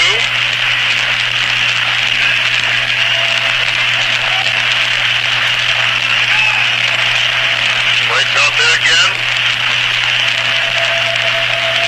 Winding up pitches, and Wally tried to dodge that one, but it hit the bat and went foul over against the stand of the left plate. Bounced right back out to the plate, and Luke Sewell scoops it up and into the umpire's hand. It's 1-2, 1 ball and 2 strikes.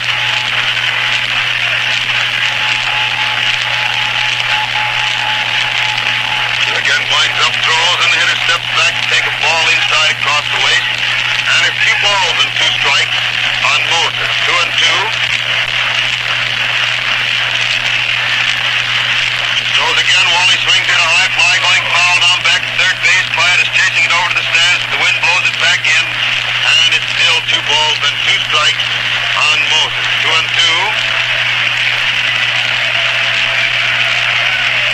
Little youngster went over there and got that ball right off from the grasp of some man who was trying to get it.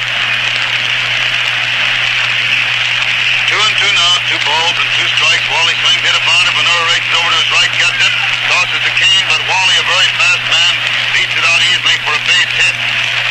Ball was really Hayes' ball, but Venura went out to get it, and as a result, they lose that man. It's a base hit for Moses. He's so fast, you can't fool with him. When it comes to a play like that, he's going to beat you. And so Moses is on first base with 1 out of the 7th inning, and Chubb Dean, the first baseman, is at bat.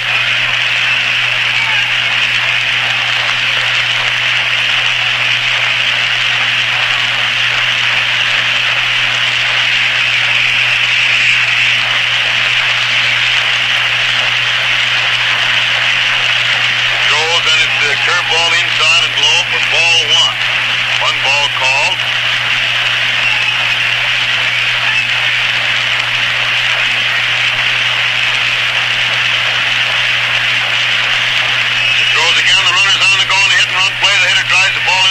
For a base hit, Radcliffe fields it fast and throws it into third base, holding the runner from first and second. So it's single to left field by Dean, moving Moses to second base. Well, Dean can really powder that ball. And that puts Philadelphia runners on first and second with 1 out of the 7th inning. And Puccinelli, the right fielder, is at bat.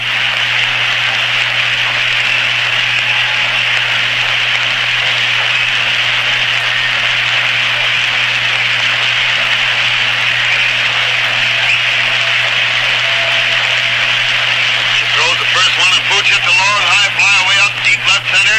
Radcliffe's way back there near the end of the scoreboard. Makes the catch. The runner from second is trying to go to third, and he's making it easily. Boy, how that fella can run.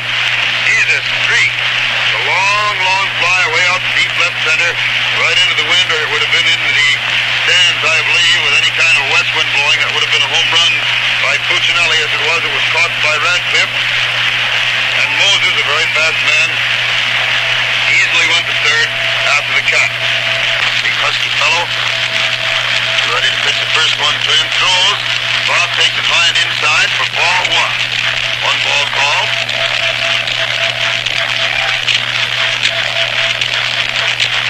He's ready again. Swings the ball at the plate.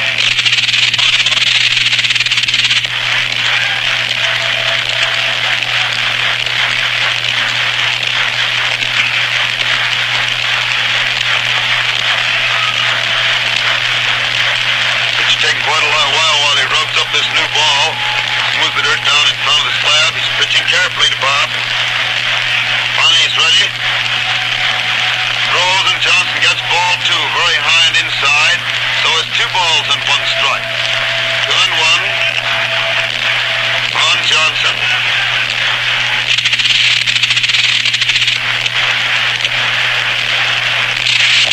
There's ball 3, a fastball inside across the waist. So it's 3 balls and 1 strike on Johnson. 3 and 1 the count.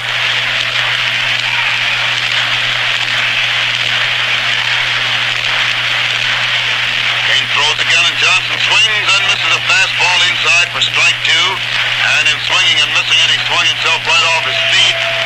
But he got around before he fell. In other words, it wasn't an attempt to get away. When he didn't start to get away from that inside pitch till after he'd completed his swing. Now the runner from first on the go. Johnson hits a pop fly, coming down foul to the left of the plate. Luke Sewell is over there and makes the catch over in front of the stands for the third out. Kane has pitched mighty fine ball, but in the first part of the game he was wild, and then in that third inning, everything went haywire with all those errors and things, and it was just too bad. So it's no runs, 2 hits, 2 men left on base in the first half of the 7th inning, and the score remains 5-3 in favor of the Athletics as the White Sox come to bat in the last half of the 7th with the head of the batting order, Rip Radcliffe, the first man at bat. Broadcast, the White Sox Philadelphia game comes to you direct from Comiskey Park, home of the White Sox in Chicago. It's a presentation of your neighborhood Texaco dealer, distributor of Texaco Fire Chief Gasoline. Broadcast comes with the permission of the White Sox and the Athletics to stimulate interest in our national game and in your own local baseball team. This is WCFL in Chicago. Hank is finishing his warm-up down here with Hayes while Radcliffe stands there waiting to take his turn at bat.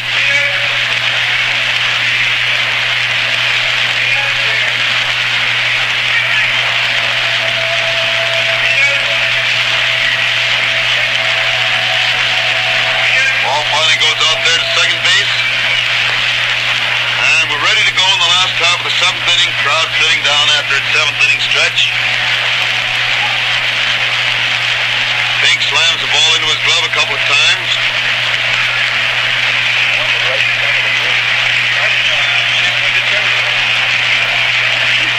First pitch to Radcliffe, a high one wide for ball one. One ball called.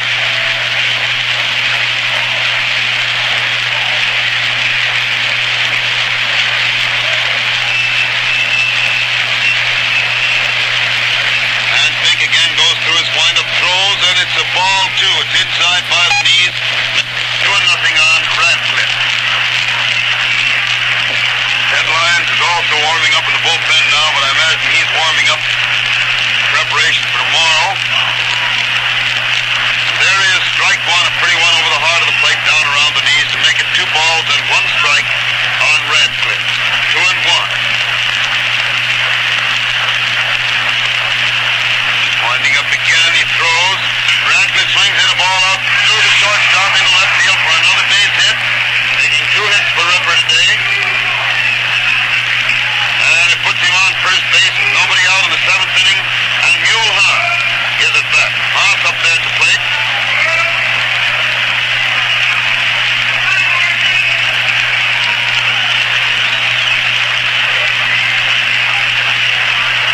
Left-handed hitter stands there waiting.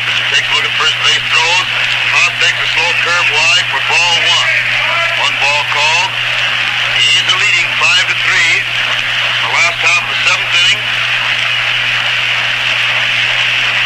Again, instead he throws, and the hitter swings, hits the ball in the center field. Center fielder comes in fast. The ball lands in front of him, and he makes a grab for it, gets it on the hop, throws it in, and Radcliffe has to stop at second base. The ball wasn't quite short enough to be a technical leaguer, but it was a sinker, a little looping fly out into left center, which moved Radcliffe to second base. And the White Sox have runners on first and second. Nobody out in the 9th inning. And Mike Krivich is at bat. Krivich up there. Infield playing around as though they expect a bunt from Mike.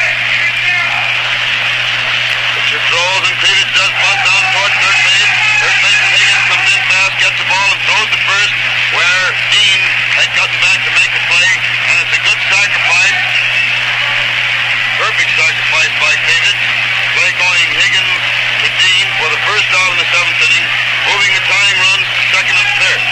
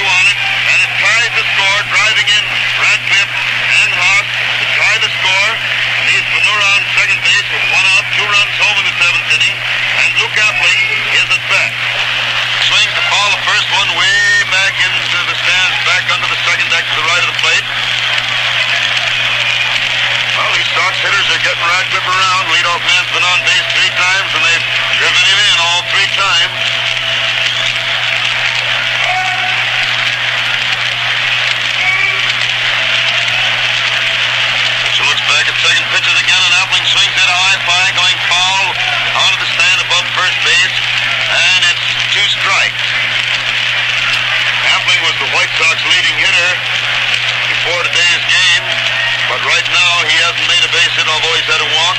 Radcliffe has made 2 hits besides having a walk. And Ripper is out in front again, although not, I don't think, in front of the league. And the hitter hits one into the second deck, a high fly going into the second deck, and it bounds down and knocks a straw hat right off the man sitting down there in the box seat, and everybody got a laugh out of it, including the fellow who lost the straw hat. Boy, it made a mess of that straw hat, too. Plunk right on top. Kurt Plunk. It's still 2 strikes on Appling. And a pitcher throws again. Luke swings and follows this one into the stand, back into the right. So it's still 2 strikes on Luke. Panura's on second base. 1 out, 2 runs home in the 7th inning. White Sox now tied with the Athletics, 5-5.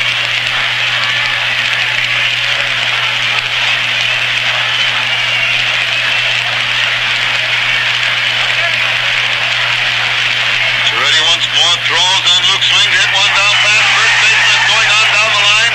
Luke makes the turn, and keeps right on for second base because the right fielder throws to the plate and pulls in at second base. A single down the right field line by Appling, and he goes to second on the throw to the plate as Panura scores.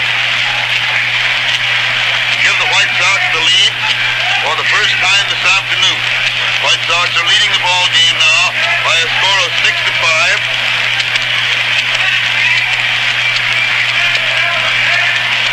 Brings Jackie Hayes to bat. Hayes up there at the plate. With Appling on second base. 1 out. 3 runs home in the 7th inning. That little Lucius Luke came through when it counted, didn't he?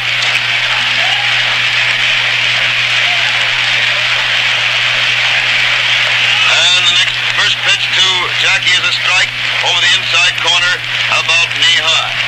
1 strike on Hayes.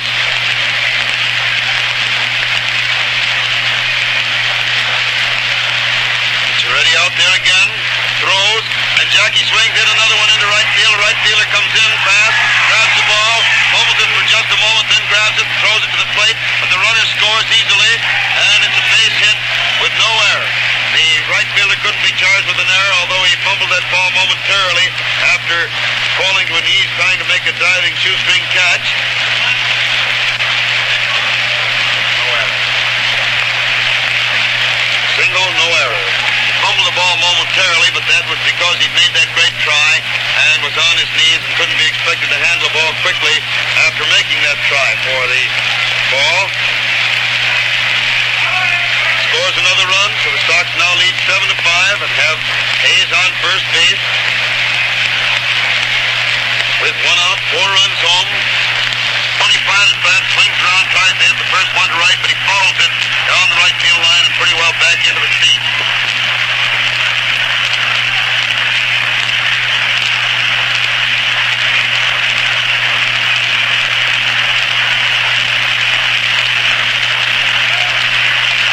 Ready again, throws, the hitter swings, hit a bounder down the third base line. Third baseman gets it right over the bag and then fumbles it, and the runner is safe. Higgins got that slow bounder right over the bag, and then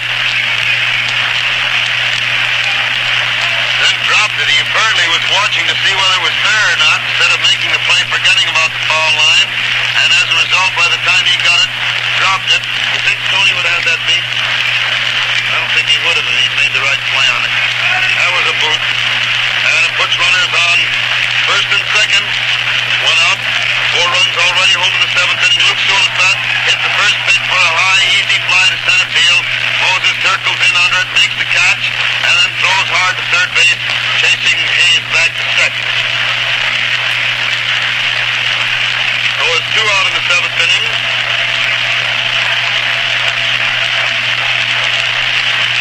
White Sox runners on first and second. 2 out, 4 runs home, and Sugar Cane, the pitcher, is coming to bat.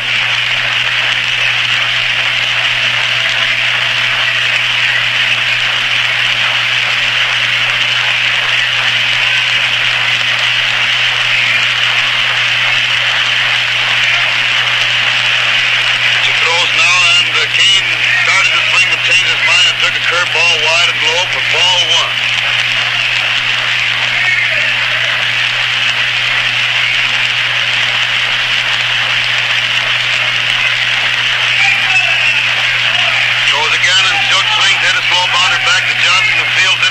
first, and Kane is out by a step for the third out, ending the seventh inning. Not until the White Sox not only had tied the score, but gone into a two-run lead. In the last half of the seventh inning, were 4 runs, 5 hits, 1 error, and 2 men left on base. The error did not figure in the scoring. And the score is 7-5 in favor of the White Sox at the end of the seventh inning. Don't buy just any old gasoline for your car. Be as smart as the United States government. It buys gasoline on specification. You too can buy the same way. Fill up with Texaco Fire Chief, and you're getting a gasoline which meets the United States government specifications for emergency motor fuel. And it costs no more than ordinary gasoline.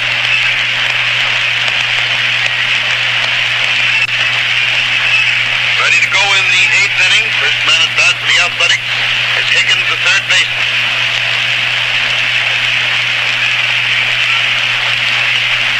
He starts his windup. Throws and Pinky swings it a long drive out deep left field. Radcliffe chasing over there, but it's foul. I believe foul. It hit the railing of the upper deck of the grandstand. Foul by only a few inches, and Higgins has to come back. Oh, that ball was really hit, and the wind was more or less against it rather than blowing it out. Still, it went up into the second deck, hit the railing right in the front of it, and carried him downstairs. But was fouled by a foot or two, and it's one strike, but a very long strike on Mr. Higgins. Kane throws again for strike 2. Fastball over the inside corner, about knee-high, so it's 2 strikes on Higgins. And the White Sox are going to keep a couple pitchers warmed up there in case of emergency. Kane winds up again, throws, and the hitter follows the ball into the stand to the right of the plate. It's still 2 strikes on Higgins. Certainly somebody caught that ball down there and gets quite a hand from the fans.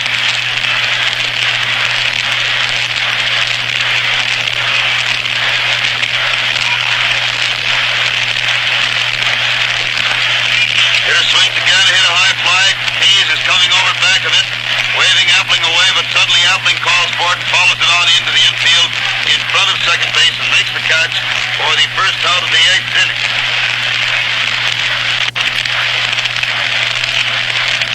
One out in the 8th inning for the Athletics, and Frank Hayes, the catcher, is at bat.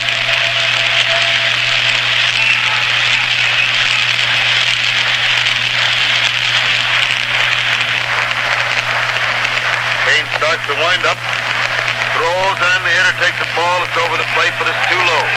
1 ball called.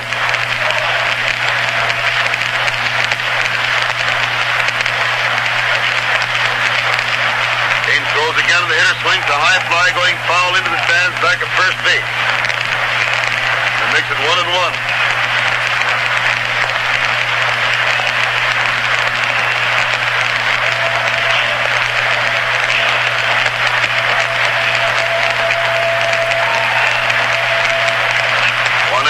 Pitcher throws again, and the hitter swings it, a bounder down to Wyatt, who fights it a little bit, fumbles it momentarily, then throws to first, and a beautiful play by Benura. Got the man. Zeke leaped out, caught the ball one-handed, and then kicked back to get the bag just before the runner got there, and it's 2 out in the 8th inning. Very nice play by Big Zeke. So it makes it 2 out in the 8th inning for the Athletics, and Newsom, Whitey Newsom, the shortstop, is at bat.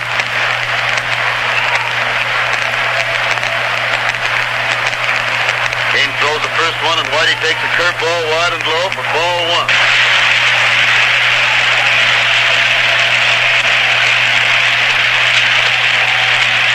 Now the pitcher on the slab is ready once more. He's winding up. Pitches, and the hitter started to swing, but changed his mind and took a ball wide. And so it's 2-0. 2 balls and no strikes on Newsom. 2-0 with the pitcher ready again, winds up, throws, and it's a strike, a fastball over the heart of the plate, making it 2-1. One of those wandering clouds suddenly blew across the below the sun, and it got the field completely in shadow, but all around us the sun is shining. Hitter hits the next one, a grass cutter out past the pitcher. Hayes gets it, throws it first, and it's 3 out in the 8th inning, although Hayes' throw is a little wide. Manure reached way out to get it. 3 out in the 8th inning for the Athletics. And the score is still 7-5 in favor of the White Sox. White Sox coming to bat in the last half of the 8th with Rip Radcliffe, the leadoff man, again, the first man up. Let's see if we have a change out here. Number 20. Gumpert, Gumpert, is the new pitcher for the Athletics.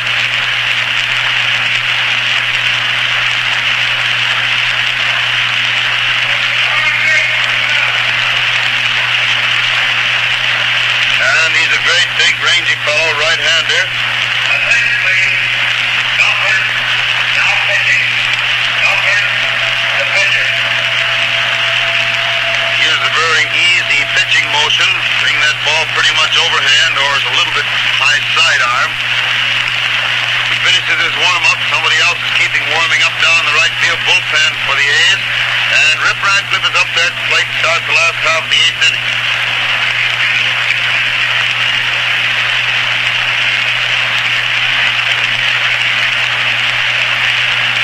First pitch to Ripper is wide and low for ball 1.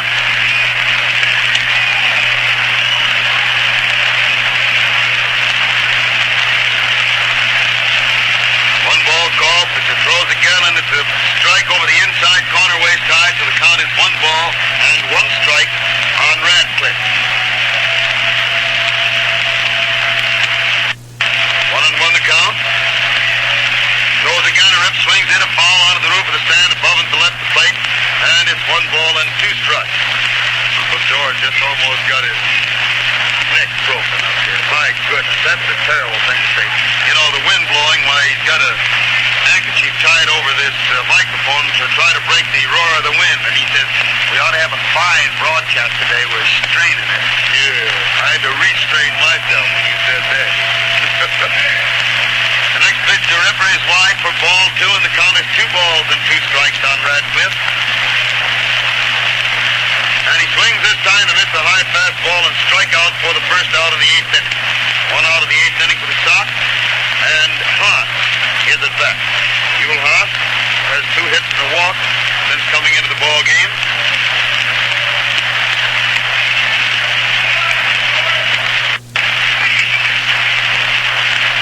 Starts to wind up, throws, and Mule takes a high one wide for ball 1. 1 ball called.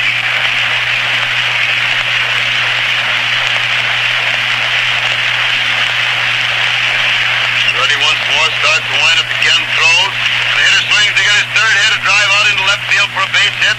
Ball is fielded fast by Finney, who throws it into second base. And it's a single to left field by Haas for his third hit of the ball game. So it puts Haas on first base, 1 out of the 8th inning. And Mike Krivich is at bat.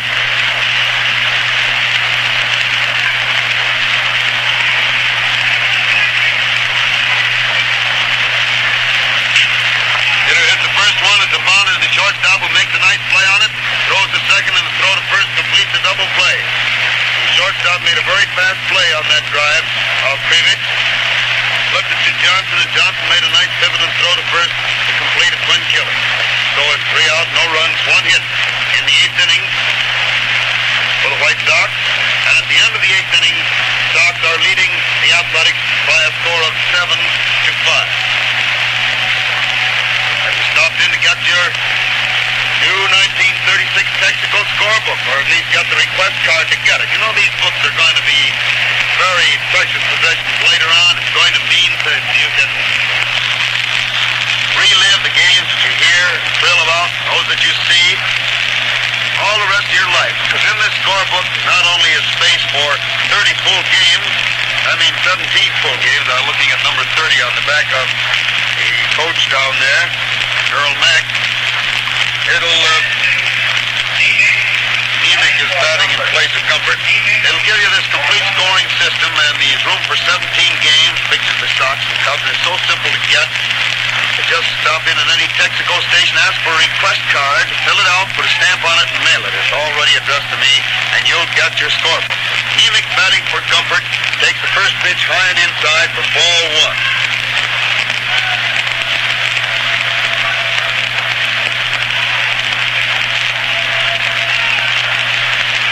And there's the next one for a strike over the outside corner, so it's 1-1.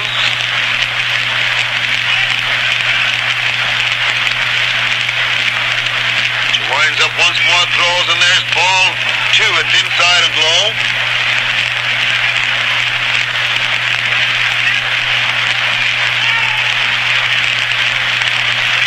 Swings the next in a high fly, coming down foul back to the plate. Sewell is jogging back with umpire McGowan running right with him. Luke grabs it, hangs onto it, and it's one out of the ninth inning. Luke's caught himself a lot of foul balls down there today at that, hasn't he?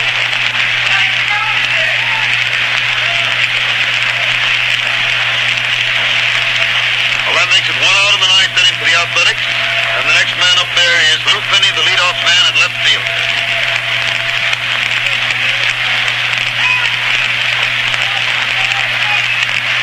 Throws the first one, he swings hit a bounder down to Jackie Hayes. Jackie soaks it up, throws the first, and the runner is out for the second out of the ninth inning. 2 out of the ninth inning for the Athletics. And Moses, the A's center fielder, is at bat.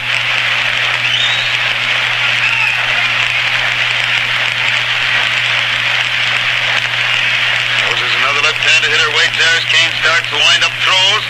And it's a wide one across the knees for ball one. One ball called.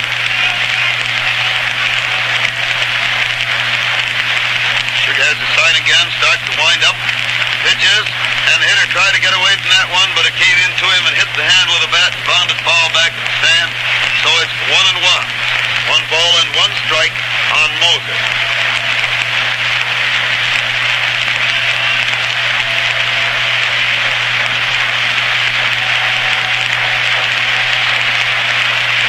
Waiting there again for the sign. Suddenly the umpire calls time, walks up, talks to Sewell about something or other. Oh, he changed that last one to a ball? How could he? It hit the bat.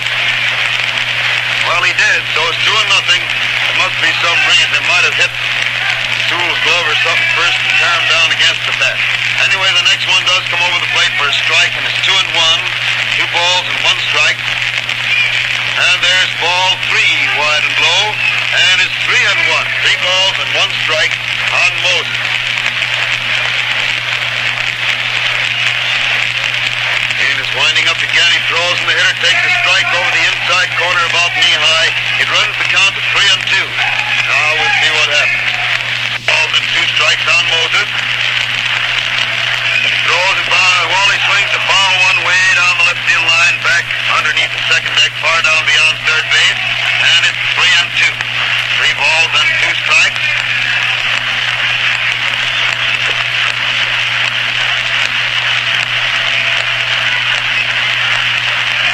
Winding up again, throws, and the hitter takes ball 4, high and wide, and gets the base on balls. Well, that puts Moses on first base, 2 out in the ninth inning, and brings Chubb Dean, very troublesome young man at that, up there to the plate.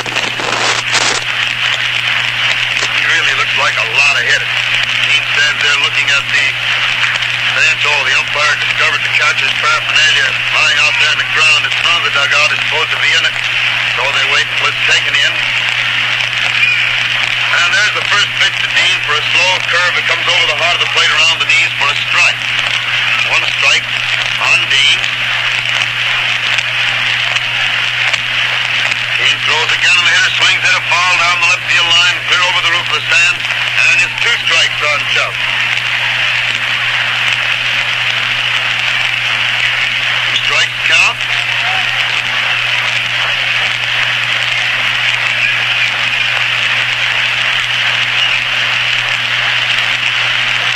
Waiting for that next one. It's ready again. Throws, and the hitter takes a high one wide for ball 1, and it's 1 ball and 2 strikes on Dean. Moses on first base, 2 out in the ninth inning, and the White Sox leading 7-5. Again, Kane pitches, and the hitter swings in a high fly to center field. Krivich is coming in fast. Finally slows up under it. Has it, and it's 3 out that score 7-5. In the ninth inning, no runs, no hits, one man left on base. And the final score, the total, White Sox had 7 runs, 10 hits, 3 errors, and 8 men left on the bases. The A's had 5 runs, 10 hits, 3 errors, 1 hour and 54 minutes. They had 7 men left on the bases. Time of the game, 1 hour and 53 minutes. 1:53. The winning pitcher, of course, was Kane, and the losing pitcher was Fink. The summaries again. White Sox had 7 runs, 10 hits, 3 errors with 8 men left on base. The Athletics 5 runs, 10 hits, 3 errors, and 7 men left on base. Time of the game, 1 hour and 53 minutes. The winning pitcher, Kane, the losing pitcher, Fink. Tomorrow, the White Sox and Athletics play the final game of this series, and then on Friday, the Boston Red Sox come to town, and Friday is Ladies' Day. Ladies admitted without ticket. All they got to do is get that tax ticket that the government requires. It's a doubleheader Sunday between the White Sox and Red Sox here at Comiskey Park, and we'll be seeing you a lot the rest of the week, won't we? That's all for now, so Hal Totten speaks for George as well as himself. It's a good afternoon from Comiskey Park, and we return to the studio. Goodbye now. Now stands 2 wins for the White Sox and 1 for the Athletics. I don't know who will pitch for the White Sox. Teddy Lyons may be nominated to go into action against the Athletics.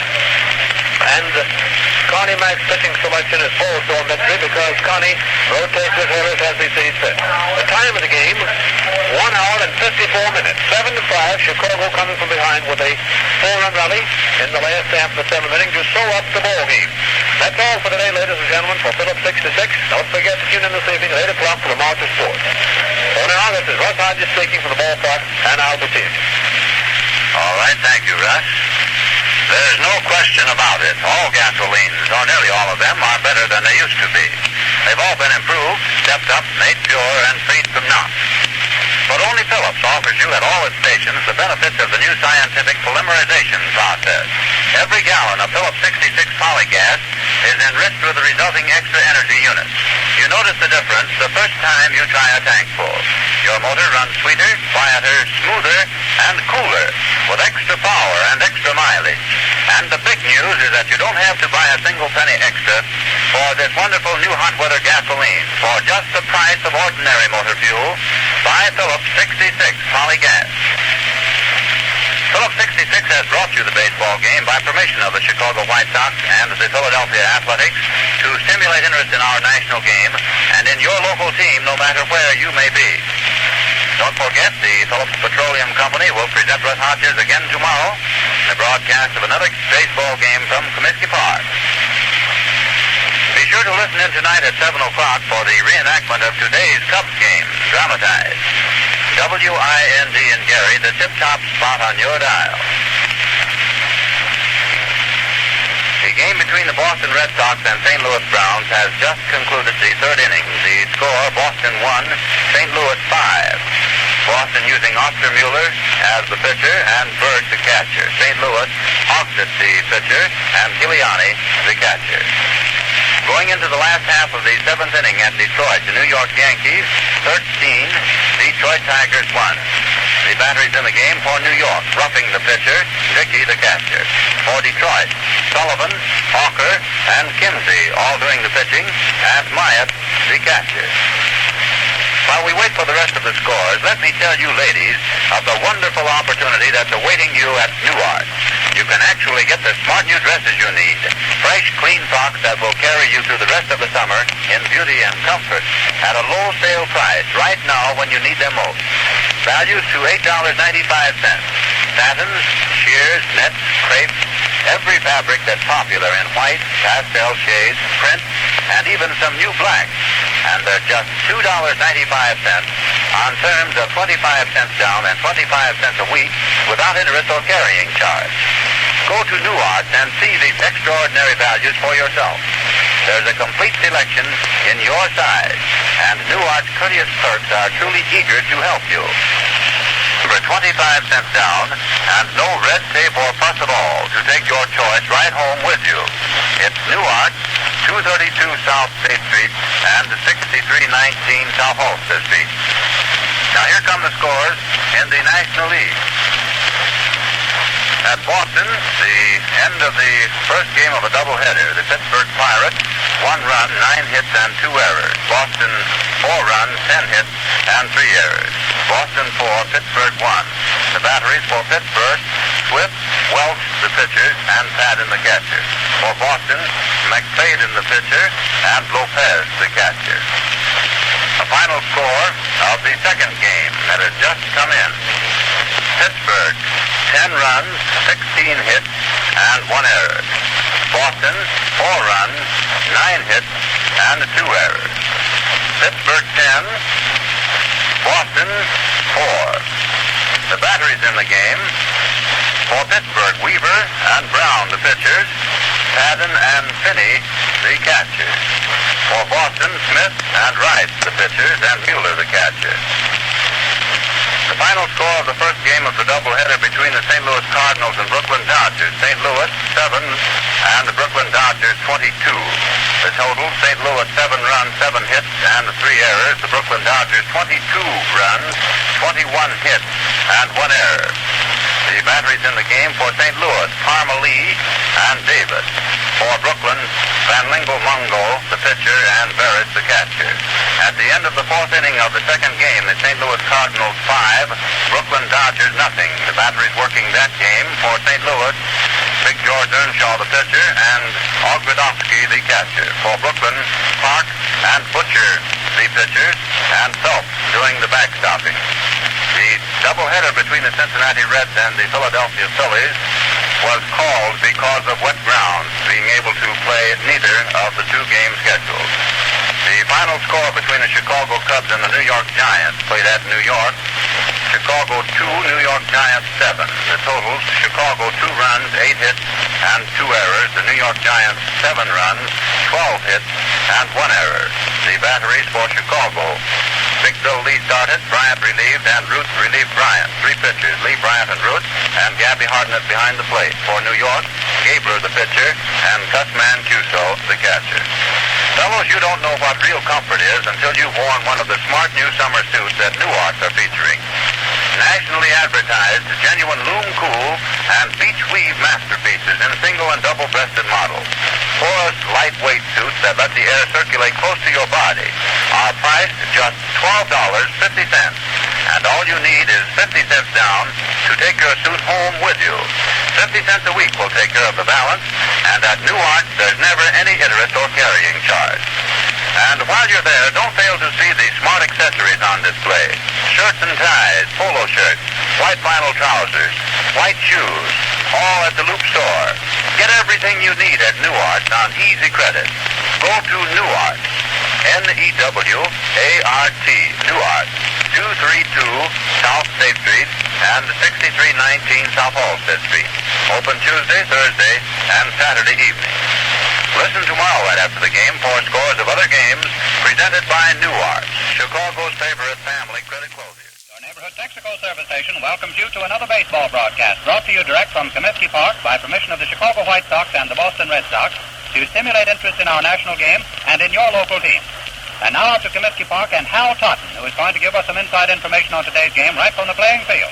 Take it away, Hal Totten.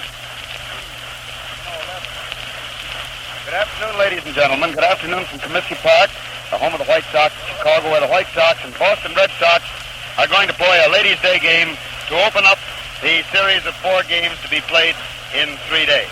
The crowd this afternoon is laughing in ecstasies right now because Al Shack is out here putting on his toe dancing act at third base, and he's going to have a lot of other funny things happen before he's through. He'll really have himself an afternoon and keep people in hysterics. He just did the stunt of catching one, letting one ball go, and then throwing another one as though he'd fielded it, and now he's sitting on third base and catching throws from Frank Grube. And now he gets up and throws the ball backwards without looking, but the throw is a little wide.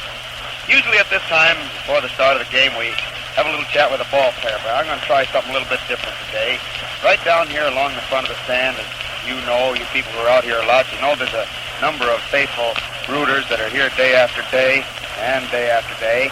And they've been here, a lot of them, for many, many years. One of them's a young lady down here. I don't even know the young lady's name, but I'm going to just fool them all, and I'm going to talk to them today. What is your name? Marge Kirby. Marge Kirby? Yes. And how long have you been coming out to this ballpark? About 10 years. You started when you were about 6 years old. Just about. Well, how long you been a Sox fan? About 10 years. Length of time? How'd you start being a fan? Well, I don't know. I just came out here and You really are a real I'm a Sox fan. When they were down, I was with them, and I'm with them when they're up. Well, I'll give you credit. I know you were, because I used to see you here every day right down here in this same seat right here alongside the bench. You never missed, did you? Who's this young lady alongside you? What's your name? Ann Maudie. Ann Maudie? Maudie. And how long you been coming to these games? About 10 years. You've been coming here 10 years, too. And are you a real Sox booster? Why do you two people like the Sox so much? Well, we just like them, I guess. You have no answer as to what is a fan. Is that it? A fan is a person that's with the team when they're down, and they're still with them when they're up. And they don't throw pop bottles when they lose. No, we don't throw pop bottles. Much as we'd like to, but we don't. I'm going to go on down the line here a little bit farther, because a couple of other ladies, this is sort of ladies' day, so we got ladies on the air. Can I bust in here and ask you to say something for a minute, you two fine people? And what's your name now? I'm going to ask you your name. I know it, but you're supposed to tell them. Mrs. Adams. Mrs. Adams, you were on the air with me downtown once and asked me tell questions. everybody. Yeah. Say, I want to ask you something, and I really mean this deeply. How long have you been coming to games out here? Well, out here, ever since the year after I moved to Chicago, that'd be about 4 years. And, but you've been a baseball fan before that? Well, Mother said she took me in her arms. You've been going ever since? Uh-huh. Well, how did you come to be so interested in the Chicago teams? You say the year after you came to town? Well, the first year I lived in town, I couldn't get around very well. I'd been kind of sick, and I used to turn the radio on. I used to get this man called Totten. I always wondered who he was, you know. Uh-huh. And then I listened to him, and I thought, well, doggone, I used to like baseball. I'd better go out there. And then when they told Jimmy Dykes out here, you know, and I listened to that, I thought, well, sure enough, I'll have to go out there. Sure enough. What's that sure enough come from? Where's your home? Oh, kind of all over. I lived a long time down in Virginia, though. You've a long time down in Virginia. Oh, I like that. Well, then radio really maybe had something to do with your coming out here. I tell you, I think radio not only teaches the game to people that ordinarily wouldn't learn the game, gets them interested in it, but you get hot about the team, you got to come out and see them. You're here pretty near every day, aren't you? Well, as often as I can get out You're not here on a pass, either. No, sir, I'm not. Radio hasn't hurt the attendance as far as yours. Not as far as I'm concerned. I only wish they gave the games while they were away, because as hot a fan as I am, I lose little interest while they're In gone. other words, you're really a Sox fan rather than just a baseball fan. Is that it? No, I'm an American League fan. Oh, American League fan. Oh, but a real White Sox fan, yeah, too. well, that's what I wanted. This young lady next to you, what's your name? Huh? That's what I'm going to ask you, how long you've been out here. What is your name? Donald Sutherland. And how long you been coming out here? Since I was 6 years old, and believe it or not, that was in the old White Sox park. Oh, down in the south of here. I was going to go way back. And, let's see, 6 I years saw Russ old. Faber pitch his first game in this ballpark. Oh, you shouldn't admit all I those know, things. I shouldn't, but after all, there it is. Because I didn't. You couldn't. Probably not. I don't think I was even in Chicago then. Well, that's how far back I was. Because I've never been in the old park. And hell, I think I heard you broadcast the first few games on an old battery set. 1923. I won't say how many years ago it was, but we had a battery set at the time. And that's what everybody used to say. The World Series coming up, everybody get your batteries charged. Yeah. Mm-hmm. Well, that's Get your what it batteries was. charged up or get new ones. Or something like that. Well, that was before the days of Texaco. Now, as far as radio is concerned, of course, Texaco's that old, too. But then you people are really Sox fans from the word go. Absolutely, Al. We've been coming out here for all these years, and I think that we'll keep right on coming out. I'd like to know, and maybe you people can help me find out, just why Sox fans are so constantly loyal and why they stick the way they do. Just what is it about the Sox team that keeps you people so intent on the club, whether they're winning or losing? Well, hell, because it's just our club, that's all. Well, not only that, the management's always so nice, and not like today. Look, all these girls out here to see the game, and You never have any trouble. You're always a customer, and the customer's always right, and your team's in there, and whether they're in last place or first place, they're out there giving everything for you as well as Mr. Commissioner. Well, you can't help but like them. That's a perfect answer, and I'm glad to hear you say it, because, I've lived on the north side ever since I was in Chicago. In fact, when I first lived in the north side, the Cubs were on the west side, and then I was a Sox fan. That was when I was a little boy in school. And then the Cubs moved to the north side, and, of course, we kids had to be Cubs fans then. And then we started broadcasting. You'll remember the first 2 years the American League wouldn't let us broadcast. Oh, you weren't up there then. You remember that. And then finally, so I got the reputation of being a Cub fan. I had more fun the first year in here at the Sox Park. Every time I walk out, the Sox fans, what they call me. But now I've finally persuaded them that we've stuck to them through thick and thin, and the boss and everybody else likes it. Oh, what is this? Anyway, Al Shax is putting on his tennis game here, and he's doing it all by himself. He ran almost all the way out to left. He's got the Suzanne Long effect with a long gown on. Sure looks like a nightshirt of some kind, sort of abbreviated.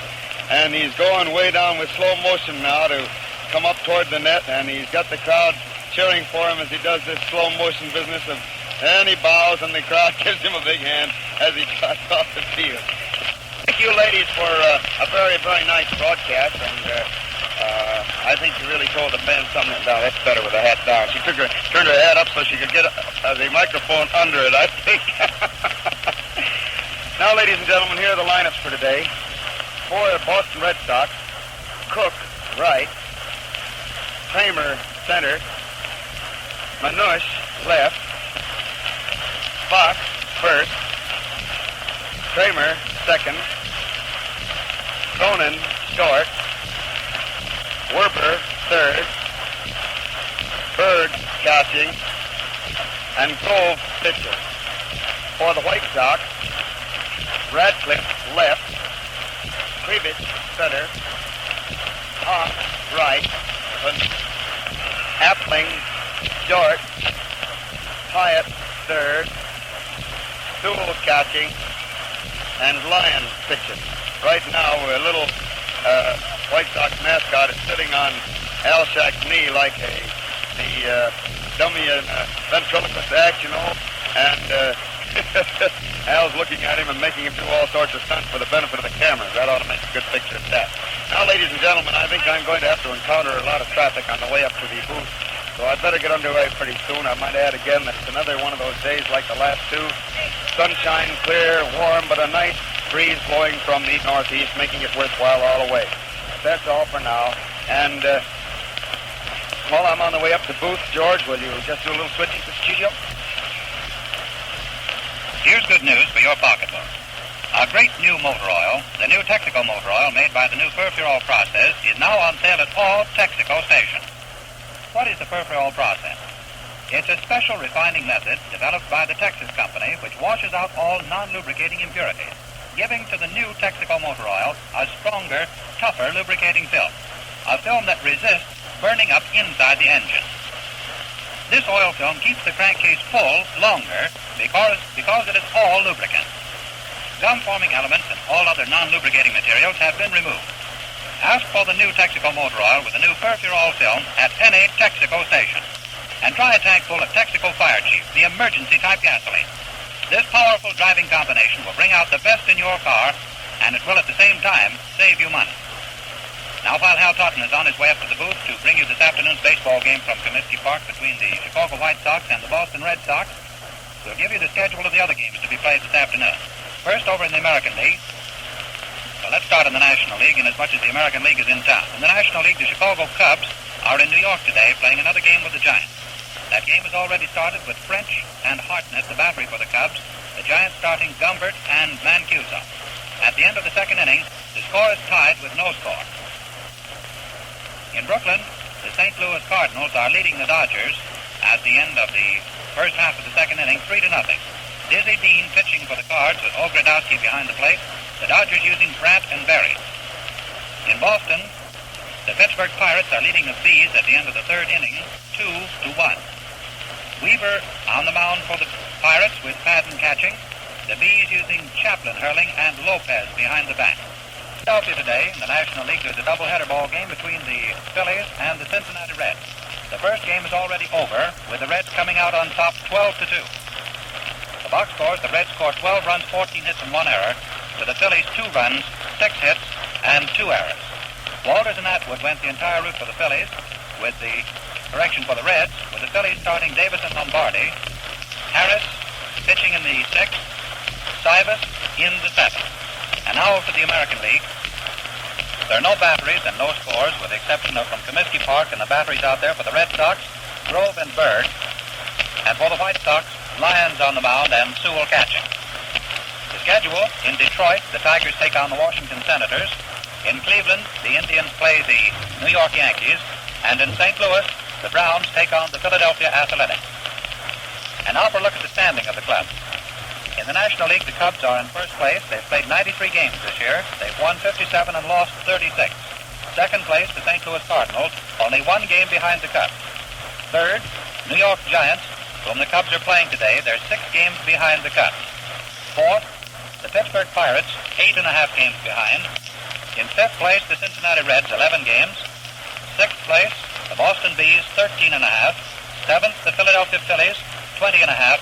And in eighth place, the Brooklyn Dodgers, 23.5 games behind. And now in the American League, first place is held by the New York Yankees. They've played 98 games this year. They've won 64 and lost 34. In second place, the Cleveland Indians, whom they're playing this afternoon. The Yanks and the Indians will play this afternoon. And the Indians are 7.5 games behind the Yankees. In third place, the Boston Red Sox, who are at Comiskey Park, they're 11.5 games behind. Fourth place, the Chicago White Sox, 12 games behind. If the Chicago White Sox win this afternoon, they will be in third position. In fifth place, the Detroit Tigers, 12.5 games behind. They're just 1/2 game behind the Chicago White Sox for fourth place, and the White Sox are 1/2 game behind the Red Sox for third place. In sixth position, the Washington Senators, who are playing the Detroit Tigers today, and they're 15 games behind. In seventh place, the St. Louis Browns, 34 games behind, and the Philadelphia Athletics are in eighth place, 31.5 games behind. The games this afternoon will have a very deciding effect upon what positions will be held tomorrow, as of starting tomorrow. And now for a look at the home run situation as it stands today. Lou Gehrig is still in first place. He's had 32 homers this year. Fox of the Red Sox, who's out here at Comiskey Park this afternoon, has had 29, 3 games behind the lead. The second place is also shared by Trotsky of the Cleveland Indians, who had 2 home runs yesterday, and he also has 29. And in fourth place, Mel out of the Giants with 21. Back to the ballpark, ladies and gentlemen, and ready to start the ball game. The Sox team is out there on the field, with Ted Lyons finishing his warm-up, with Sewell, who now throws the ball out to second base. We're just about ready to get this ball game underway with the first hitter for Boston being Dusty Cook, a left-handed hitter with plenty of speed, good power, and a good all-round ball player. He's up there at the plate as Lyons starts his wind-up to pitch the first one. Throws, and Dusty takes a strike over the outside corner about knee-high. 1 strike on Cook.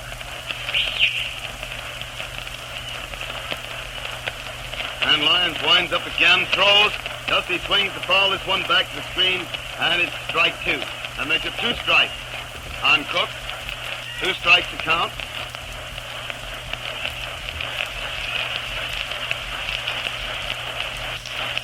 Ted again starts to wind up.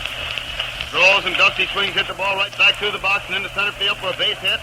Single to center field by Cook, putting him on first base with nobody out in the first inning for the Red Sox. And Kramer, Roger Kramer, the Red Sox center fielder, another left-handed hitter, at bat. Kramer's one of the boys, as I think you know, who came to the Red Sox from the Athletics during the winter. Lyons is ready, throws the first one. It's a fast one for a ball that just missed the inside corner across the knees. And it's 1 ball on Kramer.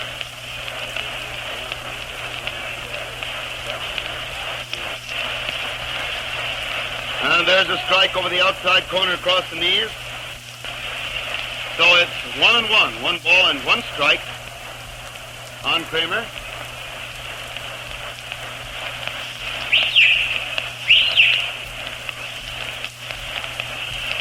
Lyons has his time once more. He's ready to pitch. Pitches. Rod swings, hit one also in the center field for a base hit. Runner from first round, second, starts for third. But a good fast throw from Previous to Appling chased him back to second base. Well, these boys start looking as though they're going to go out, and then both of them drive that ball straight through the box. Lyons must be right straight over that plate.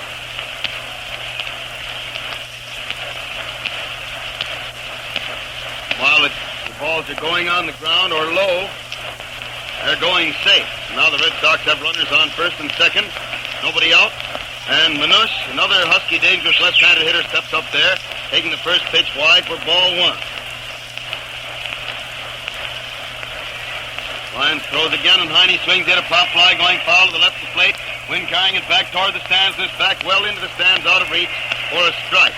So it's 1 ball and 1 strike.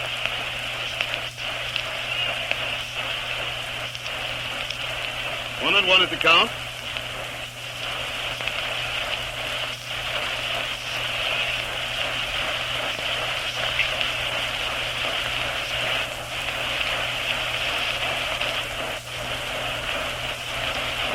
Pitcher finally swings around, steps on the slab again. Pitcher looks back at second base and throws, and it's inside across the chest for ball 2. So it's 2 balls and 1 strike. 2 and 1 on Manush.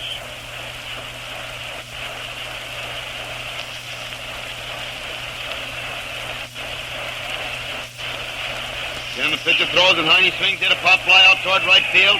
Hayes is back on the edge of the grass, and so the man is called out on the infield fly rule as Jackie Hayes catches the ball anyway.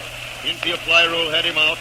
The umpire near second base, I believe it is. Let's see how we lined up today. Hubbard at the plate, McGowan on first, and our old friend Emmett Ormsby is on third base. Emmett come into town and takes the place of Quinn, apparently. And now the first pitch to Jimmy Fox, husky right-handed hitter at bat, is a good strike one over the inside corner down around the knee. Jimmy's a boy to hit a ball clear over the left field stand out here in the last trip.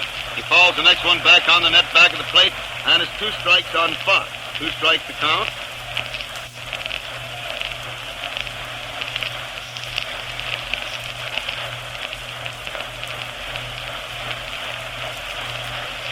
Lyons stands there getting his sign, getting ready once more. Finally has it. Takes a look back at second base. Pitches, and the hitter hits a long one. It looks like it's in way back. And it's a home run into the second deck, way back in the second deck of the left field stands by Jimmy Fox, scoring 2 runners ahead of him to give the Red Sox a 3-0 lead.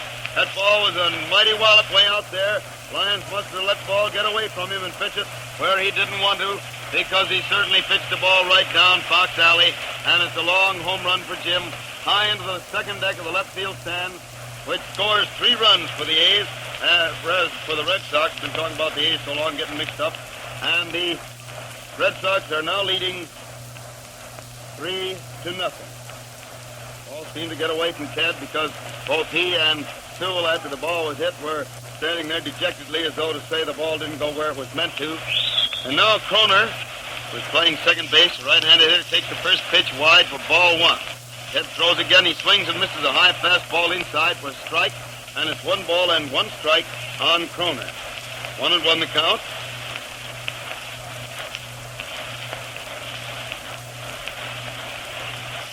Lyons throws again. Kroner hits a long drive to left field. Ratcliffe's going back, and he has it way back near the wall. Ball well hit, but Ratcliffe got back nicely to make the catch. So it's 2 out in the first inning for the Red Sox. 3 runs already home, though. And the next man up is Werber, Bill Werber, the Red Sox third baseman.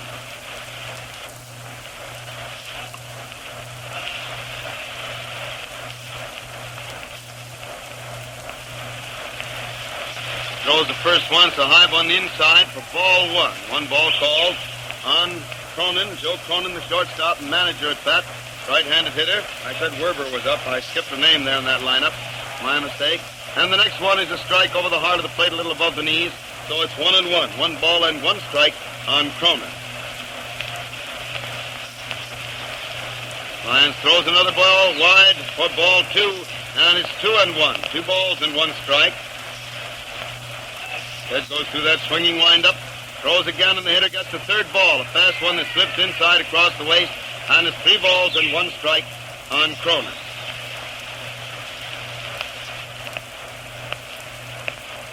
Lyons winding up, pitches again, and the hitter swings, hit a ball foul down the right field line, and well back into the box seats way down the line. It's 3-2, 3 balls and 2 strikes on manager Joe. Then goes through his wind-up pitches. Cronin swings, hit a ball down to Platt, gets it nicely, throws the first, and Cronin is out for the 3rd out in the 1st inning. And Lyons, after that one bad pitch, ball that apparently he threw in the wrong place to Fox without intending to, got through the inning without further damage, but that damage was considerable. 3 runs, 3 hits in the first half of the 1st inning, and the score is 3-0 in favor of the Red Sox as the White Sox come to bat in the last half of the 1st inning.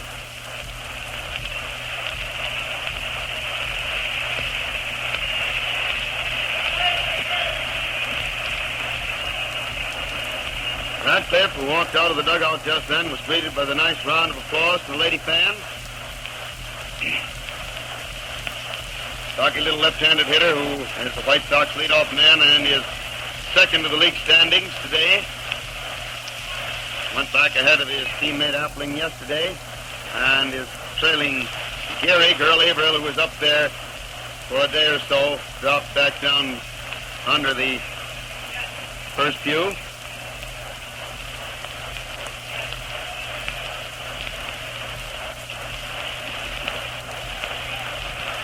And there's the first pitch to Radcliffe, a strike over the inside corner about waist high. 1 strike is the count. He winds up again, throws, the hitter swings, hit a bounder back to the left of shortstop. Conan gets it near second base, throws to first, and Radcliffe is out for the 1st out in the 1st inning, bringing Mike Krivich to bat.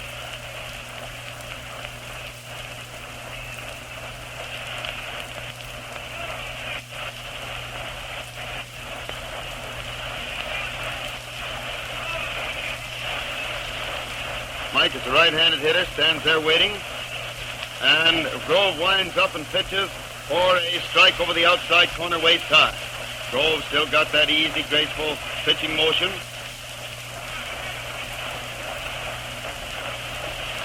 And still uses that system of smoothing down the dirt in front of the rubber before each pitch.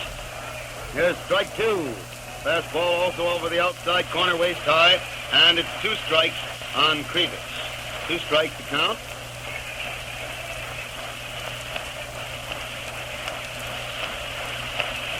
Grove throws again. Mike swings and misses a curveball inside, striking out for the 2nd out in the 2nd inning.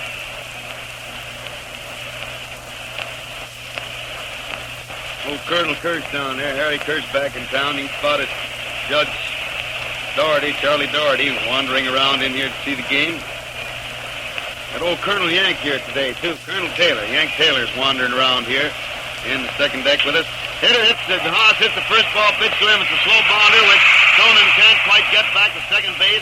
He snaps his fingers as though he's disgusted with that one, because he thought he might have gotten the man if he did field the ball. And I believe it'll go as a base hit, because I doubt very much if Cronin could have made the play.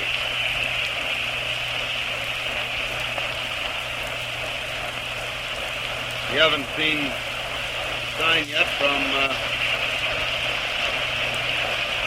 Wayne Otto, who probably will sign it in a minute. And now the first pitch to Benore is inside and low for ball 1. 1 ball called. That's on that, George.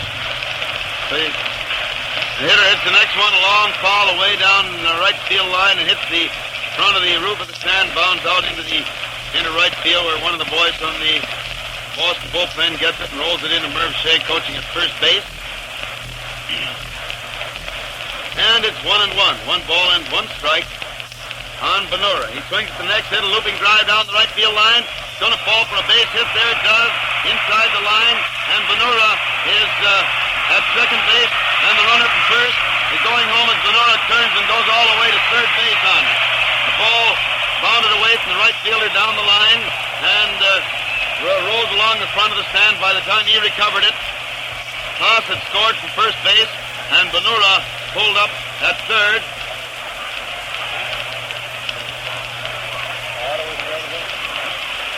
Well, we'll give him a hit on it and give him 3 bases on that one. Hit on the other and a triple on this one. Wayne Otto isn't there, you said. The official scorer is not present? Well, if he was there, he'd relay him over. I know that. Well, anyway, it's 1 run home, and Appling at bat has 1 strike on him. Grove throws again, and Luke takes a high one inside for ball 1. Wait a minute, he didn't have 1 strike. The board showed 1 strike, but I didn't remember any pitch. I was going along with the board, and the board was wrong, and it's corrected. So now it's 1 ball on Luke Appling. And there's the next one for ball 2. A little bit wide across the waist. So the count is 2-0, 2 balls and no strikes on Appling. Grove winds up again, pitches, and the hitter fouls this one into the stand to the right of the plate for strike 1, making it 2 balls and 1 strike on Luke Appling. Benura on third base, 2 out, 1 run home in the first inning. Score 3-1 in favor of the Red Sox.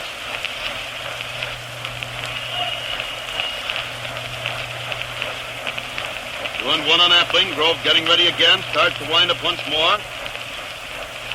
Throws and Luke starts to swing, stops. The ball hits the bat and then bounds foul back to the stand. And it's 2-2. 2 balls and 2 strikes. Appling turns, walks out of the box, dries hands, and steps back up to the plate.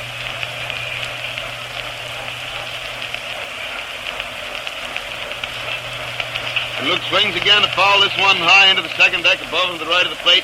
And it's still 2 balls and 2 strikes on Appling. Still 2-2.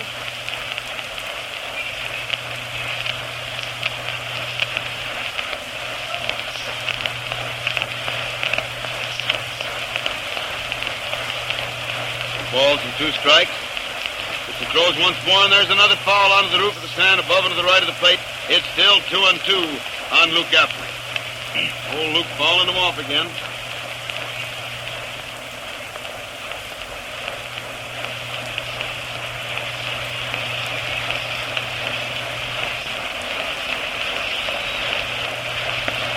Grove again starts to wind up. He pitches, and Luke swings to drive another one out to right field for another base hit. Past the right fielder, and into the stands down the right field line. Go for a 2-base hit by ground rule, and naturally it scores Benura easily from third base to make the score 3-2. Double down the right field line by Appling. Scores Benura, and the score is 3-2 now in favor of the Red Sox, with a tying run on second base. Appling on second base, 2 out, 2 runs home in the first inning, and Jackie Hayes at bat.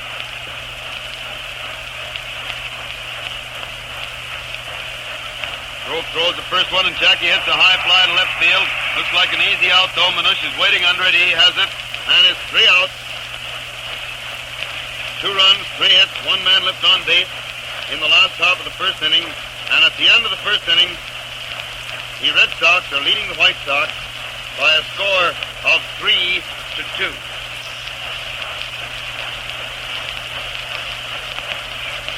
For a longer-lasting, sweeter-running engine, use nothing but new Texaco motor oil. Texaco is most economical because it gives more lasting lubrication, saves engine wear, and actually increases your oil and gasoline mileage. New Texaco motor oil stands up under heat and fast dries. Its purity is guaranteed by the refinery-sealed can. Try new Texaco motor oil. If you haven't tried it before, try it today, and you'll see the difference right away.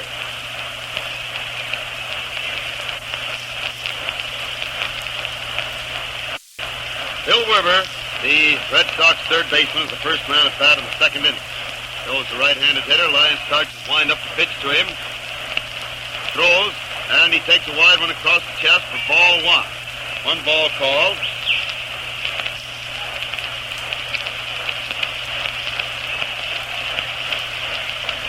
Winding up again, throws. The hitter swings, hit one down the left field line. A beauty just inside the bag. Goes way on down to the canvas down there. Radcliffe fights around amongst the front of the stand and in amongst the canvas till he finally gets a hold of the ball and throws it in. And it's a double down the left field line by Werber, putting him on second base. Nobody out in the second inning for the Red Sox. And Mo Berg is at bat, right-handed hitter. Good old Mo was with the White Sox for a number of years, back some years ago. Started with him as an infielder, and then in an emergency one time when all the catchers were hurt, he volunteered to catch, and has been a catcher ever since, and a very smart one. Mo started to swing at the first one, stopped halfway through, and it breaks wide for ball one. One ball called.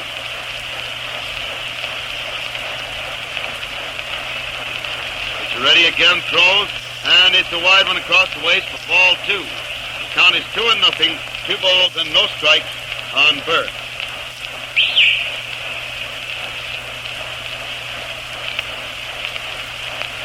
That shrill whistle you hear is Al Shack coaching down there. Now the hitter on a hit-and-run play with a runner on the go from second base, drives one out into left center.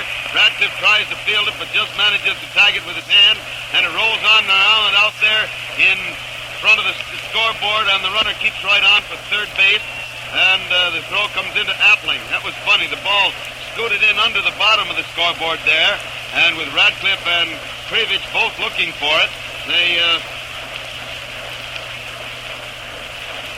suddenly discovered it popping out from underneath the scoreboard and bounding on now toward center field, and Krivich had to chase it and throw it in, and by that time Berg on third base. So it's another run home and a runner on third for the Red Sox in the second inning, and the White Sox start to warm a pitcher up as Grove, who is a pretty good hitter himself, steps up there and swings wildly at the first pitch, a curveball to miss it for strike one. There's ball one high and wide, and the count is 1-1. Incidentally, when he was with the White Sox, Berg and Ted Lyons were very great pals. They were together a great deal.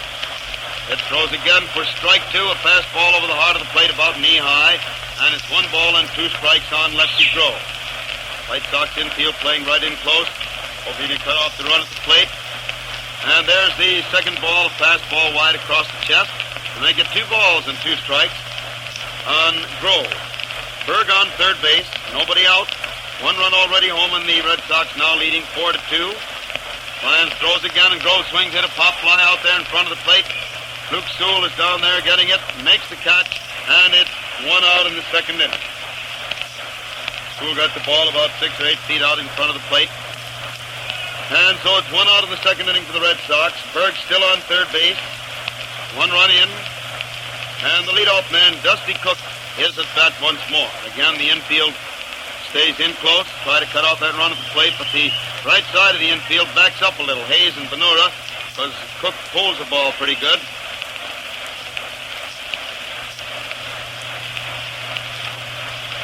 Winds up, throws, and the hitter takes a curveball inside for ball 1. 1 ball called.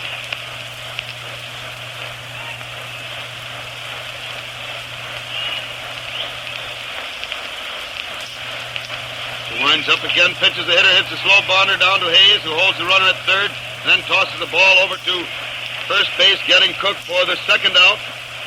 Makes it 2 out in the second inning. And Kramer, Roger Kramer, the center fielder, is at bat. The infield now naturally backs up to normal position to play for the batter for the third out. Berg still on third base with 2 out, 1 run home in the second inning. Starts to wind up. Pitches, and the hitter starts to swing, stops to twist away and take a fast one inside for ball 1. 1 ball called.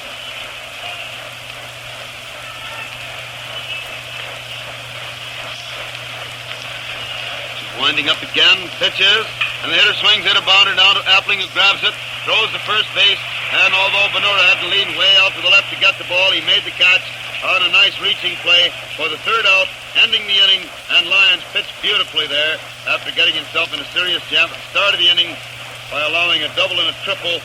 He pitched himself out of the jam with only that 1 run scoring his first run of the inning. They had Berg on third base with nobody out and couldn't get him home. 1 run, 2 hits, 1 man left on base, and the White Sox come to bat in the last half of the second inning with Tony Pyatt, the third baseman, the first man up. And the score, 4-2 in favor of Boston. And Oscar Malillo's out there warming up Grove while Bird gets into his catching cog. Walks slowly up there to the plate. Keith throws the ball out to second. And Kroner, the rookie, tosses it to Cronin. Cronin throws it back to Kroner after rubbing it up. And Kroner returns it to pitcher. Now Grove takes it, looks it over, and rubbing it up also in his bare hand. As Pyatt digs in there at the plate, ready to be the first man at bat in the last half of the second inning. Grove starts to wind up pitches, and it's a curveball inside and low for ball one. One ball called.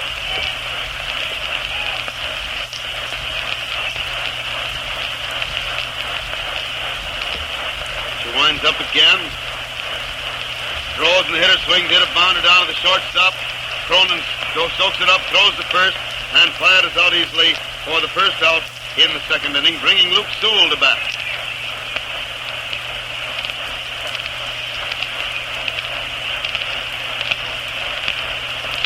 Sewell finishes swinging three bats, tosses two of them aside, steps up to the plate, and the pitcher starts to wind up, throws, and it's a fast strike over the heart of the plate about waist high. One strike on Sewell. One strike at the count, but it's ready again, starts to wind up once more. Throws and Sewell swings in a foul going into the stands above first base, and it's strike two. That ball landed on the roof of the stand.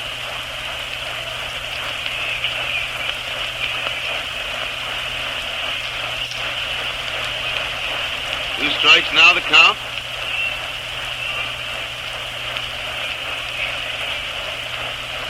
Grove winding up again, pitches, and Sewell hits the ball out toward right center. Goes through for a base hit. The outfielders are chasing it. Luke is around first base. He's rounding second base, heading for third.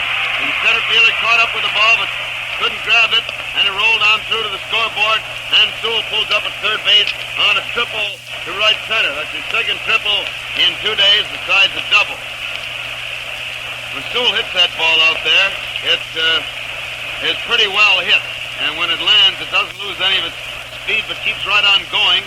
As a result, the right fielder and center fielder who had left that space wide open, right fielder playing near the line, center fielder over in left center, had to chase it.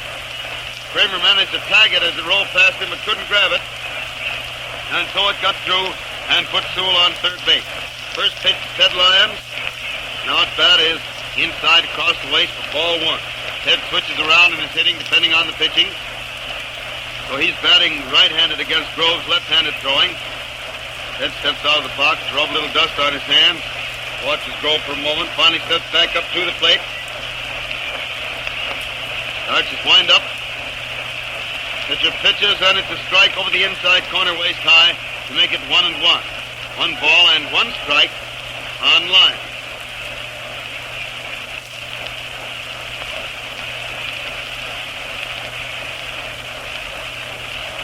Lyons again steps out of the batter's box. And they're watching the pitcher. Finally steps back up the plate. Grove is winding up. He throws and Ted swings and misses a fast one that breaks down inside. And it's strike two. 1-2.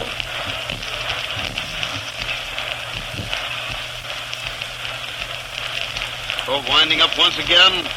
Pitches and Ted swings to miss a fastball inside. Striking out for the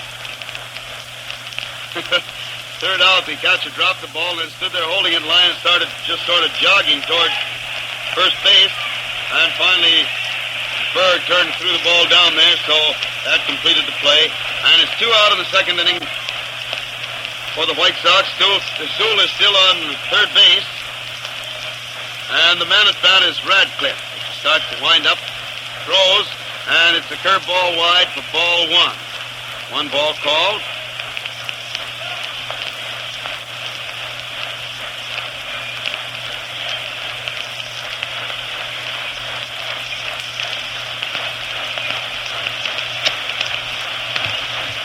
Pitcher has to sign Ryan again starts to wind up. And throws and Rip swings in a high fly into short left center, but the center fielder Kramer's in there. He's waiting under it, makes the catch, and it's 3 out. And that time they didn't get that man home from third base. So it's no runs, 1 hit, 1 man left on base. And at the end of the second inning, the Red Sox are leading the White Sox by a score of 4-2. This broadcast of the White Sox-Boston game comes to you direct from Comiskey Park, home of the White Sox in Chicago, as a presentation of your neighborhood Texaco dealer, distributor of Texaco Fire Chief Gasoline. The broadcast comes with the permission of the White Sox and the Red Sox to stimulate interest in our national game and in your own local baseball team. This is WCFL at Chicago. Remember, still get your Texaco scorebook by stopping in at any Texaco dealer, asking for a request card, filling it out with your name and address. It's already addressed to me on the other side. Put a 1-cent stamp on it and mail it. The book contains not only the special scoring pages for 17 games, but a complete scoring system, illustrated and explained carefully. Manush is at bat to start the third inning, and the first pitch is inside and low for ball 1. 1 ball called.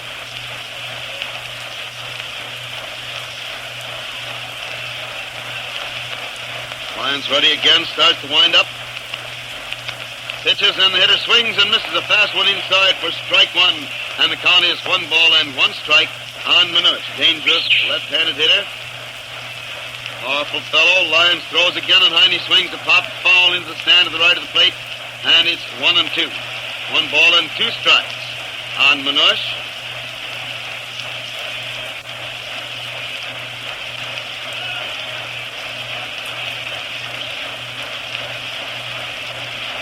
Throws again now, and it's inside and low for ball 2, making it 2 balls and 2 strikes. Sewell cocked his arm back as though to throw the ball to third, apparently thinking that ball might have caught the inside corner, but it didn't, and so it's 2 balls and 2 strikes on Manush. 2-2. Lions takes an easy swinging wind-up, throws again, and the hitter takes it high and inside for ball 3. White Sox really want this game this afternoon. If they can win this game, they go into third place in the league. They're only half a game behind the Red Sox. Throws again, Manush hits a bounder down to Jackie Hayes, who gets it on his short hop, throws to first, and it's 1 out in the third inning. 1 out in the third inning for Boston, and Jimmy Fox, who hit that mighty home run in the first inning with 2 men on base, is at bat. Fox up at the plate.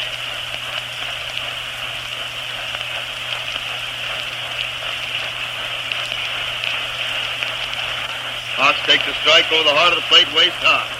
1 strike at the count. He swings, hit the next one. Pyatt goes to his left, gets it on the bounce, throws the first, and Fox is out easily for the second out. It makes it 2 out in the third inning for the Red Sox. And Kroner is up there at the plate. Kroner, the Red Sox second baseman.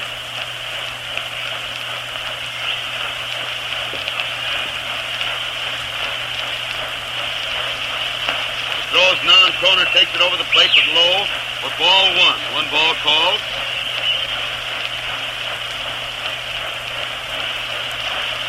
Winds up again, throws, and it's a strike over the outside corner about knee high. So it's 1-1. 1 ball and 1 strike.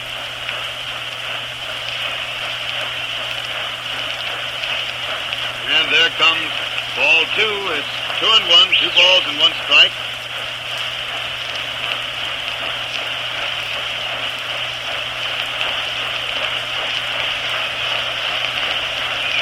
Swings again to hit a long hopper. Pyatt grabs for it, but it gets through into left field. Took a bad hop, went through. He was going way out to left. And it's a base hit for Kroner. Ball that bounded past Pyatt. He couldn't quite get it out there. And it puts Kroner on first base with 2 out in the third inning. And Cronin at bat.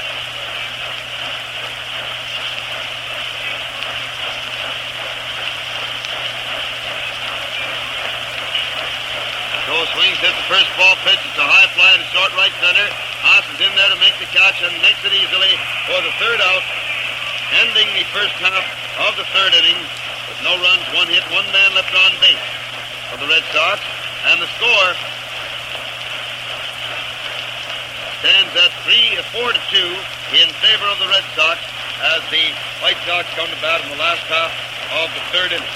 Ladies and gentlemen, sitting alongside of me here is a young man who has done, well, I don't know, he's seemed to have made me quite famous, or tried to lately. A lot of you people may have seen him or heard him. And ball players from visiting teams and home teams that were in Chicago a couple of weeks ago when he was playing at the Chicago Theater all came to tell me about an imitation he does, an impersonation.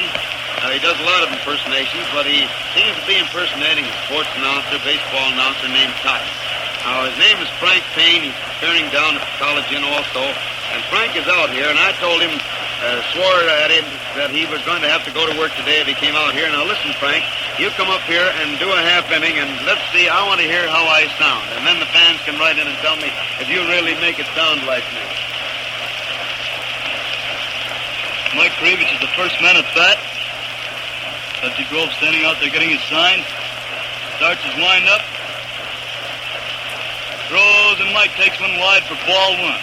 One ball on Krivich. Grove is ready once more.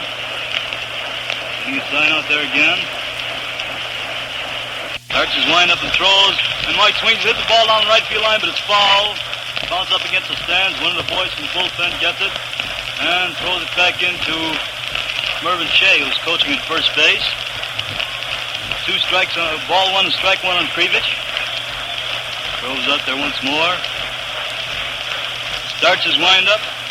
Throws, and it's ball 2. Probably a little bit high over the plate, but too high. And it's 2-1 on Mike Krivich. 2 balls and 1 strike to count. Lefty Grove is ready once more. Starts his windup. Throws, and the hitter hits the ball down the right field for a good clean base hit. Single to right field by Krivich. And Cook gets the ball, throws it into second base. That was a nice single to right field by Mike Krivich. Puts him on first base with nobody out in the second inning. Or third inning? What is it? Third inning. Second inning. Mulehaus at bat. Mulehaus at bat. Lefty Grove smoothing the dirt around out there in the rubber. Stretches, looks at first base. Throws, and Haas takes a slow ball over the plate for strike 1. 1 strike on Haas. Grove standing with his back to the plate now. Now he's ready. Looks at first base.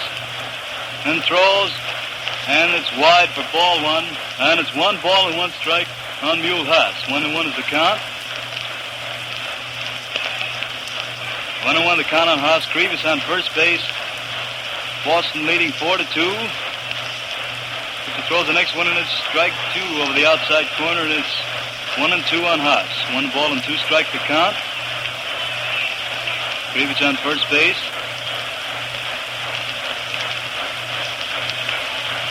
Grove looks over there, stretches, throws, and it's ball 2, I believe. 2-2.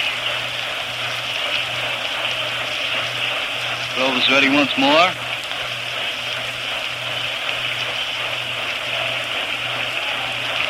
Looks at first base. Throws, and Haas jumps back to take the third ball inside. And it's 3-2 on Mulehaus. 3-2 the count. 3-2 the count on Haas. Grove seems rather nervous out there now. Smoothing the dirt down a little bit. Looks at first base. Throws, and Haas hits a bounder down to the third baseman who gets it, throws the second. He throws the... No, he didn't throw the first. He started to throw but stopped. And I don't know. And the runner was out at second. It was a force play from Werber over to Kroner. Krivich slid in nicely and broke up a double play there. Got the... Kroner was off balance and couldn't throw. Big Zeke Benura's up now. And if Zeke can get a hold of one here, it'll be just dandy. Grove looks at first base. Throws, and it's a ball over the plate but too low. Ball 1 on Zeke Benura. Ball 1 to count on Benura. 1 out in the second inning. Grove looks at first base. Throws, and Zeke gets one out toward right field. Way back there, but the right fielder goes back. And he gets it near the wall. That ball is well hit but it was a little bit too high, and it's 2 outs. This is still on first base, and Luke Appling is at bat. Luke Appling, the hitter.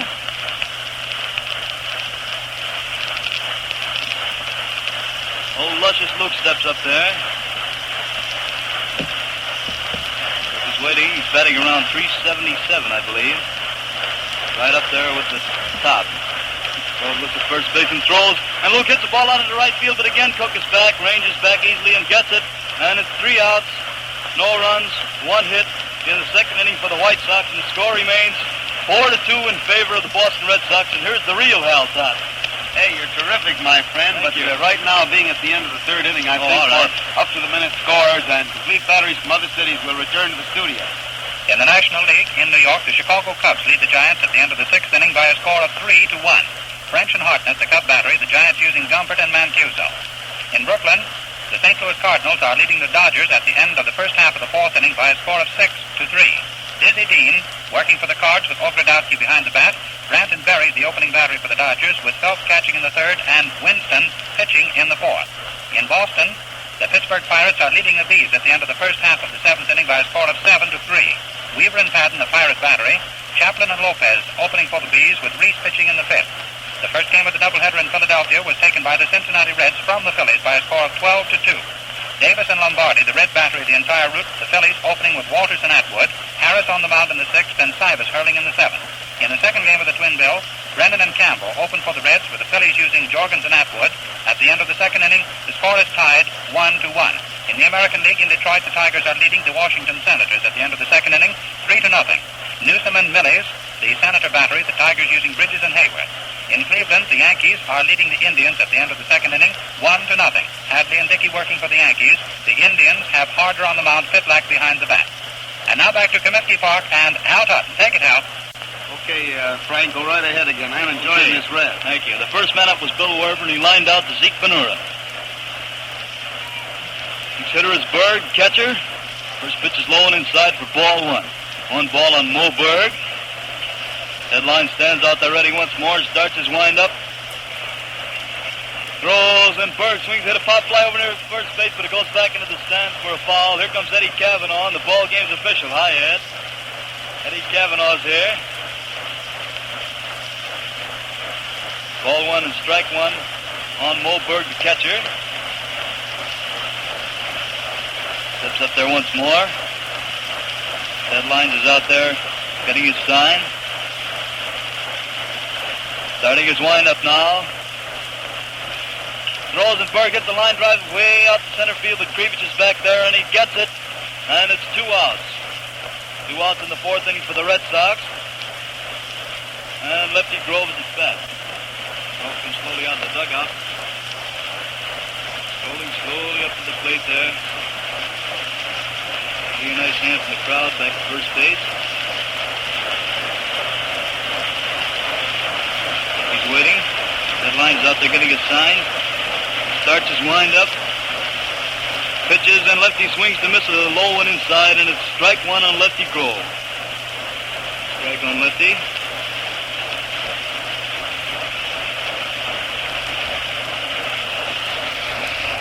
Pitches a slow ball over the outside corner for strike 2.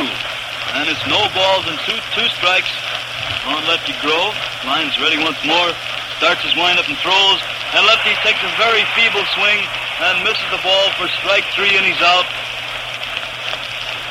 And the White Sox are coming to bat now in the last half of the 4th inning, with the score remaining 4-2 in favor of the Boston Red Sox. Ted Lyons, since that first bad inning, has been pitching nice ball there.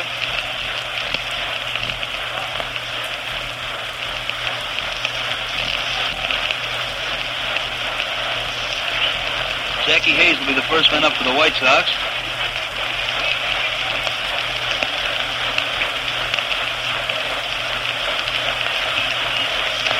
Jackie Hayes swinging 3 bats, throws one on the side now. And we're just about ready to go. Lefty Grove is still warming up, takes another warm-up out there. There's a throw to second. And Jackie Hayes is at bat.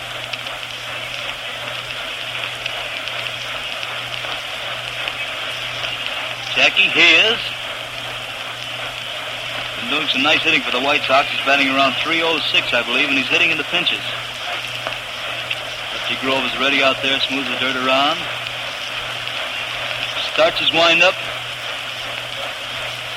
Throws, and Jack takes the first one wide for ball one. One ball on Jackie Hayes.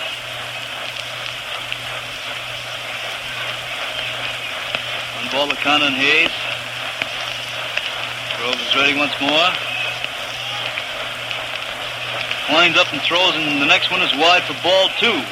And so it's 2-0 on Jackie Hayes. 2-0 to count. Hayes, the White Sox second baseman.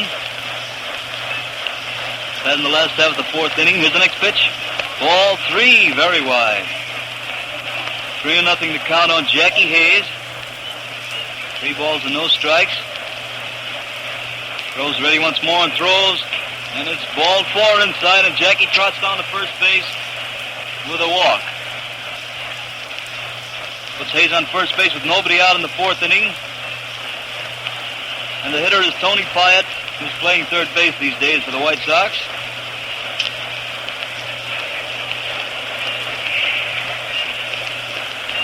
Tony Pyatt at bat.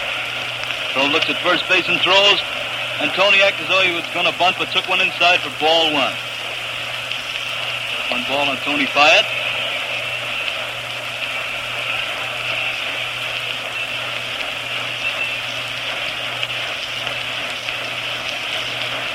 Grove stretches, looks at first base again, and then throws, and it's wide for ball 2. Well, Mr. Grove seems to have lost his control here. That's 6 straight wide ones he's thrown, 6 straight balls.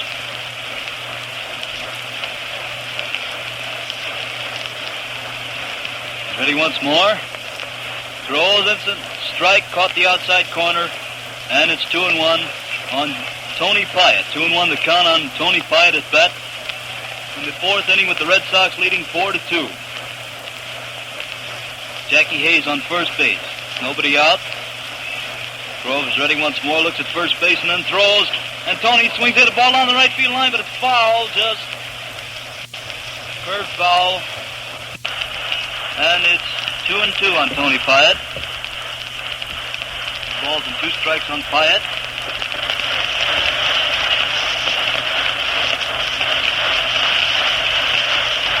The umpire ran down the left field line for that ball. Comes back in again. Grove is ready once more. Throws, and it's inside and low for ball 3. So it's 3-2 on Tony Pyatt.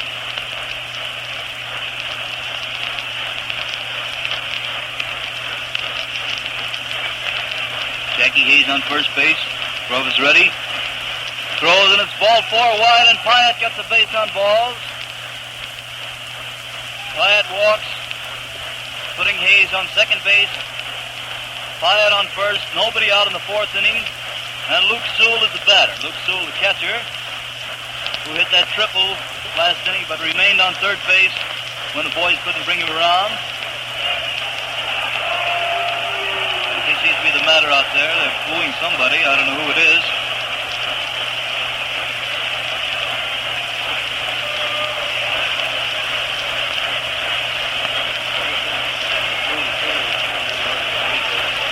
I guess they're booing Cronin for coming in and arguing about something, I believe, about that last pitch. Gathered around Grove now on the pitching mound.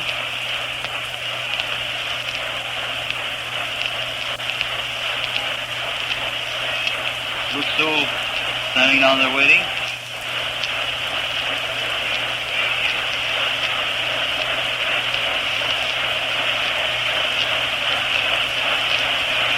Tony Pyatt's on first base. Jackie Hayes on second. We're ready to go with Luke Sewell at bat. Lefty Grove getting a sign and throws. And Luke takes a strike with a curveball. And the catcher Grove throws to second base. Throws to second base. The runner got back there, and Cronin is... No, the runner is out. The runner was caught off second base. Jackie Hayes was caught off second base on a throw from Berg to Cronin. Jackie Hayes was caught off second base. He's walking dejectedly back to the dugout now. It's ball one on Sewell. Jack had a big lead back there, and Berg threw the ball out there and caught him off. Next pitch is strike one, and it's 1-1 on Luke Sewell. 1-1 is the count. One out of the fourth inning. Pyatt on first base. Sewell at bat with 1-1 on him. Red Sox are leading the White Sox 4-2. Joe looks at first base again. Throws, and the ball gets away from the catcher, but he picks it up in time. It's ball two. Runner couldn't advance. It's a short pass ball, and he got it in time to hold the runner on first base. Now Grove is ready once more, standing there getting his sign.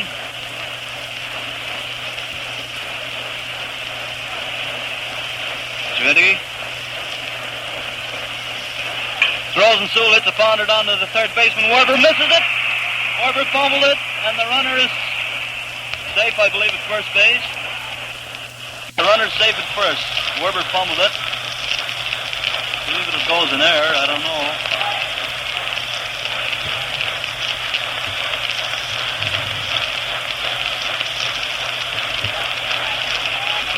Werber came in for that bounder and fumbled it. Find out in a minute if it was an error or a base hit.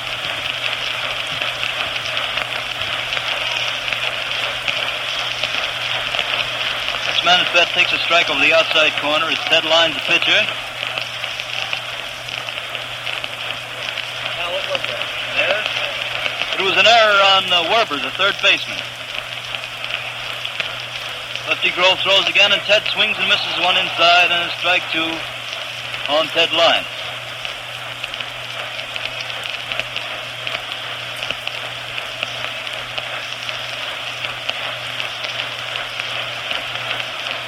Two out in the last half of the fourth inning.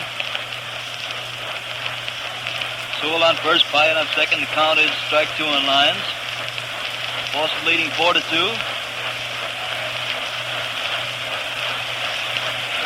Once again, Grove starts that stretch, throws, and the hitter hits one. Down to Cronin, who throws to second, forcing the runner there. And the throw to first gets past the first baseman. The throw to first got past Fox. And Tony Pyatt scored. The throw to first was very bad, very wide. Got past Jimmy Fox. And the runner scored from... Tony Pyatt scored from second base. Where he had come from, rather. He was rounding third, and he scored on that wild throw. Makes the score 4-3 now in favor of Boston. Lyons is on first base, and Rip Radcliffe is at bat. Radcliffe the hitter. Two out in the fourth inning. Boston leading 4-3. Radcliffe hits the first ball on to Cronin, who gets it easily. Throws the first, forcing Lyons. Throws the second, forcing Lyons, and it's 3 outs. In the fourth inning.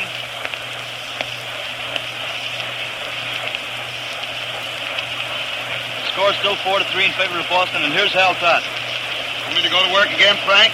I don't care. What do you want to do, Hal? Well, I'll call you in later. Maybe I'll go to work a little while because they'll think that I'm loafing on my job here. It was 1 run, no hits, 2 errors, and 1 man left on base in the last half of the fourth inning for the White Sox. And as Frank told you, the score is 4-3 in favor of Boston. Summer means more miles of driving, so make them pleasant miles with your car free from nerve-wracking squeaks and rattles. Drive to the nearest Texaco service station. Tell the operator you want vacation. He will put oily, clinging Marpac in every bearing, and the job will last twice as long as an ordinary grease job.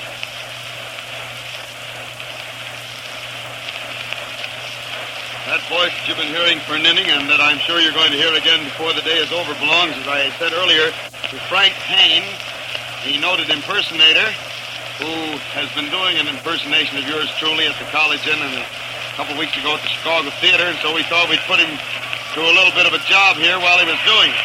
The first man at bat in the fifth inning for the Red Sox, Cook, the leadoff man, hit the first ball pitched down to Benura, and Zeke went over, got it, and tossed Ted Lyons, and Cook, Ted Lyons, and Cook was out at first base, Ted taking the throw in time to get it. So it's 1 out in the 5th inning for the Red Sox. And Kramer is at bat. Is it chilly, Frank? Roger Kramer's up there. Lyons looking around, getting ready to pitch the first one to Rod.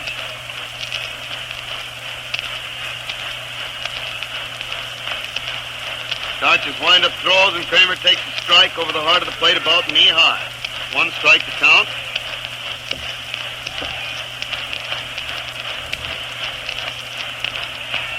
Lyons again starts to wind up. Throws for strike 2. It's over the outside corner, knee high, and it's... Wait a minute, the first one called a ball, was it, John? Was a ball. I thought it was... the umpire was changing the indicator. My mistake, he didn't wave it, he just was lifting his hand to change the indicator. Now the hitter hits the next one, a slow bounder down to Appling, who grabs for it, but it gets past him. It was a slow one, and he was going to have to make a very fast play on it, and I believe it will be a base hit. It's a very slow bounder, and I believe it will be a base hit because Appling coming in fast and Platt going over tried to get it. The ball was deep past both of them, and the runner was safe at first base.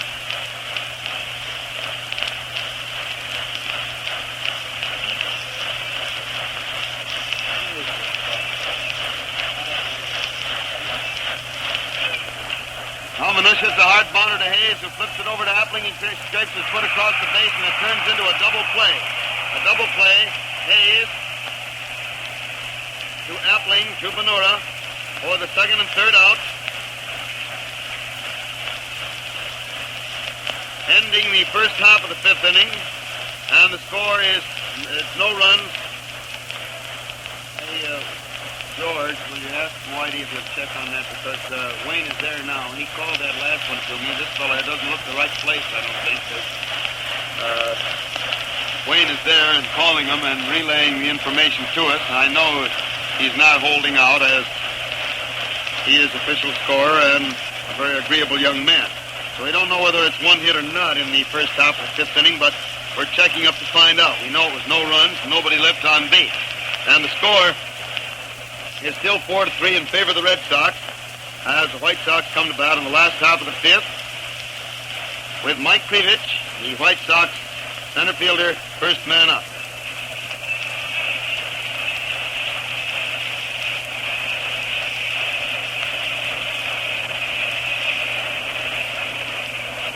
Grove steps onto the rubber, gets ready to pitch the first one to Mike. Has the sign, he's winding up. And throws, and Krivich takes it inside and low for ball 1. 1 ball called.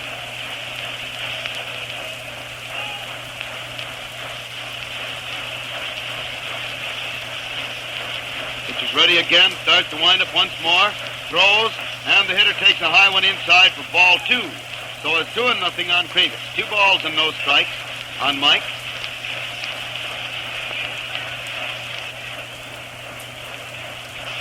Pitcher again winding up, throws, and there's the 3rd ball, a fastball inside across the waist, and it's 3 balls and no strikes on Krivich. 3-0.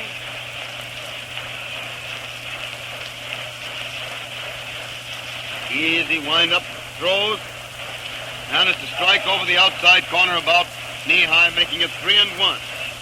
3 balls and 1 strike. What did he say?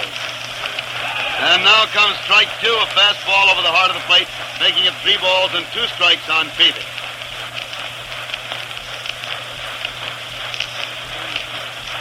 There, the hitter started to swing at the next one, stopped, but the ball was over the plate, and Krivich is called out on strikes for the first out in the 5th inning, making it 1 out of the 5th inning for the White Sox. And Haas, Neil Haas, is up there at the plate.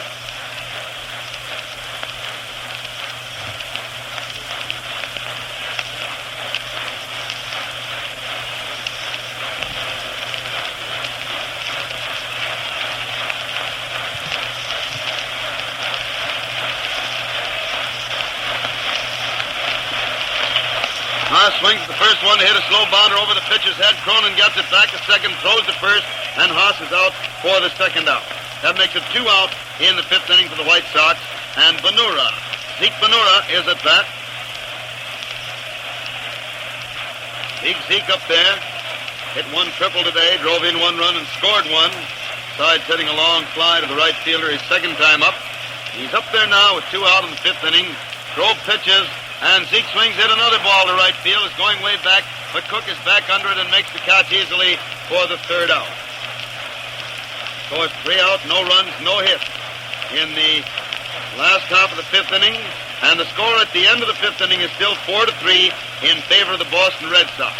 And now, once again, for just a moment, we return to the studio. If you want to get the greatest enjoyment out of these baseball broadcasts, be sure to get your copy of the 1936 Texaco Baseball Scorebook. Hal Totten's own simplified method of keeping play-by-play scores is clearly explained, and you'll find many pages of score sheets. Use this book for every game. It's great fun to be able to refer to games you've seen or listened to and give a play-by-play record. Then, too, this big worthwhile book carries the roster of both Chicago teams, the pictures of the individual players, their averages, ages, nicknames, and heaps of other real baseball dope, plus a complete schedule of all games for both leagues. It's easy to get your own copy. Just go to any Texaco service station and ask for a request card for the 1936 Texaco Baseball Scorebook.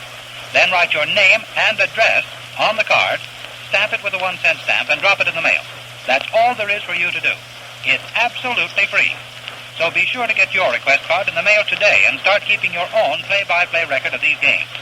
During the broadcast, Hal Totten will give you additional dope on scoring as the plays take place. Remember, all you have to do is to sign the card with your name and address, stamp it, and drop it in the mail. And now back to Comiskey Park for the continuation of the baseball game, brought to you by permission of the Chicago White Sox and the Boston Red Sox to stimulate interest in our national game and in your own local team. Take it, Hal. Back at the ballpark for the 6th inning, and the inning was held up momentarily. Mulehaus, after running out that play, had to go back to the bench and was still there, had to dug up the clubhouse for a minute, and they had to wait a moment, but he's back out on the field now, so Lyons took a little extra warm-up, and the ball has been thrown back to him. We're ready to go in the 6th inning. Jimmy Fox, the Red Sox first baseman, the first man at bat in the 6th. The Lady fans are having a lot of fun with Al Sack there, who keeps moving the outfielders, waving them back as Fox steps up and motioning into the second deck of the left field seats, and all the ladies boo and cheer and have a lot of fun. The first pitch to Fox is a high one inside for ball 1. 1 ball call for Jimmy Fox. Lyons winds up, throws again, and Jim swings and fouls the ball back to the net, and it's a strike. So the count is 1 ball and 1 strike. New ball thrown out by umpire Hubbard, gets past Lyons. Appling picks it up over near second base.